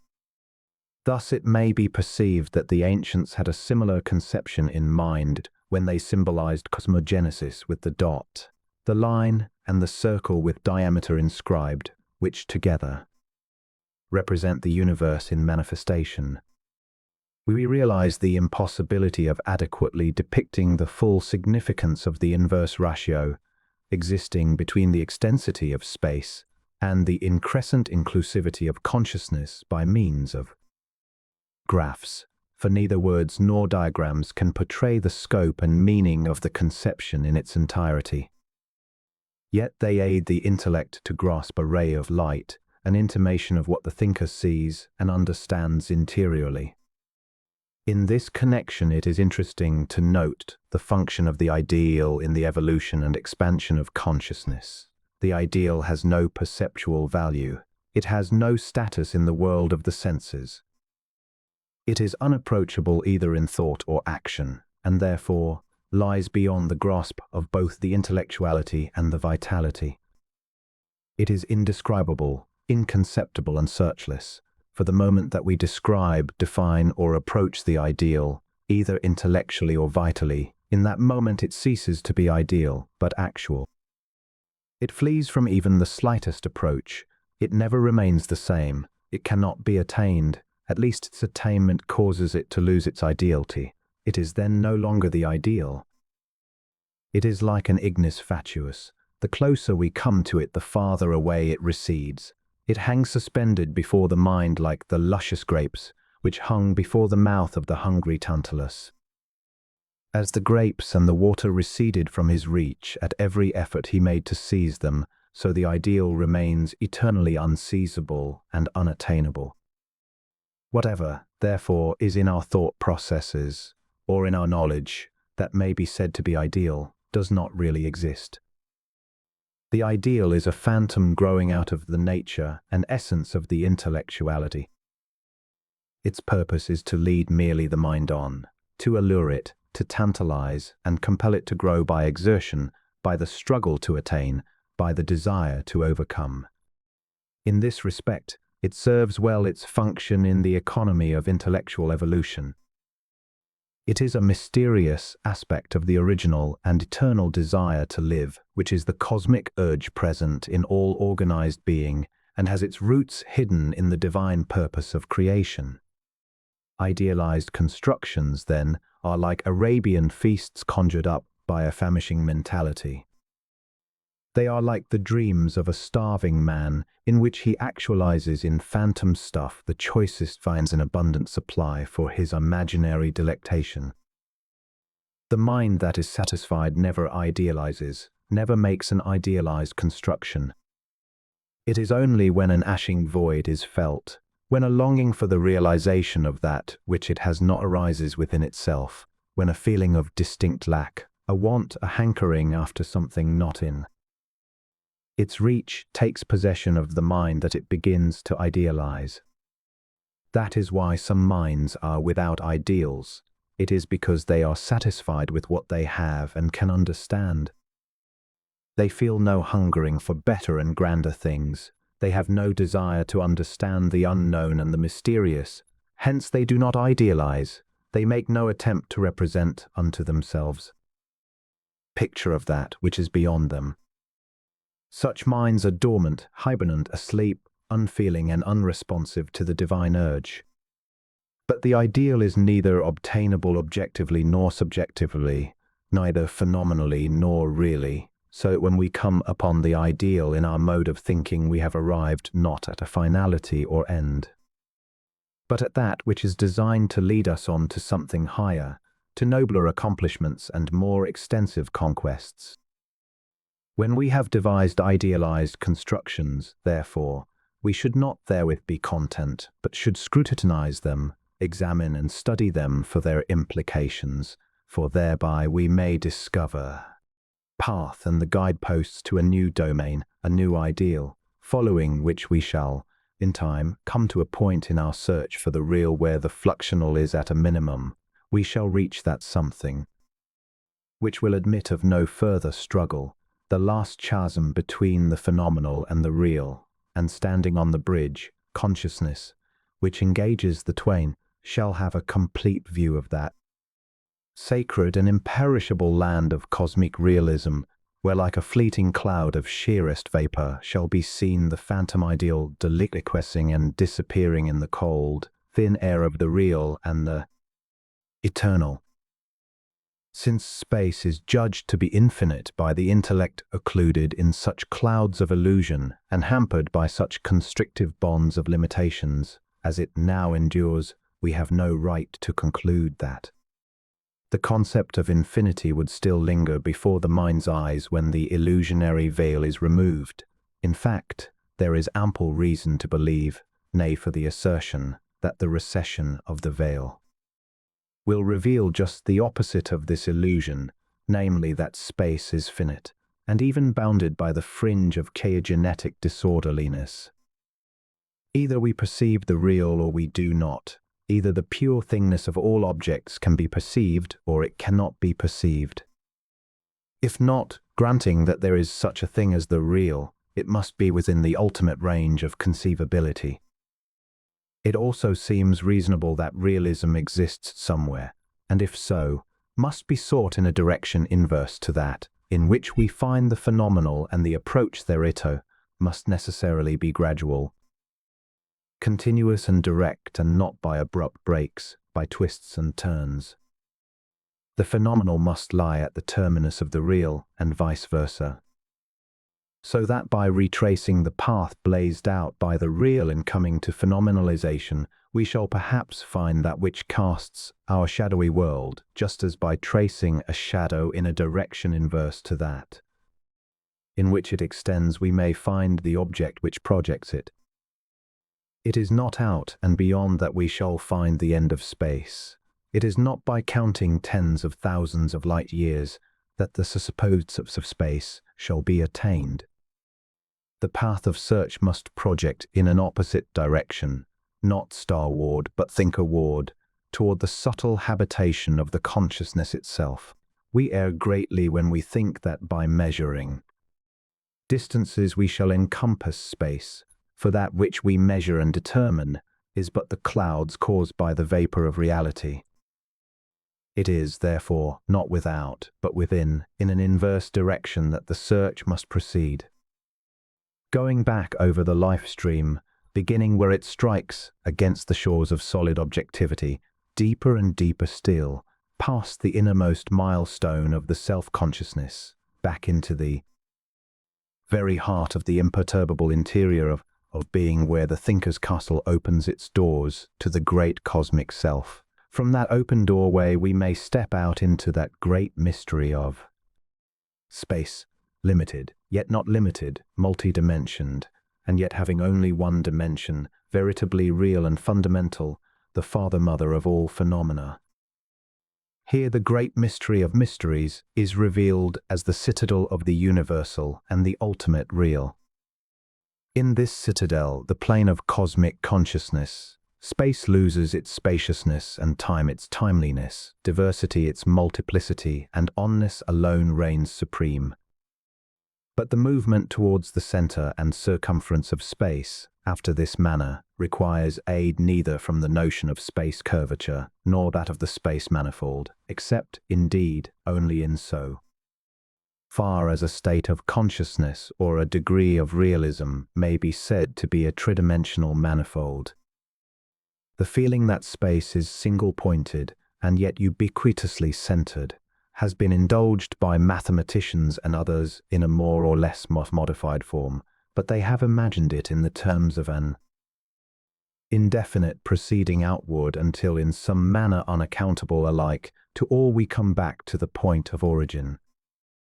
It has been expressed by Pickering when he says that if we go far enough east we shall arrive at the west, far enough north we shall come to the south, far enough into the zenith we shall come to the nadir. But this conception is based upon a notion of space which is the exclusive result of mathematical determinations and subject to all the restrictions of mathetic rigorousness. It requires that we shall allow space to be curved. This we decline to do for the reason that it is both unnecessary and contrary to the most fundamental affirmations of the a priori faculty of the thinker's cognitive apparatus.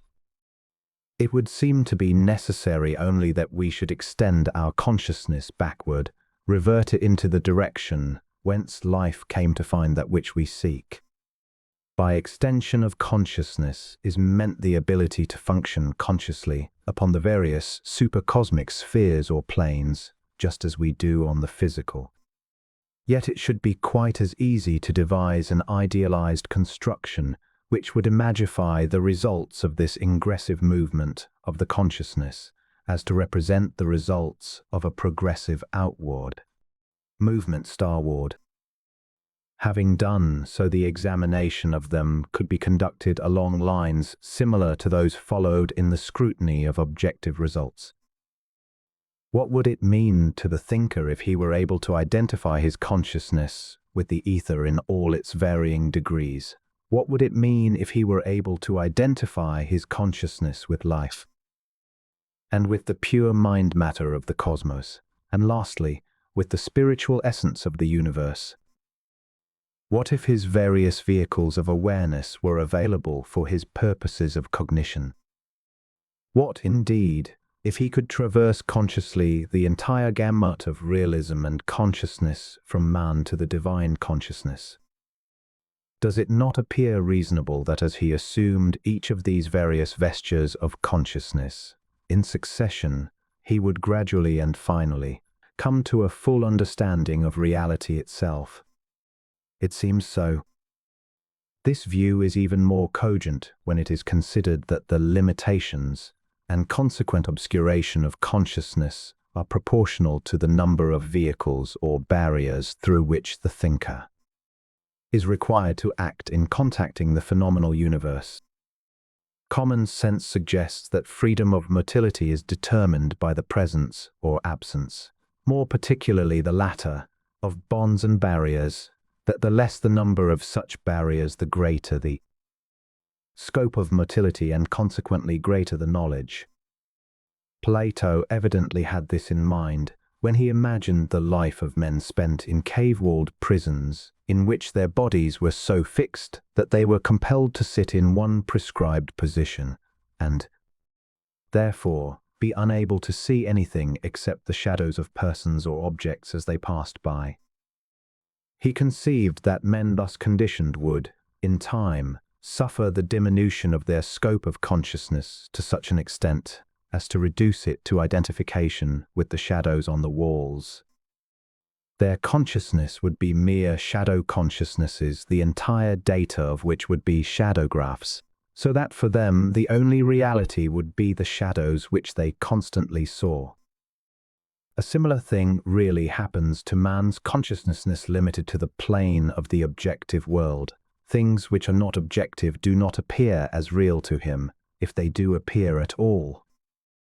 It is not that there are no other realities than those which appear to the egopsychic consciousness, or that fall within its scope, but that this form of consciousness is incompetent to judge of the nature and appearance of those realities which do not answer to the limitations under which it exists.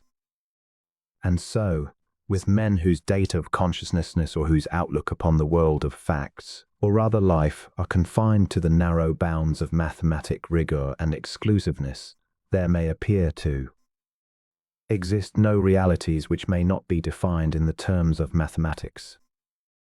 Similarly, to the empiricist, used to measurements of magnitudes and rates of motion, there may also appear to be no realities which are not amenable to the mold of his empirical contrivances, the balance, the chromatic, and the scalpel.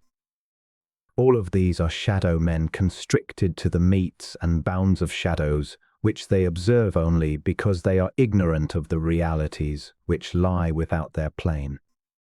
Life has so many ways of exhibiting its remains to the intellect, and these remains have so many facets or viewpoints from which they may be studied, that nothing short of a panoramic view of all the modes of exhibition and of all the facets and angles of appearances will suffice to present a trustworthy and comprehensive view of the whole.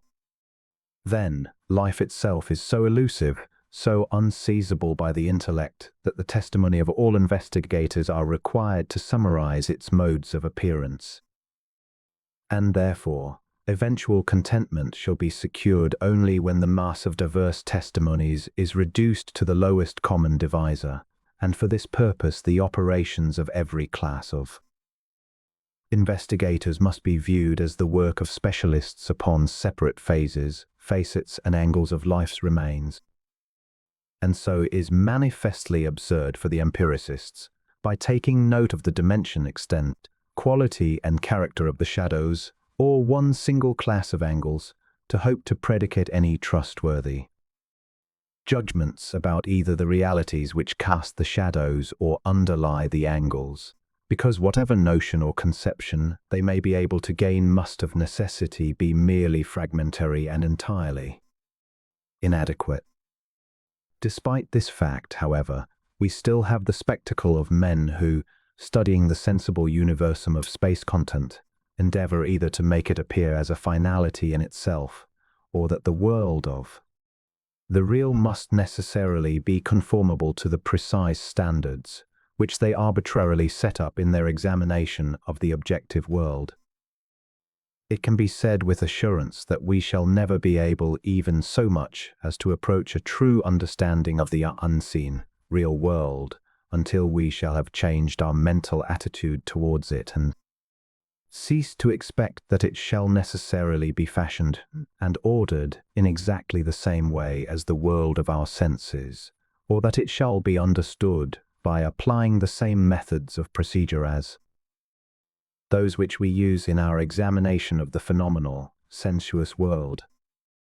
It is a matter of logical necessity that, as there are no senses which can respond to the real, as there are no organs which vibrate in accord with the rates of vibration of the real, there can be no reasonable hope of understanding it by means of sensuous contrivances and standards.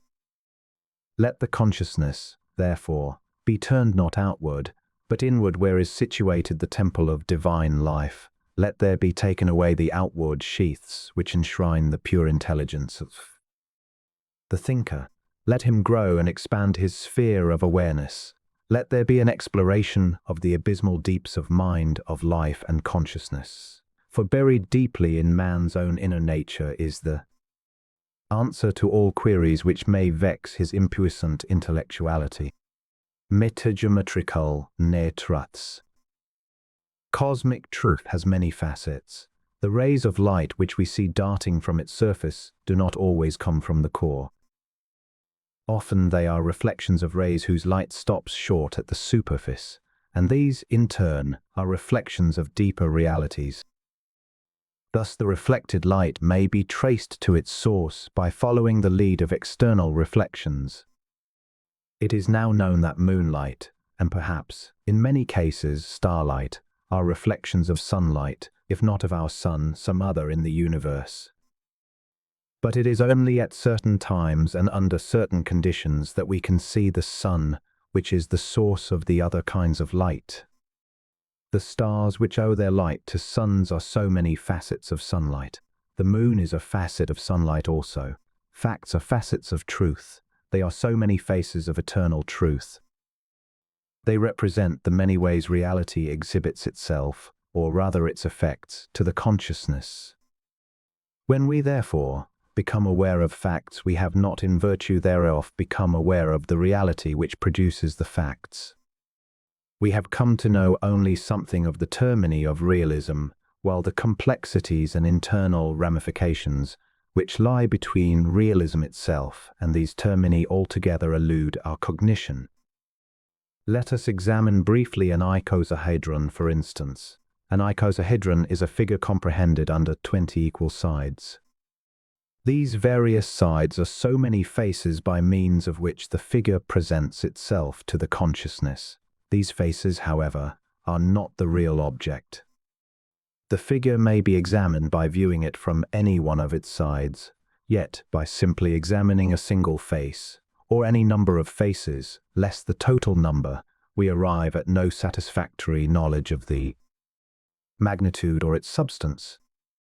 We must first become conscious of all the faces, holding them in mind as a composite picture, before we can even begin to have anything like a complete notion of the icosahedron. Then by continuing the examination we may find that the magnitude is composed of wood, fiber, or stone, or metal, as the case may be. In this way we might carry the examination to indefinite limits, and finally arrive at a very comprehensive knowledge of the icosahedron, and yet be unaware altogether of the forces which have been at work in the production of magnitude or of the reality which lies back of it. Realism is psychological and vital. In essence it is mind, spirit, life. These three are one. Mind is the outward vehicle of life. Spirit is the form or the interior vehicle which life assumes in order to express itself. Realism, then, is life.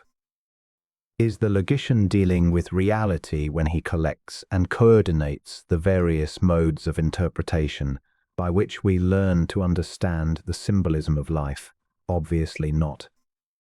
The data of logic are simply a collection of rules for interpreting concepts. It is a compendium of indices for the book of life. It is no more the book itself than a table of contents is a book. But logic occupies about the same category as does an index to a volume. A book, however, is more than its conventional contents. It is the thought that is symbolized therein. The book of life, accordingly, is the sum total of life's expressions, but it is not life itself. That is the subtle, evasive something which the contents of the book of life symbolize. Nature, both in her palpable and impalpable aspects, may be said to be the book of life wherein are recorded the movements, the expressions, and the diacritics of life. The whole is a magnitude of many facets, little faces. We shall have to know all the faces before we can say that we have a comprehensive knowledge of nature. For so long as we have only a fragmentary knowledge of the whole, so long even as we have merely a superficial knowledge of any aspect of nature, just so long will our knowledge be in vain. Just as it frequently happens that, on account of the partial view of things, we are led to make incorrect judgments concerning them, so when we come to make assertions about life or nature in general, we are apt to fall into the error of rendering judgments upon insufficient data. And it is not at all likely that judgments thus arrived at can possess true validity, because it may happen, and undoubtedly does always so happen under the present limitations of human knowledge, that the very elements which are ignored or neglected in forming a judgment possess enough of virtue to alter the intrinsic value of determinations based upon otherwise insufficient data. Hence it develops not infrequently that our judgments repeatedly have to be changed in proportion as our data are made more and more comprehensive. Men searching eagerly for the truth sometimes allow themselves to be carried away by the enthusiasm of the moment, which arises upon the discovery of a new facet of truth.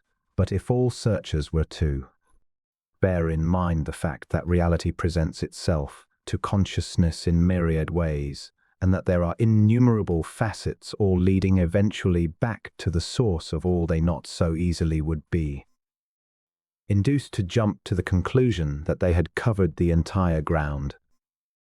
For when we have discovered 1,000,000 facts, or many millions of them, about nature, we may say that we have only merely begun, and that what we have found is not to be compared with the totality even of the directly observable phases of nature.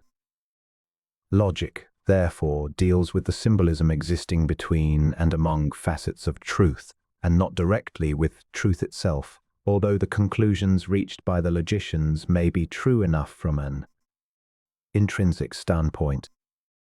Logic is not truth, however.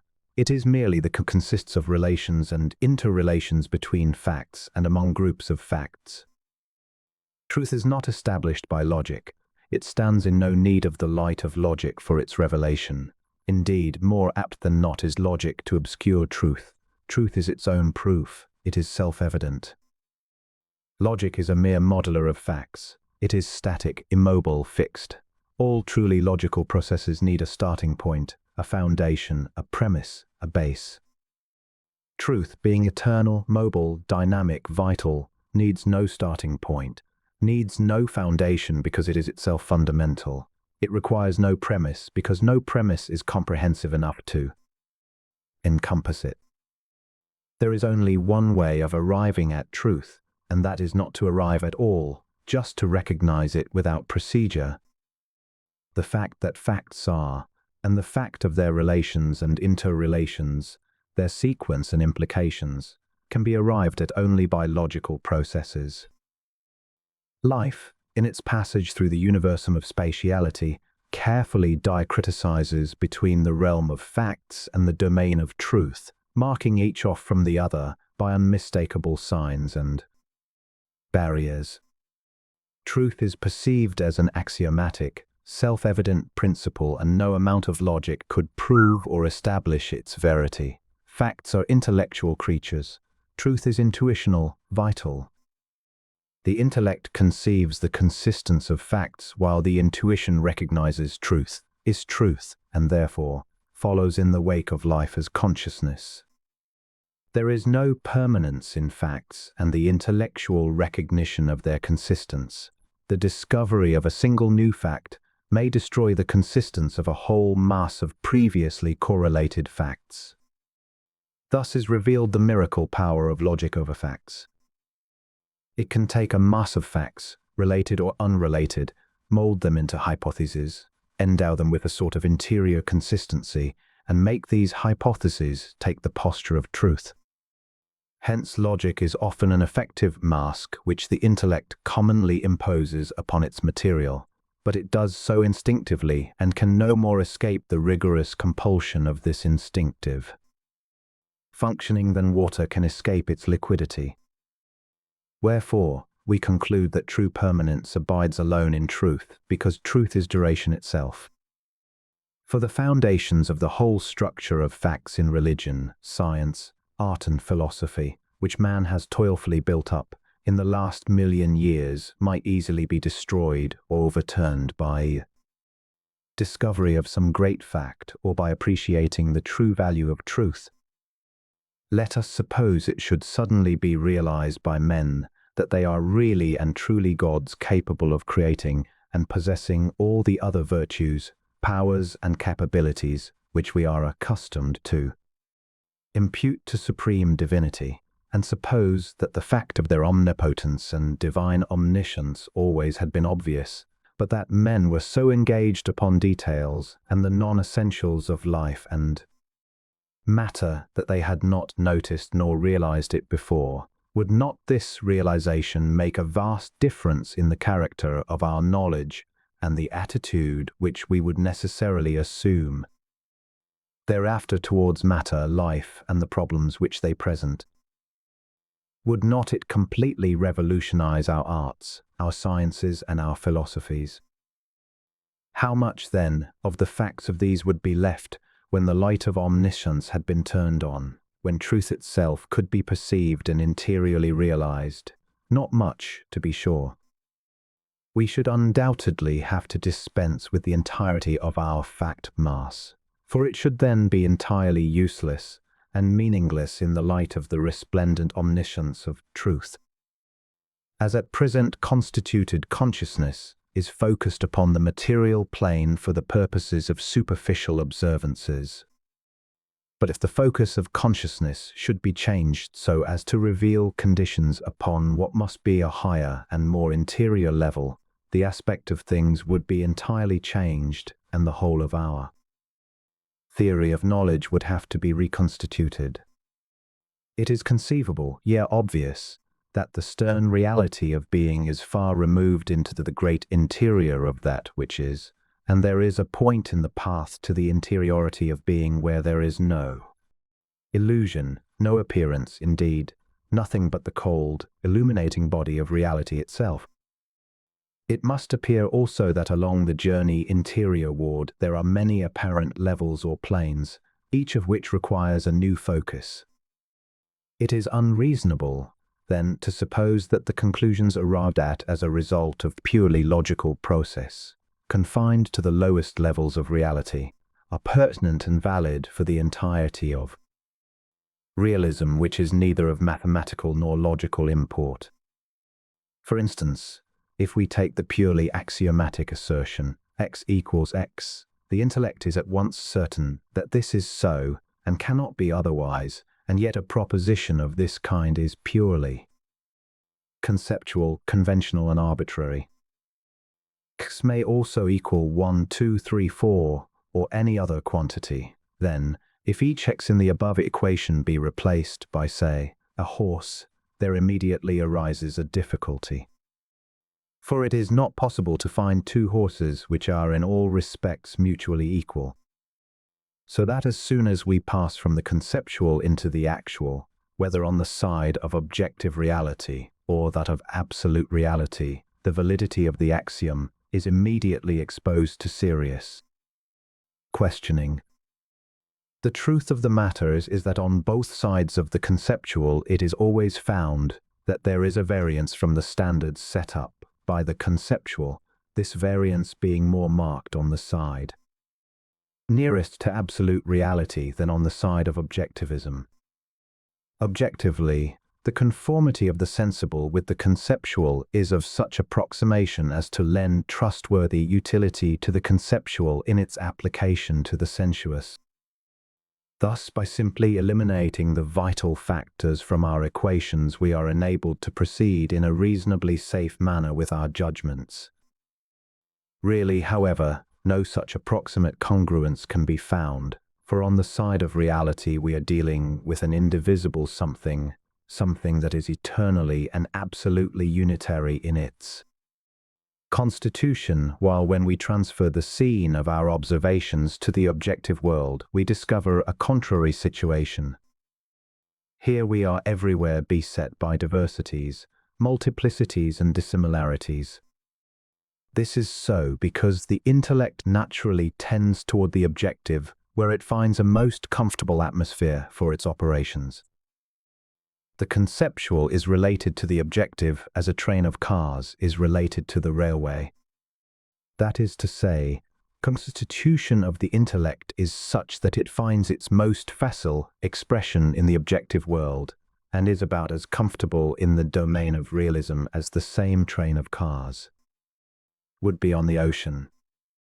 The intellectuality is designed to deal with facets of truth. It is made to manipulate segments, parts, fractions, and cannot chart its way through a continuum such reality. Being constitutionally a conventionality of the thinker's own contrivance, and arising out of the subtle adaptation of his vehicles to the environment afforded by the sensuous world, it can only find congruence in that conventionality, which is the instrumentality of a higher intellectuality expressed in a diversity of forms, into which reality divides itself for manifestation. The human intellect is, therefore, the bridge over which is made the passage from the individual consciousness to the all consciousness, simultaneously the medium whereby the physics of the brain are converted into the psychics of unconsciousness. It may be likened to a pair of specially constructed tongs, which are so formed as to fit exactly the objects which a higher intellectuality has made. It is without the province of the intellect to take note of what intervenes between physics and psychics. It is always oblivious of interstices while taking cognizance of objects or things. In this respect, the intellect is much like a steerage passenger on board an ocean liner, who sees only his port of departure and port of arrival, knowing nothing in the meantime of what happens during the voyage, nothing of what the other passengers on the upper decks may experience, and taking no part in any of the passing show until he lands. So that the passage of the intellect from fact to fact is an altogether uninteresting voyage. It may as well be made unconsciously, and to all intents and purposes is so made. Accordingly, the advocates of m-dimensionality find it quite impossible to predicate anything whatsoever of the passage, say, from tridimensionality to quartodimensionality. They find themselves at ease in tridimensionality, and have even contrived to find pleasant environs in the forespace, having made therein such idealized constructions as will afford ample hospitality to the intellect. But the questions as to how the passage from the three space to the four space is to be made, and how the intellect shall demean itself during the passage, have been completely ignored and, therefore, left unanswered. What, then, shall be said of an explorer who says he has found a new land, and yet can give no intimation as to how one may proceed to arrive at the new land, what changes are to be made en route, nor the slightest suggestion as to the direction one should take in setting out for it? It is not likely that the report of such an explorer, in practical life, would be taken seriously, and yet there are those who, relying utterly upon similar reports made by certain enthusiastic analysts, dare to place credence in their asseverations. Not only have they given wide credence to these reports, but have indeed sought to rehabilitate their own territory in accordance with the strange descriptions given by unhappy analytical explorers. Now the question of greatest concern, granting for the nonce that there is such domain as hyperspace, is the passage. How shall we make the passage? Or is the passage possible? In vain do we interrogate the analyst, for he does not know, nor does he confess to know. Evidently it is impossible for him to know by means of the intellect alone, for the intellect not being fitted to take cognizance of the passage, but only the starts and stops, has no aptitude for such questions. Hence, what seems to be the most important phase of the entire question will have to remain utterly inscrutable, until the intellect nourished by the intuition shall be aroused from its lethargy and brought to a certain high point of illumination where it, too, may take note of the passage. Space is the path which life makes in its downward sweep through all the stages of pycnosis or cosmic condensation, by virtue of which it accomplishes the engenderment of materiality, as also the path marked out by it in its upward swing, whereby it accomplishes the spiritualization of matter. It is the cosmic order which life establishes by means of its outgoings and incomings. When we look out into space, we perceive that which is a dynamic appearance of life itself, and not a pure form. Nothing that is a pure form can exist in nature, and inasmuch as space is not only indissoluble from nature, but partakes of its very essence, it cannot be said to be a pure form. The intellect, however, prone to follow the grooves laid out by pure logic, never fails to seek to make everything that it contacts conform to these logical necessities. But if the analyst were to make careful discrimination as to the respective categories, that into which life falls, and that in which the intellect is forced by its nature to proceed, he not so easily would be led into the fault of attempting to shape realities upon models which, being strictly conventional, were not meant for such uses. But neither the logician nor the mathematician can be condemned for such generosity if such condemnation were justifiable. For they everywhere and at all times insist upon realizing abstractions and abstractionizing realities, and they do this with an insouciance that is at times surprising. Yet it is in this very vagary that is discovered the true nature of the intellect. There is a sort of dual tendency observed in the method of the intellect's operation. A polarity is maintained throughout, the abstractive and the concretional. It vacillates continually between the abstract and the concrete, and no sooner has it found a concrete than it begins to set up an abstract for it, and vice versa. As soon as it has constructed an abstract, it immediately seeks either its concrete or sets out to hew some other concrete into such shape as will fit it. And between these two extremes numerous excuses are found for exercising this peculiar characteristic, and that too without regard to consequences. It would seem that the intellect, in thus functioning, was really engaged at a sort of sensuous play out of which it derived an intense and not altogether unselfish pleasure. Of course, it must be granted that diversity has its specific and withal necessary uses in that it affords a field for the operation of human intellectuality and represents the adaptation of the cosmic intellect to the human for the purposes of evolution. This adaptation, while necessary for the intellectual development, is, however, not an end in itself. It is merely a means to a higher purpose. In fact, if we regard materiality as a deposit of life, carried by it as a kind of impedimentum and consciousness, which is life, as being identical with the intellectuality which makes these adaptations, there should be no grounds for the statement that the one is adaptable to the other at all. And as this is really the view which we assume, it would perhaps be more strict to regard the adaptation as subsisting between the human intellect and materiality, both of which having been constructed by cosmic intellectuality. Pursuant to the diversity of uses to which materiality lends itself, there arises in the intellect a supreme tendency to segment, to break up into separate parts, to multiply and diversify. It is not content unless it is this favorite and natural pastime, delights in taking a whole and dividing it into innumerable parts. This it will do again and again, because all its muscles, sinews, and nerves are molded in that mold, and can no more cease in their tendency to fragmentation than the muscles of a dancing mouse cease in their circular twirling of the mouse's body.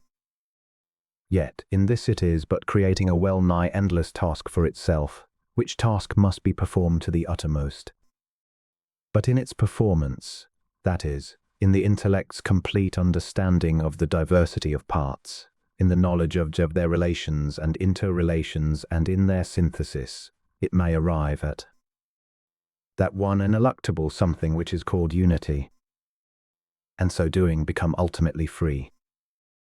In view of the foregoing, it is not surprising that the intellect should have, finally, fallen upon the notion of n-dimensionality. It has come to that as naturally as it has performed its most common task.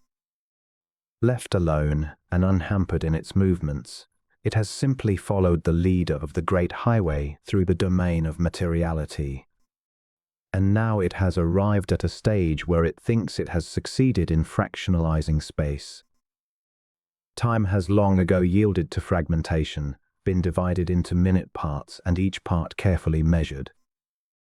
Space, not having a visible indicator like time to denote its passage or parts, suffered a long and tedious delay before it could boast of a measurer. As the sundial measured time in the past and became the forerunner of the modern clock, so n-dimensionality measures space for the mathematician. What more practical instrument for this purpose may yet be devised is not ours to prophesy. Yet it is not to be despaired of that some one shall find a suitable means for this purpose. Seriously, however, it is not without possibility that should some subtle mind devise an instrument for marking the passage of space, as we have for denoting the passage of time, a great stride forward would be accomplished in the evolution of the human intellect. For the general outcome of the intellect's attention being turned to the passage of space would undoubtedly be to recognize not only its dynamism, but its becomingness as a process of cosmogenesis. Because such an instrument would have to be so constructed as to take note of the movement of life, and for this reason it would have to be extremely sensitive necessarily and keyed to the subtleties of vitality and not to materiality. Mathematics shall have failed utterly in the utilitarian aspects of this phase of latest diversion if it do not justify its claims by crowning its work in the field of hyperspace with cosmometer, an instrument devised for the measurement of the movement of space, or a zoometer, an instrument devised for the measurement of the passage of life. We should like to encourage inventive minds to turn their attention lifeward and spaceward with the end in view of constructing such an instrument. When once we have learned accurately to measure life, we shall then be able to dispose of it to create. It is not doubted that if ever humanity is to arrive at that point in its evolution where it can understand life, if ever it is to attain unto the supreme mastery both of vitality and materiality, and to come to the ultimate attainment of divine consciousness, all of which we confidently believe to be in store for humanity, it must be accomplished after this manner. First, by syncretizing materiality with vitality, and then by intuitionally recognizing the truth of the implications of the syncretism. The history of consciousness in the human family is identical with the history of man's conquest over matter and physical forces. And this is clearly indicated in the incidentals contingent upon the toilsome rise of the genus Homo from the earliest caveman, whose status denoted a comparatively negligible transcendence. Material forces to the present-day man who has gained a markedly notable conquest over these forces. Always consciousness seeks the means of adequately expressing itself in the sensible world, and to this end it engenders faculties, organs and processes in the bodily mechanism, and in matter devises instruments of application whereupon and wherewith it may test, analyze, combine and recombine the forces and materials it finds. The unlimited range of expressions lying open to the consciousness makes it necessary continually to devise higher and higher grades of appliances to meet its needs as it expands. It will not be gainsaid that the telescope has served actually to lay bare to the consciousness an immeasurable realm of knowledge, nor that the microscope, turning its attention in an opposite direction, marvelously has enlarged and enriched our knowledge of the world about us. And similar declaration may be made anent almost every invention, discovery and conquest which man has made over natural phenomena. Thus, by externally applying mechanical implements to the subject of his consciousness, man has extended actually his consciousness, his sphere of knowledge, has greatly enhanced its quality, and, in the process, has urged the intellect to endeavors that have wrought its present unequaled mastery of things. Nor have the spiritual aspects of our advance along these lines been the least notable. For these have enjoyed the essence of all that has been gained in the process, and have, therefore, kept pace with the onward movement of the intellectual consciousness. But heretofore no advance has been made as a result of methodic or reflexive determinations. That is, men did not set out from the beginning, equipped with foreknowledge of what their efforts would bring, to develop the present quality of human consciousness. They simply worked on, their attention being absorbed by the problems that lay nearest and demanded earliest consideration. So the advance has come as a resultant of man's close application to his ever-present needs, shelter, clothing, food, protection and other preservative measures, and it has come naturally, inevitably and without prepense. Nevertheless, if man, knowing what to expect from the syncretization of matter and mind, after this fashion, should set out deliberately to accelerate the intensification, expansion and growth of his consciousness, there is no doubt but that the consequence would be most far-reaching and satisfactory. But the path that leads to this grand consummation does not lie in the direction of diversity, it lies in the opposite direction. In vain, then, does the intellect fractionalize in the hope that by doing so it shall come to the solid substructure of life. In vain does the analyst segment space into any number of parts or orders. In vain does he ask how many and how much, for by answering none of these queries will he find the satisfaction which he vaguely seeks. If it be true that it is not by analysis but by synthesis that the true norm of life, and therefore of reality shall be found, it is futile to entertain serious hope of finding it in any other way. As a perisophism or near truth, then dimensionality takes foremost rank. And this is so for the reason that when we proceed in the direction of multiple dimensions, that is, one dimension piled upon another dimension or inserted between two others, we are traveling in a direction which, the more we multiply our dimensions, leads us farther and farther away from the truth. This is a simple truism.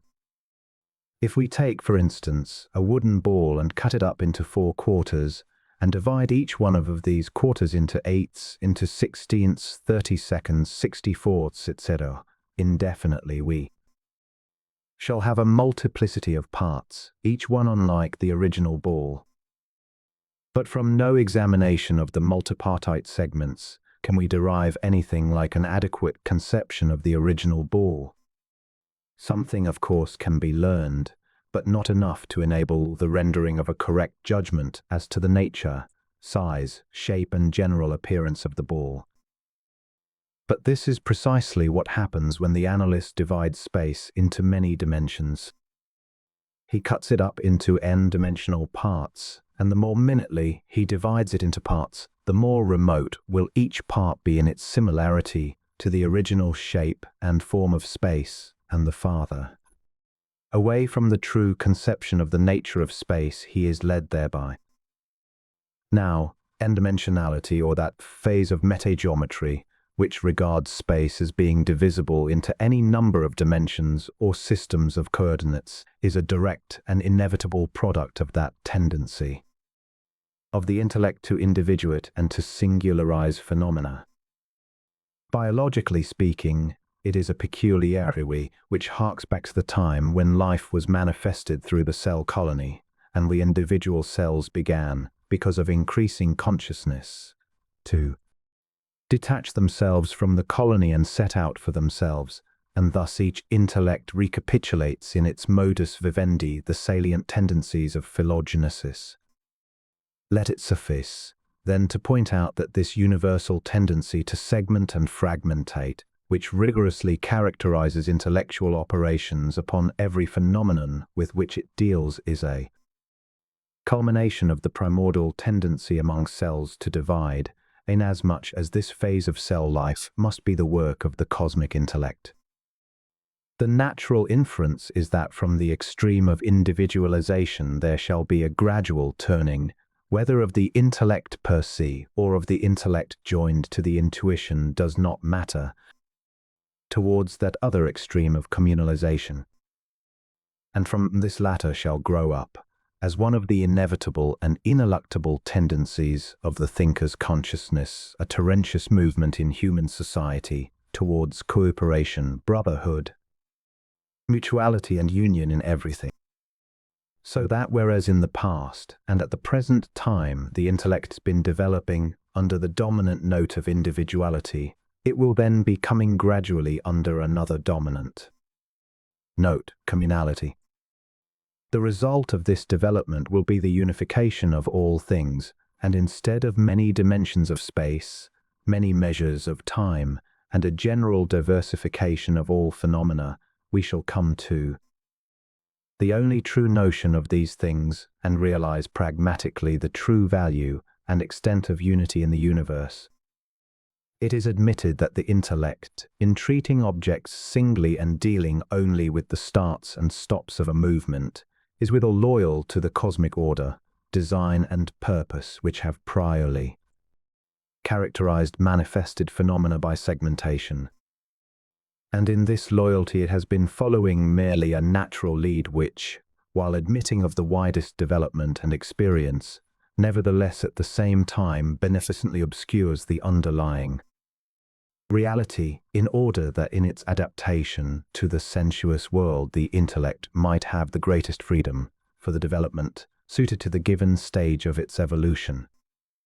But in thus admitting the natural congruence between the intellectuality and the phenomenal or sensuous, we do not thereby unite with those who already believe that this cosmic agreement is the ne plus ultra of psychogenesis.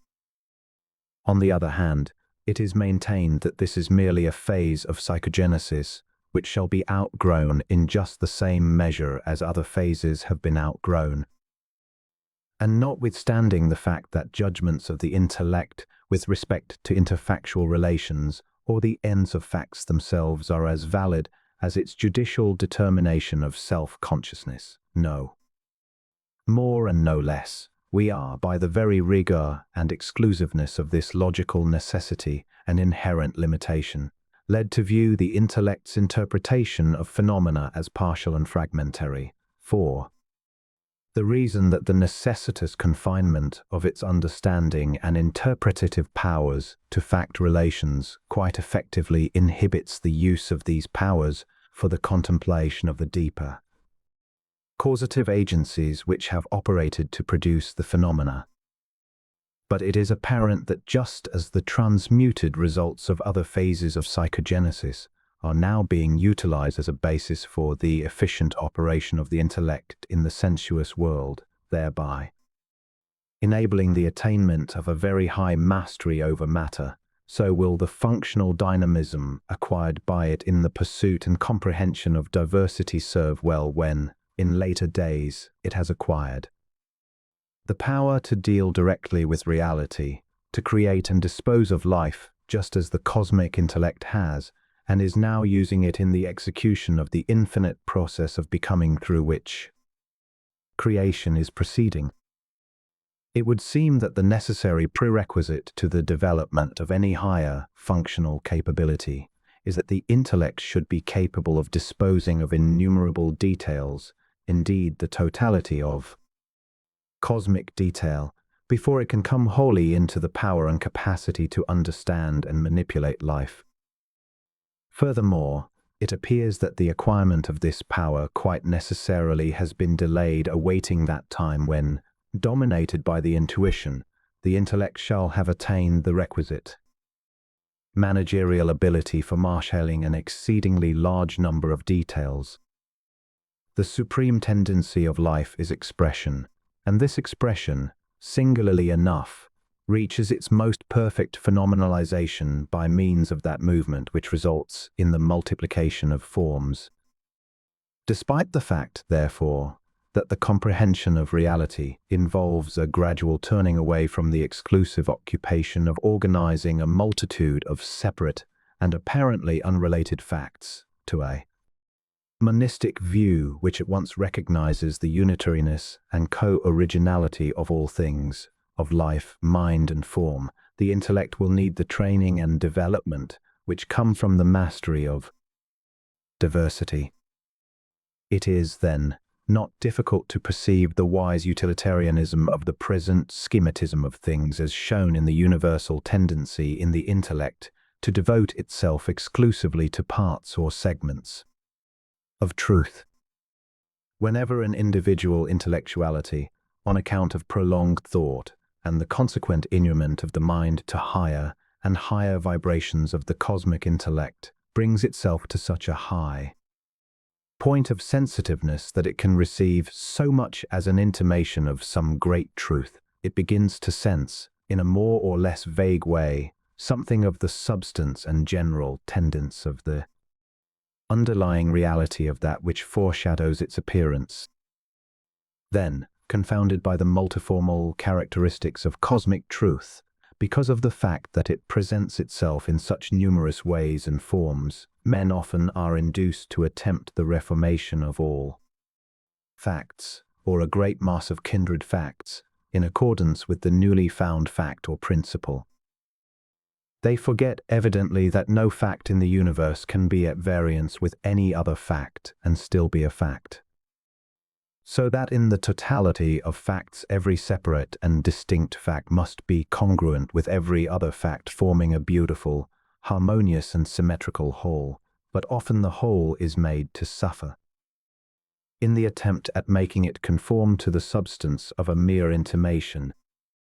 Moreover, it is conceivable that even the totality of facts may lack a rigid conformity with reality in all its parts, and that having compassed the entire mass of facts one may fall short of the understanding of realism. This is practically what has happened in the mind of the metageometrician, who, having received an intimation as to the real nature of space, as that whose center is everywhere and yet nowhere, and whose Nature is psychological and vital, rather than mathematical and logical, misses the great outstanding facts and clings to the intimations which he experiences as to the nature of space.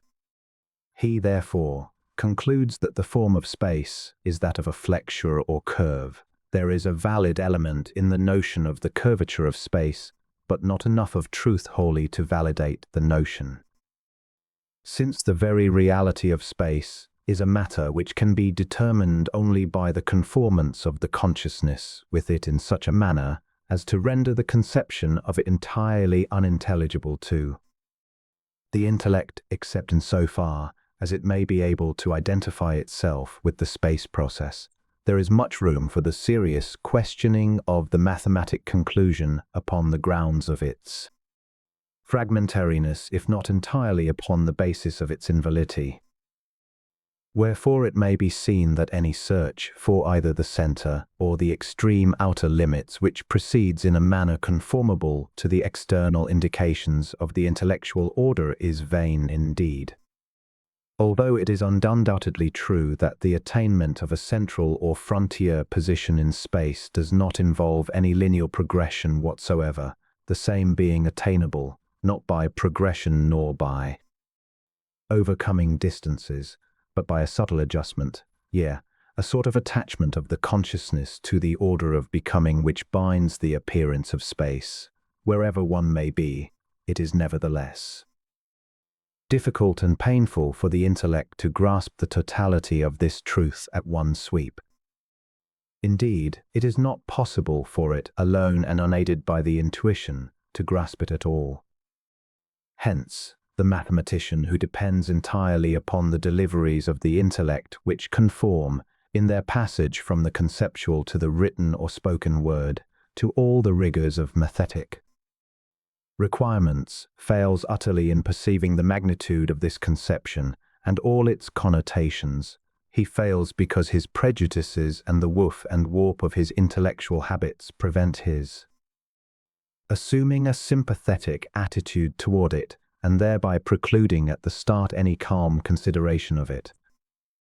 And not only is this true of the mathematician, but of all those whose endeavors are confined to the plane of purely sensuous and logical data. It would, therefore, appear that our entire attitude towards things spatial must be changed before we can even begin to perceive the reality, which is really the object of all researches in this domain. But, on the surface, there is after all little difference between the ultimate facts involved in these two totally different conceptions. Mathematically speaking, all progression eastward would terminate at the west, and vice versa, and the same would be true regardless of the point from which progression might originate. Always the terminus would be the opposite of the starting point. Then, too, it might be said that if we sought the space center, we should arrive at the circumference. The difficulty with this view is that there is a very remote, though important, connection between it and the truth of the matter. But the partiality of this view, and the absence of either experience or intuition to intimate a more reasonable view, serve effectively to buttress it as a hypothesis acceptable to many.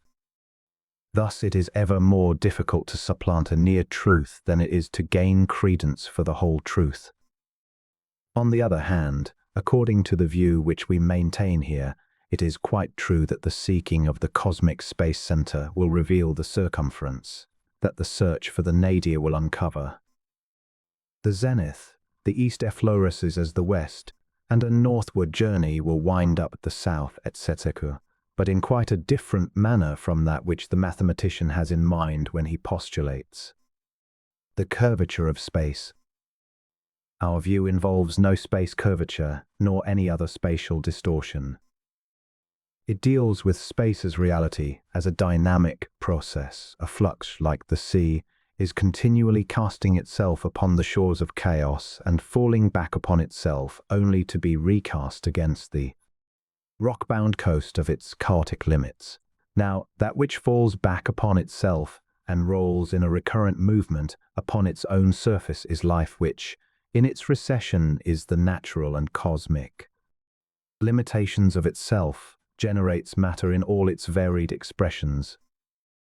Space, in its extensity, cannot transcend life, for it is the path which life makes in its outcoming, its manifestation. Of the chaotic fringe which circumscribes the manifested universe, it is absurd to say that it is vital or psychological in any sense of these terms. For notwithstanding the fact that out of its very substance are engendered life, intellectuality, spatiality and materiality, it is nevertheless none of these is in its primary essence. It is chaos cosmos, cause from its content the cosmos is evolved, and it still remains. It is chaos spatiality, chaos materiality, chaos intellectuality, chaos geometricity, because these are engendered by the movement of life in chaos, while at the same time there remains a residuum of the chaogenetic substance, which constitutes the limitations of all these subsequent processes. In this sense, the chaogenetic fringe becomes the limits of the manifested universe, so that it would appear that all those major processes outlined above are finite manifestations of the eternal chaos. But none of those possibilities of motion which are found in these major movements of the cosmos can be logically said to exist in chaos. It is the embodiment of everything that is the opposite of those qualities may be found in them, that is, in materiality, vitality, spatiality, intellectuality and geometricity. Apropos to this phase of the discussion, let us examine briefly one of its most significant implications, both mathematical and cosmic, which arises out of the fact that space is an engendered product of life that is bound by the fringe of chaos which sustains and limits it. The chaotic fringe plus manifesting cosmos constitute the absolute magnitude of the cosmos. The manifestation factor is complemented by the chaos factor, and together the two define the full universe. Cosmogony is the universal movement of all cosmic elements or factors in diminishing the chaotic complement and reducing it to cosmic order or geometrism. It is undoubtedly impossible to determine mathematically the exact volume of either complement or the ratio of the one to the other, yet it is conceivable that the chaotic fringe is greater in extent than the ordered portion of the cosmic unicircle or universe. It is even conceivable that the difference, upon the basis of the meaning of the Pythagorean tetragrammaton and the view outlined in the chapter on the mystery of space, is as 7-3. Wherefrom the conclusion might be drawn that the universe has yet 7 complete stages, more or less, of evolution before the close of the great cycle of manifestation, when the fringe of chaos shall have been totally used up in the work of creation. But for those who may experience impatience at the infinitude of the process when viewed in this light, the terms may be reversed, and the difference may be conceived as the ratio of 3-7. Wherefrom the conclusion would follow that the cosmogonic process is 7/10 complete, as it will not vary the seeming infinitude either way it may be determined. The notion, despite its speculative character, offers an explanation of otherwise inexplicable conditions, and, on account of its profound connotations, may even be found to be productive of the highest good in its equilibrating influence upon our mode of thinking. In any event, there does appear to be a subtle relation subsisting between true numbers and cosmogony. Number is a phase of the cosmogonic movement, a measurer of the intellect, and the establisher of the geometrism of space, answering tentatively to the numericity of pure being. In fact, being actually expresses number, and number itself is an evolution, and not a thing posited once for all as a pure, invariable form in the universe. It is, like the cosmos, in a state of becoming, and there may yet appear to our cognitive powers a whole series of new numbers pure in itself, and altogether conformable to the conditions reigning at the time. The symbology of the circle, in all times recognized as the true symbol of the cosmos in eternity, of eternity itself, of the archetypal of space, duration and ultimate perfection, is replete with profound significations. But it should be understood that the circle is a symbol of the perfected universe and not the universe in a state of evolution. It symbolizes perfection, completion, and the ultimate union of the manifesting with the archetypal, which results in the crowning deed of perfection. The circle is, therefore, not a symbol of the universe as it now stands. It does not represent a snapshot view of the cosmos, but the universe as a full.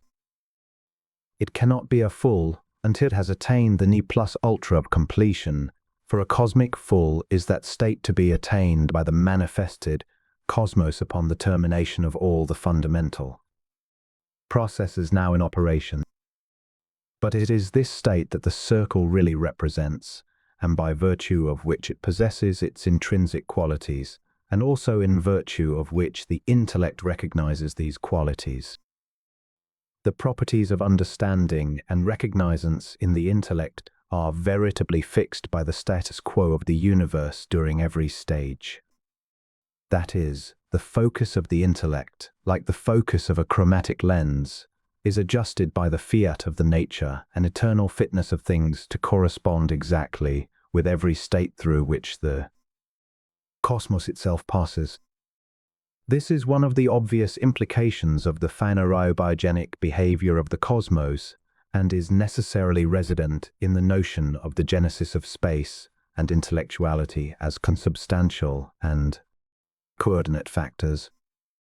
Wherefore the more cogent is the reason for the belief that the inherent qualities of the cosmogonic fundamentals, as vitality, materiality, spatiality, intellectuality, and geometricity, are true variants, and that their variability is proportional to the progress of these major movements toward the ultimate satisfaction of the original creative impulse.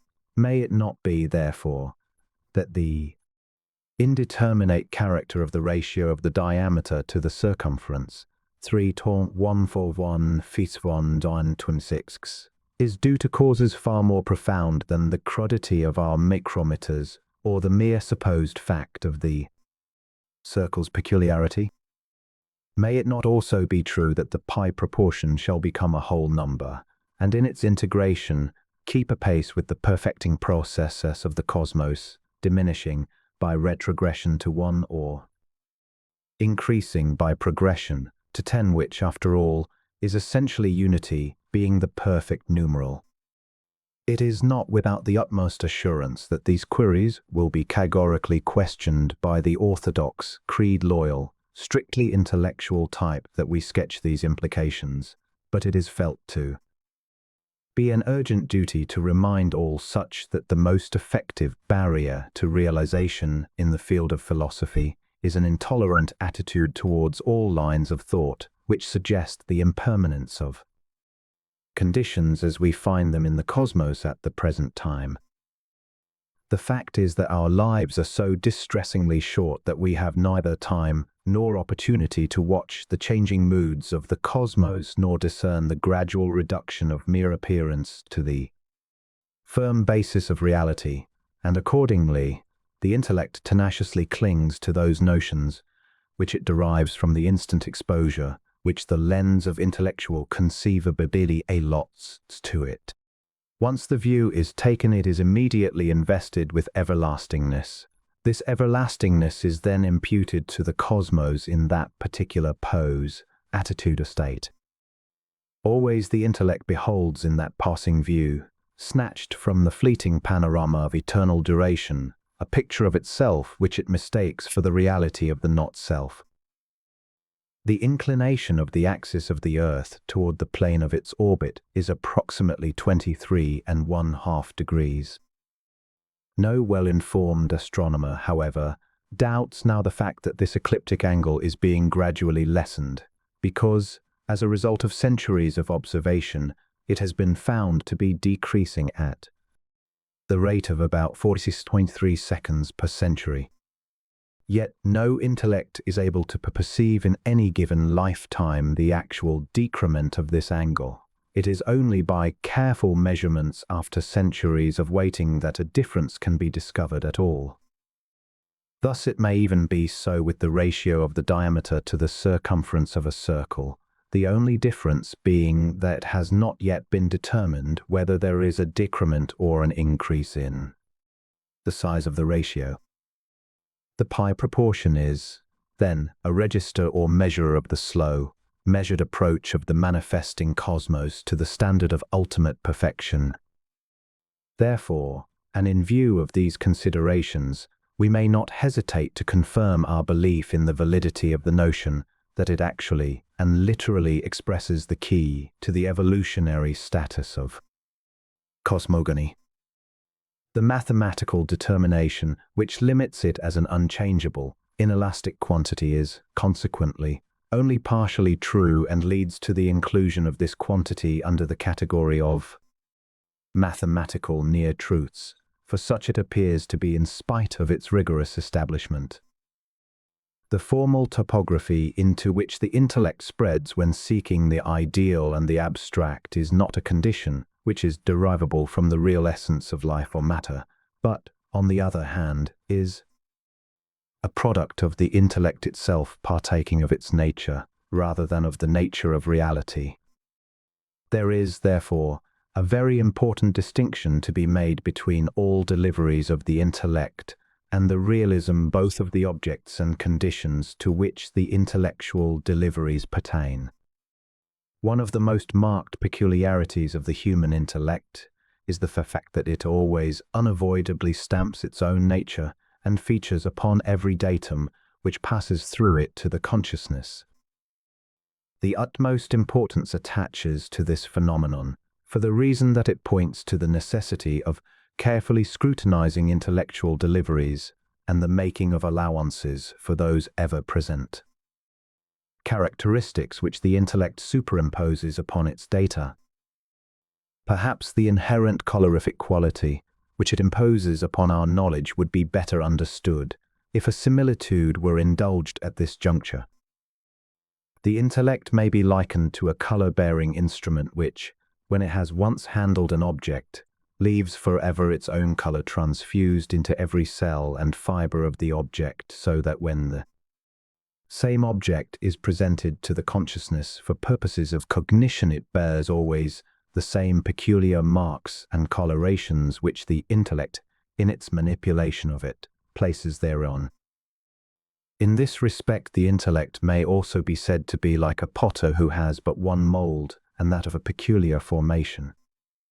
Hence, whatever wares it presents to the consciousness will invariably be found to be molded in conformity with that particular mold. If it were possible to view reality or the essential nature of things, the difficulty which now the intellect lays in the path of direct and uncolored cognition would be obviated, for then there no longer would be any necessity of viewing things as they are colored or molded by the intellect.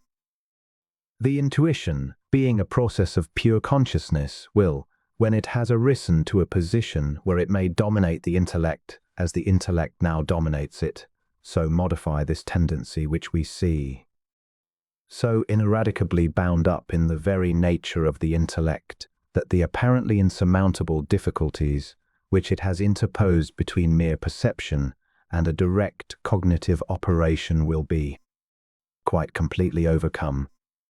Thus, in the above is discovered another obstacle which posits itself between the notion of space as reality and the intellectual determination of it, which the mathematician examines and to which his consciousness is necessarily limited. Furthermore, it may be perceived also how easily the mind may be deluded into thinking that the intellectual notion which it entertains of space is necessarily correct, when obversely it is simply examining a concept which has been remade by the intellect into a form which is not at all unlike its own peculiar nature, and therefore as much short of reality as the intellect itself is. Similarly, if the mathematical mind succeed in catching a glimpse of the reality of space in the form of an intimation, which in itself, though fragmentary, is nevertheless true, its consciousness is finally deprived of the true validity thereof, simply because of the behavior of the intellect, in its manipulation of it.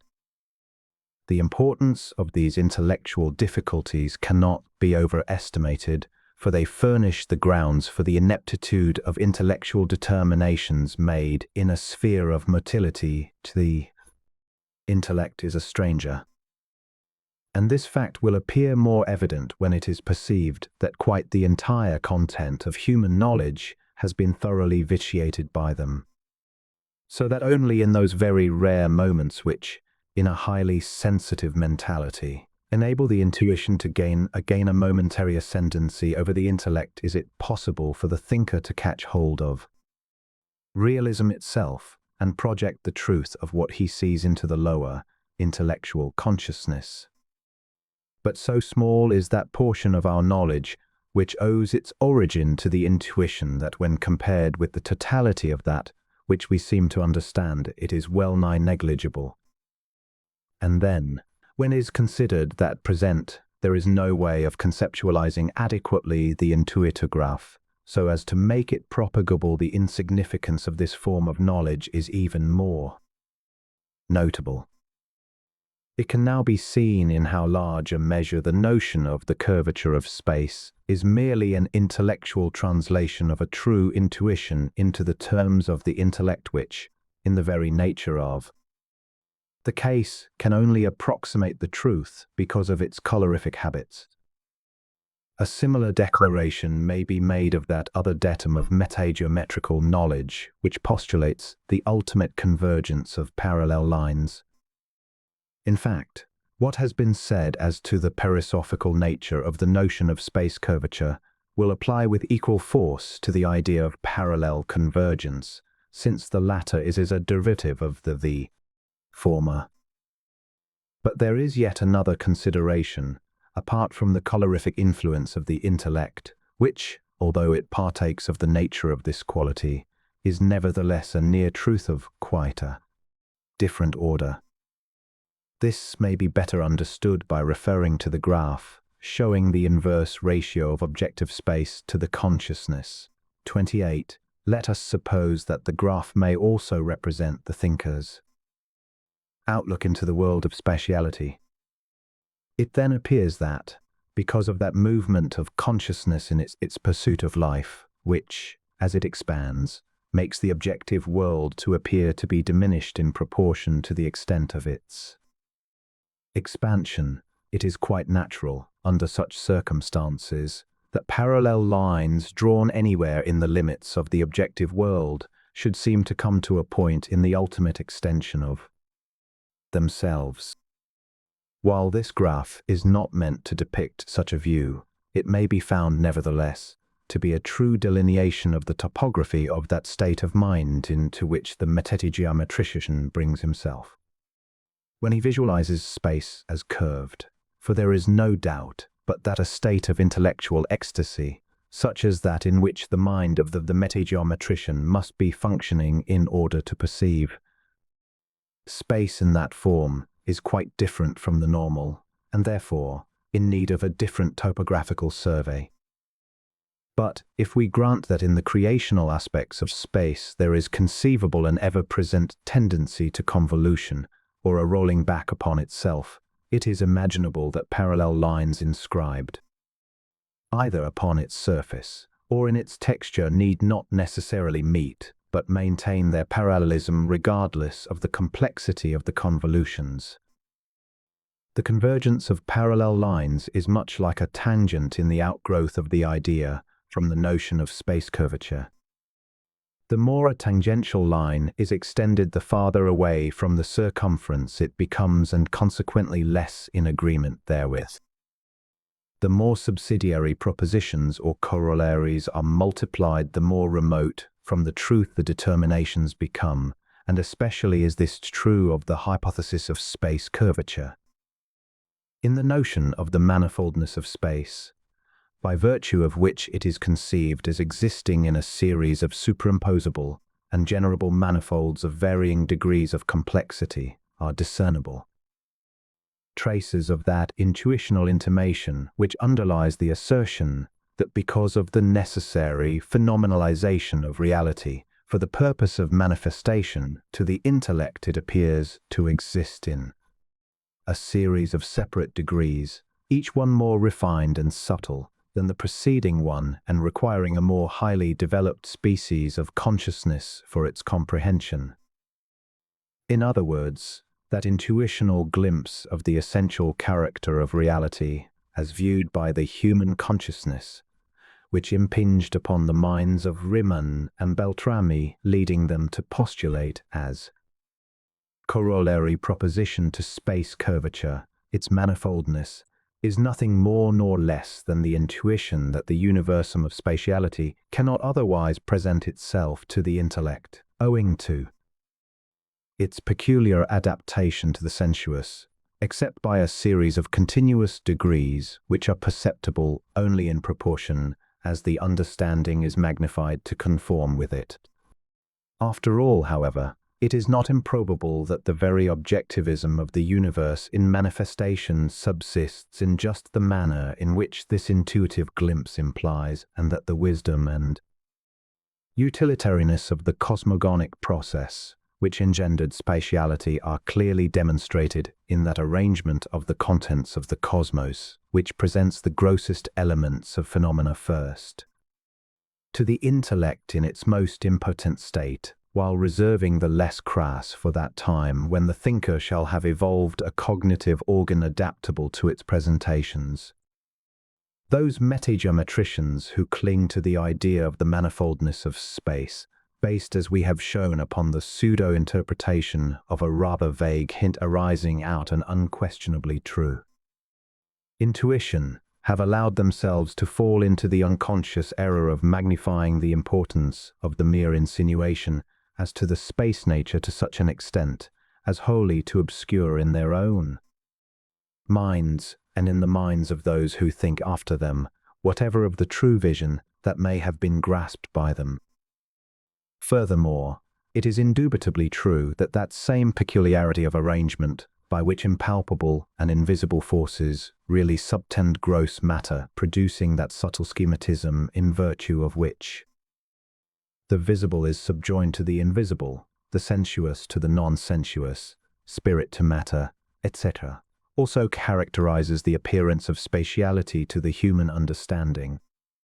While there is a superficial semblance of separate and discrete manifolds into which space may be divided, there are, in reality, no such sharp lines of demarcation between the subtle and the gross, between the visible and the invisible, or between spirit and matter, each of these being capable of reduction by insensible degrees into the other, regardless as to whether the reductional process originates on the side of the most refined or on that of the grossest. Accordingly, there are no reasonable grounds upon which the notion of a space manifold may be justified except as a metageometrical near truth. In addition to the foregoing, there are yet other very fundamental considerations which would seem to debar the totality of analytical conclusions as to the nature of space from any claim to ultimate reliability and trustworthiness. These are first, the fact that analyses are absolutely incapable of dealing with life, that being the direct product of a sort of mechanical consistency which marks the intellectual operations. It has adaptability only for dealing with fragments or disconnected parts, and that without any reference whatsoever to the current of life or the flow of reality which has produced the parts. This fact is clearly shown in that attitude of the understanding, which inevitably leads it to the declaration that a line is an infinite series of points, a plane an infinite series of lines, and cube an infinite series of planes, and so on indefinitely. To do this, to look upon all phenomena as a series of parts similar to each other and piled, one upon the other, or juxtaposed in the manner which they are discovered in the sensible world, is the natural tendency of the intellect, and this tendency finds its most facile expression in analytics. Inadaptability of this sort is especially observable in all problems of arithmetical analysis in which the vital element is a factor. When these analyses are carried to their logical conclusion, as has been shown in the chapter on the fourth dimension, invariably they end in an evident absurdity. But it is at their very conclusion, where the life element is encountered, where reality is approached, that they break down.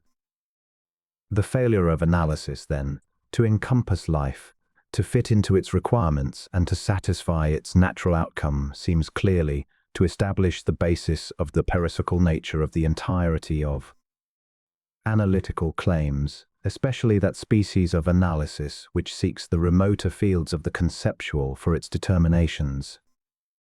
Second, the close connection which has been seen to subsist between space and life as joint products of the same movement makes it obvious that the same ultimate rule of interpretation must be applied to both in order to ensure correct and dependable judgments regarding them. How different would be the intellectual attitude towards space if it were considered in the same light as vitality, provided one really understood anything about vitality. Moreover, as it appears certain the path of the intellect does not run in the same direction as the path which life makes, but in an inverse direction, it is clear that the judgments of the former as to the action and essence of the latter must necessarily be ultimately unreliable. It can readily be seen, however, that should the intellect be focused so as to follow the path of life, to attach itself to the very stream of life, it would have necessarily to neglect materiality. And such an adjustment would, of course, obviate the need of a material life at all for humanity. In fact, a physical life with an intellect would be impossible under such conditions.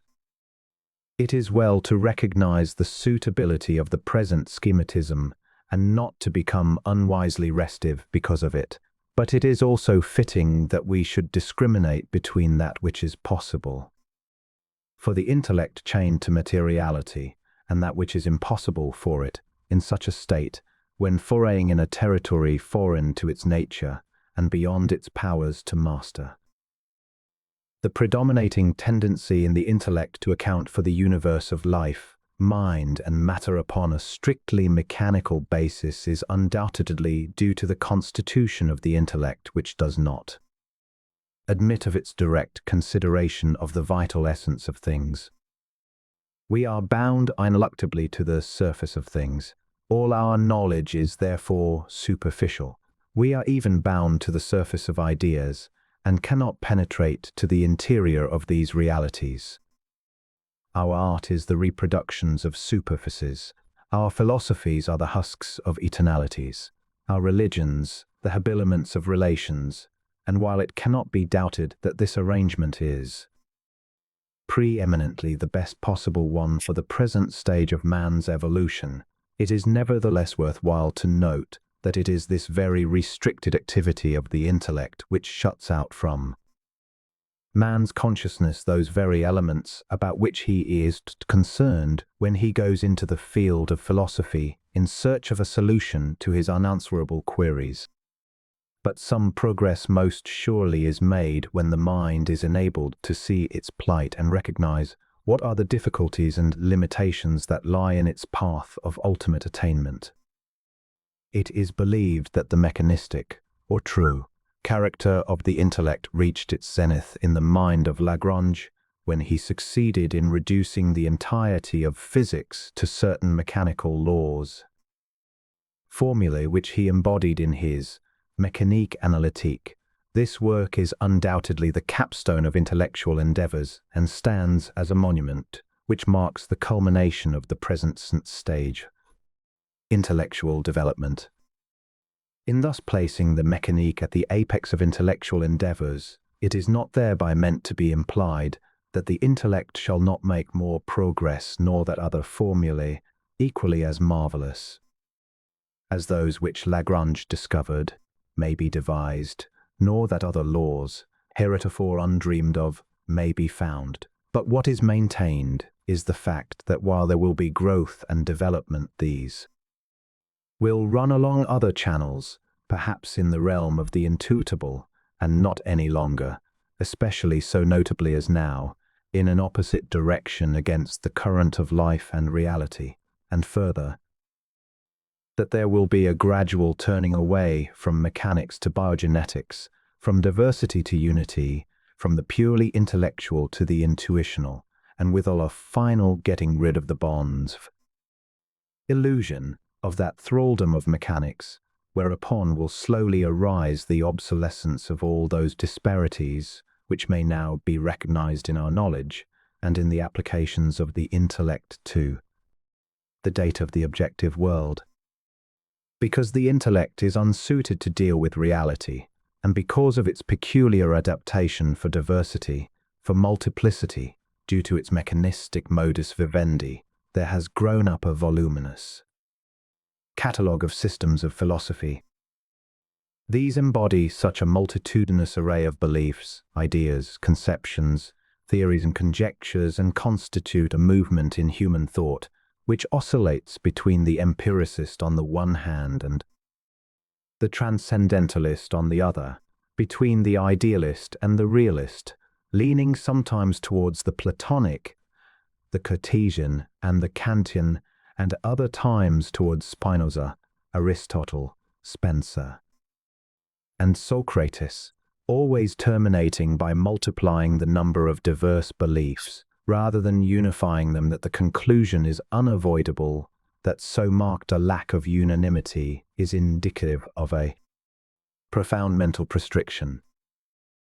It was therefore inevitable that mathematics should fall under the same spell and brook no let nor hindrance until it had succeeded in devising several diverse systems of geometry, which it has done. For the mere joy of doing something, of following its instinctive aptitudes. There is no other basis for the heterogeneity of our philosophies, our mathematics, indeed our beliefs, than this mechanical, and hence radically illusionary character of the intellect in consequence, of which we have had to be satisfied with mere glimpses, hints, intimations, and faint glimmerings of reality, of life, and of those cosmic movements which, if we had the ability to trace them from their source outward, would lead us unerringly to a truer and deeper knowledge of those things that under the present schematism must remain for us a closed book. The criterion of truth for us, constituted as we are and wedged in between the stream of life and its shore of materiality, must be that which relates our knowledge both to the stream and to the shore. It must be so that all predicates which purport to approach it shall exhibit a dual reference, one that relates to materiality and another that relates to vitality, and yet a third that shall combine these two relations into one. All assertions, therefore, which pertain exclusively to either of these elements, to materiality or to life, are necessarily partial, fragmentary, and perisophical in nature. Mathematics, because it relates to matter and the mechanical forces set up by matter acting against matter, cannot be said to agree with such a criterion. Art, because it relates to snapshots or static views of matter, is even more remote in its agreement. Philosophy, as it has been known in the past and is known today, because it seeks to deal with a vitality fashioned after the image of materiality, has failed when posited alongside of this criterion, and thus the intellectual toil of millions of years has been in vain in so far as it has not succeeded even in raising a corner of the cover which hides reality from our view. A near truth is any variation from this standard, this norm or criterion. It may be either logical, cognitive, scientific, or even metaphysical. To define, a logical truth is a predicate based upon and involving the coherency and consistency of thoughts themselves. A cognitive truth is the conformity of knowledge with so much of reality as is known. Scientific truth is the conformity of thoughts to things and conditions. All of these are obviously near truths. Then, too, a near truth may be defined as an assertion based upon the criterion of truth, but falling within the category of cognitive truths owing to insufficiency of data or vision. Such indeed are those metageometrical predicates, m-dimensionality, space flexure, space manifoldness, and all other assertions based upon these in general and specifically. Any recognition of truth must clearly embrace both the vital and material aspects of its subject in order to be adequately inclusive. That is, it should include the causative, the sustentative, the relational, and the developmental factors. These four factors are considered necessary and sufficient to determine the conformity of any view to the criterion of truth, for when we are cognizant of the cause of a subject, understand the sustentative factors which keep it in existence, are conversant with its relations to other subjects, and can follow its developmental variations until we come to its final status, why then our knowledge is both sufficient and ultimate so far as that subject is concerned. Is it asking too much of mathematics or of philosophy or any system of thought that it conform to these standards or to this criterion before we shall accept it as final? Or shall we be satisfied with less than this? Let us hope not. In the foregoing presentation, stress has been placed upon the fragmentary, and therefore illusionary character of the intellect in order to arrive at an understanding of the difficulties under which real knowledge has to be acquired, and to indicate the inanity of all attempts to resolve the riddle of space by means of mathematics, regarded as the most typical exemplification of the mechanistic nature of the intellect. And further, to show that, on account of the radical incongruity which estranges life, the producer of spatiality, from the intellect which returns again to scrutinize the passage of life in its outward expressions, no hope of ever gaining the true viewpoint by means of the intellect need be entertained. But in doing so, it is deemed fitting that a note of warning should be sounded against any abortive attempts that may be made to obscure or distort the results of such a close discrimination, lest the true import of the examination be lost. For, if we emphasize the vanity of the intellect in the pursuit of that which it is by nature unsuited to attain, we also equally stress the wise utilitarianism, which limits it to the performance of the tasks assigned, while at the same time reserving for the function of more highly evolved powers, and indeed, for the intuition itself, the solution of the riddle of spatiality. And if we declare the futility of the mathematical method in all endeavors aimed at unveiling the mysteries of life and mind, and of that movement which has its roots set in eternal duration, from which it proceeds in an endless continuity of purpose and promise, we do also recognize that in the science of mathematics the intellect shall, as in no other method of cognition, most fully fulfill the cosmic intent of its existence, and moreover, in the pursuit thereof it should push the frontiers of its possibilities outward, until it can be said almost to be able to make disposition of life itself, at least to that point where, when the intuition shall have come into its own, the passage from the mechanics of matter to the dynamics of life shall be comparatively easy and natural. Chapter 10. The media of new perceptive faculties. Evolution is a continuous process, and the primal impetus back of the great on-flowing ocean of life acts infinitively. It is not terminated when life has succeeded in perfecting a form, for the perfection of forms in themselves is not the end of vital activity. The end of evolution is the complete spiritualization of matter, so that it does not matter how perfect a form may be either subjectively or in its adaptation to environments. It does not matter how faultless a medium for the ensouling life it may be, there is ever the eternal necessity that life must drive it back over the path of its genesis until it shall be transmuted into pure spirit. Adaptation succeeds adaptation, and with each there is a change in the form, and this process continues until there is a more or less perfect congruence between form and juxtaposed environmental conditions. But no sooner than agreement has been attained under one set of conditions, new conditions arise and require a new setting, new adaptive movements. Thus, there is a continuous proceeding from stage to stage, going from the grossest to the subtlest and most refined. Always the form is being pushed onward and upward by life. But adaptation is not undergone for the benefit of the form, but more truly for the informing principle. It is the progression of the life element which constitutes the adaptation of form to form and to their peculiar environs.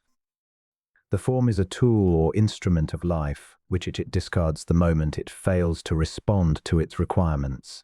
Thus forms are constantly being assumed and as constantly being relinquished. But no effort of life is lost regardless as to whether the action is performed in one or another form. The totality of matter is perpetually being acted upon by the totality of life. Every impulse of life against matter means an added push in the direction of spiritualization. The totality of such impulses of life against matter may seem infinitely small in the visible results which they produce in the process of spiritualization, but with each there is an eternal gain in that movement that shall end in the complete transmutation of materiality into spirituality.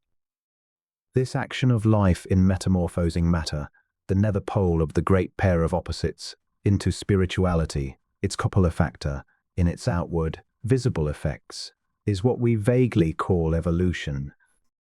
And such it is, for life is merely unfolding that which it has enfolded. Matter, having been involved as a phase of cosmic involution, is now being evolved. In the genesis of the cosmos there appear to be three granulations in the universal current of life. The first of these prepares the field by depositing that elemental essence, which is to become the world plasm. The second precipitates the universum of materiality, spatiality, and intellectuality, as we now know them, of course, but as potencies.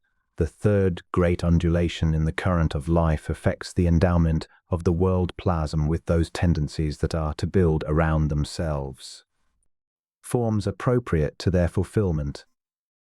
This ensoulment of the world plasm with tendencies and the consequent segmentation of it into separate forms by these tendencies constitute the primary stages of that procedure of life which results ultimately in the upraisement of matter and its final exaltation into pure spirit. Hence, the entire mass of materiality is besieged on all sides by the sum total of life, and the former is being raised slowly and irresistibly to heights that are immeasurably more sublime than its present degree of grossness.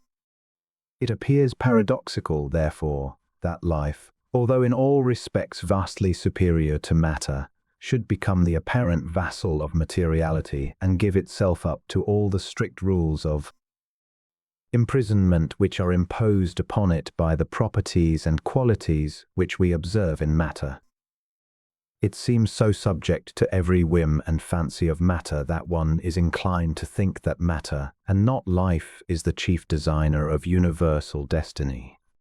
This is not a condition to be wondered at so much, for the reason that this apparent vassalage, this seeming enslavement of life by matter, is due to that superior and most marvelous adaptability of life which it enjoys in contradistinction to the relative unpliability of matter, and due also to the fact that life is kinetic and matter, being a mere deposit of life, is static. Life is mobility while matter is immobility, and thus in possessing a greater range of freedom is, of course, correspondingly superior, but in this adaptation of itself to the labyrinthine cavities and multiformed interstices in matter it exhibits, but a seeming serfdom, which is really not a serfdom, but a mastery. It is as if a man had taken lumber, hardware and stone and built a house wherein he might dwell. Life has merely used matter, molded and fashioned it, so as to make for itself a medium dwelling place wherein it operates, not as a slave, but as a master possessing unlimited freedom of motility. In the production of a form life stamps upon it, once for all time, the path of its engendering action. It leaves its fingerprints upon the mold which it makes for itself. So that if we would know where a life has been or where we should look for its fingerprints, organization, we should observe the sinuosities which mark its pathway, remembering always that it is life that has formed the intricacies and complexities of the form into which it pours itself so accommodatingly in order that it may raise that form, develop and transmute into something higher and better. When we speak of form, it must not be understood thereby that reference is made only to the gross physical form, but to the entire range of vital assumptions or vehicles which life ensoars for purposes of manifestation. This range we believe to cover the whole path of cosmogenesis, seriating from the densest to the most subtle. Our chief concern, however, is the immediate effect which a totality of life's operations will have upon humanity or the form which it ensoars as the human organism. For it is impossible that humanity shall escape either the general or the specific results of the exalting power which life exerts over materiality and its appurtenances. It is, of course, impossible here to go into the various implications of this choralford movement of the universum of materiality, or even to outline briefly the divergent lines of operation into which a satisfactory exposition of this view would naturally lead. And then to do so would be inappropriate in a volume of this kind. So we shall have to be content at this juncture to limit our study to a consideration of what we believe to be some of the immediate indications of this vast and most far-reaching phenomenon.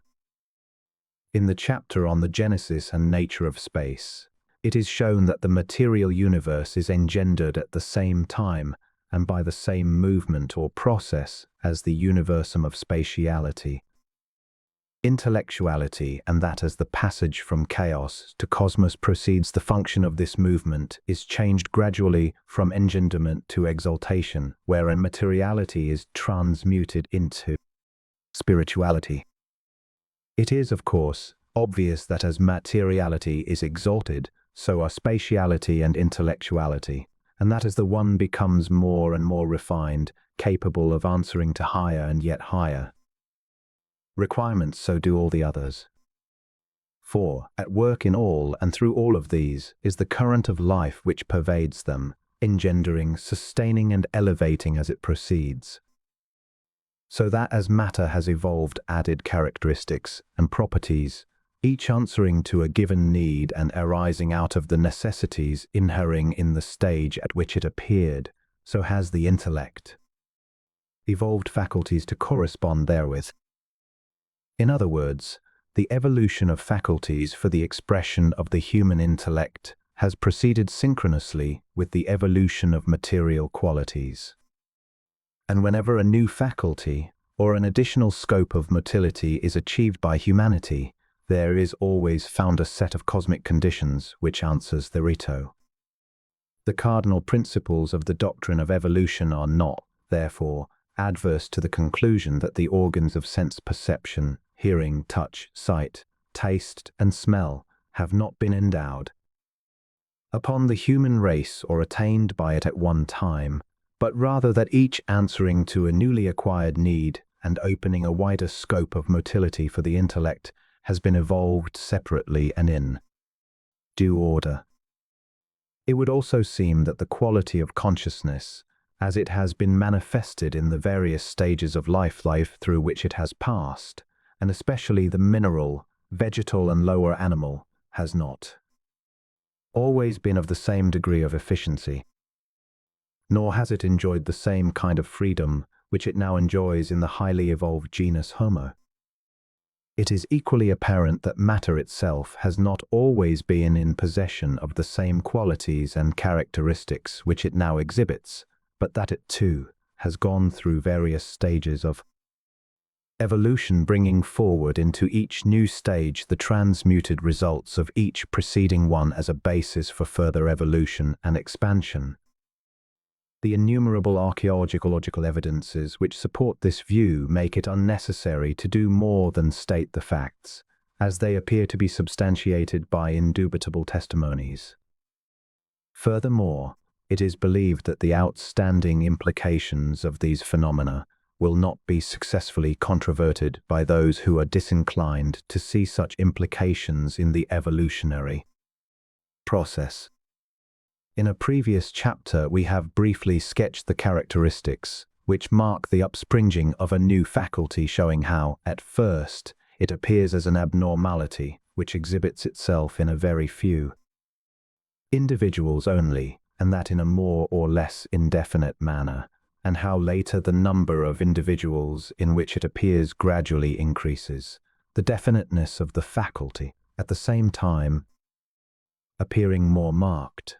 Then, like a tidal wave, it recurs in a still larger number of persons until, at last, after a long period of time, usually several thousands of years, it becomes universal, exhibiting itself in every individual and appearing as a hereditary characteristic of the entire human race. It is, therefore, not without assurance as to the ultimate soundness of this view that we make the assertions which follow this brief introduction.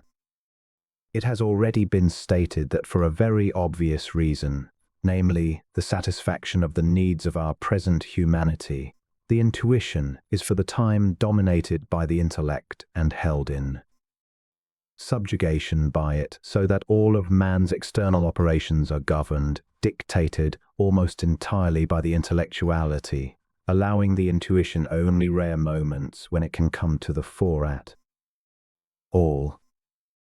This is the rule in the evolution of faculties and characteristics. The higher faculty, although potentially present in every way, is ever held in abeyance while the lower is brought, under the rigors of its own evolution, to a point where its joint operation with the higher may be executed with the least possible friction and retardation, as also with the greatest possible coordination and cooperation. Accordingly, notwithstanding the fact that materiality must possess in potentiality all the qualities which it will at any time reveal, it is nevertheless necessary that these qualities shall come forth gradually and in due order. Similarly, humanity has come into possession of its various faculties of mind and powers of physiological functions by insensible degrees, the higher always being held in abeyance until the lower is fully developed. Those faculties which are to bestow added powers, additional freedom, and a greater scope of motility are the ones which appear later than those which are truly primitive in character. These facts have been amply demonstrated by the science of embryology, wherein it is shown that ontogeny is a recapitulation of phylogeny. That is, the history of the development of the individual is a recapitulation of the development of the species. Thus, the various stages of development through which the human embryo passes while in utero are but a repetition of similar stages through which the entire human species has passed in its phylogenetic development. For it is certain that humanity has not attained, at one and the same time, all the powers of mind and body which it now possesses, that the childhood of the human race represented a time when it had but few faculties or organs of sense perception, indeed a time when the higher sense organs of smell, taste and sight were entirely lacking, although residing in potentiality therein. It is undoubtedly true that the earth has passed through a similar evolution with respect to its own material characteristics, that its childhood was, in all points, analogous to the childhood of humanity, that the air, earth, and water were wholly absent, except in potentiality, during the nebulous youth of its genesis. It is even probable that there are at work today processes which in the future shall culminate in the evolution of newer, higher, and more complicately organized species of plants, animals, and minerals. Every year brings fresh evidences that crystallize the conviction that the Earth has been the scene for the appearance of many strange orders of animal life. Fossiliferous strata are continually yielding incontestable testimonies of changing flora and fauna. We count the animal and vegetal life of today as being more highly developed than that of any other previous age, and it is well that this is so, for simplicity of organization and primality of manifestation are always succeeded by complexity and a greater scope of adaptability. We have said that the whole of that movement of the intellect, which has brought forth the metageometrical creations of hyperspaces, the curvature of space and its manifoldness together with the entire assemblage of mathetic contrivances are merely the early evidences of the appearance in the human race of a new faculty, a new medium of perception whereby the thinker shall acquire a still greater range of motility than that now offered by the intellect. Attention has been called also to the fact that this phenomenon has been manifested not alone in the field of mathematics, but in art, religion, politics, and also in science, in which we have only to witness the marvelous strides already made in the discovery of radioactive substances, the Röntgen, Becquerel, Leonard, and other kinds of rays. It is quite confidently believed that these forward movements in every branch of intellectual pursuit, these combined efforts of the intellect in peering into the occult side of material things are in response to the evolutionary needs of the thinker, and in addition are the evidences, and shall in time be the cause, of the development of an additional set of faculties. Function, or the performance of acts, determines faculty or the power of action, and ultimately the organ itself. Thus, the mere wish to perform aroused by desire and vitalized by the will actually terminates, in the course of time, in the genesis of a faculty, or the power to perform. The constant upreaching yearnings of the thinker through his intellect for greater freedom and a larger scope of action, the desire to peer into the mysteries of life and mind, the infantile outfeelings of the mentality after some safer and surer basis for its theory of knowledge cannot fail in producing not only the faculty or power to satisfy these cravings, but the very organ or medium by virtue of which the satisfaction may be attained. It is not strange that in mathematics the intellect should have found first the clue to the existence of a higher sphere of intellectual research wherein it might become the creator of the various entities which peopled the new-found domain. It is not strange that the mathematician should, in this instance, have assumed the role of the prophet proclaiming by various mathetic contrivances. Although unconsciously, that the human race is nearing that time when it shall actually be able to function consciously in some higher sphere, neither is it to be wondered at that the voice of the prophet is heard and respected throughout the earth, for indeed the mathematician is a spokesman who, as a rule, is unmoved by sudden outbursts of passion and ecstatic frenzies of emotions, but calmly and dispassionately verifies his conclusions, tests them for consistency, and having found them to satisfy the most rigorous mathetic requirements hesitates not to propound them. For this cause humanity respects the mathematician, and when he speaks listens to his voice. It is well, too, that this is so, for the history of mathematics is clearly the history of the development of the intellect. So exact a determinator of the quality of intellectual efficiency is it that its reign may be said to be an absolute monarchism whose lines of dominance extend to the minutest desire or appetency. It has always been the guide of the intellect, going before, as it were, blazing the trail, pushing back the frontiers of the intellect's domain and clearing away the debris, so that the intellect, with its retinue of servitors, might have an easy path of progress. Mathematics, however, has not the aptitude to serve the intuition as it serves the intellect. So the path into which the intuition would lead humanity, the mathematician, because of his training and peculiar functions, is unprepared to enter. It is for this reason that when mathematics leads the intellect up to that point where it encounters life, it fails, it becomes confused, and its dictatorship becomes a mockery. Its decrees remain unexecuted and futile. In taking this view, we have certainly no desire to offend the mathematician or to detract from the glory of his monarchistic rulership over the intellectual progress of the race, for in truth, mathematics is the diadem of gold wherewith man has crowned his intellect. Yet it is yea imperative in the light of recent developments in the realm of hyperspace, that a careful discrimination should be made as between the sphere of the intellect and that to which the intuition shall attain.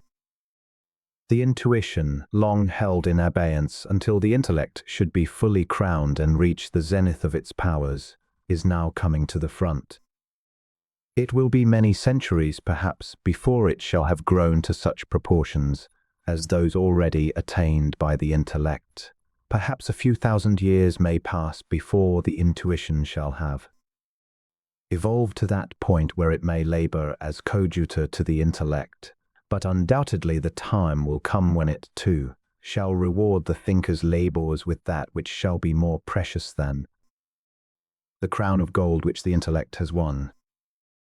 Then, the intellect, grown old and decrepit with years of reigning, shall become dim and crystal-shaped and finally pass into automatism or reflexive movements where without the urge of volitional impulses it will perform with exactness, precision and utter loyalty the tasks which it has learned so well to execute in the days of its forgotten glory. Mankind will then be free. A new freedom, wherein the erstwhile lightning flashes of intuition will become fused into one glorious sheen of all-revealing light, shall come to men, and thus the race resplendent will walk the earth enshrined in the majesty of divine powers attained as a result of millions of years of aspiration.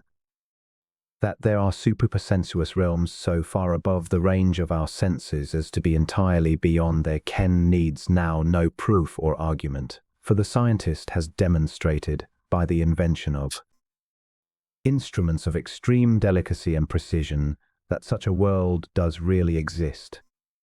Already we know of stars so distant that, though light traverses in the brief space of an hour 600 million miles, they might have ceased to shine before the pyramids were built and yet be visible to us in the skies. If the human eye were as sensitive as the spectroscope, many thousand tints and shades might be added to the world of color. If they possessed the magnifying powers of the microscope, we should live in constant terror and awe of the monstrous entities that teem in the water which we drink and in the air which we breathe. And if our ears could detect the microphonic vibrations which register in the delicate apparatus of some microphones, the dead, vacuum stillness of nature's great silences would appear as a babel of voices by the seaside.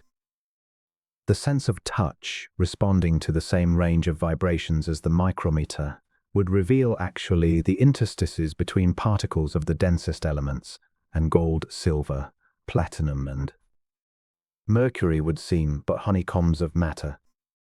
But to the forward-looking there is no element of absurdity in the expectation that all these senses shall, one day, be able to dispense with the artificial aid of physical apparatus and perform, with even greater precision and faithfulness, the task which they now perform so crudely and ineffectively.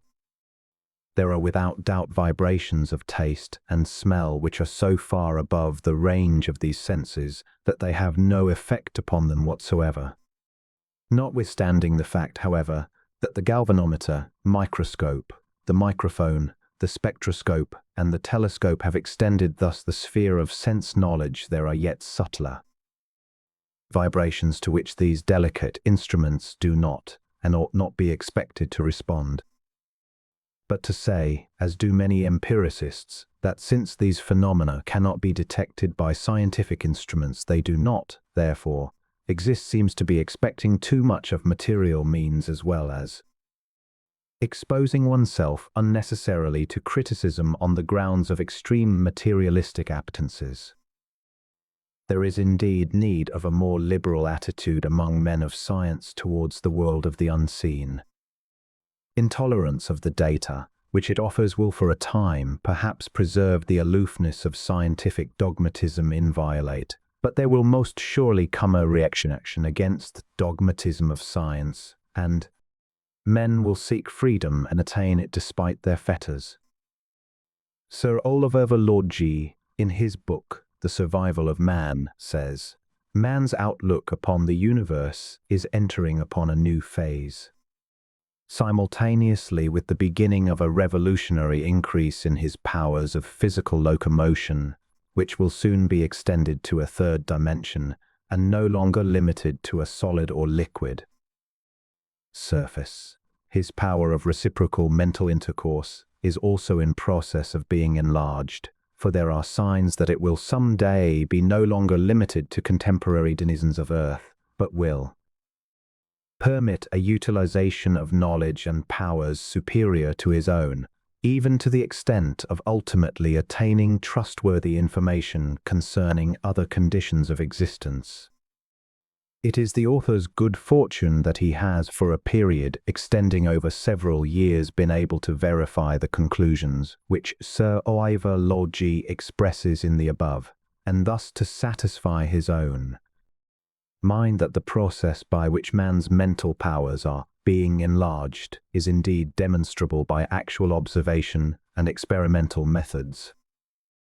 Verlorgy continues, "The boundary between the two states, the known and the unknown, is still substantial, but it is wearing thin in places, and like excavators engaged in boring a tunnel from opposite ends amid the roar of water and other noises, we are beginning to hear now and again the strokes of the pickaxes of our comrades on the other side." Camille Flammarion cites 436 cases of psychic manifestations examined by himself, and which establish beyond any reasonable doubt that there are certain perceptive faculties, namely clairvoyance and clairaudience, that crop out in certain individuals, sometimes in abnormal conditions and sometimes normally, the very unusual character of which proves their rudimentary nature and the potency of their maturescence in the humanity of the future. Among the cases cited by Flammarion are 186 instances of manifestations from the dying received by persons who were awake.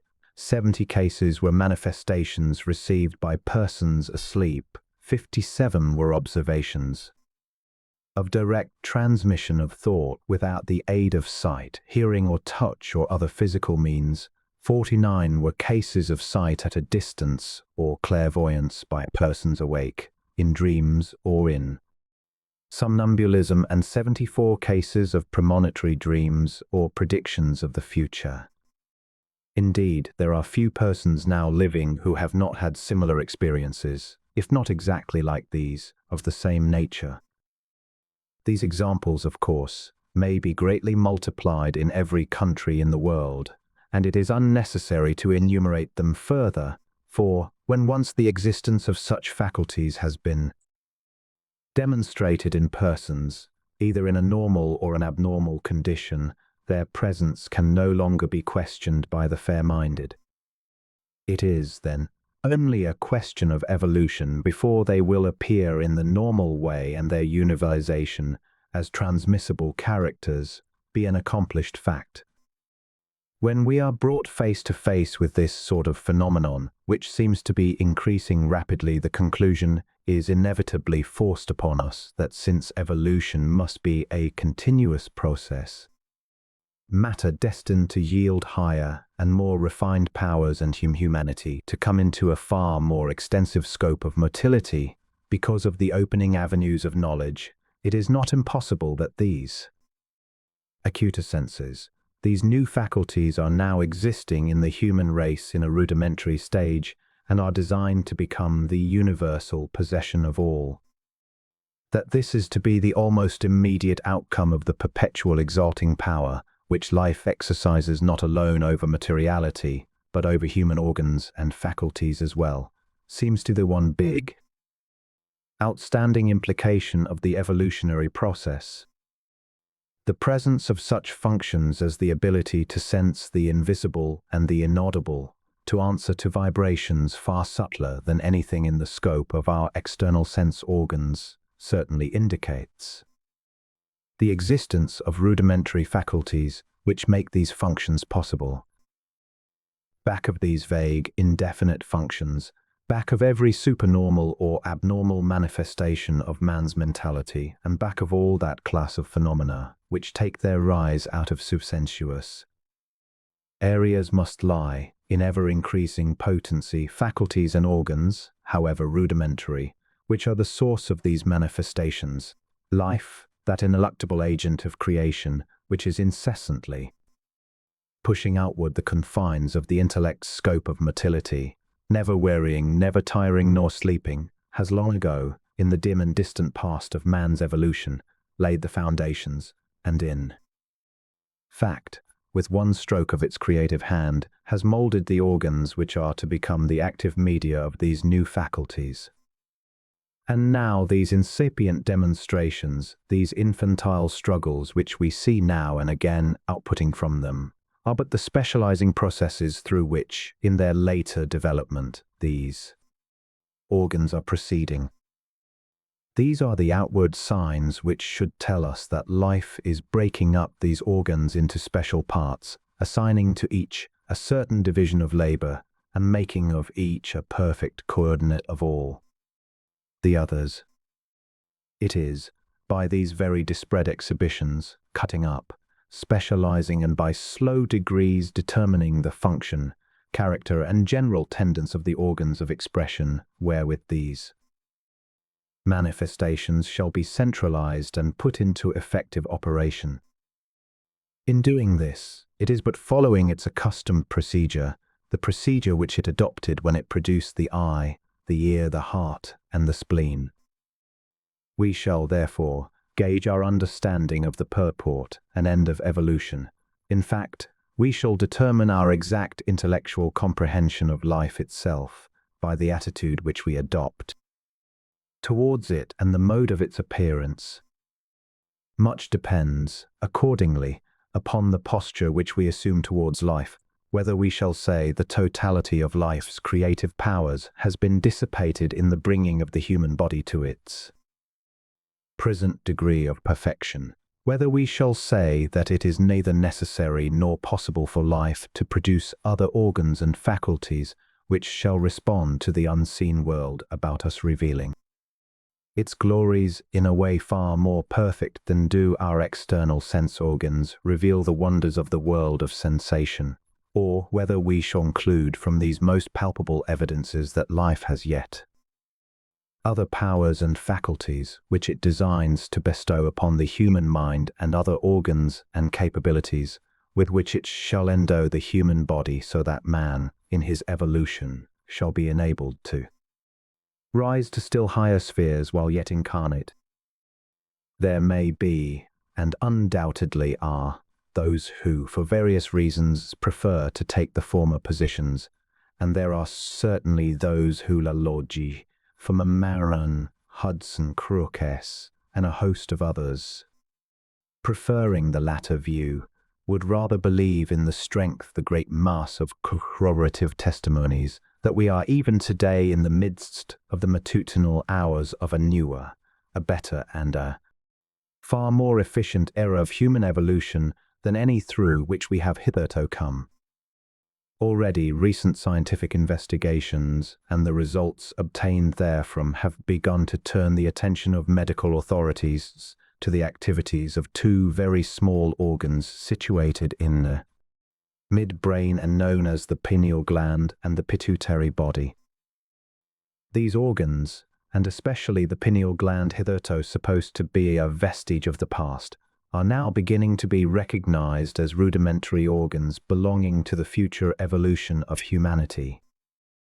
Dr. Charles D. M. Sejaus, who is an authority on the pituitary body, believes that it has no active internal secretions, but is an epithelio-nervous organ which controls, through nerves leading to the adrenals and thyroid bone, the processes of general oxygenation, metabolism, and nutrition.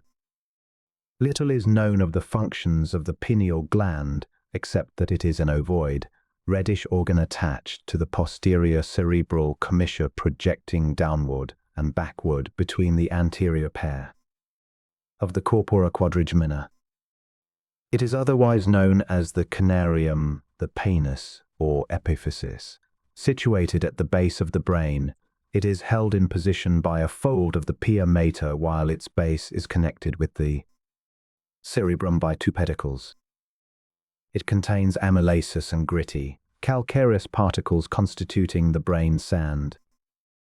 There are, however, marked structural resemblances between the pineal gland and the pituitary body, and their formation is perhaps the most interesting feature of the development of the thalamoencephalon or midbrain. The hypophysis cerebri or pituitary body is a small ovoid pale, reddish mass varying in weight from 5 to 10 grains and situated at the basal extremity of the brain in a depression of the cranium known as the sella turcica, a configuration very much like a Turkish saddle in shape. It is a composite, ductless gland and consists of two divisions, an anterior and a posterior, connected by an intermedial portion, all of which are attached to the base of the cerebrum by the infundibulum. The anterior lobe is larger than the posterior and very vascular. Springing in its development from the buccal cavity of the embryo, the posterior lobe is situated in a depression of the anterior and is a brain process. The pituitary body itself is lodged in a cavity of the sphenoid bone called the pituitary fossa. This is a most remarkable position for the reason that the sphenoid, or wedge-shaped, bone which lies at the base of the skull articulates from behind with the occipital and in front with the frontal and ethmoid bones and bilateral processes with the frontal, parietal, and temporal bones. From this position it binds together all the bones of the cranium and, moreover, articulates with many bones of the face. It is upon the upper surface of the sphenoid bone, which occupies such a prominent and commanding position in the cranium, in a deep depression, that the pituitary gland is located. Each nasal chamber is lined by a mucous membrane called the pituitary or schneiderian. This membrane is prolonged into the meatus's and air sinuses which open into the nasal chambers. The pituitary membrane is thick and soft and diminishes the size of the meatus's and air sinuses. It is covered by a ciliated columnar epithelium and contains numerous racemose glands for the secretion of mucus or pituita. It is also vascular, and the veins which ramify it have a plexiform or network-like arrangement. It divides into two membranes, a respiratory, which is concerned in breathing, and an olfactory region. The respiratory region corresponds to the floor of the nose, to the inferior turbinated bone, and to the lower third of the nasal septum. The olfactory region is the seat and distribution of the olfactory nerve and corresponds to the base of the nose, to the superior and middle turbinals, and the upper two-thirds of the nasal septum. Recent developments prove that this gland has a profound influence over the animal economy. It is believed by some that the pituitary body actually destroys certain substances which have a toxic influence on the nervous system. Others believe that it secretes material media for the proper action of the trophic or nutritive apparatus. Still others believe that it influences blood pressure. It is known, however, from experimentation that its removal in dogs, cats, mice and guinea pigs causes a fall of temperature, lassitude, muscular twitchings, dyspnoea or difficult breathing, and even speedy death. Hypertrophy of the gland is directly associated with certain diseases, such as giantism and acromegaly. The latter is a disease which causes a general enlargement of the bones of the head, feet and hands, usually occurring between the ages of 20 and 40 years, and most frequently in females. The fact that these diseases are so closely associated with a hypertrophic condition of the pituitary gland has led to the conclusion that perhaps the giants or cyclops of ancient times were cases of giantism or acromegaly.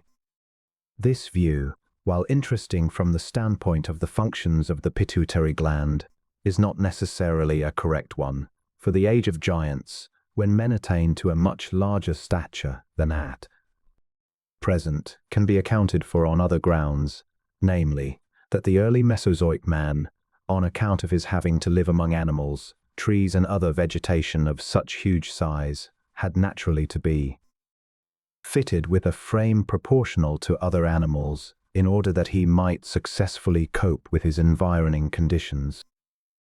Nature thus wisely fitted him for the conditions which she had prepared for the scenes of his life. The facts adduced in the foregoing description are purely empirical and may be verified by any who seek to establish their correctness or incorrectness.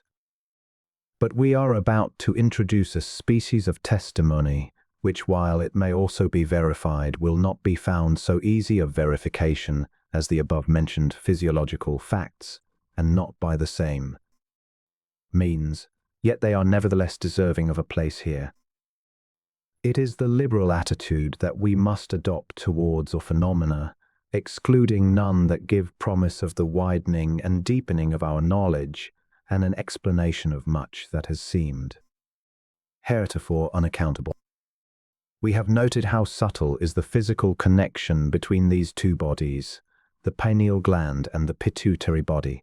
We have seen how profound is the effect which the latter has been demonstrated, in a measure, to have over the entire bodily economy, but there is even other testimony to the effect that those gifted with the inner vision can observe the pulsating aura in each body, a movement which is not unlike the pulsations of the heart and which never ceases throughout life. In the development of clairvoyance, it is known that this motion becomes intensified, the auric vibrations becoming stronger and more pronounced. The pituitary body is the energizer of the pineal gland, as its pulsating arc rises more and more until it contacts the pineal gland. It awakens and arouses it into a renewed activity in much the same manner as current electricity excites nervous tissue. When the pineal gland is thus aroused, clairvoyant perception is said to become possible. These are facts which cannot be proved by the materialistic man of science, nor can they be demonstrated to the layman who has to depend alone upon sense deliveries for his knowledge. This is true for the reason that, in the first place, it is necessary that he shall either feel in his own mid-brain the energizing activity of these two organs, and have his entire nerve body shaken from crown to toe by the down-rushing currents of that subtle energy with which the pituitary body floods it, or be himself the perceiver of its activities.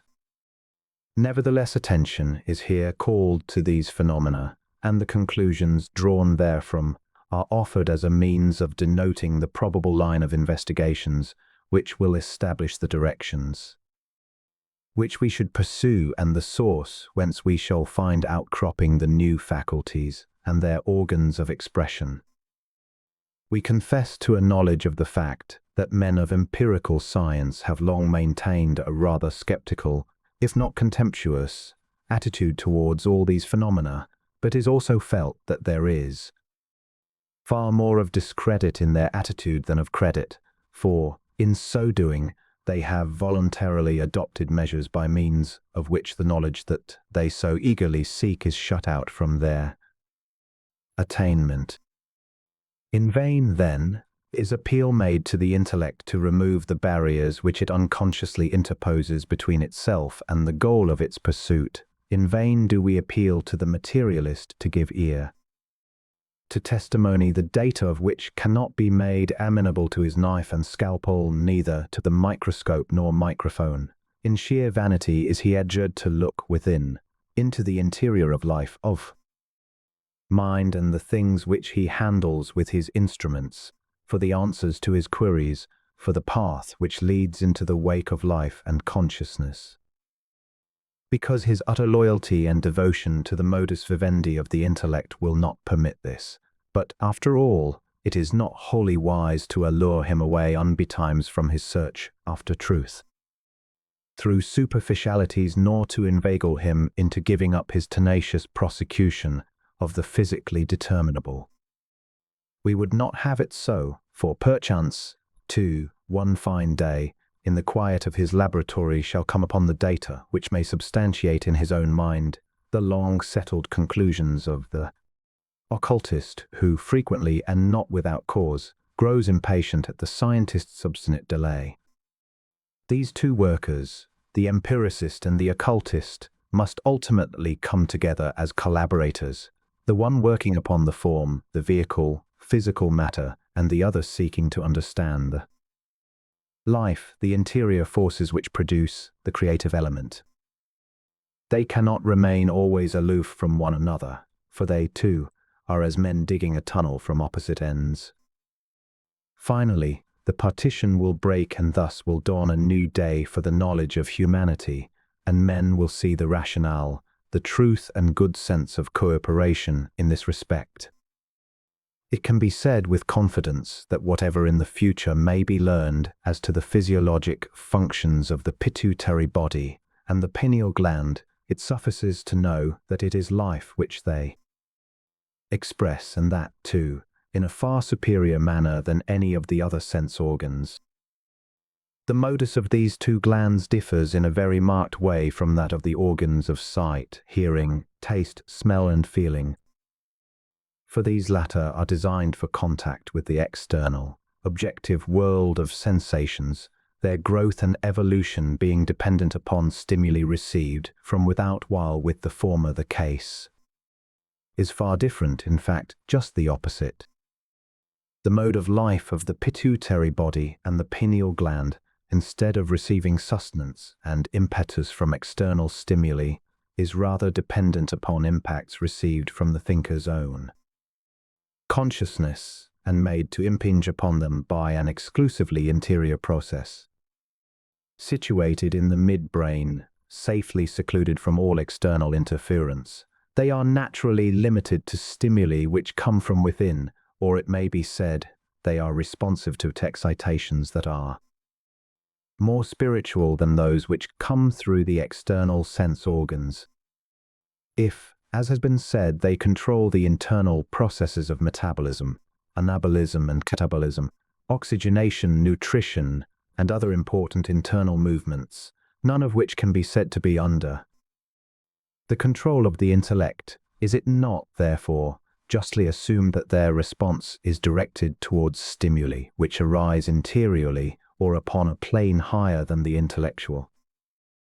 It is a matter of scientific knowledge that those persons gifted with clairvoyance, and commonly known as sensitives, are far more responsive to nervous excitation than those who are not so gifted. This would seem to imply that, on account of the superactivity of these two organs, the entire nerve body has, in consequence, become more delicately and subtly organized.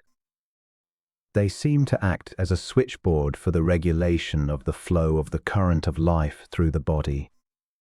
Not only do they come more nearly to an adequate expression of the physiologic function of life, but, as their energization means an enlargement of the scope of perception by giving the thinkers active consciousness access to hitherto unapproachable realities, and by penetrating the outer mask, which life encircles, and also laying bare a domain of unlimited knowledge, the manifestation of which is far more real than anything the senses can disclose, it is evident that they constitute, in their collaborative functions, a more highly adaptable medium for the expression of the thinker's consciousness. And if so, for the cosmic consciousness, which is the source of all forms of consciousness, they furnish a specializing and adaptizing agency. Now, in all those cases of inspirations, revelations, telepathic communications, clairaudience, clairvoyance, dreams, visions, etc., wherein the thinker is enabled to perceive facts and verities which are then presented to his consciousness in a manner clearly without the province of the common sense organs. It must be apparent that these manifestations are apprehended by a perceptual mechanism, which is entirely independent of external sense presentations, but which is an interior and subtler form of psychic activity. Sounds which are heard by so-called sensitives, and objects which are perceived by eyes that are keener than those organs said to have been evolved from the medusa, cannot be heard by other persons, nor perceived by them in any way. Thus it would seem that there are inner organs of perception which respond to these finer vibrations and which enable the person so gifted to apprehend them. There are those who, presumably basing their assertions upon actual observation and knowledge, unqualifiedly assert that in order to gain contact with the inner worlds all that remains to be done is the awakening of the pituitary body and the pineal gland. When this is accomplished, man will again possess the faculty of perception in the higher worlds, but on a grander scale than formerly, when humanity was in its infancy and exercised a lower form of psychic power only, because it will be in connection with the voluntary nervous system, and therefore under the control of the will. Through this inner perceptive faculty, all avenues of knowledge will be opened to him, and he will have at his service a means of acquiring information compared with which all other methods of investigation are but child's play. It is the lack of this ability to see, with our physical eyes, as it were, by the Röntgen rays, to penetrate the inwardness of things that has baffled and founded men for so long a time, and which has eventually led certain mathematicians and others to conjecture such strange, and in many cases, illogical possibilities for the denizens of space. This inability, together with the desire to fathom the innermost complexities of solids and to handle, albeit with unholy hands, the supersensuous, the mysterious, and the unapproachable identity of things in themselves, have induced the more zealous among them to contrive some kind of hypothesis which would, at least, offer an explanation of these phenomena. It has driven them to wrestle with metaphysical possibilities in a vain endeavor to grasp that which, ignis fatuus, ever evades their slightest intellectual approach. But why this prolonged struggle? Why this intellectual maneuvering and sophistry? We can calculate, compute, excogitate, says Paulcarus, and describe all the characteristics of four-dimensional space, so long as we remain in the realm of abstract thought and do not venture to make use of our motility, execute our plans in an actualized construction of motion. But as soon as we make an a priori construction of the scope of our motility, we find out the incompatibility of the whole scheme. Thus mathematicians are forced to relinquish all hopes of transforming the world of life into a sort of four-space dwelling place where everything is done according to the laws of mathematics. But whether they shall accept it or not, there is a wider, truer, and more rational view, which recognizes all metageometrical investigations, as well as all kindred phenomena, as universal evidences. Indeed, as the very causes which, in the future humanity, will actually awaken and cause to be accelerated in their development these little inner sense organs, the pineal gland and the pituitary body, whose perfect development promises to provide for the thinker's consciousness an avenue of expression such as humanity has possessed never before. And two, it is not without full knowledge of the fact that it has been customary among certain scientists, or perhaps all of them, to regard these bodies, at least the pineal gland, as vestigial organs belonging to the past of human evolution, that we make these assertions. Yet, as man proceeds in the perfection of mechanical science, in the development of instruments of precision that aid his external senses, responds more and more to the subtle vibrations teeming everywhere in the atmosphere about him, and comes, in the course of time, naturally to possess a more sensitively keyed nervous mechanism, a finer body and higher spiritual aspirations there will be. A corresponding widening of his scope of vision and the attainment of larger powers of perception, which must inevitably, in the very nature of things, tend towards a deeper and truer knowledge. In view of the foregoing, it is believed that the general results of this pituitarial awakening, which may be expected as humanity continues to evolve, should be seen in the marked effects which will be wrought in the entire metabolistic area of the human body, whereby a gradual intensification and sensitization of the whole neural mechanism will raise the peculiar efficiency of all the senses, whether purely physiologic or psychic. For there are undoubtedly notes so delicate in their intensity that they transcend the grasp of the audital nerves, scents and fragrances so subtle in their excelling purity that it is beyond powers of our present olfactorial contrivances to detect them, colors and other external stimuli so sublimely supersensuous that a nervous mechanism perhaps tenfold more delicate and responsive than ours is required to apprehend them. All these, and more than at present is conceivable, will come, with the aid of pituitarial stimulation, within the purview of a more highly developed humanity of the future. And because mathematics have led a movement into the very camp of the intellectuals, logic-bound and tethered by the severest rigors of mathesis, whereby the intolerant intellect has been compelled, by rules of its own making, to recognize the existence of the supersensuous, and by looking into the glaring light of the sun of the intuitable, to gain strength of vision and boldness to press forward, a great and far-reaching service has been wrought for humanity. And in the tower of hyperspace mathematics have erected a monument to the intellect which, as long as the human race remains, will mark the great turning point in man's path to highest life. What if it were possible that the scientist, when he had carried instruments to their utmost precision and penetration, should suddenly, or otherwise, be endowed with a clear perceptivity of sight, hearing and smell, so that he could with his own powers of vision, feeling and hearing take up the task where the microscope, the microphone and the micrometer left off, and delve into depths far too unfathomable for his appliances, perceiving the innermost realities of things and processes? What if it were possible for him, with these added powers, to see and examine without the aid of the magnifying lens the electron, the atom and the molecule?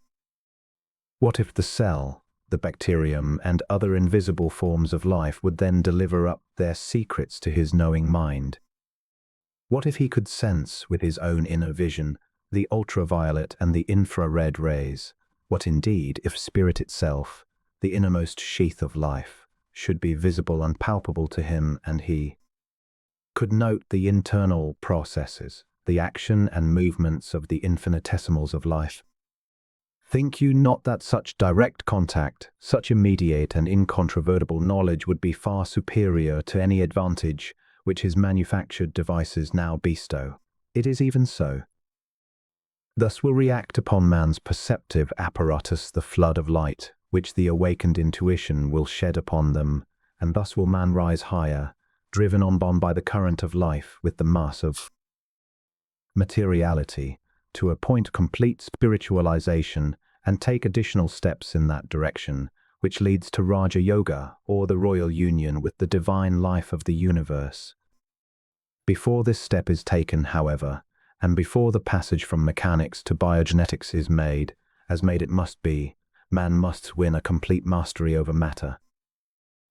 But this he will do, for more and more he is learning to put all those forms of labor, which are so exacting as to leave him no time for the development of his higher powers, into the hands of machinery. He will not be free until he has done this well nigh completely. This is the task of the intellect, and with it man must win his way to these higher faculties which are destined to succeed the intellect, whereupon he will be ushered out of a life bound and restricted by mechanics to a life of unimaginable freedom, the intuitive life.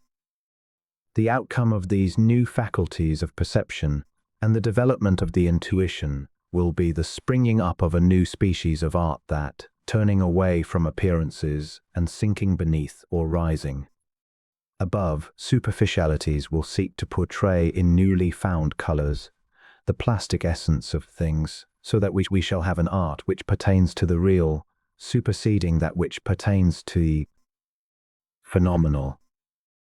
Language and the need of it will pass away, for man will have outgrown the use of signs and symbols in his communion with his fellows, and will use the language of the intuition, direct and instantaneous cognition. Philosophy will be regenerated, recreated. Speculation will give way to truth, and there shall be but one philosophy, and that shall be the knowledge of the real. Mathematics, the royal insignia of the intellectual life, because it can deal only with immobilities, with segments and parts, and has no aptitude for the continuous flow, will yield its kingdom to a higher form of kinetics which will serve the intuitive faculty, as mathematics now serve the intellect. Science will then be no longer empirical in its method, but a system of direct and incontrovertible truths. Religion will rise to meet these changes, which will come in the path of human evolution, and faith will surrender its place to knowledge. Ethics, recast in a new mold, will deal with the new aspect of man's relation to his fellowmen. Man, for whose highest good these ultimate changes will come, will be a new creature, a higher and better man, and humanity shall evolve a new race. There shall indeed be a new heaven and a new earth,